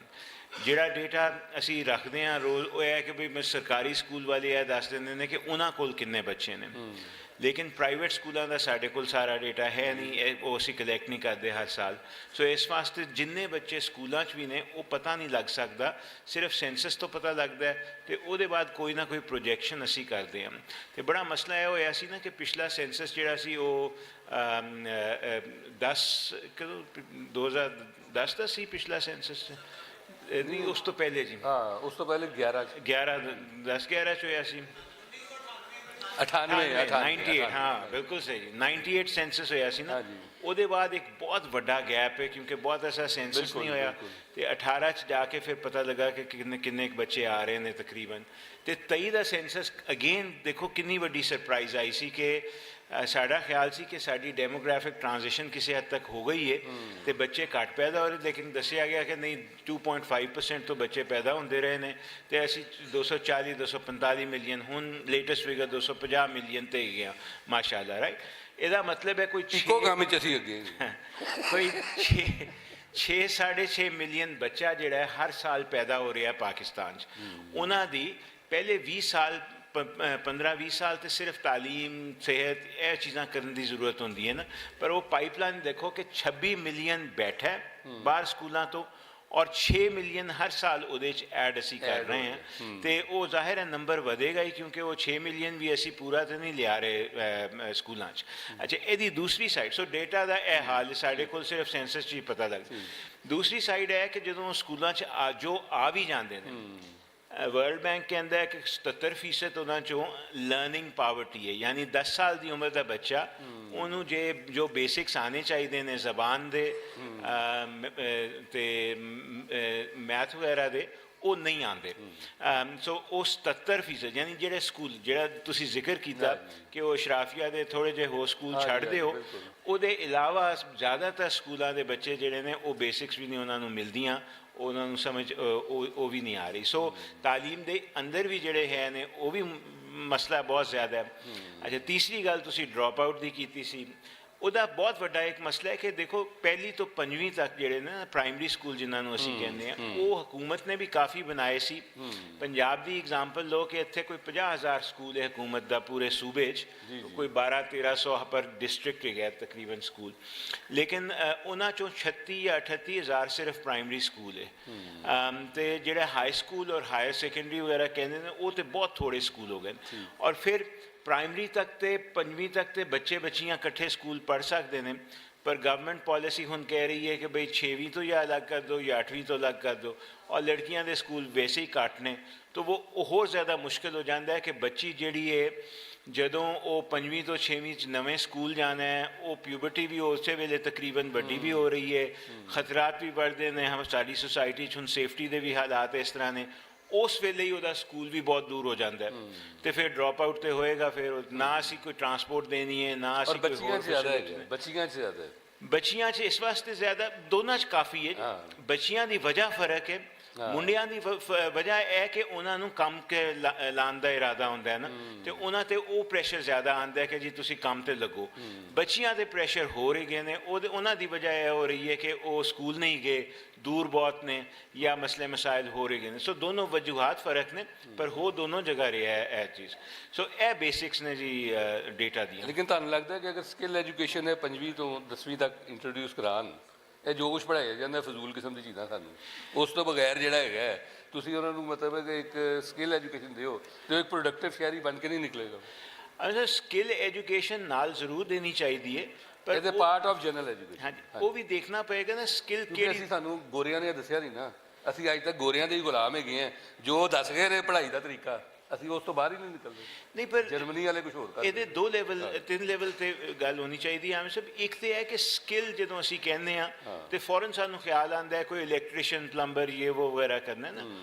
ਲੇਕਿਨ ਇੱਕ ਸਕਿੱਲ ਲਿਵਿੰਗ ਸਕਿੱਲਸ ਵੀ ਨੇ ਨਾ ਮਸਲਨ ਕਿ ਤੁਸੀਂ ਜੇ ਗਰਾਵਾਂ 'ਚ ਗਏ ਹੋ ਤੇ ਜਾਨਵਰਾਂ ਦਾ ਖਿਆਲ ਫਸਲਾਂ ਦੀ ਜਿਹੜੀ ਪੌਦਿਆਂ ਸ਼ੌਦਿਆਂ ਦਾ ਖਿਆਲ ਉਹ ਕਿਸ ਤਰ੍ਹਾਂ ਕਰਦਾ ਉਹ ਵਾਲੀ ਨੌਲੇਜ ਵੀ ਅਸੀਂ ਨਹੀਂ ਦਿੰਦੇ ਉਹ ਸਕਿੱਲਸ ਵੀ ਨਹੀਂ ਦੇ ਰਹੇ ਨਾ ਸੋ ਯਾਨੀ ਐਜੂਕੇਸ਼ਨ ਨੂੰ ਰੈਲੇਵੈਂਟ ਕਰਨਾ ਇੱਕ ਚੀਜ਼ ਹੈ ਸਕਿੱਲਸ 'ਤੇ ਜਾਣਾ ਦੂਸਰੀ ਚੀਜ਼ ਹੈ ਮੇਰੇ ਖਿਆਲ 'ਚ ਤੇ ਲਾਈਫ ਸਕਿੱਲਸ ਫॉर ਇਹ ਜਿਹੜੇ ਜਿਨ੍ਹਾਂ ਅਸੀਂ ਇਰਦ ਗਿਰਦ ਮਾਸ਼ਰੇ ਦੇ ਬਾਰੇ 'ਚ ਹੋਣੀਆਂ ਚਾਹੀਦੀਆਂ ਨੇ ਇਨਵਾਇਰਮੈਂਟ ਜੇ ਉਹ ਤੇ ਹੋਣੀਆਂ ਹੀ ਚਾਹੀਦੀਆਂ ਤੇ ਜਿਹੜੀ ਵੋਕੇਸ਼ਨਲ ਸਕਿੱਲਸ ਦੀ ਤੁਸੀਂ ਗੱਲ ਕਰ ਰਹੇ ਹੋ ਉਹ ਵਾਲਾ ਕੰਮ ਜ਼ਰਾ ਮੁਸ਼ਕਿਲ ਹੁੰਦਾ ਹੈ 5ਵੀਂ 6ਵੀਂ ਤੇ ਛੋਟੇ ਹੁੰਦੇ ਨੇ ਬਹੁਤ ਬੱਚੇ ਉਹ ਜੇ ਅੱਗੇ ਜਾ ਕੇ ਹੋਏ ਤੇ ਮੇਰੇ ਖਿਆਲ में ज़्यादा बेहतर है पर ਉਹਦੀ ग्राउंड वर्क करना और प्रेपरेशन करना बहुत ज़रूरी है ताकि बच्चे फिर तैयार हों के ਐਂਡ ਉਹਦੇ 'ਚ ਸਭ ਤੋਂ ਵੱਡਾ ਮਸਲਾ ਸਾਡਾ ਹੈ ਕਿ ਅਸੀਂ ਹੱਥ ਨਾਲ ਕੰਮ ਕਰਨਾ ਬੁਰਾ ਸਮਝਦੇ ਹਾਂ। ਹਾਂਜੀ ਹਾਂਜੀ ਅਸੀਂ ਸਮਝਦੇ ਹਾਂ ਕਿ ਜੇ ਪੜ੍ਹ ਲਿਆ ਹੁਣ 6 ਜਮਾਤਾਂ ਜਾਂ 8 ਜਾਂ 10 ਤੇ ਹੁਣ ਹੱਥ ਨਾਲ ਕੰਮ ਨਹੀਂ ਕਰਨਾ, ਹੁਣ ਕੋਈ ਦਫ਼ਤਰ 'ਚ ਹੀ ਨੌਕਰੀ ਮਿਲੇਗੀ। ਬਾਬੂ ਬਣਨਾ ਨਾ ਬਾਬੂ।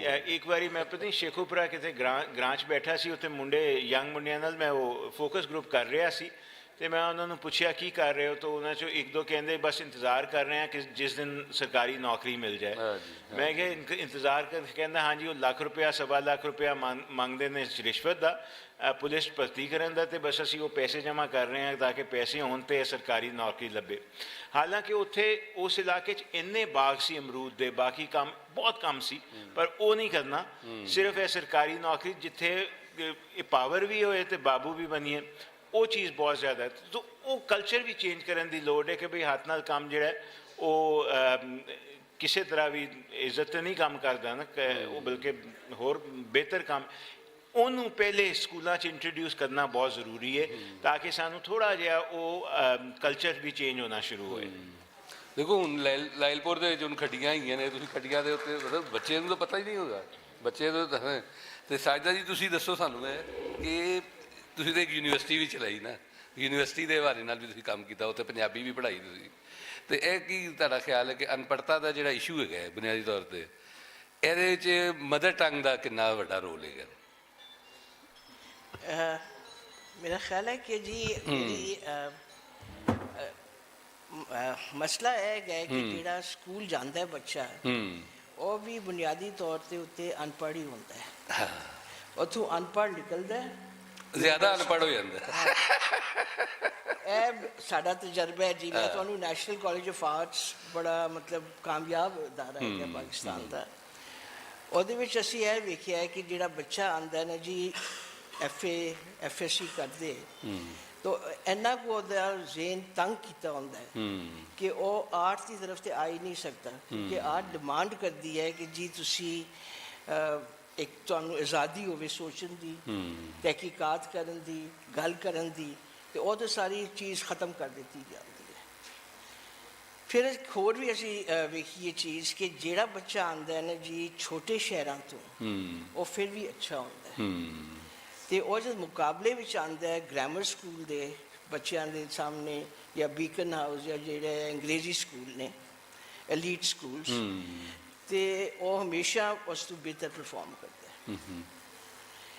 ਤੇ ਅਸੀਂ ਇੱਕ ਲੈਵਲ 'ਤੇ ਜ਼ਿਆਦਾ ਕੰਪਰੋਮਾਈਜ਼ ਵੀ ਕਰਦੇ ਹਾਂ, ਕਿਉਂਕਿ ਸਾਡੇ ਮਤਲਬ ਉੱਥੇ NCA ਵਿੱਚ ਸਾਰੇ ਮੁਲਕ ਤੋਂ ਬੱਚੇ ਆਉਂਦੇ ਨੇ, ਤੇ ਅਸੀਂ ਜਿਹੜੇ ਫਾਟਾ ਤੋਂ ਬੱਚੇ ਆਉਂਦੇ ਸਨ ਉੱਥੇ ਅਸੀਂ ਕੰਪਰੋਮਾਈਜ਼ ਵੀ ਕਰਦੇ ਸਨ, ਕਿਉਂਕਿ ਉਹ ਅੰਗਰੇਜ਼ੀ ਨਹੀਂ ਪਾਸ ਕਰ ਸਕਦੇ। ਬਿਲਕੁਲ ਬਿਲਕੁਲ। ਸੋ ਅੰਗਰੇਜ਼ੀ ਅਸੀਂ ਫੈਸਲਾ ਕੀਤਾ ਜੀ ਇਹਨੂੰ ਤਾਂ ਇੱਕ ਪਾਸੇ ਰੱਖੋ, ਤੇ ਅਸੀਂ ਕੋਸ਼ਿਸ਼ ਇਹ ਕਰਦੇ ਸਾਂ ਕਿ ਆਪਣੇ ਕਲਚਰ ਜਾਂ ਆਪਣਾ ਜਿਹੜਾ ਮਾਹੌਲ ਹੈ ਉਹਦੇ ਬਾਰੇ ਵਿੱਚ ਅਸੀਂ ਉਹਨਾਂ ਨੂੰ ਜ਼ਰਾ ਪੁੱਛਾਂ ਕਿ ਜੀ ਉਹਨਾਂ ਨੂੰ ਕੀ ਕੁਛ ਪਤਾ ਹੈ ਉਸ ਚੀਜ਼ ਦੇ ਬਾਰੇ ਵਿੱਚ।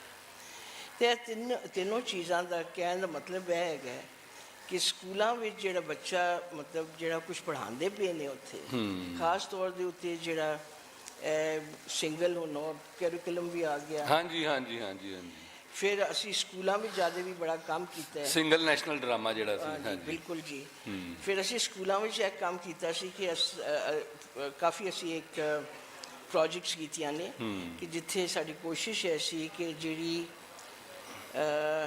ਉੱਥੇ ਜ਼ਿਆਦਾ ਕਲਚਰ ਨੂੰ ਇੰਟੀਗ੍ਰੇਟ ਕੀਤਾ ਜਾਏ ਤੇ ਉੱਥੇ ਪੜ੍ਹਾਇਆ ਜਾਏ ਜਾਂ ਵੇਖਿਆ ਜਾਏ ਕਿ ਕਿਸ ਤਰ੍ਹਾਂ ਮਤਲਬ ਕੀ ਰਿਸਪੌਂਸ ਬੱਚਿਆਂ ਦਾ ਹੈ।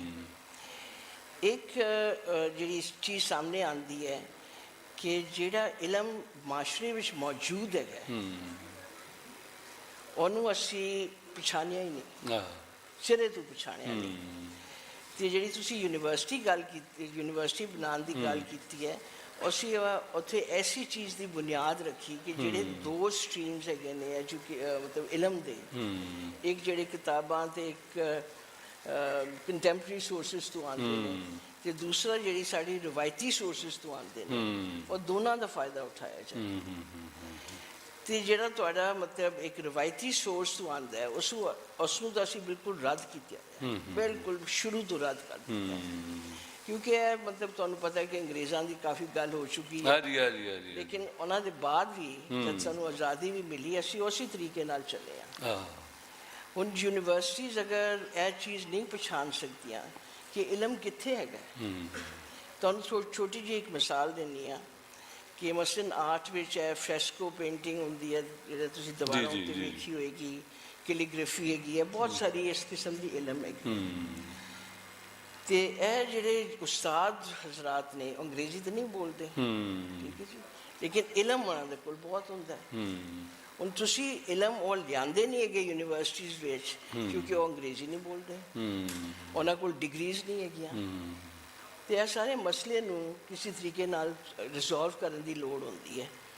ਤੇ ਅਸੀਂ ਤੇ NCA ਤੋਂ ਸ਼ੁਰੂ ਕੀਤਾ, ਲੇਕਿਨ ਯੂਨੀਵਰਸਿਟੀ ਵਿੱਚ ਇਹ ਪੱਕੀ ਤਰੀਕੇ ਨਾਲ ਇੱਕ ਬੁਨਿਆਦ ਰੱਖੀ ਕਿ ਇਹਨਾਂ ਦੇ ਜਿਹੜੇ ਉਸਤਾਦ ਹੈਗੇ ਨੇ ਉਹਨਾਂ ਨੂੰ ਅਸੀਂ ਆਪਣੇ ਨਾਲ ਸ਼ਾਮਿਲ ਕਰਨਾ, ਉਹਨਾਂ ਨੂੰ ਉਹੀ ਰੁਤਬਾ ਦੇਣਾ ਹੈ ਜਿਹੜਾ ਇੱਕ ਪ੍ਰੋਫੈਸਰਸ ਨੂੰ ਮਿਲਦਾ ਹੈ, ਉਹਨਾਂ ਨੂੰ ਟੋਟਲੀ ਇੰਟੀਗ੍ਰੇਟ ਕਰਨਾ ਹੈ, ਅਤੇ ਉਹਨਾਂ ਕੋਲੋਂ ਜਿਹੜਾ ਇਲਮ ਹੈਗਾ ਉਹ ਨਾਲ ਕੰਟੈਂਪਰਰੀ ਵੀ ਹੋਏ, ਸਿਖਾਏ ਮਤਲਬ ਹੁੰਦਾ ਹੈ, ਉੱਥੇ ਚੱਲਦਾ ਰਹਿੰਦਾ ਹੈ, ਅਤੇ ਇਹ ਇਲਮ ਦੀ ਸਟਰੀਮ ਵੀ ਨਾਲ ਚਲਾਉਣੀ ਹੈਗੀ ਹੈ।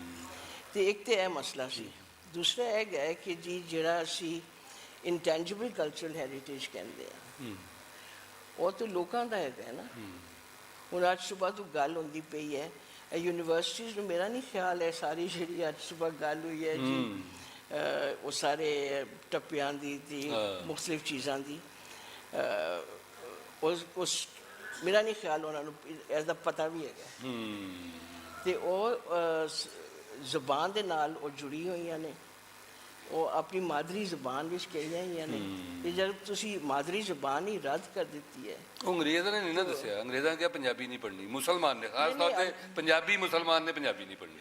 ਨਹੀਂ ਲੇਕਿਨ ਅਸੀਂ ਵੀ ਤਾਂ ਇਹੀ ਕਿਹਾ ਨਾ ਜੀ, ਅਸੀਂ ਵੀ ਤਾਂ ਇਹੀ ਕਿਹਾ। ਅਸੀਂ ਉਹਨਾਂ ਦੇ ਗੱਲ ਹੈ ਅੰਗਰੇਜ਼ਾਂ ਨੂੰ ਤੇ ਤੁਸੀਂ ਬਲੇਮ ਘੱਟ ਕਰੋ, ਹੁਣ ਆਪਣੇ ਆਪ ਨੂੰ ਬਲੇਮ ਕਰੋ। 70 ਸਾਲ ਹੋ ਗਏ ਨੇ। ਹਾਂ ਜੀ, ਹੁਣ ਤੇ ਮੇਰਾ ਖਿਆਲ ਹੈ ਟਾਈਮ ਹੋ ਗਿਆ ਕਿ ਤੁਸੀਂ ਆਪਣੇ ਆਪ ਨੂੰ ਬਲੇਮ ਕਰੋ ਕਿ ਅਸੀਂ ਕੀ ਕੀਤਾ ਹੈ ਜੀ। ਹਾਂ ਨਹੀਂ, ਬਿਲਕੁਲ ਠੀਕ ਹੈ, ਇਹ 70 ਸਾਲ ਦੀ ਗੱਲ ਹੋਣੀ ਚਾਹੀਦੀ ਹੈ। ਅਤੇ ਤੁਹਾਨੂੰ ਕੀ ਲੱਗਦਾ ਫਾਰੂਕ ਸਾਹਿਬ ਕਿ ਇਹ ਜਿਹੜਾ ਸੀਗਾ ਕਲੋਨੀਅਲ ਬਾਂਦਰ ਬਣੇ ਹੋਏ, ਇਹਦੇ ਪਿੱਛੇ ਕਹਾਣੀ ਕੀ? ਇਹ ਦੇਖੋ ਨਾ, ਸਾਡੀ ਜਿਹੜੀ ਤਾਲੀਮ ਹੈਗੀ ਸਾਡੀ, ਇੱਕ ਮੈਟਰਿਕ ਕੀਤਾ ਬੱਚਾ, ਅਸੀਂ ਅਗਰ ਕਲੋਨੀਅਲਿਜ਼ਮ ਦੀ ਤਨਕੀਦ ਵੀ ਕਰਨੇ ਆ ਨਾ, ਤੇ ਵਿੱਚ ਅਸੀਂ ਵੜ ਜਾਂਦੇ ਹਾਂ, ਇੱਥੇ ਤਾਲਿਬਾਨ ਪੈਦਾ ਕਰ ਲਿਆ, ਉੱਥੇ ਮੋਦੀ ਪੈਦਾ ਕਰ ਲਿਆ। ਯਾਨੀ ਕਲੋਨੀਅਲਿਜ਼ਮ ਤੋਂ ਹਟ ਕੇ ਇਹੋ ਜਿਹੇ ਨਮੂਨੇ ਅਸੀਂ ਪੈਦਾ ਕੀਤੇ ਨੇ ਕਿ ਬੰਦਾ ਕਹਿੰਦਾ ਇਹ ਹੁਣ ਕੀ ਕਰੀਏ। ਅਤੇ ਤੁਹਾਨੂੰ ਲੱਗਦਾ ਨਹੀਂ ਕਿ ਤਾਲੀਮ ਦਾ ਮਸਲਾ ਜਿਹੜਾ ਹੈਗਾ ਉਹ ਸਾਡੇ ਕਲੋਨੀਅਲ ਪਾਸਟ ਦੇ ਨਾਲ ਔਰ ਫਿਰ ਕਲੋਨੀਅਲਿਜ਼ਮ ਦੇ ਬਾਅਦ ਜੋ ਅਸੀਂ ਕੀਤਾ ਉਸ ਦੇ ਨਾਲ ਜੁੜਿਆ ਹੋਇਆ ਬਹੁਤ। ਸ਼ੁਕਰੀਆ ਅਮਰ ਸਾਹਿਬ, ਥੈਂਕ ਯੂ। ਮੈਂ ਕਲੋਨੀਅਲਿਜ਼ਮ ਤੇ ਹੁਣੀ ਗੱਲ ਕਰਨਾ, ਉਸ ਤੋਂ ਪਹਿਲੇ ਕੈਸਰ ਸਾਹਿਬ ਨੇ ਬੜੀ ਮਜ਼ੇ ਦੀ ਗੱਲ ਕੀਤੀ ਸੀ ਪਿਛਲੇ ਟੋਕ ਵਿੱਚ ਟੈਕਸਲਾ ਦੀ। ਬਹੁਤ ਘੱਟ ਲੋਕਾਂ ਨੂੰ ਪਤਾ ਹੈ ਕਿ ਦੁਨੀਆ ਦੀ ਪਹਿਲੀ ਯੂਨੀਵਰਸਿਟੀ ਹੈ ਪੰਜਾਬ ਦੀ ਹੈ। ਟੈਕਸਲਾ 'ਚ ਬਣੀ ਸੀ ਕੋਈ 1000 ਸਾਲ ਹਜ਼ਰਤ ਈਸਾ ਦੇ ਪੈਦਾ ਹੋਣ ਤੋਂ ਪਹਿਲੇ, ਅਤੇ ਚੀਨ ਤੋਂ ਲੋਕ ਆਉਂਦੇ ਸਨ, ਅਰੇਬੀਆ ਤੋਂ ਆਉਂਦੇ ਸਨ, ਫਾਰ ਈਸਟ ਤੋਂ ਆਉਂਦੇ ਸਨ ਪੰਜਾਬ ਵਿੱਚ ਪੜ੍ਹਨ ਵਾਸਤੇ। ਦੁਨੀਆ ਦੀ ਵਾਹਿਦ ਯੂਨੀਵਰਸਿਟੀ ਸੀ।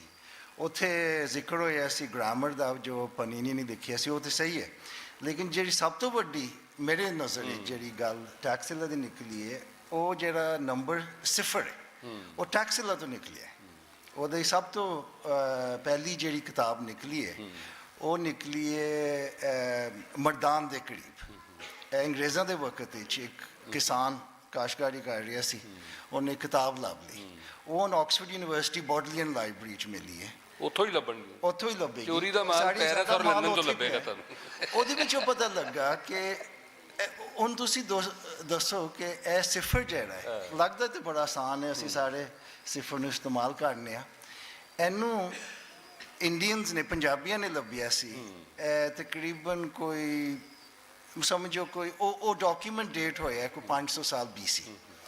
ਅਰਬਾਂ ਨੇ ਉਹ ਲੱਭਿਆ ਸੀ ਕੋਈ 800 ਸਾਲ ਬਾਅਦ, 800 AD।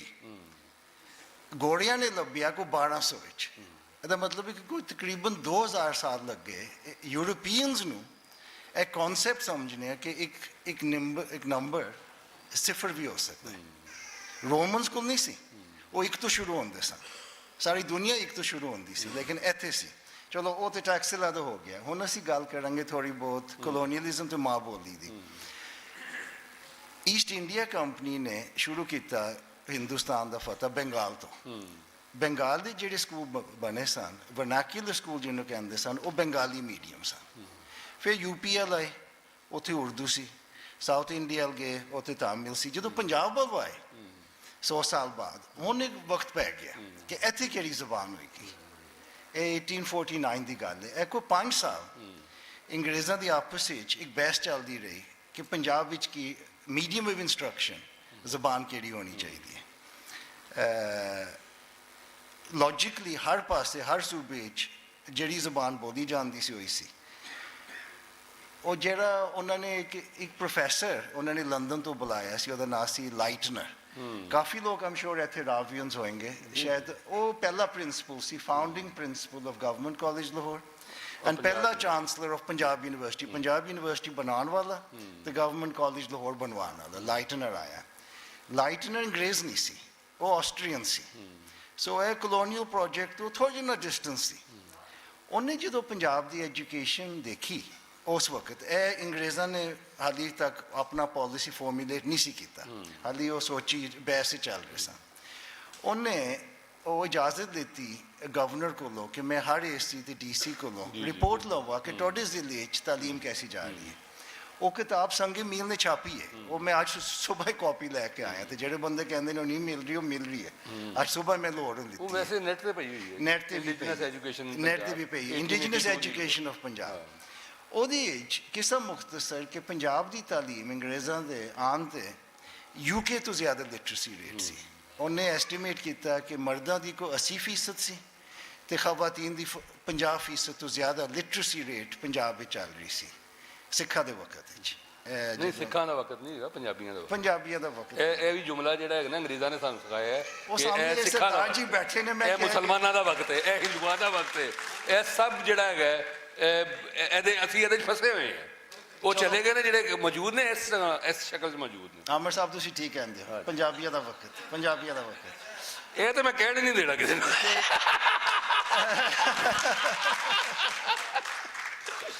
ਤੇ ਉਹਨਾਂ ਨੇ ਕਿਸਮ ਮੁਖਤਸਰ ਕਿ ਉਹਨਾਂ ਨੇ ਇੱਕ ਪਾਲਿਸੀ ਬਣਾਈ, ਕਿਉਂਕਿ ਪੰਜਾਬ ਉਦੋਂ ਬਹੁਤ ਤਕੜਾ ਸੀ ਤੇ ਬਹੁਤ ਵੱਡਾ ਸੀ। ਦਿੱਲੀ ਤੋਂ ਲੱਗ ਕੇ ਪਸ਼ਾਵਰ ਵੀ ਗਿਣਿਆ ਜਾਂਦਾ ਸੀ ਉਦੋਂ ਪਸ਼ਾਵਰ। ਉਹਨਾਂ ਨੇ ਸੋਚਿਆ ਕਿ ਮੁਸਲਮਾਨ ਪੰਜਾਬੀਆਂ ਨੂੰ ਉਹਨਾਂ ਨੇ ਕਿਹਾ ਕਿ ਤੁਹਾਡੀ ਜ਼ਬਾਨ ਉਰਦੂ ਹੈ। ਉਹ ਸਿੱਖਾਂ ਨੂੰ ਕਿਹਾ ਕਿ ਤੁਸੀਂ ਗੁਰਮੁਖੀ ਪੰਜਾਬੀ 'ਚ ਪੜ੍ਹ ਸਕਦੇ ਹੋ। ਹਿੰਦੂ ਪੰਜਾਬੀਆਂ ਨੂੰ ਕਿਹਾ ਕਿ ਤੁਹਾਡੀ ਜ਼ਬਾਨ ਹਿੰਦੀ ਹੈ। ਕਿਸਮ ਮੁਖਤਸਰ 100 ਸਾਲ ਬਾਅਦ ਹਰਿਆਣਾ, ਈਸਟ ਪੰਜਾਬ, ਵੈਸਟ ਪੰਜਾਬ, ਉਹ ਐਗਜ਼ੈਕਟਲੀ ਜੋ ਅੰਗਰੇਜ਼ਾਂ ਨੇ ਜ਼ਬਾਨ ਸਾਡਾ ਬਣਾ ਗਏ, ਉਹ ਬਣਾ ਗਏ। ਅੱਛਾ, ਉਹੀ ਸਾਡਾ ਬਣ ਗਿਆ। ਵੈਸੇ ਆਪਣਾ ਬਾਜਵਾ ਸਾਹਿਬ ਜਿਹੜੀ ਬੰਗਾਲੀ ਲਾਈ ਨਾ ਉਹਨਾਂ ਨੇ, ਤੇ ਬੰਗਾਲੀ ਤੁਹਾਨੂੰ ਸ਼ਾਇਦ ਪਤਾ ਹੋਏ ਕਿ ਉਸ ਵੇਲੇ ਜਦੋਂ ਅੰਗਰੇਜ਼ ਆਏ ਤੇ ਇੱਕ ਵੱਡੀ ਤਾਦਾਦ ਦੇ ਵਿੱਚ ਬੰਗਾਲੀ ਜਿਹੜੀ ਹੈ ਉਹ ਪਰਸ਼ੀਅਨ ਸਕ੍ਰਿਪਟ 'ਚ ਲਿਖੀ ਜਾਂਦੀ। ਜੀ ਜੀ, ਉਹ ਉਹਨਾਂ ਨੇ ਬੰਦ ਕਰਤਾ। ਉਹਨਾਂ ਨੇ ਸਕ੍ਰਿਪਟ ਇਹ ਨਹੀਂ ਬਾਕੀਆਂ ਨਾਲ ਕੀਤਾ। ਉਹਨਾਂ ਨੇ ਸਿੰਧੀਆਂ ਨੂੰ ਕਿਹਾ ਕਿ ਤੁਸੀਂ ਨਸਤਾਲੀ ਦੇਵਨਾਗਰੀ ਬੰਦ ਕਰਤਾ ਸਿੰਧੀਆਂ ਦਾ ਸਕ੍ਰਿਪਟ।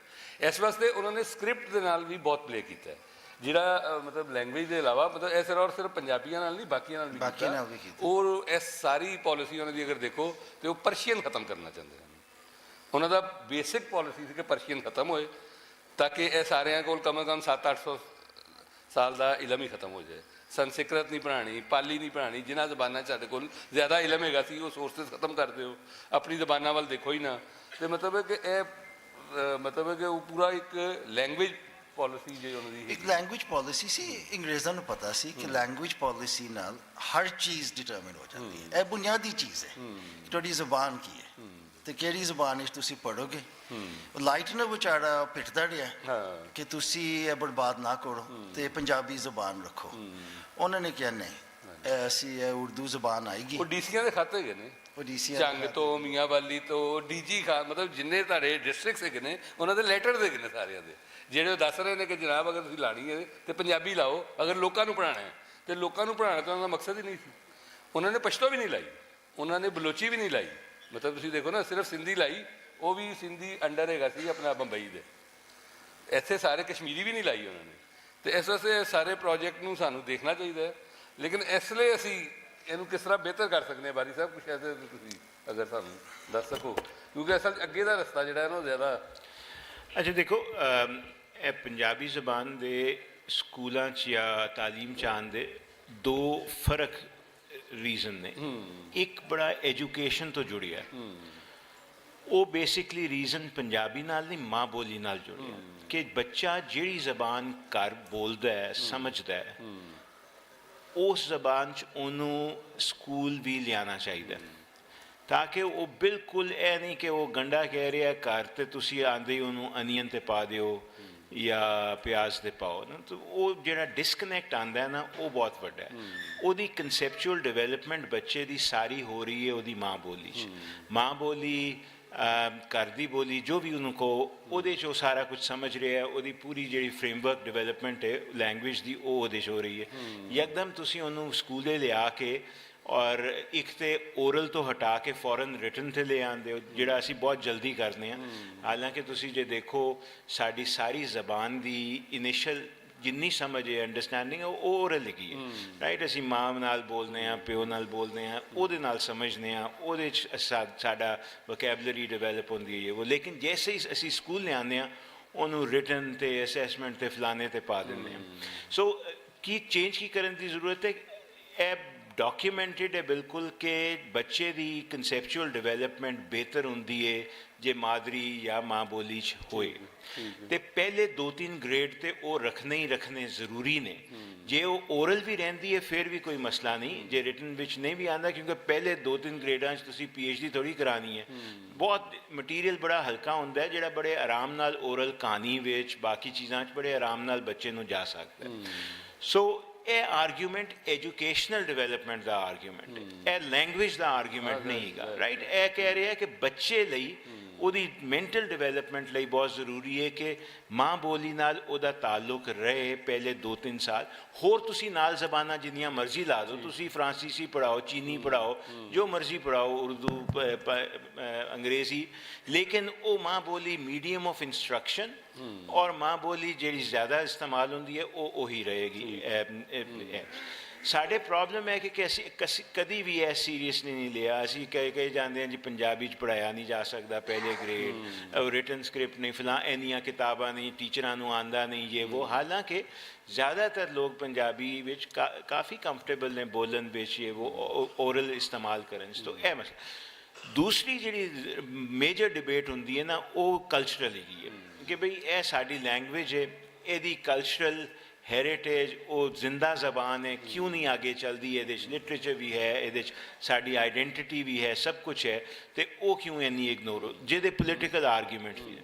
ਸੋ ਮੇਰੇ ਖਿਆਲ 'ਚ ਇਹ ਦੋਨੋਂ ਮਿਕਸ ਹੋ ਜਾਂਦੇ ਨੇ ਜਦੋਂ ਇਸ ਤਰ੍ਹਾਂ ਦੇ ਇਕੱਠ ਵਿੱਚ ਅਸੀਂ ਗੱਲ ਕਰਦੇ ਹਾਂ ਨਾ ਐਜੂਕੇਸ਼ਨ ਦੀ।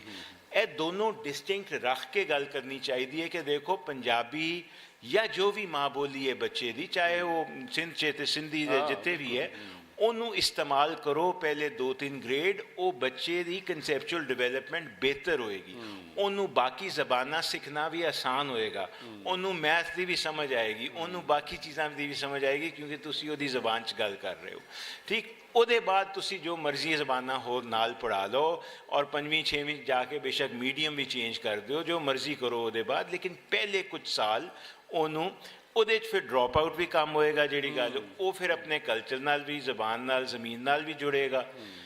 ਦੂਸਰਾ ਆਰਗੂਮੈਂਟ ਜਿਹੜਾ ਪੋਲੀਟੀਕਲ ਆਰਗੂਮੈਂਟ ਹੈ, ਉਹਦੀ ਫੋਰਸ ਆਪਣੀ ਜਗ੍ਹਾ, ਉਹ ਅਲੱਗ ਚੀਜ਼ ਹੈ ਕਿ ਬਈ ਹੋਣੀ ਚਾਹੀਦੀ ਹੈ ਤੇ ਫਿਰ ਥਰੂ ਆਊਟ ਹੋਣੀ ਚਾਹੀਦੀ ਹੈ। ਉਹ ਤੇ ਫਿਰ ਇਹ ਵੀ ਹੈ ਨਾ ਕਿ ਬਈ ਮੈਟ੍ਰਿਕ ਵਿੱਚ ਵੀ ਹੋਏ, ਅੱਗੇ ਯੂਨੀਵਰਸਿਟੀ ਵਿੱਚ ਵੀ ਹੋਏ, ਪੰਜਾਬੀ ਮੀਡੀਅਮ ਹੋਏ ਜਾਂ ਸਬਜੈਕਟ ਹੋਏ, ਉਹ ਮੁਖਤਲਿਫ ਆਰਾ ਫਿਰ ਹੋ ਸਕਦੀਆਂ ਨੇ। ਪ੍ਰਾਇਮਰੀ ਲਾਣਗੇ ਤੇ ਮਿੱਥ ਟੁੱਟੇਗੀ, ਇੱਥੇ ਤੇ ਮਿੱਥ ਹੀ ਹੈ ਨਾ ਪੂਰੀ। ਉੱਥੇ ਜੇ ਆਈ ਨਹੀਂ ਤੇ ਅੱਗੇ ਆਣਾ ਬਹੁਤ ਮੁਸ਼ਕਿਲ ਹੋ ਜਾਂਦਾ ਹੈ, ਬੱਚਿਆਂ ਨੂੰ ਸਮਝ ਹੀ ਨਹੀਂ ਆਉਂਦੀ ਨਾ ਫਿਰ ਕਿ ਬਈ ਫਿਰ it's like taking now another language, ਇੱਕ ਹੋਰ ਜ਼ਬਾਨ ਸਿੱਖਣੀ ਪੈਂਦੀ ਹੈ। ਜੇ ਤੁਸੀਂ ਕਹੋ ਕਿ ਜਾ ਕੇ BA 'ਚ ਅਸੀਂ ਲਾ ਦਿੰਦੇ ਹਾਂ, ਉਹ ਫਿਰ ਬਹੁਤ ਮੁਸ਼ਕਿਲ ਹੋ ਜਾਂਦਾ। ਬੱਚੇ ਸਾਰੀ ਉਮਰ ਉਹ ਅੰਗਰੇਜ਼ੀ ਉਰਦੂ 'ਚ ਆਇਆ ਤੇ ਯਕਦਮ ਫਿਰ ਤੁਸੀਂ ਪੰਜਾਬੀ, ਇਹ ਉਹੀ ਗੱਲ ਹੋਈ ਨਾ ਜਿਹੜਾ ਸ਼ੁਰੂ 'ਚ ਤੁਸੀਂ ਕੀਤਾ ਸੀ ਕਿ ਪੰਜਾਬੀ ਤੋਂ ਹਟਾ ਕੇ ਬੱਚੇ ਘਰ ਵਾਲੇ ਨੂੰ ਉਰਦੂ ਅੰਗਰੇਜ਼ੀ ਤੇ ਲਾਇਆ ਤੇ ਹੁਣ ਵਾਪਸ ਪੰਜਾਬੀ। ਸੋ ਉਹ ਕੰਟੀਨਿਊਟੀ ਤੁਹਾਨੂੰ ਬਣਾਉਣੀ ਪਏਗੀ। ਉਹਦੇ ਬਗੈਰ ਇਹ ਲੈਂਗੁਏਜ ਪਾਲਿਸੀ ਤਾਂ ਹਮੇਸ਼ਾ ਪਾਕਿਸਤਾਨ 'ਚ ਕਦੀ ਲੈਂਗੁਏਜ ਪਾਲਿਸੀ ਨਹੀਂ ਆਈ। ਹੁਣ ਵੀ ਤੁਸੀਂ SNC ਦਾ ਜ਼ਿਕਰ ਕੀਤਾ, ਤੁਸੀਂ ਸਿੰਗਲ ਨੈਸ਼ਨਲ ਡਰਾਮਾ ਕਿਹਾ, ਜੋ ਵੀ ਸੀ, ਉਹਦੇ ਵਿੱਚ ਵੀ ਤੁਸੀਂ ਦੇਖੋ ਵਫਾਕ ਨੇ ਕਿੰਨੇ ਆਰਾਮ ਨਾਲ ਕਹਿ ਦਿਆ ਸੂਬਿਆਂ ਦੀ ਮਰਜ਼ੀ ਹੈ, ਸੂਬਿਆਂ ਕੁਝ ਕਰਨਾ ਨਹੀਂ, ਜਿਹੜਾ ਕੰਮ ਨਹੀਂ ਕਰਨਾ ਹੁੰਦਾ ਕਹਿੰਦੇ ਸੂਬਿਆਂ ਦੀ ਮਰਜ਼ੀ ਹੈ। ਪਿਛਲੇ ਸਾਲ ਚੀਫ ਮਿਨਿਸਟਰ ਸਾਹਿਬਾਂ ਨੇ ਫਰਮਾਇਆ ਸੀ ਕਿ ਪੰਜਾਬੀ ਲਾਓ, ਪਰ ਉਹਦੇ 'ਚ ਮੈਨੂੰ ਲੱਗਦਾ ਹੈ ਕਿ ਉਹ ਵੀ ਗੱਲ ਕਰ ਰਹੇ ਨੇ Punjabi as a language as a subject ਬਾਅਦ 'ਚ। ਹਾਂ, ਇੱਕ ਸਬਜੈਕਟ ਨਿਆ ਉਹ ਸਬਜੈਕਟ ਇਹ ਨਹੀਂ ਗੱਲ ਕਰ ਰਹੇ ਕਿ ਪਹਿਲੇ 2-3 ਸਾਲਾਂ 'ਚ ਪੰਜਾਬੀ ਵਿੱਚ ਹੀ ਪੜ੍ਹਾਉਣਾ ਮਾਂ ਬੋਲੀ ਵੱਲ। ਜ਼ਾਹਿਰ ਹੈ ਸ਼ਹਿਰਾਂ 'ਚ ਥੋੜ੍ਹਾ ਇਸ਼ੂ ਹੋਏਗਾ। ਸਾਡੇ ਕੋਲ ਐਸੇ ਵੀ ਬਹੁਤ ਲੋਕ ਨੇ ਸ਼ਹਿਰਾਂ 'ਚ, ਲਾਹੌਰ ਸ਼ਹਿਰ 'ਚ ਮਸਲਨ, ਜਿਨ੍ਹਾਂ ਦੀ ਪਹਿਲੀ ਜ਼ਬਾਨ ਹੀ ਮਾਂ ਬੋਲੀ ਜਿਹੜੀ ਹੈ ਉਹ ਉਰਦੂ ਹੈ ਜਾਂ ਹੁਣ ਅੰਗਰੇਜ਼ੀ ਹੈ। ਨਹੀਂ, ਉਹ ਇਸ਼ੂ ਲੇਕਿਨ ਸਿਰਫ ਉਹ ਅਲੱਗ ਹੈਗਾ ਅਗਰ ਚੀਜ਼ ਹੈ। ਪ੍ਰਾਈਵੇਟ ਦੇ ਉੱਤੇ ਵੀ ਉਹੀ ਹੁਕਮ ਲਾ ਦੇ। ਨਹੀਂ ਨਹੀਂ ਦੇਖੋ, ਇਹ ਜਿਹੜਾ ਪ੍ਰਾਈਵੇਟ ਹੈਗਾ ਉਹ ਅੰਗਰੇਜ਼ੀ ਦੇ ਟਾਪੂ ਬਣੇ ਹੋਏ ਨੇ। ਇੱਥੇ ਆਈ ਮੀਨ ਮੈਨੂੰ ਲੱਗਦਾ ਕਿ ਥੋੜ੍ਹੀ ਜਿਹੀ ਡਾਇਵਰਸਿਟੀ ਆਏਗੀ, ਕਿਉਂਕਿ ਬਹੁਤ ਸਾਰੇ ਐਸੇ ਹਾਊਸਹੋਲਡ ਵੀ ਨੇ ਜਿਹਦੇ ਵਿੱਚ ਹੁਣ ਵੱਡੇ ਸ਼ਹਿਰਾਂ 'ਚ ਉਰਦੂ ਔਰ ਅੰਗਰੇਜ਼ੀ ਹੀ ਮਾਦਰੀ ਜ਼ਬਾਨ ਬਣ ਗਈ ਹੈ ਨਾ। ਮਸਲਨ ਮੈਂ ਤੁਹਾਨੂੰ ਦੱਸ ਦਿੰਦਾ, ਮੈਂ ਜਦੋਂ ਵੱਡਾ ਹੋ ਰਿਹਾ ਸੀ 70s, ਉਸ ਵੇਲੇ ਤੇ ਪੰਜਾਬੀ ਦਾ ਇੱਕ 70s 80s ਫੇਜ਼ ਸੀ ਕਿ ਸਾਡੇ ਘਰ ਈਵਨ ਦੋ ਮੇਰੇ ਦੋਨੋਂ ਮਾਂ ਪਿਓ ਪੰਜਾਬੀ ਸੀ, ਆਪਸ 'ਚ ਪੰਜਾਬੀ ਨਾਲ ਵਿੱਚ ਗੱਲ ਕਰਦੇ ਸੀ, ਪਰ ਸਾਡੇ ਨਾਲ ਔਰ ਉਰਦੂ 'ਚ ਗੱਲ ਕਰਦੇ ਸੀ। ਚੈਨਲ ਬਦਲਦਾ ਸੀ। ਠੀਕ ਹੈ, ਹੁਣ ਚੈਨਲ ਬਦਲ ਰਿਹਾ ਹੈ, ਜੇ ਬਦਲ ਜਾਏ ਬੜਾ ਅੱਛਾ, ਪਰ ਉਹ ਕਾਫੀ ਵਕਤ ਕਾਫੀ ਲੋਕ ਨੇ ਜਿਹਨਾਂ ਦੀ ਹੁਣ ਪੰਜਾਬੀ ਦੀ ਉਨੀ ਸਮਝ ਨਹੀਂ ਰਹਿ ਗਈ, ਤੇ ਉਹਨਾਂ ਨੂੰ ਜੈਂਟਲੀ ਵਾਪਸ ਲਿਆਉਣਾ ਪਏਗਾ, ਜ਼ਬਰਦਸਤੀ ਨਹੀਂ। ਲੇਕਿਨ ਪਾਲਿਸੀ ਇਹ ਜ਼ਰੂਰ ਬਣਾਉਣੀ ਪਏਗੀ ਕਿ ਬਈ ਪਹਿਲੇ 2-3 ਸਾਲ ਜ਼ਿਆਦਾਤਰ ਪੰਜਾਬ ਵਿੱਚ ਮਾਂ ਬੋਲੀ 'ਚ ਆਉਣਾ ਚਾਹੇਗਾ, ਉਹਦੇ ਨਾਲ ਬੱਚੇ ਨੂੰ ਵੀ ਫਾਇਦਾ ਹੋਏਗਾ ਤੇ ਉਹਦੀ ਅਗਲੀ ਐਜੂਕੇਸ਼ਨ ਵੀ ਆਸਾਨ ਹੋਏਗੀ। ਲੇਕਿਨ ਇਹ ਅੰਗਰੇਜ਼ੀ ਦਾ ਮਸਲਾ ਤੁਸੀਂ ਕੀ ਸਮਝਦੇ ਹੋ ਸਾਜਦਾ, ਕਿ ਜਿਹੜੀ ਅੰਗਰੇਜ਼ੀ ਦਾ ਮਸਲਾ ਹੈ, ਕਿਉਂਕਿ ਸਾਨੂੰ ਬੜਾ ਸ਼ੌਕ ਹੈਗਾ। ਉਹ ਪਰਵੇਜ਼ ਮੁਸ਼ਰਫ ਦੇ ਦੌਰ 'ਚ ਮੈਨੂੰ ਪਤਾ, ਉਹ ਇਹਨਾਂ ਨੇ ਕਿਹਾ ਜੀ ਪਹਿਲੀ ਜਮਾਤ ਤੋਂ ਅੰਗਰੇਜ਼ੀ ਪੜ੍ਹਾ ਦਈਏ ਤੇ ਬੱਚੇ ਐਲੀਵੇਟ ਕਰ ਜਾਣਗੇ। ਯਾਨੀ ਦਿਮਾਗਾਂ ਦੇ ਅੰਦਰ ਇਹੀ ਵੜਿਆ ਹੋਇਆ ਕਿ ਅਸੀਂ ਅੰਗਰੇਜ਼ਾਂ ਅੰਗਰ ਬੋਲਾਂਗੇ ਤੇ ਫਿਰ ਅਸੀਂ ਜਿਹੜਾ ਹੈਗਾ ਨਾ ਬਾਂਦਰ ਤੋਂ ਇਨਸਾਨ ਬਣਾਂਗੇ। ਜੀ ਜਿਹੜੀ ਮੈਂ ਪਹਿਲੇ ਗੱਲ ਕੀਤੀ ਸੀ ਨਾ, ਤੇ ਜਿਹੜੀ ਬਾਰੀ ਸਾਹਿਬ ਗੱਲ ਕਰ ਰਹੇ ਉਹਨੂੰ ਮੇਰਾ ਖਿਆਲ ਹੈ ਥੋੜ੍ਹਾ ਵਧਾਉਣਾ ਚਾਹੀਦਾ। ਗੱਲ ਹੈ ਕਿ ਰੈਲੇਵੈਂਸ ਕਿਸ ਤਰ੍ਹਾਂ ਕਰੋ ਬੱਚੇ ਨੂੰ, ਔਰ ਐਜੂਕੇਸ਼ਨ ਉਹਦੀ ਪ੍ਰਾਇਮਰੀ ਸਕੂਲ ਵਿੱਚ how is it relevant to the child, ਇਹੀ ਮਸਲਾ ਹੁੰਦਾ ਹੈ ਨਾ ਜੀ। ਹੁਣ ਮੇਰਾ ਖਿਆਲ ਹੈ ਜਿਹੜੇ ਕਲਚਰ ਦੀ ਗੱਲ ਹੈਗੀ ਹੈ ਨਾ, ਹੈਰੀਟੇਜ ਐਂਡ ਕਲਚਰ ਦੀ, ਉਹਦੇ ਵਿੱਚ ਲੋਕ ਸਮਝਦੇ ਨੇ ਜੀ ਕਲਚਰ ਸਿਰਫ ਇਹ ਹੈਗਾ ਕਿ ਡਾਂਸ ਕਰ ਸਕਦੇ ਹੋ ਜਾਂ ਕੋਈ ਗਾਣਾ ਗਾ ਦਿਓ ਜਾਂ ਕੋਈ ਇਹੋ ਜਿਹੀ ਗੱਲ ਹੈਗੀ ਹੈ। ਇਹ ਨਹੀਂ ਉਹ ਸਮਝਦੇ ਕਿ ਉਹਦੇ ਵਿੱਚ ਹੀ ਇੰਨਾ ਕੁਛ ਮਹਿਫੂਜ਼ ਹੈਗਾ। ਮਿਸਾਲ ਦੇ ਤੌਰ ਉੱਤੇ ਕਿ ਜਿਹੜੀ ਫੋਕ ਸਟੋਰੀਜ਼ ਹੈਗੀਆਂ ਨੇ, ਲੋਕ ਕਹਾਣੀਆਂ, ਉਹਦੇ ਵਿੱਚ ਲੈਂਗੁਏਜ ਮਹਿਫੂਜ਼ ਹੈ, ਉਹਦੇ ਵਿੱਚੋਂ ਤੁਸੀਂ ਲੈਂਗੁਏਜ ਸਿਖਾ ਸਕਦੇ ਹੋ। ਫਿਰ ਤੁਸੀਂ ਵੇਖੋ ਕਿ ਕਈ ਇਲਾਕਿਆਂ ਵਿੱਚ ਜਿਹੜੀ ਕਹਾਣੀਆਂ ਹੁੰਦੀਆਂ ਨੇ ਉਹ ਹਿਸਟੋਰੀਕਲ ਹੁੰਦੀਆਂ ਨੇ, ਹਿਸਟਰੀ ਉਹਦੇ ਵਿੱਚ ਮਹਿਫੂਜ਼ ਹੈਗੀ ਹੈ, ਜੀਓਗ੍ਰਾਫੀ ਮਹਿਫੂਜ਼ ਹੈਗੀ ਹੈ। ਫਿਰ ਉਹਦੇ ਵਿੱਚ ਮੈਥਮੈਟਿਕਸ ਹੈਗਾ ਮੌਜੂਦ। ਤੁਹਾਨੂੰ ਇੱਕ ਐਗਜ਼ਾਮਪਲ ਦੇਵਾਂ ਕਿ ਜਿਹੜਾ ਅਸੀਂ ਕੰਮ ਕਰਦੇ ਪਏ ਸਾਂ ਸਕੂਲਾਂ ਵਿੱਚ, ਅਸੀਂ ਜਦ ਸਭ ਕੋਲੋਂ ਕਾਮਯਾਬ ਕੰਮ ਰਿਹਾ ਸੀ ਪਿਸ਼ਾਵਰ ਦੇ ਇਲਾਕੇ ਵਿੱਚ, ਉੱਥੇ ਟੀਚਰਸ ਜਿਹੜੇ ਸਨ ਉਹਨਾਂ ਨੇ ਫੌਰਨ ਅਪਣਾ ਲਿਆ। ਅਤੇ ਮੇਰਾ ਖਿਆਲ ਹੈ ਕਿ ਇੱਕ ਵਜ੍ਹਾ ਇਹ ਵੀ ਸੀ ਕਿਉਂਕਿ ਉਹਨਾਂ ਦੀ ਇੰਨੀ ਲਾਸ ਆਫ ਆਈਡੈਂਟੀਟੀ ਹੋ ਚੁੱਕੀ ਸੀ ਔਰ ਜੰਗ ਵਿੱਚ ਅਤੇ ਸਾਰਾ ਕੁਛ, ਅਤੇ ਉਹਨਾਂ ਨੇ ਕਿਹਾ ਕਿ ਜੀ ਕਲਚਰ ਅਤੇ ਸਾਡਾ ਜਿਹੜਾ ਆਪਣਾ ਕਲਚਰ ਹੈਗਾ ਇਹ ਅਸੀਂ ਮਹਿਫੂਜ਼ ਰੱਖਣਾ ਚਾਹੁੰਦੇ ਹਾਂ। ਅਤੇ ਉੱਥੇ ਜਿਹੜੇ ਮੈਥਸ ਦੇ ਟੀਚਰਸ ਸਨ ਉਹਨਾਂ ਨੇ ਪੂਰੇ ਸਬਕ ਦਿੱਤੇ ਬੱਚਿਆਂ ਨੂੰ, ਅਤੇ ਬੱਚੇ ਇੰਥਿਊਜ਼ੀਐਸਟਿਕਲੀ ਮਤਲਬ ਬੜੇ ਖੁਸ਼ੀ ਨਾਲ ਉਹ ਜੰਪ ਕਰਕੇ ਸਿੱਖ ਰਹੇ ਸਨ। ਮਤਲਬ ਉਹ ਸਾਰੀ ਜਦੋਂ ਸਿਖਾ ਰਹੇ ਸਨ ਤਾਂ ਤੁਹਾਨੂੰ ਸਮਝ ਆਉਂਦੀ ਸੀ ਕਿ ਇਹ ਤਾਂ ਸਾਰੀ ਜਿਓਮੈਟਰੀ ਸਿਖਾਉਂਦੇ ਪਏ ਨੇ, ਇਹ ਤਾਂ ਸਾਰਾ ਹਿਸਾਬ ਸਿਖਾਉਂਦੇ ਪਏ ਨੇ ਬੱਚਿਆਂ ਨੂੰ। ਫਿਰ ਇੱਕ ਹੋਰ ਟੀਚਰ ਸਾਡੀ ਮਤਲਬ ਅਸੀਂ ਵੇਖਿਆ ਉਹਨਾਂ ਦਾ ਕਿ ਉਹਨਾਂ ਨੇ ਪੂਰਾ ਦਾ ਪੂਰਾ ਉੱਥੇ ਦਾ ਜੋਗਰਾਫੀਆ ਦਾ ਲੈਸਨ ਦੇ ਛੱਡਿਆ ਇੱਕ ਕਹਾਣੀ ਉੱਤੇ, ਕਿਉਂਕਿ ਉਹ ਕਹਾਣੀਆਂ ਉਹਨਾਂ ਦੀ ਇਹੋ ਜਿਹੀਆਂ ਸਨ ਕਿ ਜੀ ਉਹ ਮਤਲਬ ਉਹ ਮੁੰਡਾ ਕੁੜੀ ਜੋ ਵੀ ਹੁੰਦਾ ਅਤੇ ਉਹਦੇ ਨਾਲ ਉਹ ਫਲਾਂ ਜਗ੍ਹਾ ਗਈ ਅਤੇ ਉਹਨਾਂ ਨੇ ਉਹ ਜਗ੍ਹਾ ਦਾ ਡਿਸਕਰਾਈਬ ਕਰਨਾ ਸ਼ੁਰੂ ਕਰ ਦਿੱਤਾ। ਅਤੇ ਜੇ ਕਲਚਰ ਜਿਹੜਾ ਹੁੰਦਾ ਹੈ ਨਾ ਉਹਦੇ ਵਿੱਚ ਬਹੁਤ ਕੁਛ ਮਹਿਫੂਜ਼ ਹੁੰਦਾ ਹੈ। ਹੁਣ ਤੁਸੀਂ ਕੈਲੀਗ੍ਰਾਫੀ ਵੇਖੋ, ਕੈਲੀਗ੍ਰਾਫੀ ਵਿੱਚ ਤੁਸੀਂ ਵੇਖਦੇ ਹੋ ਕਿ ਜੀ ਉੱਤੇ ਤੁਹਾਨੂੰ ਲਫ਼ਜ਼ ਨਜ਼ਰ ਆ ਰਹੇ, ਤੁਹਾਨੂੰ ਇਹ ਨਹੀਂ ਪਤਾ ਕਿ ਉਹਦਾ ਜਿਹੜਾ ਹੇਠਲਾ ਮਤਲਬ ਲੇਅਰ ਹੈਗਾ ਉਹ ਤਾਂ ਸਾਰੀ ਜਿਓਮੈਟਰੀ ਹੈਗੀ ਹੈ, ਜਿਹੜੀ ਕ੍ਰਾਫਟ ਤੁਹਾਡੀ ਹੈਗੀ ਹੈ ਉਹ ਵੀ ਜਿਓਮੈਟਰੀ 'ਤੇ ਬੇਸਡ ਹੈ। ਸੋ ਉਹ ਸਾਰਾ ਜਿਹੜਾ ਸਾਡੀ ਕਲਚਰ ਵਿੱਚ ਮਹਿਫੂਜ਼ ਚੀਜ਼ਾਂ ਨੇ ਉਹ ਰੈਲੀਵੈਂਟ ਕਰਦੀਆਂ ਨੇ। ਜਦ ਮੈਂ ਪਹਿਲੇ ਗੱਲ ਤੁਹਾਡੇ ਨਾਲ ਕੀਤੀ ਕਿ ਜੀ ਜਿਹੜੇ ਬੱਚੇ ਛੋਟੇ ਸ਼ਹਿਰਾਂ ਵਿੱਚੋਂ ਆਉਂਦੇ ਨੇ ਉਹ ਜ਼ਿਆਦਾ ਕਾਮਯਾਬ ਹੁੰਦੇ ਨੇ MCA ਵਿੱਚ, ਵਜ੍ਹਾ ਇਹ ਹੈਗੀ ਹੈ ਕਿ ਉਹਨਾਂ ਨੇ ਜੋ ਸਕੂਲ ਵਿੱਚ ਸਿੱਖਿਆ ਉਹ ਤੋਂ ਸਿੱਖਿਆ ਕੁਝ ਮਾੜਾ ਮੋਟਾ, ਮੈਂ ਹੀ ਕਹਿ ਰਿਹਾ ਨਾ ਕਿ ਲੇਕਿਨ ਜਿਹੜਾ ਮਾਸ਼ਰੇ ਤੋਂ ਸਿੱਖਿਆ ਨਾ, ਜਿਹੜੇ ਆਪਣੇ ਕਲਚਰ ਤੋਂ ਉਹ ਸਿੱਖਦੇ ਆਏ, ਉਹ ਵੀ ਬੜਾ ਕੀਮਤੀ ਚੀਜ਼ ਸੀ। ਹਾਂ, ਲੇਕਿਨ ਜਦੋਂ ਅਸੀਂ ਇੰਗਲਿਸ਼ ਦੇ ਉੱਤੇ ਜ਼ੋਰ ਦਿੰਦੇ ਹਾਂ ਕਿ ਜੀ ਪਹਿਲੀ ਜਮਾਤ ਤੋਂ ਪੜ੍ਹਾਉਣੀ ਹੈ, ਜਾਂ ਅਸੀਂ ਜਿਹੜਾ ਆਲਮ ਹੈਗਾ ਉਹ ਸਿਰਫ ਇੰਗਲਿਸ਼ ਬੋਲੇਗਾ ਤੇ ਉਹ ਆਲਮ ਹੋਏਗਾ, ਜਿਹੜਾ ਸਾਡਾ ਓਵਰਆਲ ਵਰਲਡ ਵਿਊ ਹੈਗਾ ਉਹ ਹੈਗਾ ਕਿ ਜਦੋਂ ਤੱਕ ਉਹ ਅੰਗਰੇਜ਼ੀ ਨਹੀਂ ਬੋਲੇਗਾ ਤੁਸੀਂ ਆਲਮ ਨਹੀਂ ਹੋ ਸਕਦੇ। ਨਹੀਂ ਜੀ, ਇੱਕ ਹੋਰ ਵੀ ਮਸਲਾ ਹੈਗਾ ਨਾ ਕਿ ਅਸੀਂ ਸਮਝਦੇ ਹਾਂ ਕਿ ਜਿਹੜਾ ਬੰਦਾ ਅੰਗਰੇਜ਼ੀ ਨਹੀਂ ਬੋਲ ਸਕਦਾ ਉਹ ਕਮ ਤਰੀਨ ਹੈ। ਹਾਂਜੀ, ਠੀਕ ਹੈ ਨਾ, ਜ਼ਿਆਦਾ ਤੇ ਉਹ ਇਨਫੀਰੀਅਰਿਟੀ ਤੋਂ ਸ਼ੁਰੂ ਹੁੰਦੀ ਹੈ ਗੱਲ। ਅਗਰ ਤੁਸੀਂ ਲੈਂਗੁਏਜ ਦੇ ਤੌਰ ਦੇ ਉੱਤੇ ਅੰਗਰੇਜ਼ੀ ਸਿਖਾਉਂਦੇ ਹੋ ਤਾਂ ਬੇਸ਼ੱਕ ਸਿਖਾਓ, ਫ੍ਰੈਂਚ ਸਿਖਾ ਦਿਓ, ਸਪੈਨਿਸ਼ ਸਿਖਾ ਦਿਓ, ਜੋ ਮਰਜ਼ੀ ਜ਼ਬਾਨਾਂ ਸਿਖਾਓ, ਲੇਕਿਨ ਜਿਹੜੀ ਤਾਲੀਮ ਦਿੰਦੇ ਪਏ ਹੋ, ਜਿਹੜਾ ਤੁਸੀਂ ਜ਼ਿਆਦਾ ਬੱਚਿਆਂ ਨਾਲ ਹੁਣ ਸਿਖਾਉਂਦੇ ਪਏ ਹੋ, ਕੋਈ ਕਨਸੈਪਟ ਦੱਸਦੇ ਪਏ ਹੋ, ਉਹ ਤੇ ਉਸੇ ਜ਼ੁਬਾਨ ਵਿੱਚ ਸਮਝ ਸਕੇਗਾ ਨਾ ਜਿਹੜੀ ਜ਼ੁਬਾਨ ਉਹਨੂੰ ਸਮਝ ਆਉਂਦੀ ਹੈ। ਤੁਸੀਂ ਇੱਥੇ ਉੱਥੇ ਦੀ ਮਾਰਦੇ ਰਹੋ ਤਾਂ ਕੀ ਹੈਗਾ, ਫਿਰ ਉਹਨੇ ਤੇ ਰੱਟ ਲੈ, ਤੇ ਉਹ ਰੱਟਣੇ ਤੋਂ ਬਚਾਉਣ ਵਾਸਤੇ।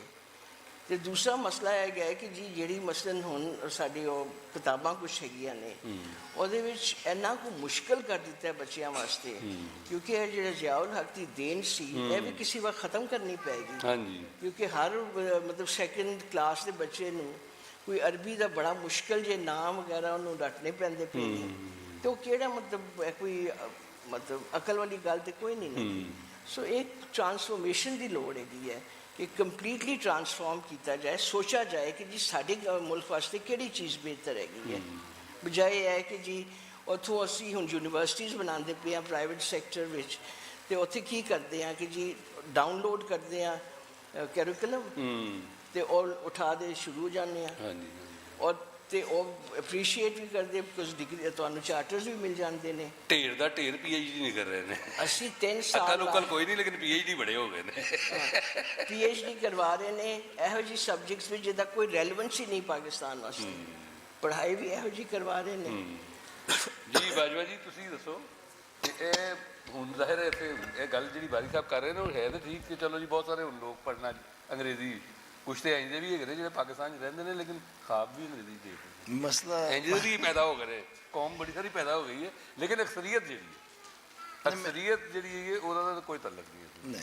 लेकिन जो फैसल साहब ने किया कि ज़बरदस्ती नहीं करनी चाहिए है उन्होंने ਜ਼ਬਰਦਸਤੀ ਕਰੀ ਜਾ ਪਿਛਲੇ 77 ਸਾਲ ਤੋਂ, ਥੋੜੀ ਜਿਹੀ ਜ਼ਬਰਦਸਤੀ ਉਹਨਾਂ ਨਾਲ ਵੀ ਕਰ ਲੈਣੀ ਚਾਹੀਦੀ ਹੈ। लेकिन बस मैं एक मिसाल ਅਸ਼ਰਾਫੀਆ ਨਾਲ ਇੱਕ ਵਾਰੀ ਜ਼ਬਰਦਸਤੀ ਕਰੋਗੇ ਨਾ ਇਨਸਾਨ ਦੇ ਬੱਚੇ ਬਣ ਜਾਣਗੇ, ਮੈਂ ਤੁਹਾਨੂੰ ਦੱਸਦਾ। ਮੈਂ ਇੱਕ ਮਿਸਾਲ ਦੇਣਾ ਚਾਹ ਰਿਹਾ ਸਾਂ ਫੈਸਲ ਸਾਹਿਬ ਦੀ ਗੱਲ ਤੋਂ, ਜਿਹੜੀ ਮਾਦਰੀ ਜ਼ੁਬਾਨ ਵਿੱਚ ਬੱਚਿਆਂ ਨੂੰ ਵੀ, ਤੇ ਪ੍ਰੋਫੈਸਰ ਸਾਜਦਾ ਵੀ ਕਹਿ ਰਹੇ ਸਨ ਕਿ ਬੱਚਿਆਂ ਨੂੰ ਵੀ ਸਮਝ ਆਉਂਦੀ ਹੈ। ਕੋਈ 5-6 ਸਾਲ ਹੋਏ ਨੇ ਕਿ ਥਰਡ ਵਿੱਚ ਉਹ ਕੋਲੇ ਦੀ ਮਾਈਨਿੰਗ ਸ਼ੁਰੂ ਹੋ ਰਹੀ ਸੀ, ਤੇ ਉੱਥੇ ਇੱਕ ਬੜੇ ਵੱਡੇ ਚੈਰਿਟੀ ਨੇ ਸੋਚਿਆ, ਮੈਂ ਨਾਮ ਨਹੀਂ ਲਵਾਂਗਾ ਉਹਨਾਂ ਦਾ, ਕਿ ਅਸੀਂ ਵੀ ਇੱਕ ਦੋ ਸਕੂਲ ਬਣਾਈਏ। ਠੀਕ ਹੈ, ਉਹਨਾਂ ਨੇ ਸਕੂਲ ਬਣਾ ਲਏ, ਮੈਂ ਉੱਥੇ ਹੀ ਸਾਂ। ਅੱਛਾ, ਬੜੇ ਸ਼ਾਨਦਾਰ ਇੱਕ ਇਫਤਤਾਹ ਹੋਇਆ ਉੱਥੇ, ਵਜ਼ੀਰ ਆਏ ਦੇ ਸਨ, ਉੱਥੇ ਲੋਕਲ ਕਮਿਸ਼ਨਰ ਸੀ, ਉਹ ਸਪਾਂਸਰ ਸਨ, ਤੇ ਉਹ ਸਕੂਲ ਜੀ ਬੜਾ ਸ਼ਾਨਦਾਰ, ਉਹਦੇ ਫੈਸਿਲਿਟੀਜ਼ ਬੜੇ ਅੱਛੇ, ਮੈਂ ਬੜਾ ਖੁਸ਼ ਹੋਇਆ ਕਿ ਥਾੜੇ ਜੀ ਬੜਾ ਅੱਛਾ ਸਕੂਲ ਬਣਿਆ ਬੱਚਿਆਂ ਦਾ, ਤੇ ਬੜਾ ਇਸਤਕਬਾਲ ਹੁਣ ਰੋਸ਼ਨ ਹੋ ਗਿਆ। ਮੈਂ 2 ਸਾਲ ਬਾਅਦ ਗਿਆ ਤੇ ਮੈਨੂੰ ਲੱਗਦਾ ਕੋਈ 4-5 ਬੱਚੇ ਰਹਿ ਗਏ ਸਨ, ਕੋਈ 200 ਵਿੱਚੋਂ ਉਹ ਸਾਰੇ ਦੌੜ ਗਏ ਸਨ ਥਰਡ ਦੇ ਵਿੱਚ। ਤੇ ਮੈਂ ਕਿਹਾ ਕਿ ਐਡਾ ਅੱਛਾ ਸਕੂਲ ਬਣਾਇਆ, ਐਡੇ ਅੱਛੇ ਫੈਸਿਲਿਟੀਜ਼ ਨੇ, ਕੀ ਹੋਇਆ? ਉਹ ਟੀਚਰਸ ਨੇ ਐਕਚੁਅਲੀ ਮੈਨੂੰ ਬਾਅਦ ਵਿੱਚ ਕਹਾਣੀ ਦੱਸੀ, ਉਹ ਸਾਹਮਣੇ ਨਹੀਂ ਸਨ ਦੱਸਦੇ, ਉਹ ਬਾਅਦ ਵਿੱਚ ਉਹਨਾਂ ਨੇ ਦੱਸਿਆ ਕਿ ਇਹਨਾਂ ਦੀ ਜ਼ੁਬਾਨ ਦਰਤੀ ਹੈ, ਤੇ ਉਹ ਜਿਹੜੀ ਟੀਚਰ ਬੋਲ ਰਹੇ ਸਨ ਬੱਚਿਆਂ ਨੂੰ ਕੱਖ ਸਮਝ ਨਹੀਂ ਸੀ ਆ ਰਹੀ, ਉਹ ਜਾਪਾਨੀ ਹੁੰਦੀ ਜਾਂ ਚਾਈਨੀਜ਼ ਹੁੰਦੀ, ਤੇ ਉਹੀ ਗੱਲ ਸੀ ਉਰਦੂ, ਤੇ ਉਹ ਐਸਤਾ ਚੁੱਪ ਕਰਕੇ ਬੱਚੇ ਨੇ ਉਰਦੂ ਸੀ, ਤੇ ਉਹ ਵਿਚਾਰੇ ਬੱਚੇ ਬਿਲਕੁਲ ਉਹ ਟੀਚਰ ਦੀ ਸ਼ਕਲ ਦੇਖ ਰਹੇ ਸਨ, ਤੇ ਉਹਨਾਂ ਦਾ ਕੀ ਫਾਇਦਾ ਸੀ ਉਹ ਸਕੂਲ ਜਾਣ ਦਾ। ਤੇ ਇਸ ਵਜ੍ਹਾ ਤੋਂ ਸਾਨੂੰ ਇੱਕ ਬੁਨਿਆਦੀ ਸਵਾਲ ਪੁੱਛਣਾ ਪਏਗਾ ਕਿ ਇਹ ਜਿਹੜੇ ਸਾਡੇ ਸਕੂਲ ਨੇ ਉਹ ਕਿਸ ਫਾਇਦਾ ਵਾਸਤੇ, ਉਹ ਬੱਚੇ ਦਾ ਫਾਇਦਾ ਵੇ ਕਿ ਹੁਕਮਰਾਨ ਦਾ ਫਾਇਦਾ ਵੇ, ਇਹ ਕਿਸ ਨਜ਼ਰ ਨਾਲ ਇਹ ਸਕੂਲ ਕਰਿਕੂਲਮ ਜਾਂ ਮਨਸੂਬੇ ਬਣ ਰਹੇ ਨੇ, ਇਹ ਫਾਇਦਾ ਕਿਹਦਾ ਹੋ ਰਿਹਾ? ਫਾਇਦਾ ਉਹਨਾਂ ਦਾ ਬੱਚੇ ਦਾ ਨਹੀਂ ਹੋ ਰਿਹਾ। ਉਹ ਕਹਿੰਦੇ ਜ਼ਿਆਦਾ ਪੜ੍ਹ ਲਿਖ ਕੇ ਫਿਰ ਇਹਨੂੰ ਨੌਕਰੀਆਂ ਵੀ ਦੇਣੀਆਂ ਪੈਣਗੀਆਂ, ਫਿਰ ਕੱਲ ਨੂੰ ਹੋਰ ਫਤੂਰ ਪਾਉਣਗੇ। ਇਹਨਾਂ ਨੂੰ ਜਾਹਿਲ ਰੱਖਣਾ ਜਿਹੜਾ ਬਹੁਤ ਜ਼ਰੂਰੀ ਹੈਗਾ, ਭਾਵੇਂ PhD ਦੇ ਨਾਂ ਦੇ ਉੱਤੇ ਜਾਹਿਲ ਰੱਖੋ। ਮੈਨੂੰ ਤਾਂ ਲੱਗਦਾ ਕਿ ਬਾਕਾਇਦਾ ਸੋਚੀ ਸਮਝੀ ਪਾਲਿਸੀ ਹੈ ਕਿ ਤਾਲੀਮ ਜਿਹੜੀ ਹੈਗੀ ਹੈ, ਜਿਹੜੀ ਇੱਕ ਉਹਦੇ ਅੰਦਰ ਇੱਕ ਨਿਆ ਇਨਸਾਨ ਪੈਦਾ ਕਰਦੀ ਹੈ, ਜਿਹੜਾ ਉਹਨੂੰ ਸਵਾਲ ਕਰਨ ਦਾ ਵਾਸਤੇ ਪੈਦਾ ਕਰਦੀ ਹੈ। ਉਹ ਸਾਡੇ ਮੁਲਕਾਂ 'ਚ ਸਾਊਥ ਏਸ਼ੀਆ ਦੇ ਅੰਦਰ ਤੇ ਐਵੇਂ ਤਾਂ ਨਹੀਂ, ਇਹ ਮੋਦੀ ਔਰ ਸਾਡੇ ਮੋਦੀ ਜਿਹਾ ਐਵੇਂ ਤਾਂ ਨਹੀਂ ਆਏ ਤਾਲਿਬਾਨ ਪਿੱਛੇ, ਇਹਦੇ ਪਿੱਛੇ ਤੇ ਮੈਨੂੰ ਤਾਂ ਲੱਗਦਾ ਕਿ ਬਾਕਾਇਦਾ ਸੋਚਾ ਸਮਝਾ ਮਨਸੂਬਾ ਹੈ। ਕਿਉਂ ਜੀ ਬਾਰੀ ਸਾਹਿਬ? ਦੇਖੋ ਜੋ ਹੋ ਰਿਹਾ ਹੈ। ਸੋ ਜਿਹੜੀ ਫਾਰੂਕ ਸਾਹਿਬ ਨੇ ਵੀ ਗੱਲ ਕੀਤੀ, ਮੇਰੇ ਖਿਆਲ 'ਚ ਤਾਂ ਬੜਾ ਜ਼ਰੂਰੀ ਹੈ ਕਿ ਅਸੀਂ ਦੁਬਾਰਾ ਇੱਕ ਵਾਰੀ ਸੋਚੀਏ ਜ਼ਰੂਰ ਹੈ, ਜੋ ਅਸੀਂ ਜ਼ਿਆਦਾ ਕਿਸੇ ਵੇਲੇ ਵੀ ਸੋਚਿਆ ਨਹੀਂ। ਤੁਸੀਂ ਉਹ 47 'ਚ ਜਿਹੜੀ ਐਜੂਕੇਸ਼ਨ ਕਾਨਫਰੰਸ ਵੀ ਹੋਈ ਸੀ ਜੀ ਪਹਿਲੀ, ਉਹਦੇ 'ਚ ਵੀ ਪ੍ਰੋਸੀਡਿੰਗਸ ਉਹਦੀ ਦੇਖੋ, ਉਹਦੇ ਵਿੱਚ ਵੀ ਇੰਨਾ ਜ਼ਿਆਦਾ ਸੋਚ ਵਿਚਾਰ ਨਹੀਂ ਕੀਤੀ ਗਈ ਸੀ ਕਿ ਵੀ ਸਾਡਾ ਐਜੂਕੇਸ਼ਨ ਸਿਸਟਮ ਨੇ ਕਰਨਾ ਕੀ ਹੈ, ਇਹ ਬਣਾਉਣਾ ਕਿਉਂ ਹੈ। ਉਹ ਵੀ ਮੱਖੀ ਤੇ ਮੱਖੀ ਇੱਕ ਵਾਰੀ ਮਾਰੀ ਸੀ ਕਿ ਬਈ ਜੋ ਆ ਗਏ ਨੇ ਸਕੂਲ, ਉਹਨਾਂ ਨੂੰ ਅੱਗੇ ਕਿਸ ਤਰ੍ਹਾਂ ਵਧਾਉਣਾ ਹੈ, ਚਲਾਉਣਾ ਹੈ, ਹਰ ਜਗ੍ਹਾ ਕਿਸ ਤਰ੍ਹਾਂ ਇਹੀ ਸਕੂਲ ਕਿਸ ਤਰ੍ਹਾਂ ਪਹੁੰਚਣਗੇ ਵਗੈਰਾ ਵਗੈਰਾ। ਉਹੀ ਮਸਲੇ ਮਸਾਇਲ ਜਿਹੜੇ ਅਸੀਂ ਅੱਜ ਵੀ ਦੇਖ ਰਹੇ ਹਾਂ ਉਸ ਵੇਲੇ ਵੀ ਸੀ, ਉਹਨਾਂ 'ਤੇ ਹੀ ਗੁਫ਼ਤਗੂ ਹੋਈ। ਲੇਕਿਨ ਜਿਹੜਾ ਇੱਕ ਰੀਥਿੰਕ ਕਰਨ ਦਾ ਮੌਕਾ ਸੀ, ਉਹ ਉਸ ਵੇਲੇ ਵੀ ਅਸੀਂ ਨਹੀਂ ਇਸਤੇਮਾਲ ਕੀਤਾ ਸੀ ਤੇ ਅੱਜ ਤੱਕ ਵੀ ਨਹੀਂ ਕੀਤਾ ਕਿ ਬਈ ਅਸਲ 'ਚ ਅਸੀਂ ਚਾਹੁੰਦੇ ਕੀ ਹਾਂ ਤਾਲੀਮ ਦਾ ਮਕਸਦ। ਇਹ ਤਾਂ ਲਾਰਜਰ ਲੈਵਲ 'ਤੇ ਹੈ ਨਾ ਕਿ ਉਹਦੀ ਫਿਰ ਮਕਾਸਦ ਕਲੀਅਰ ਹੋਣ। ਪ੍ਰੋਬਲਮ ਇਹ ਹੈ ਕਿ ਪਾਕਿਸਤਾਨ 'ਚ ਬਹਿ ਕੇ ਕਰੋਗੇ ਤਾਂ ਉਹਨਾਂ ਨੇ ਕਹਿਣਾ ਇਹਦਾ ਮਤਲਬ ਹੈ ਹੋਰ ਪਾਕਿਸਤਾਨ ਸਟੱਡੀਜ਼ ਅਤੇ ਇਸਲਾਮੀਆਤ ਪੜ੍ਹਾਓ। ਮਸਲਾ ਇਹ ਵੀ ਹੈ ਨਾ ਕਿ ਮਕਾਸਦ ਤੈਅ ਕਰਨ 'ਚ ਮਕਾਸਦ ਉੱਧਰ ਚਲ ਜਾਂਦੇ ਨੇ, ਅਤੇ ਤੁਸੀਂ ਥੋੜ੍ਹਾ ਜਿਹਾ ਲੇਕਿਨ ਸੋਚਣਾ ਪਏਗਾ ਨਾ ਕਿ ਤਾਲੀਮ ਦਾ ਮਕਸਦ ਹੈ ਕੀ, ਅਸੀਂ ਕੀ ਕਰਨਾ।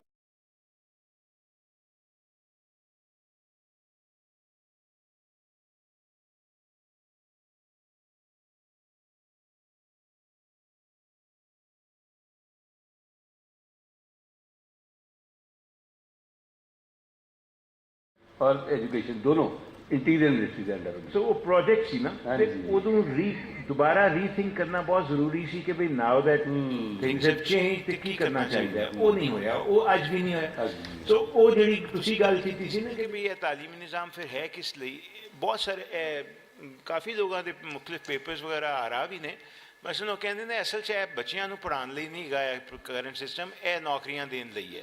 ਕਿਉਂਕਿ 4.5 ਲੱਖ ਟੀਚਰ ਹੈ ਪੰਜਾਬ 'ਚ, ਇਹ ਬੇਸਿਕਲੀ ਸਿਸਟਮ ਹੈ ਫॉर ਗਿਵਿੰਗ ਨੌਕਰੀਆਂ ਵਗੈਰਾ। It's one of the largest, ਸਭ ਤੋਂ ਜ਼ਿਆਦਾ ਬੰਦੇ ਸਿਹਤ ਜਾਂ ਤਾਲੀਮ 'ਚ ਹੀ ਹੁੰਦੇ ਨੇ ਨਾ ਜਿਹੜੇ ਅਸੀਂ ਇੰਪਲੋਏ ਕਰਦੇ ਹਾਂ। ਅਤੇ ਉਹ ਬੱਚੇ ਦੀ ਜਿਹੜੀ ਅਸੀਂ ਕਰਨਾ ਚਾਹੁੰਦੇ ਹਾਂ ਤਾਲੀਮ, ਉਹ ਤਰਬੀਅਤ, ਉਹਦੇ 'ਤੇ ਫੋਕਸ ਹੋਣਾ ਜ਼ਿਆਦਾ ਨਹੀਂ ਰਿਹਾ। ਤੁਸੀਂ ਐਸਐਨਸੀ ਦੀ ਗੱਲ ਕੀਤੀ, ਤੁਸੀਂ ਵਾਪਸ ਐਸਐਨਸੀ 'ਤੇ ਜਾਓ, ਕੀ ਉਹਦੇ 'ਚ ਹੋਇਆ? ਜ਼ਿਆਦਾ ਡਿਬੇਟ ਮੈਥ ਔਰ ਸਾਇੰਸ 'ਤੇ ਤਾਂ ਨਹੀਂ ਹੋ ਰਿਹਾ ਸੀ ਨਾ, ਜ਼ਿਆਦਾ ਡਿਬੇਟ ਤਾਂ ਇਹੀ ਸੀ ਕਿ ਇਸਲਾਮੀਆਤ ਹੋਰ ਕਿੰਨੀ ਵਧਾਉਣੀ ਹੈ, ਪਾਕਿਸਤਾਨ ਸਟੱਡੀਜ਼ 'ਚ ਕੀ ਕਰਨਾ ਹੈ, ਅਰਬੀ ਦਾ ਸਬਜੈਕਟ ਸੈਪਰੇਟਲੀ ਲਿਆਇਆ ਜਾਏ ਜਾਂ ਨਹੀਂ, ਕੁਰਾਨ ਪਾਕ ਨਾਜ਼ਰਾ ਪੜ੍ਹਨਾ ਹੈ ਕਿ ਤਰਜਮੇ ਨਾਲ ਪੜ੍ਹਨਾ ਹੈ, ਕਿਸ ਸਟੇਜ 'ਤੇ ਪੜ੍ਹਨਾ ਹੈ, ਇਹਦੇ 'ਤੇ ਜ਼ਿਆਦਾ ਡਿਬੇਟ ਸੀ।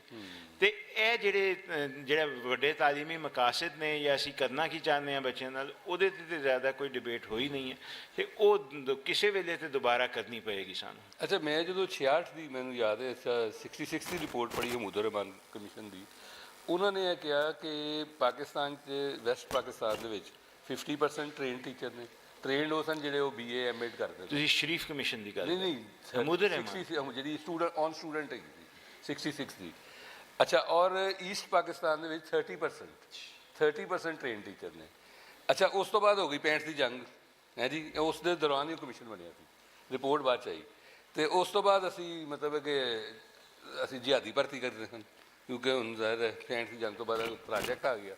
ਅੱਛਾ, ਉਹ ਜਿਹੜਾ ਯਹੀਆ ਖਾਨ ਦੌਰ ਹੈ, ਉਹਦੇ ਵਿੱਚ ਜਮਾਤ ਇਸਲਾਮੀ ਦੇ ਬੰਦੇ ਭਰਤੀ ਕੀਤੇ ਗਏ ਟੀਚਰ, ਕਿਉਂਕਿ ਨੂਰ ਖਾਨ ਸਾਹਿਬ ਨੇ ਇੱਥੇ ਇਸਲਾਮੀਆਤ, ਉਸ ਤੋਂ ਪਹਿਲੇ ਤੱਕ ਇਸਲਾਮੀਆਤ ਐਸੈਂਸ਼ੀਅਲ ਨਹੀਂ ਸੀ।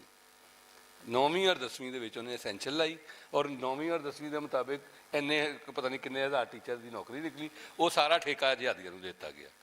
ਅੱਛਾ, ਉਹਦਾ ਨਤੀਜਾ ਇਹ ਨਿਕਲਿਆ ਕਿ ਉਹ ਇੱਕ ਨਲਾਇਕ ਲੋਕਾਂ ਦੀ, ਕਿਉਂਕਿ ਉਹ ਟ੍ਰੇਨਡ ਹੀ ਨਹੀਂ ਹੈਗੇ ਸਨ ਨਾ। ਆਲਰੇਡੀ ਤੁਸੀਂ ਕਹਿ ਰਹੇ ਹੋ ਕਿ 50% ਟੀਚਰ ਟ੍ਰੇਨਡ ਹੈਗੇ ਨੇ, ਨਲਾਇਕ ਟੀਚਰ ਆ ਗਏ। ਉਸ ਤੋਂ ਬਾਅਦ ਭੁੱਟੋ ਸਾਹਿਬ ਆ ਗਏ, ਨੈਸ਼ਨਲਾਈਜੇਸ਼ਨ ਹੋ ਗਈ, ਪਾਕਿਸਤਾਨ ਟੁੱਟ ਗਿਆ ਸੀ। ਹੁਣ ਉਹਨਾਂ ਨੂੰ ਇਹ ਹੈਗਾ ਸੀ ਕਿ ਕੌਮ ਨੂੰ ਕੁਛ ਦੇ ਦਈਏ ਨਾ, ਅਤੇ ਉਹਨਾਂ ਨੇ ਨੈਸ਼ਨਲਾਈਜੇਸ਼ਨ ਦੇ ਦਿੱਤੀ। ਉਹਦੇ ਨਤੀਜੇ ਦੇ ਵਿੱਚ 2.5 ਲੱਖ ਟੀਚਰਾਂ ਦੀ ਨੌਕਰੀ ਨਿਕਲੀ। 69 ਦੇ ਵਿੱਚ ਪਹਿਲੇ ਭਰਤੀ ਹੋਈ, ਫਿਰ ਉਸ ਤੋਂ ਬਾਅਦ ਉਹ 2.5 ਲੱਖ ਟੀਚਰ ਜਿਹੜੇ ਹੈਗੇ ਨੇ ਉਹ ਵੀ ਬਗੈਰ ਕਿਸੇ, ਅੱਛਾ ਹਾਂ ਹਾਂਜੀ, ਅੱਛਾ ਉਹ ਨਹੀਂ, ਲੇਕਿਨ ਮੈਂ ਕਹਿੰਦਾ 2.5 ਲੱਖ ਜਿਹੜਾ ਨया ਟੀਚਰ ਐਂਟਰ ਹੋਇਆ ਸਿਸਟਮ ਦੇ ਵਿੱਚ, ਉਹ ਵੀ MA ਔਰ BEd ਨਹੀਂ ਹੈਗੇ ਸਨ। ਸੋ ਜੋ ਜ਼ਿਆਉਲ ਹਕ ਦੌਰ 'ਤੇ ਤੁਹਾਨੂੰ ਤਨਜ਼ਲੀ ਨਜ਼ਰ ਆਉਂਦੀ ਹੈ ਪਬਲਿਕ ਐਜੂਕੇਸ਼ਨ ਦੀ, ਐਕਚੁਅਲੀ ਉਹਦੇ ਪਿੱਛੇ ਮੇਰਾ ਖਿਆਲ ਹੈ ਕਿ ਇਹ ਜਿਹੜੀ ਵਾਰੀ ਟੀਚਰਾਂ ਦੀ ਵੱਡੀ ਭਰਤੀ ਹੋਈ ਹੈ, ਇਹਦਾ ਬੜਾ ਹੱਥ ਹੈਗਾ।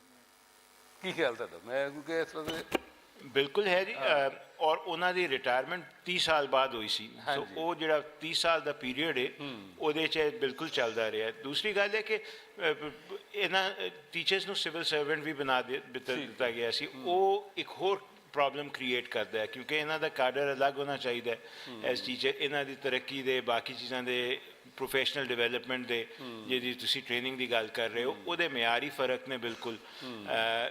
ਉਹ ਉਹੀ ਰੱਖੇ ਗਏ ਨੇ ਕਿ 17 ਤੋਂ 18 ਗ੍ਰੇਡ ਜਾਣ ਲਈ ਕੀ ਕਰਨਾ ਹੈ, 15 ਤੋਂ 16 ਜਾਣ ਲਈ ਕੀ ਕਰਨਾ ਹੈ। ਉਹ ਸਾਰਾ ਸਿਸਟਮ ਹੀ ਉਹਨਾਂ ਨੇ ਇੱਕ ਕਿਸਮ ਦਾ ਇਧਰ ਬੇਸਿਕਲੀ ਇਹੀ ਤਾਂ ਮੈਂ ਕਹਿ ਰਿਹਾ ਸਿਵਲ ਸਰਵਿਸ ਬਣਾ ਕੇ ਨੌਕਰੀਆਂ ਦੇ ਰਹੇ ਹੋ ਨਾ।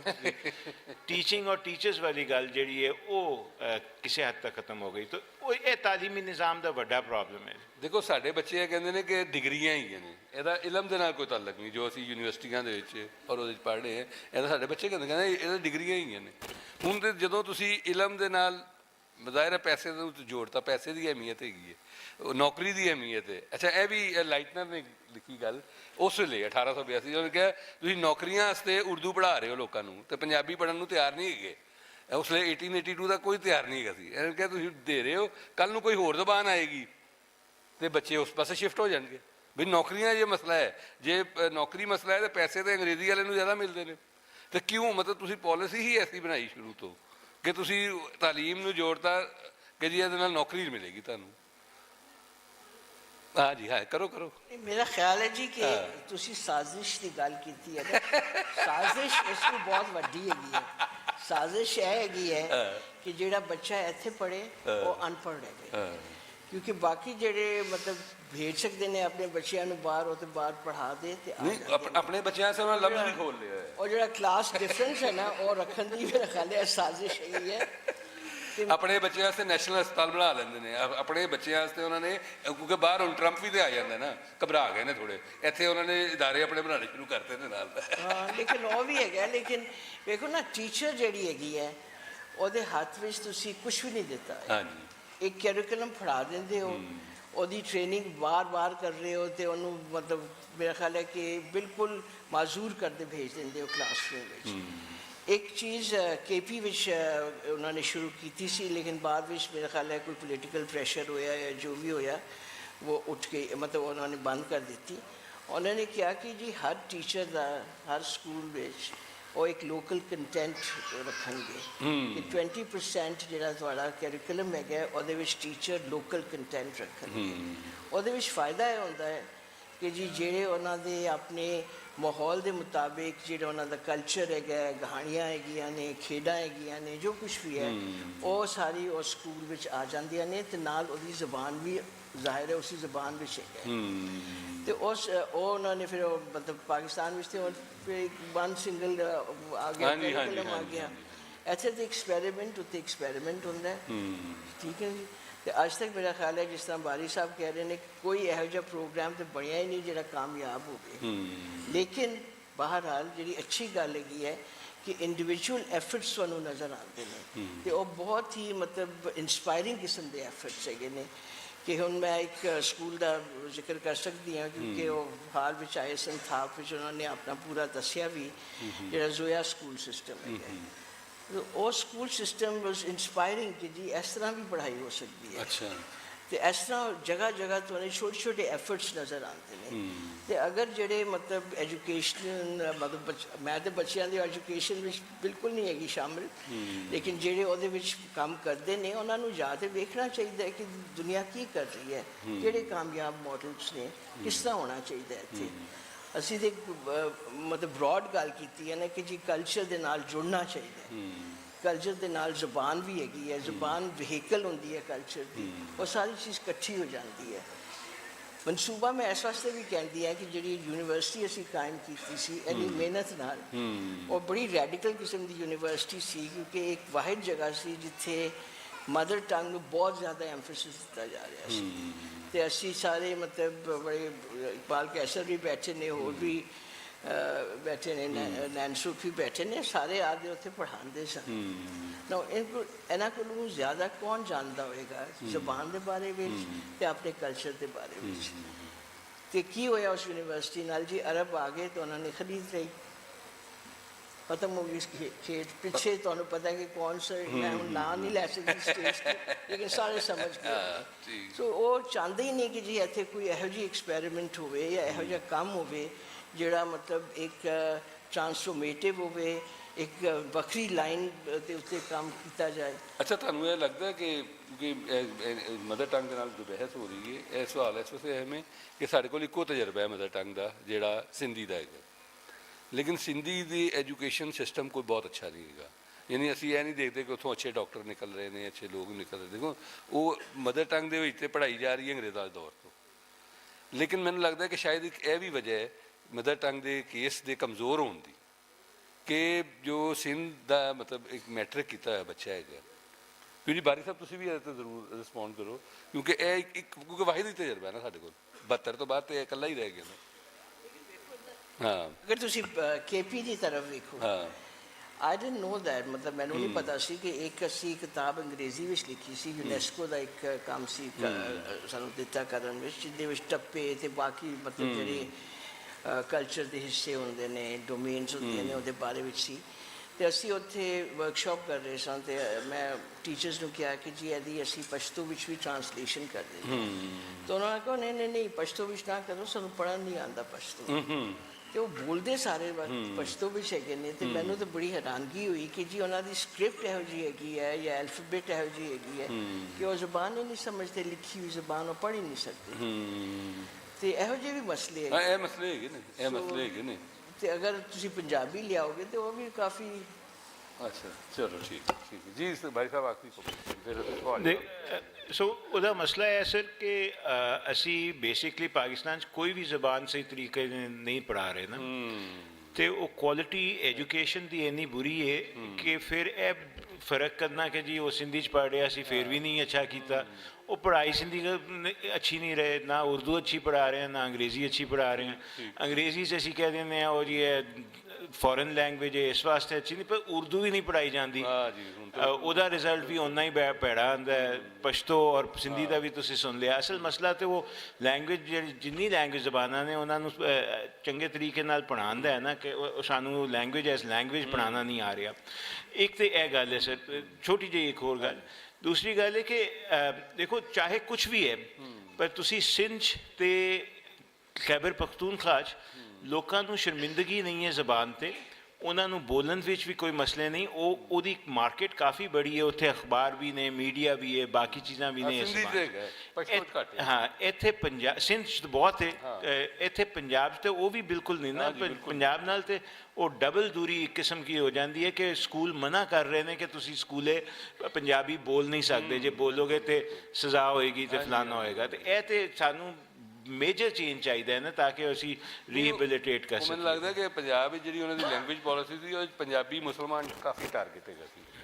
ਇਹ ਜਿਹੜਾ ਉਹਨੂੰ ਫਾਰਸੀ ਇਸ ਇਲਾਕੇ ਤੋਂ ਛੱਡੀ ਨਹੀਂ ਜਾ ਸਕਦੀ ਸੀ, ਅਤੇ ਫਾਰਸੀ ਨੂੰ ਛੱਡਣ ਵਾਸਤੇ ਇੱਕ ਉਰਦੂ ਨੂੰ CD ਬਣਾਇਆ ਗਿਆ। ਮੈਨੂੰ ਤਾਂ ਲੱਗਦਾ ਹੈ।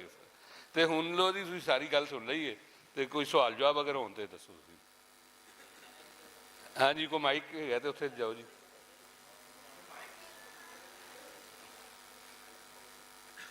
ਹਾਂਜੀ ਹਾਂਜੀ sir, sorry for my bad Punjabi. ਸਵਾਲ ਹੀ ਕਰਨਾ। ਸਵਾਲ ਹੀ ਗਏ ਸੋ ਤੁਸੀਂ ਅਸੀਂ ਹਮੇਸ਼ਾ ਕਲੋਨੀਅਲ ਦੌਰ ਤੇ ਸੁੱਟਨੇ ਆ ਸਾਰੀ ਹਰ ਚੀਜ਼, ਉਹ ਬ੍ਰਿਟਿਸ਼ ਕਰਤੀ ਸਾਡੀ ਪੰਜਾਬ ਦੀ ਜ਼ਬਾਨ। ਮੇਰੀ ਤਹਿਕੀਕ ਤੇ ਕਹਿੰਦੀ ਹੈ ਕਿ ਸਾਡਾ ਮਸਲਾ ਰੌਲਾ ਪੁਰਾਣਾ ਹੈ। ਅੱਛਾ, ਇਹ ਤੇ 1000 ਈਸਵੀ ਤੋਂ ਚੱਲ ਰਿਹਾ ਫਾਰਸੀ ਦਾ, ਕਿਉਂਕਿ ਮੈਂ ਆਪ ਫਰਦਾਂ ਵੇਖੀਆਂ ਨੇ ਜਿਹੜੀ ਫਾਰਸੀ ਜ਼ਬਾਨ ਵਿੱਚ ਨੇ। ਤੇ ਇੱਕ ਹੈ ਸਵਾਲ ਹੈ, ਦੂਸਰਾ ਜੁਜ਼ ਇਹ ਹੈ ਕਿ ਅਸੀਂ ਇੱਥੇ ਬਹਿ ਕੇ ਹਮੇਸ਼ਾ ਕਰਦੇ ਰਹਿੰਦੇ ਹਾਂ ਕਿ ਪੰਜਾਬੀ ਨੂੰ ਇੰਪਲੀਮੈਂਟ ਨਹੀਂ ਕੀਤਾ। ਸਰ ਇਹ ਕੰਮ ਕਿਸ ਦਾ ਹੈ? ਦੋ ਸਵਾਲ ਨੇ, ਸ਼ੁਕਰੀਆ। ਠੀਕ ਹੈ, ਠੀਕ। ਹਾਂਜੀ, ਕੋਈ ਸਵਾਲ ਜਵਾਬ ਤੁਸੀਂ ਦੇਣਾ ਚਾਹੋਗੇ? ਸੌਰੀ, ਦੂਸਰਾ ਸਵਾਲ ਪਹਿਲਾਂ ਮੈਂ ਸੁਣ ਲਿਆ ਸੀ ਫਾਰਸੀ ਵਾਲਾ, ਦੂਸਰਾ ਨਹੀਂ ਸਮਝ ਸੀ। ਦੂਸਰਾ ਹੈ ਕਿ ਅਸੀਂ ਇੱਥੇ ਬਹਿ ਕੇ ਗੱਲ ਕਰਨੇ ਰਹਿੰਦੇ ਮਾਸ਼ਾਅੱਲਾ ਕਿ ਅਸੀਂ ਪੰਜਾਬੀ ਨੂੰ ਇੰਪਲੀਮੈਂਟ ਨਹੀਂ ਕਰ ਸਕੇ, ਕਿਉਂਕਿ ਆਮ ਆਸਟ੍ਰੇਲੀਅਨ ਸਿਟੀਜ਼ਨ ਅਤੇ ਦੁਨੀਆ ਦੇ ਹਰ ਕੌਮ ਆਪਣੇ ਆਪ ਨੂੰ ਫਖਰ ਕਰਦੀ ਹੈ ਆਪਣੀ ਮਾਂ ਬੋਲੀ ਨਾਲ, ਸਵਾਏ ਪਾਕਿਸਤਾਨ ਦੀ ਪੰਜਾਬੀ ਦੀ। ਠੀਕ ਹੈ, ਅਤੇ ਇਹ ਕੰਮ ਕਿਹਦਾ ਹੈ? ਹੂ ਗੋਨਾ ਇੰਪਲੀਮੈਂਟ ਦੈਟ? ਜੋ ਪਹਿਲਾਂ ਤੁਸੀਂ ਕਿਹਾ ਸੀ ਕਿ ਫਾਰਸੀ ਇੱਥੇ ਪੁਰਾਣੀ ਸਿੱਖੀ ਜਾਂਦੀ ਸੀ, ਇਹ ਬਿਲਕੁਲ ਸਹੀ ਹੈ ਕਿ ਮੁਗਲਾਂ ਦੇ ਵਕਤ ਵਿੱਚ ਅਤੇ ਈਵਨ ਰਣਜੀਤ ਸਿੰਘ ਦੇ ਵਕਤ ਵਿੱਚ ਫਾਰਸੀ ਪੰਜਾਬ ਵਿੱਚ ਸਰਕਾਰੀ ਜ਼ਬਾਨ ਸੀ। ਲੇਕਿਨ ਗਾਉਂ ਦੀ ਲੈਵਲ ਤੇ ਪੜ੍ਹਾਈ ਦੀ ਲੈਵਲ ਤੇ ਉਹ ਪੰਜਾਬੀ ਸੀ। ਸੋ ਇਹ ਸਿਰਫ ਇੱਕ ਖਾਸ ਟੌਪ ਲੈਵਲ ਤੇ ਜਿੱਥੇ ਟੈਕਸ ਲਿੱਤਾ ਜਾਂਦਾ ਸੀ, ਜਿੱਥੇ ਗਵਰਨਰ ਨਾਲ ਗੱਲ ਕੀਤੀ ਜਾਂਦੀ ਸੀ, ਕੋਈ ਫਰਮਾਨ ਹੁੰਦਾ ਸੀ ਫਾਰਸੀ 'ਚ, ਲੇਕਿਨ ਕੋਈ ਚਾਕਾ ਨਹੀਂ ਸੀ। ਆਈ ਬਿਲੀਵ ਕੋਈ ਮੈਂ ਖੁਦ ਤੇ ਬਹੁਤ ਸਾਰੇ ਵਾਕਿਆਤ ਹੈਗੇ ਨੇ ਪੰਜਾਬੀ ਦੀ, ਉਹਨੂੰ ਪੰਜਾਬੀ ਦੇ ਵਿੱਚ ਹੀ ਕਹਿੰਦੇ ਸਾਨੂੰ, ਉਹ ਫਾਰਸੀ ਦੇ ਵਿੱਚ ਵੀ ਚੀਜ਼ਾਂ ਸਮਝ ਕੇ ਫਿਰ ਪੰਜਾਬੀ 'ਚ ਆਰਡਰ ਕਰਦਾ ਸੀ। ਤੇ ਦੂਸਰਾ ਮੈਂ ਕਹਾਂਗਾ ਕਿ ਇੱਥੇ ਦੂਸਰਾ ਹੈ ਕਿ ਲੈਂਗੁਏਜ ਨੂੰ ਐਜ਼ ਏ ਟੂਲ ਇਸਤੇਮਾਲ ਕਰਨਾ, ਇਹ ਨੇਸ਼ਨ ਸਟੇਟ ਦਾ ਕੰਮ ਹੈ, ਇਹ ਬਾਦਸ਼ਾਹਾਂ ਦਾ ਕੰਮ ਨਹੀਂ ਹੈਗਾ। ਬਾਦਸ਼ਾਹਾਂ ਦੇ ਜ਼ਮਾਨੇ ਨੂੰ ਤੁਸੀਂ ਅੱਜ ਦੇ ਨੇਸ਼ਨ ਸਟੇਟ ਨਾਲ ਜੋੜਨਾ, ਕਿਉਂਕਿ ਨੇਸ਼ਨ ਸਟੇਟ ਨੇ ਮੀਡੀਆ, ਲਾਅ, ਇਹ ਸਾਰੇ ਘੁੰਮੇ ਜਿਹੜੇ ਹੈਗੇ ਨਾ ਤੁਹਾਨੂੰ ਘੁਮਾਉਣ ਵਾਸਤੇ ਬਣਾਏ ਨੇ ਉਹਨਾਂ ਨੇ। ਜੀ ਸਰ, ਦੂਸਰੇ ਸਵਾਲ ਤੇ ਜੀ ਕੰਮ ਤੇ ਜ਼ਾਹਿਰ ਹੈ ਸਭ ਦਾ ਹੀ ਹੈ। ਇਹਦੇ 'ਚ ਸਭ ਤੋਂ ਵੱਡਾ ਇਹ ਮਸਲਾ ਹੁਣ ਆ ਰਿਹਾ ਹੈ ਕਿ ਇੱਥੇ ਹੁਣ ਜਿਹੜੀ ਪੇਰੈਂਟਲ ਡਿਮਾਂਡ ਵੀ ਕਹਿੰਦੇ ਨੇ ਨਾ, ਉਹਨਾਂ ਨੂੰ ਤੁਸੀਂ ਕਹੋ ਨਾ ਪੇਰੈਂਟਸ ਨੂੰ ਕਿ ਅਸੀਂ ਤੁਹਾਡੇ ਬੱਚੇ ਨੂੰ ਪੰਜਾਬੀ 'ਚ ਪੜ੍ਹਾਵਾਂਗੇ, ਤੇ ਉਹਦਾ ਪੁਸ਼ਬੈਕ ਵੀ ਬਹੁਤ ਆਉਂਦਾ ਹੈ ਕਿ ਯਾਰ ਇਹ ਕੀ ਕਰ ਰਹੇ ਹੋ, ਪਹਿਲੇ ਨੌਕਰੀ ਨਹੀਂ ਪੜ੍ਹਨਾ ਚਾਹੁੰਦੇ, ਪਹਿਲੇ ਹੀ ਨੌਕਰੀ ਨੂੰ ਅੰਗਰੇਜ਼ੀ ਆਉਂਦੀ ਨਹੀਂ ਹੈ, ਤੁਸੀਂ ਇਹ ਚਾਹੁੰਦੇ ਹੋ ਸਾਡੇ ਬੱਚੇ ਪੰਜਾਬੀ 'ਚ ਰਹਿਣ ਤੇ ਅਸ਼ਰਾਫੀਆ ਜਿਹੜੀ ਹੈ ਉਹ ਅੰਗਰੇਜ਼ੀ ਜਾ ਕੇ ਅੱਛੀ ਨੌਕਰੀਆਂ ਕਰ ਲੈ। ਅਸਲ 'ਚ ਮੈਂ ਫਿਰ ਵਾਪਸ ਜਾਵਾਂ ਕਿ ਅਸੀਂ ਇਹ ਸੈਪਰੇਟ ਨਹੀਂ ਕਰ ਸਕੇ ਕਿ ਬਈ ਦੇਖੋ ਪੰਜਾਬੀ 'ਚ ਪੜ੍ਹਾਉਣਾ, ਜਿਹੜੇ ਜ਼ਿਆਦਾ ਬੱਚੇ ਪੰਜਾਬੀ ਤੋਂ ਆ ਰਹੇ ਨੇ, ਉਹਦਾ ਜਿਸ ਤਰ੍ਹਾਂ ਮੈਂ ਜ਼ਿਕਰ ਕੀਤਾ ਸੀ ਇੱਕ ਐਜੂਕੇਸ਼ਨਲ ਬੈਨੀਫਿਟ ਵੀ ਹੈ। ਦੂਸਰੀ ਚੀਜ਼ ਕਿ ਸਾਰੀ ਜ਼ਬਾਨਾਂ ਸਾਨੂੰ ਜੋ ਵੀ ਪੜ੍ਹਾਈਏ ਅਸੀਂ, ਅੰਗਰੇਜ਼ੀ, ਉਰਦੂ, ਪੰਜਾਬੀ, ਉਹ ਚੰਗੇ ਤਰੀਕੇ ਨਾਲ ਪੜ੍ਹਾਉਣੀ ਪੈਣਗੀ। ਪ੍ਰੋਬਲਮ ਹੈ ਕਿ ਅਸੀਂ ਉਹ ਕਿਉਂਕਿ ਚੰਗੇ ਤਰੀਕੇ ਨਾਲ ਨਹੀਂ ਪੜ੍ਹਾ ਰਹੇ, ਤੇ ਇਹ ਮੀਡੀਅਮ ਔਰ ਲੈਂਗੁਏਜ ਵਾਲੀ ਡਿਬੇਟ ਦੋਨੋਂ ਹਮੇਸ਼ਾ ਮਿਕਸ ਹੋ ਜਾਂਦੀਆਂ ਨੇ। ਅੰਗਰੇਜ਼ੀ ਮੀਡੀਅਮ ਕਰਨ ਨਾਲ ਅੰਗਰੇਜ਼ੀ ਨਹੀਂ ਆਉਂਦੀ, ਉਹ ਅਸੀਂ ਹੁਣ ਦੇਖ ਲਿਆ 70 ਸਾਲ 'ਚ ਨਾ, ਤੇ ਨਾ ਹੀ ਉਰਦੂ ਆਉਂਦੀ ਹੈ ਵੈਸੇ ਉਰਦੂ ਮੀਡੀਅਮ ਕਰਨ ਨਾਲ। ਸੋ ਇਹ ਦੋਨੋਂ ਡਿਬੇਟ ਸੈਪਰੇਟ ਕਰਕੇ ਸਾਨੂੰ ਕਰਨਾ ਪਏਗਾ ਕਿ ਮੀਡੀਅਮ ਪਹਿਲੇ ਪੰਜਾਬੀ ਰੱਖਣਾ ਬੱਚੇ ਲਈ ਬਿਹਤਰ ਹੈ, ਉਹ ਮਾਂ ਬੋਲੀ ਦਾ ਫਾਇਦਾ ਹੋਏਗਾ, ਔਰ ਦੂਸਰਾ ਫਿਰ ਕਿ ਕਿਹੜੀਆਂ 2-3 ਜ਼ਬਾਨਾਂ ਤੁਸੀਂ ਪੜ੍ਹਾਉਣਾ ਚਾਹੁੰਦੇ ਹੋ, ਉਹਨਾਂ ਨੂੰ ਪੜ੍ਹਾਉਣ ਦਾ ਸਹੀ ਤਰੀਕਾ ਕੀ ਹੈ ਐਜ਼ ਲੈਂਗੁਏਜ ਪੜ੍ਹਾਉਣਾ, ਤਾਂ ਕਿ ਬੱਚਾ 5ਵੀਂ 6ਵੀਂ ਚੌਥੀ ਜਦੋਂ ਵੀ ਤੁਸੀਂ ਉਹਨੂੰ 5-6 ਸਾਲ ਗੁਜ਼ਰ ਜਾਣ ਉਸ ਜ਼ਬਾਨ 'ਚ, ਤਾਂ ਇਸ ਕਾਬਿਲ ਹੋਏ ਕਿ ਜ਼ਬਾਨ ਦੀ ਬੇਸਿਕ ਕਾਫੀ ਸਮਝ ਆ ਚੁੱਕੀ ਹੋਏ। ਅਸੀਂ ਉਹ ਦੋਨੋਂ ਚੀਜ਼ਾਂ ਨਹੀਂ ਕਰ ਪਾ ਰਹੇ। ਬਿਲਕੁਲ ਜੀ ਇੱਕ ਸਵਾਲ ਛੋਟਾ ਜਿਹਾ। ਅੱਛਾ ਸਰ, ਜਦੋਂ ਅਸੀਂ ਪੋਲੀਟੀਕਲੀ ਕਰੈਕਟ ਹੁੰਦੇ ਹਾਂ ਤਾਂ ਬੜਾ ਚੰਗਾ ਲੱਗਦਾ, ਔਰ ਤੁਸੀਂ ਇਹ ਵੀ ਕਹਿ ਸਕਦੇ ਹੋ ਕਿ 2 wrongs can't make a right ਮੇਰੇ ਸਵਾਲ ਦੇ ਉੱਤੇ, ਲੇਕਿਨ ਜਦੋਂ ਉਰਦੂ ਲਾਗੂ ਹੁੰਦੀ ਹੈ ਕੋਲੋਨਾਈਜ਼ਰਸ ਵੱਲੋਂ, ਤੇ ਉਦੋਂ ਜ਼ਾਹਿਰ ਆਵਾਮ ਕੋਲੋਂ ਨਹੀਂ ਸੀ ਪੁੱਛਿਆ ਗਿਆ। ਉਸ ਤੋਂ ਬਾਅਦ ਜਦੋਂ ਕਾਇਦ ਆਜ਼ਮ ਸਾਹਿਬ ਐਲਾਨ ਕਰਦੇ ਨੇ, ਉਦੋਂ ਵੀ ਆਵਾਮ ਕੋਲੋਂ ਨਹੀਂ ਸੀ ਪੁੱਛਿਆ ਗਿਆ। 71 'ਚ ਤੁਸੀਂ ਉਹ ਕਰ ਲਿਆ। 2025 'ਚ ਅਸੀਂ ਕਹਿੰਦੇ ਹਾਂ ਕਿ ਜ਼ਬਰਦਸਤੀ ਨਹੀਂ ਕਰਨੀ ਦਾ ਲਫ਼ਜ਼ ਇਸਤੇਮਾਲ ਕਰਨੇ ਆ। ਅੱਛਾ, ਅਗਰ ਜ਼ਬਰਦਸਤੀ ਨਹੀਂ ਕਰਨੀ ਤੇ ਪਿਆਰ ਨਾਲ ਕਿਵੇਂ ਪੜ੍ਹਾਉਣਾ, ਕਿਉਂਕਿ ਲੋਕ ਤਾਂ ਪੜ੍ਹਨਾ ਨਹੀਂ ਚਾਹ ਰਹੇ। ਪਸ਼ਤੋ ਲੈਂਗੁਏਜ ਦਾ ਵੀ ਤੁਸੀਂ ਦੱਸਿਆ ਔਰ ਪੰਜਾਬੀ ਦਾ ਵੀ ਉਹੀ ਮਾਮਲਾ ਹੈ। ਲੇਕਿਨ 14 ਅਪ੍ਰੈਲ ਪੰਜਾਬੀ ਕਲਚਰ ਡੇ ਮਨਾਇਆ ਜਾਂਦਾ ਹੈ, ਔਰ ਉਹ ਸੇਵਕਾਂ ਦੀ ਕੋਸ਼ਿਸ਼ ਨਾਲ ਗਵਰਨਮੈਂਟ ਨਹੀਂ ਮੰਨਿਆ, ਔਰ ਉਹਨਾਂ ਨੇ ਲੋਕਾਂ ਨੂੰ ਪੁੱਛਿਆ ਕੋਈ ਨਹੀਂ ਕਿ ਤੁਸੀਂ ਪੰਜਾਬੀ ਕਲਚਰ ਡੇ ਮਨਾਉਣਾ ਜਾਂ ਅਰਬ ਕਲਚਰ ਡੇ ਮਨਾਉਣਾ, ਜਿਹੜਾ ਉਹਨਾਂ 'ਤੇ ਬਹੁਤਾ ਦਿਲ ਕਰਦਾ ਉਹਨਾਂ ਦਾ ਮਨਾਉਣ 'ਤੇ ਉਹ ਛੋਟੀ ਜਿਹੀ ਘੁੱਗੀ ਮਾਰੀ ਤੇ ਹੁਣ ਸਾਰੇ ਸਕੂਲ ਦੇ ਬੱਚੇ ਪੰਜਾਬੀ ਕਲਚਰ ਡੇ ਮਨਾਉਂਦੇ ਨੇ। ਸੋ ਅਸੀਂ ਕਿੰਨਾ ਕੁ ਪੋਲੀਟੀਕਲ ਕਰੈਕਟ ਰਹਿ ਸਕਦੇ ਹਾਂ ਔਰ ਕਿੰਨਾ ਗਰਾਊਂਡ ਰਿਐਲਿਟੀ ਨੂੰ ਵੇਖਦਿਆਂ ਹੋਇਆਂ ਕੁਛ ਹੈ ਇੰਪਲੀਮੈਂਟ ਕਰ ਸਕਦੇ ਹਾਂ ਕਿ ਹੁਣ ਅਗਰ ਪੰਜਾਬੀ ਲਾਗੂ ਕਰਨੀ ਹੈ ਤੇ ਕਿਵੇਂ ਲੋਲੋ ਪੋਚੋ ਕਰਕੇ ਲਾਣੀ ਹੈ, ਡੰਡੇ ਨਾਲ ਲਾਣੀ ਹੈ ਜਾਂ ਸਿਆਸਤ ਨਾਲ ਲਾਣੀ ਹੈ, ਐਕਟਿਵਿਜ਼ਮ ਨਾਲ ਲਾਣੀ ਹੈ, what could be the best possible way? ਹਾਂਜੀ ਦੇਖੋ, ਇਹਦੇ ਇੱਕ ਮਸਲਾ ਤਾਂ ਇਹ ਹੈਗਾ ਕਿ ਲੈਂਗੁਏਜ ਲਰਨਿੰਗ, ਮਤਲਬ ਲੈਂਗੁਏਜ ਲਰਨਿੰਗ ਤਾਂ ਹੈ ਹੀ ਨਹੀਂ। ਜ਼ਬਾਨ ਕੋ ਕਹਿ ਰਹੇ ਕਿਹੜੀ ਵੀ ਲਾ ਦਿਓ, ਨਤੀਜਾ ਕੋਈ ਨਹੀਂ ਨਿਕਲੇਗਾ, ਕਿਉਂਕਿ ਤੁਸੀਂ ਜ਼ਬਾਨ ਪੜ੍ਹਾ ਹੀ ਨਹੀਂ ਰਹੇ ਉਹਨੂੰ, ਜ਼ਬਾਨ ਸਿਖਾਉਣ ਦਾ ਕੰਮ ਹੀ ਨਹੀਂ ਹੋ ਰਿਹਾ, ਤੇ ਉਹਨੂੰ ਵੀ ਠੀਕ ਕਰਨਾ ਜ਼ਰੂਰੀ ਹੈ। ਉਸ ਤੋਂ ਬਗੈਰ ਅਗਰ ਪੰਜਾਬੀ ਕਹਿਣ ਨਾਲ ਲਾਤੀ ਹੈ ਫਿਰ ਵੀ ਨਹੀਂ ਹੋਣਾ ਕੁਛ। ਜੀ ਸਰ। ਜੀ ਆਖਰੀ ਕੁਐਸਚਨ ਬਸ ਜੀ ਹਰਜੀਤ ਸਿੰਘ। ਆਮਿਰ ਸਾਹਿਬ, ਮੇਰਾ ਜਿਹੜਾ ਸਵਾਲ ਵੀ ਹੈ ਤੇ ਕੁਛ ਮੈਂ ਸਾਂਝਾ ਵੀ ਕਰਨਾ ਚਾਹੁੰਦਾ ਪੰਜਾਬੀ ਦੇ ਮਾਮਲੇ 'ਚ। ਪਹਿਲੀ ਗੱਲ ਤਾਂ ਇਹ ਹੈ ਵੀ ਜਿਹੜੀ ਪੁਸ਼ ਬੈਕ ਹੁੰਦੀ ਹੈ ਨਾ ਪੇਰੈਂਟਸ ਵੱਲੋਂ ਵੀ ਸਕੂਲਾਂ 'ਚ ਤੁਸੀਂ ਪੰਜਾਬੀ ਲਾਓ ਤੇ ਪੁਸ਼ ਬੈਕ ਕਰਦੇ ਨੇ, ਉਹਦਾ ਕਾਰਨ ਮੇਨ ਇਹ ਆ ਕਿ ਸਟੇਟ ਪੈਟਰਨੇਜ ਹੈ ਨੇ। ਠੀਕ ਹੈ, ਜੇ ਬੋਲੀ ਨੂੰ ਸਟੇਟ ਪੈਟਰਨੇਜ ਹੈ, ਪਤਾ ਕਿ ਜਿਹੜੇ ਪੰਜਾਬੀ ਪੜ੍ਹਨਗੇ ਉਹਨਾਂ ਨੂੰ ਨੌਕਰੀਆਂ ਮਿਲਣਗੀਆਂ, ਉਹਨਾਂ ਨੂੰ ਮਾਣ ਤਾਣ ਮਿਲੇਗਾ, ਤੇ ਪੇਰੈਂਟਸ ਹੀ ਕਹਿਣਗੇ ਸਾਡੇ ਬੱਚੇ ਨੂੰ ਪੰਜਾਬੀ ਪੜ੍ਹਾਓ। ਸੋ ਇੱਕ ਤਾਂ ਇਹ ਗੱਲ ਹੈ। ਦੂਜੀ ਗੱਲ ਇਹ ਹੈ ਕਿ ਜਿੰਨੀ ਦੇਰ ਇਹ ਕਿਸੇ ਪੋਲੀਟੀਕਲ ਪਾਰਟੀ ਦੇ ਏਜੰਡੇ ਤੇ ਨਹੀਂ ਆਉਂਦੀ ਨਾ ਚੀਜ਼ ਕਿ ਅਸੀਂ ਲਾਗੂ ਕਰਨੀ ਹੈ, ਫਿਰ ਵੀ ਬਹੁਤ ਮੁਸ਼ਕਿਲ ਆ ਪੰਜਾਬੀ ਨੂੰ ਲਾਗੂ ਕਰਨਾ। ਤੀਜੀ ਗੱਲ ਇਹ ਆ ਕਿ ਜਿਹੜੇ ਵੀ ਐਜੂਕੇਸ਼ਨ ਪੜ੍ਹਾਈ ਜਾਂਦੀ ਹੈ, ਆਪਾਂ ਜਾਣਦੇ ਹਾਂ ਕਿ ਹਰ ਸਟੇਟ ਦਾ ਇੱਕ ਏਜੰਡਾ ਹੁੰਦਾ ਕਿ ਅਸੀਂ ਕਿਸ ਤਰ੍ਹਾਂ ਦੇ ਬੰਦੇ ਘੜਨੇ ਨੇ। ਹਾਂਜੀ, ਕੋਈ ਤੋਤੇ ਬਣਾਉਣੇ ਨੇ, ਜਾਂ ਕੋਈ ਵਿਚਾਰਵਾਨ ਬਣਾਉਣਾ। ਤੇ ਚੌਥੀ ਗੱਲ ਆਪਾਂ ਇਹ ਵੀ ਜਾਣਦੇ ਹਾਂ ਕਿ ਜਿਹੜੀ ਇਸ ਤਰ੍ਹਾਂ ਦੀ ਐਜੂਕੇਸ਼ਨ ਆ, ਤੋਤੇ ਬਣਾਉਣ ਦੀ ਕਹਿ ਲਓ, ਜੋ ਐਗਜ਼ਾਮਪਲ ਮੈਂ ਤੁਸੀਂ ਜਾਣਦੇ ਹੋ ਪਰ ਮੈਂ ਸ਼ੇਅਰ ਕਰ ਲੈਣ ਦੁਬਾਰੇ। ਜਦੋਂ ਇੰਗਲੈਂਡ ਦੇ ਵਿੱਚ ਪਹਿਲੀ ਦਫਾ ਇਹ ਗੱਲ ਚੱਲੀ ਕਿ ਇੱਥੇ ਡੈਮੋਕ੍ਰੇਸੀ ਹੋਣੀ ਚਾਹੀਦੀ ਹੈ, ਹਰ ਬੰਦੇ ਨੂੰ ਵੋਟ ਦਾ ਹੱਕ ਹੋਣਾ ਚਾਹੀਦਾ ਤੇ ਹਰ ਬੰਦੇ ਦਾ ਵੋਟ ਦਾ ਹੱਕ ਬਰਾਬਰ ਹੋਏਗਾ, ਤਾਂ ਉਸ ਵੇਲੇ ਖਤਰਾ ਇਹ ਹੋਇਆ ਜੀ, ਜਿਹੜੇ ਚੌਧਰੀ ਸੀਗੇ ਵੀ ਜੇ ਹਰ ਇੱਕ ਨੂੰ ਹੀ ਵੋਟ ਦਾ ਹੱਕ ਬਰਾਬਰ ਮਿਲ ਗਿਆ ਤੇ ਸਾਡਾ ਰਾਜ ਕਿੱਦਾਂ ਰਹੂਗਾ, ਤੇ ਬ੍ਰਾਹਮਣ ਕੀ ਕਰੇਗਾ ਫਿਰ? ਹਾਂ, ਤਾਂ ਬੜੀ ਇਸ ਗੱਲ ਤੇ ਬਹਿਸ ਹੋਈ। ਤੇ ਗਾਇਬ ਹੋ ਗਿਆ। ਹਾਂ, ਬੜੀ ਇਸ ਗੱਲ ਤੇ ਬਹਿਸ ਹੋਈ। ਅਲਟੀਮੇਟਲੀ ਗੱਲ ਇਹ ਹੋਈ ਕਿ ਤੁਸੀਂ ਬੰਦਿਆਂ ਦੀ ਨਫਰੀ ਤੋਂ ਨਾ ਡਰੋ ਕਿ ਉਹ ਮੈਜੋਰਿਟੀ 'ਚ ਨੇ, ਉਹਨਾਂ ਦੇ ਮਾਈਂਡ ਕੈਪਚਰ ਕਰੋ। ਹਾਂਜੀ, ਜਦੋਂ ਤੁਸੀਂ ਉਹਨਾਂ ਦੇ ਮਾਈਂਡ ਕੈਪਚਰ ਕਰ ਲਏ ਤੇ ਤੁਸੀਂ ਰਾਜ ਕਰ ਲਓਗੇ। ਤੇ ਥੋੜਾ ਜਿਹਾ ਮੈਂ ਤੁਹਾਡੇ ਨਾਲ ਸ਼ੇਅਰ ਕਰਨਾ ਚਾਹੁੰਦਾ ਆਸਟ੍ਰੇਲੀਆ ਦਾ, ਮੈਂ ਕਿਉਂਕਿ ਵਿਕਟੋਰੀਆ ਸਟੇਟ ਹੈ ਸਾਡੀ, ਬਾਕੀ ਸਟੇਟਾਂ ਦੀ ਵੀ ਗੱਲ ਕਰ ਲੈਣਾ, ਕਿ ਉੱਥੇ ਸਾਡੀ ਇੱਕ ਮਾਈਨੋਰਿਟੀ ਹੈ ਪੰਜਾਬੀਆਂ ਦੀ, ਅਸੀਂ 2.5-3 ਲੱਖ ਹੋਵਾਂਗੇ। ਠੀਕ ਹੈ। ਤੇ ਮੈਂ ਜਦੋਂ ਉੱਥੇ ਗਿਆ ਸਾਂ, ਕਿਉਂਕਿ ਮੇਰਾ ਇੰਟਰਸਟ ਸੀਗਾ ਐਜੂਕੇਸ਼ਨ ਦਾ, ਤੇ ਅਸੀਂ ਉੱਥੇ ਜਦ ਮੈਂ ਸਾਰਾ ਸਟੱਡੀ ਕੀਤਾ, ਜਿਹੜੀ ਵਿਕਟੋਰੀਅਨ ਗਵਰਨਮੈਂਟ ਆ ਉਹ ਬਹੁਤ ਐਨਕਰੇਜ ਕਰਦੀ ਹੈ ਮਲਟੀਕਲਚਰਲਿਜ਼ਮ ਨੂੰ। ਠੀਕ। ਉਹ ਇਹ ਨਹੀਂ ਕਹਿੰਦੇ ਇਕੱਲਾ ਉਰਦੂ ਹੀ ਹੋਏਗਾ, ਉਹ ਕਹਿੰਦੇ ਨਹੀਂ ਅੰਗਰੇਜ਼ੀ ਵੀ ਹੋਏਗੀ, ਹੋਰ ਜ਼ਬਾਨਾਂ ਵੀ ਹੋਣਗੀਆਂ। ਤੇ ਉਹਦੇ ਵਿੱਚ ਉਹਨਾਂ ਨੇ 30 ਦੇ ਕਰੀਬ ਦੂਸਰੀਆਂ ਜ਼ਬਾਨਾਂ ਨੇ ਜਿਨ੍ਹਾਂ ਨੂੰ ਲੋਟ ਲੈਂਗੁਏਜ ਦਾ ਦਰਜਾ ਦਿੱਤਾ ਗਿਆ। LOTE means language other than English. ਜੇ ਤੁਸੀਂ ਉਹ ਜ਼ਬਾਨ ਨੂੰ ਸਕੂਲ ਦੇ ਵਿੱਚ ਪੜ੍ਹਦੇ ਹੋ, 12ਵੀਂ ਤੱਕ ਪੜ੍ਹਦੇ ਹੋ, ਤਾਂ ਜਿਹੜੀ ਵੇਟੇਜ ਆ ਇੱਕ ਹੋਰ ਸਬਜੈਕਟ ਨੂੰ ਜਿੰਨੀ ਆ, ਉਹਦੀ ਜੇ ਤੁਸੀਂ ਲੈਂਗੁਏਜ ਲੈਂਦੇ ਹੋ ਨਾ, ਤਾਂ ਉਹਦੀ ਵੇਟੇਜ ਦੁੱਗਣੀ ਬਣਦੀ ਹੈ।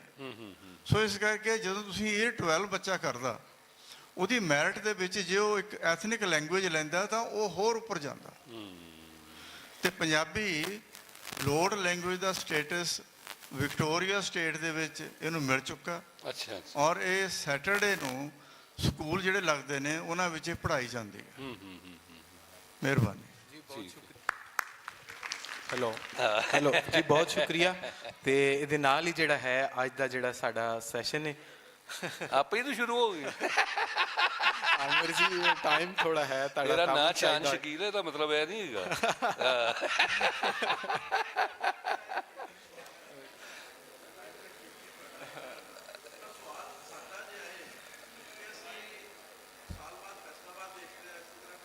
ਅਸਾਈਨਮੈਂਟ ਵੇਖਦੇ ਆ ਪੰਜਾਬੀ ਦਾ। ਹਾਂਜੀ। ਤੇ ਅਸਲ ਚੀਜ਼ ਇਹ ਵੀ ਅਗਰ ਅਸੀਂ ਪੰਜਾਬੀ ਨੂੰ ਪ੍ਰਮੋਟ ਕਰਨਾ ਹੈ ਤੇ ਸਾਡੇ ਜਿਹੜੇ ਪੰਜਾਬੀ ਲਿਖਾਰੀ ਨੇ ਉਹਨਾਂ ਨੇ ਕੋਈ ਐਸੀ ਟਰਮੀਨੋਲੋਜੀ ਬਣਾਈ ਹੈ ਵੀ ਜਿਹੜਾ ਮੈਡੀਕਲ ਵਿੱਚ ਅਸੀਂ ਉਹਨਾਂ ਦੇ ਲਫ਼ਜ਼ਾਂ ਦੇ ਮੁਤਬਾਦਲ ਅਸੀਂ ਲਫ਼ਜ਼ ਦੇ ਸਕੀਏ। ਇੰਜੀਨੀਅਰਿੰਗ ਵਿੱਚ ਅਸੀਂ ਕੋਈ ਐਸੀ ਚੀਜ਼ ਬਣਾਈ ਹੈ ਪੰਜਾਬੀਆਂ ਨੇ ਕਿ ਅਸੀਂ ਉਹ ਅੱਖਰ ਜਿਹੜੇ ਨੇ ਉਹ ਅਸੀਂ ਉਹਨਾਂ ਨੂੰ ਉਹਨਾਂ ਦਾ ਮੁਤਬਾਦਲ ਦੇ ਕੇ ਤੇ ਆਪਣੇ ਨਿਆਣਿਆਂ ਨੂੰ ਇਹ ਗੱਲ ਕਹੀਏ। ਅਸੀਂ ਪੰਜਾਬੀ ਮੇਰੇ ਇੱਕ ਮਿੰਟ ਮੇਰੀ ਗੁਜ਼ਾਰਿਸ਼ ਸੁਣ ਲਓ ਨਾ, ਵੇਖੋ ਕ੍ਰਾਸ ਟਾਕ ਨਹੀਂ, ਤੁਸੀਂ ਮਾਸ਼ਾਅੱਲਾ ਦਾਨਿਸ਼ਵਰ ਹੋ। ਪਹਿਲੀ ਗੱਲ ਤੇ ਕਿ ਸਾਨੂੰ ਪੰਜਾਬੀ ਪ੍ਰਮੋਟ ਕਰਨੀ ਆਉਂਦੀ ਨਹੀਂ ਜਾਂ ਅਸੀਂ ਕਰਨਾ ਹੀ ਨਹੀਂ ਚਾਹੁੰਦੇ। ਤੁਸੀਂ ਇੱਥੇ ਅੱਜ ਲਾਚੇ ਦੇ ਕੁੜਤੇ ਪਾ ਕੇ ਫੈਸਲਾਬਾਦ 'ਚ ਫਿਰੋ ਜਾਂ ਇੱਥੇ ਬੈਠੋ ਸਟੇਜ ਤੇ ਇੱਕ ਹੋਰ ਜੈਸਟਰ ਬਾਹਰ ਜਾਏਗਾ ਕਿ ਯਾਰ ਸਾਡੇ ਜਿਹੜੇ ਪ੍ਰਾਹੁਣੇ ਆਏ ਨੇ ਨਾ ਉਹ ਪੰਜਾਬੀ ਲੱਗ ਰਹੇ ਸੀ। ਅਸੀਂ ਗੱਲਾਂ ਕਰਨੇ ਆ, ਨਹੀਂ ਸਰ, ਹੱਸ ਕੇ ਨਹੀਂ ਗੁਜ਼ਾਰਾ। ਦੇਖੋ ਮੈਂ ਪੇਸ਼ੇ ਦੇ ਇਤਬਾਰ ਨਾਲ ਮੇਰੀ ਗੁਜ਼ਾਰਿਸ਼ ਸੁਣ ਲਓ।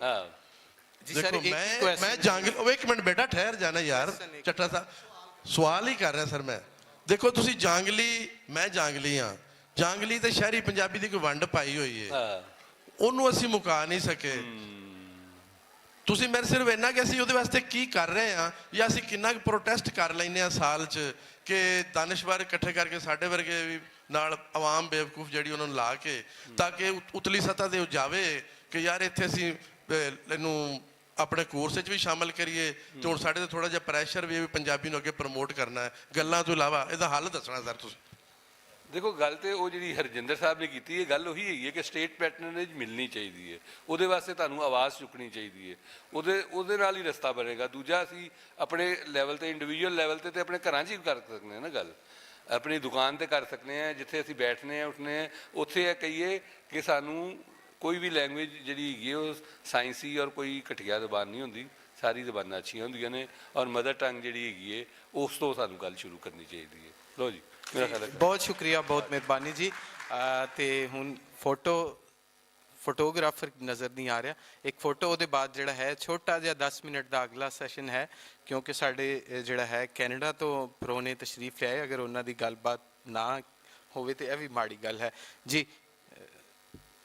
ਫੋਟੋ ਔਰ ਇਹਦੇ ਬਾਅਦ ਜਿਹੜਾ ਹੈ ਕਿਤਾਬ ਜਿਹੜੀ ਮੇਰੇ ਹੱਥ ਦੇ ਵਿੱਚ ਹੈ ਅਦਬੀ ਆਬੇ ਹਯਾਤ, ਤੇ ਇਹ ਜੰਗ ਬਹਾਦਰ ਗੋਇਲ ਜੀ ਨੇ ਔਰ ਚੰਡੀਗੜ੍ਹ ਤੋਂ ਨੇ, ਪੰਜਾਬੀ ਸੇਵਕ ਨੇ, ਔਰ ਇਹਨਾਂ ਨੇ ਹੁਣ ਤੱਕ ਜਿਹੜਾ ਹੈ ਆਲਮੀ ਅਦਬ ਤੋਂ ਜਿਹੜਾ ਹੈ ਤਕਰੀਬਨ ਪੰਜਾਬੀ ਦੇ ਵਿੱਚ 65 ਨਾਵਲਾਂ ਦਾ ਜਿਹੜਾ ਉਹ ਤਰਜਮਾ ਕੀਤਾ।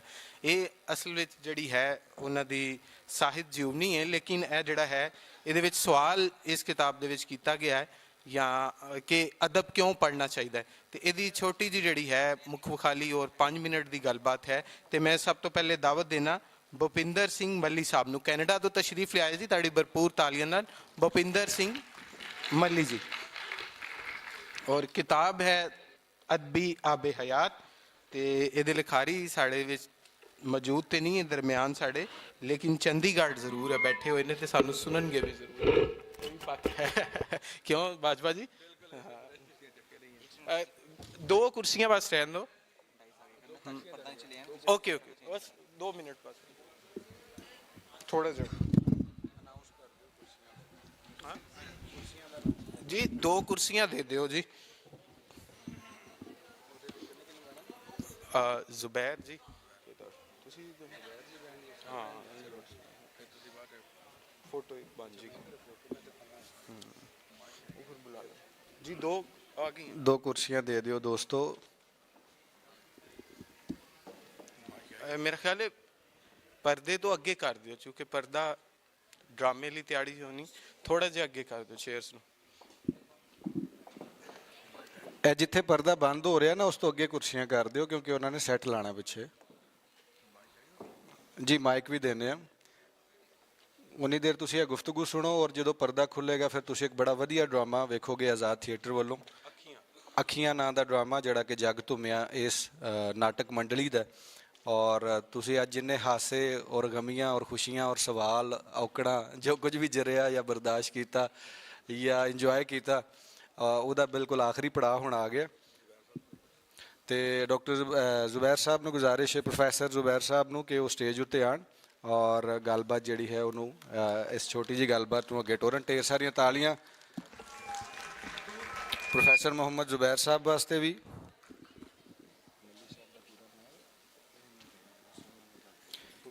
ਜੀ ਹਾਂ, ਔਰ ਭੁਪਿੰਦਰ ਸਿੰਘ ਮੱਲੀ ਸਾਹਿਬ ਕੈਨੇਡਾ ਤੋਂ ਤਸ਼ਰੀਫ ਲਿਆਏ ਨੇ ਔਰ ਇਸ ਕਿਤਾਬ ਦੇ ਬਾਰੇ ਗੱਲਬਾਤ ਹੋਏਗੀ। ਇਹਨਾਂ ਦੋਵਾਂ ਦੋਸਤਾਂ ਵਾਸਤੇ ਢੇਰ ਸਾਰੀਆਂ ਤਾਲੀਆਂ।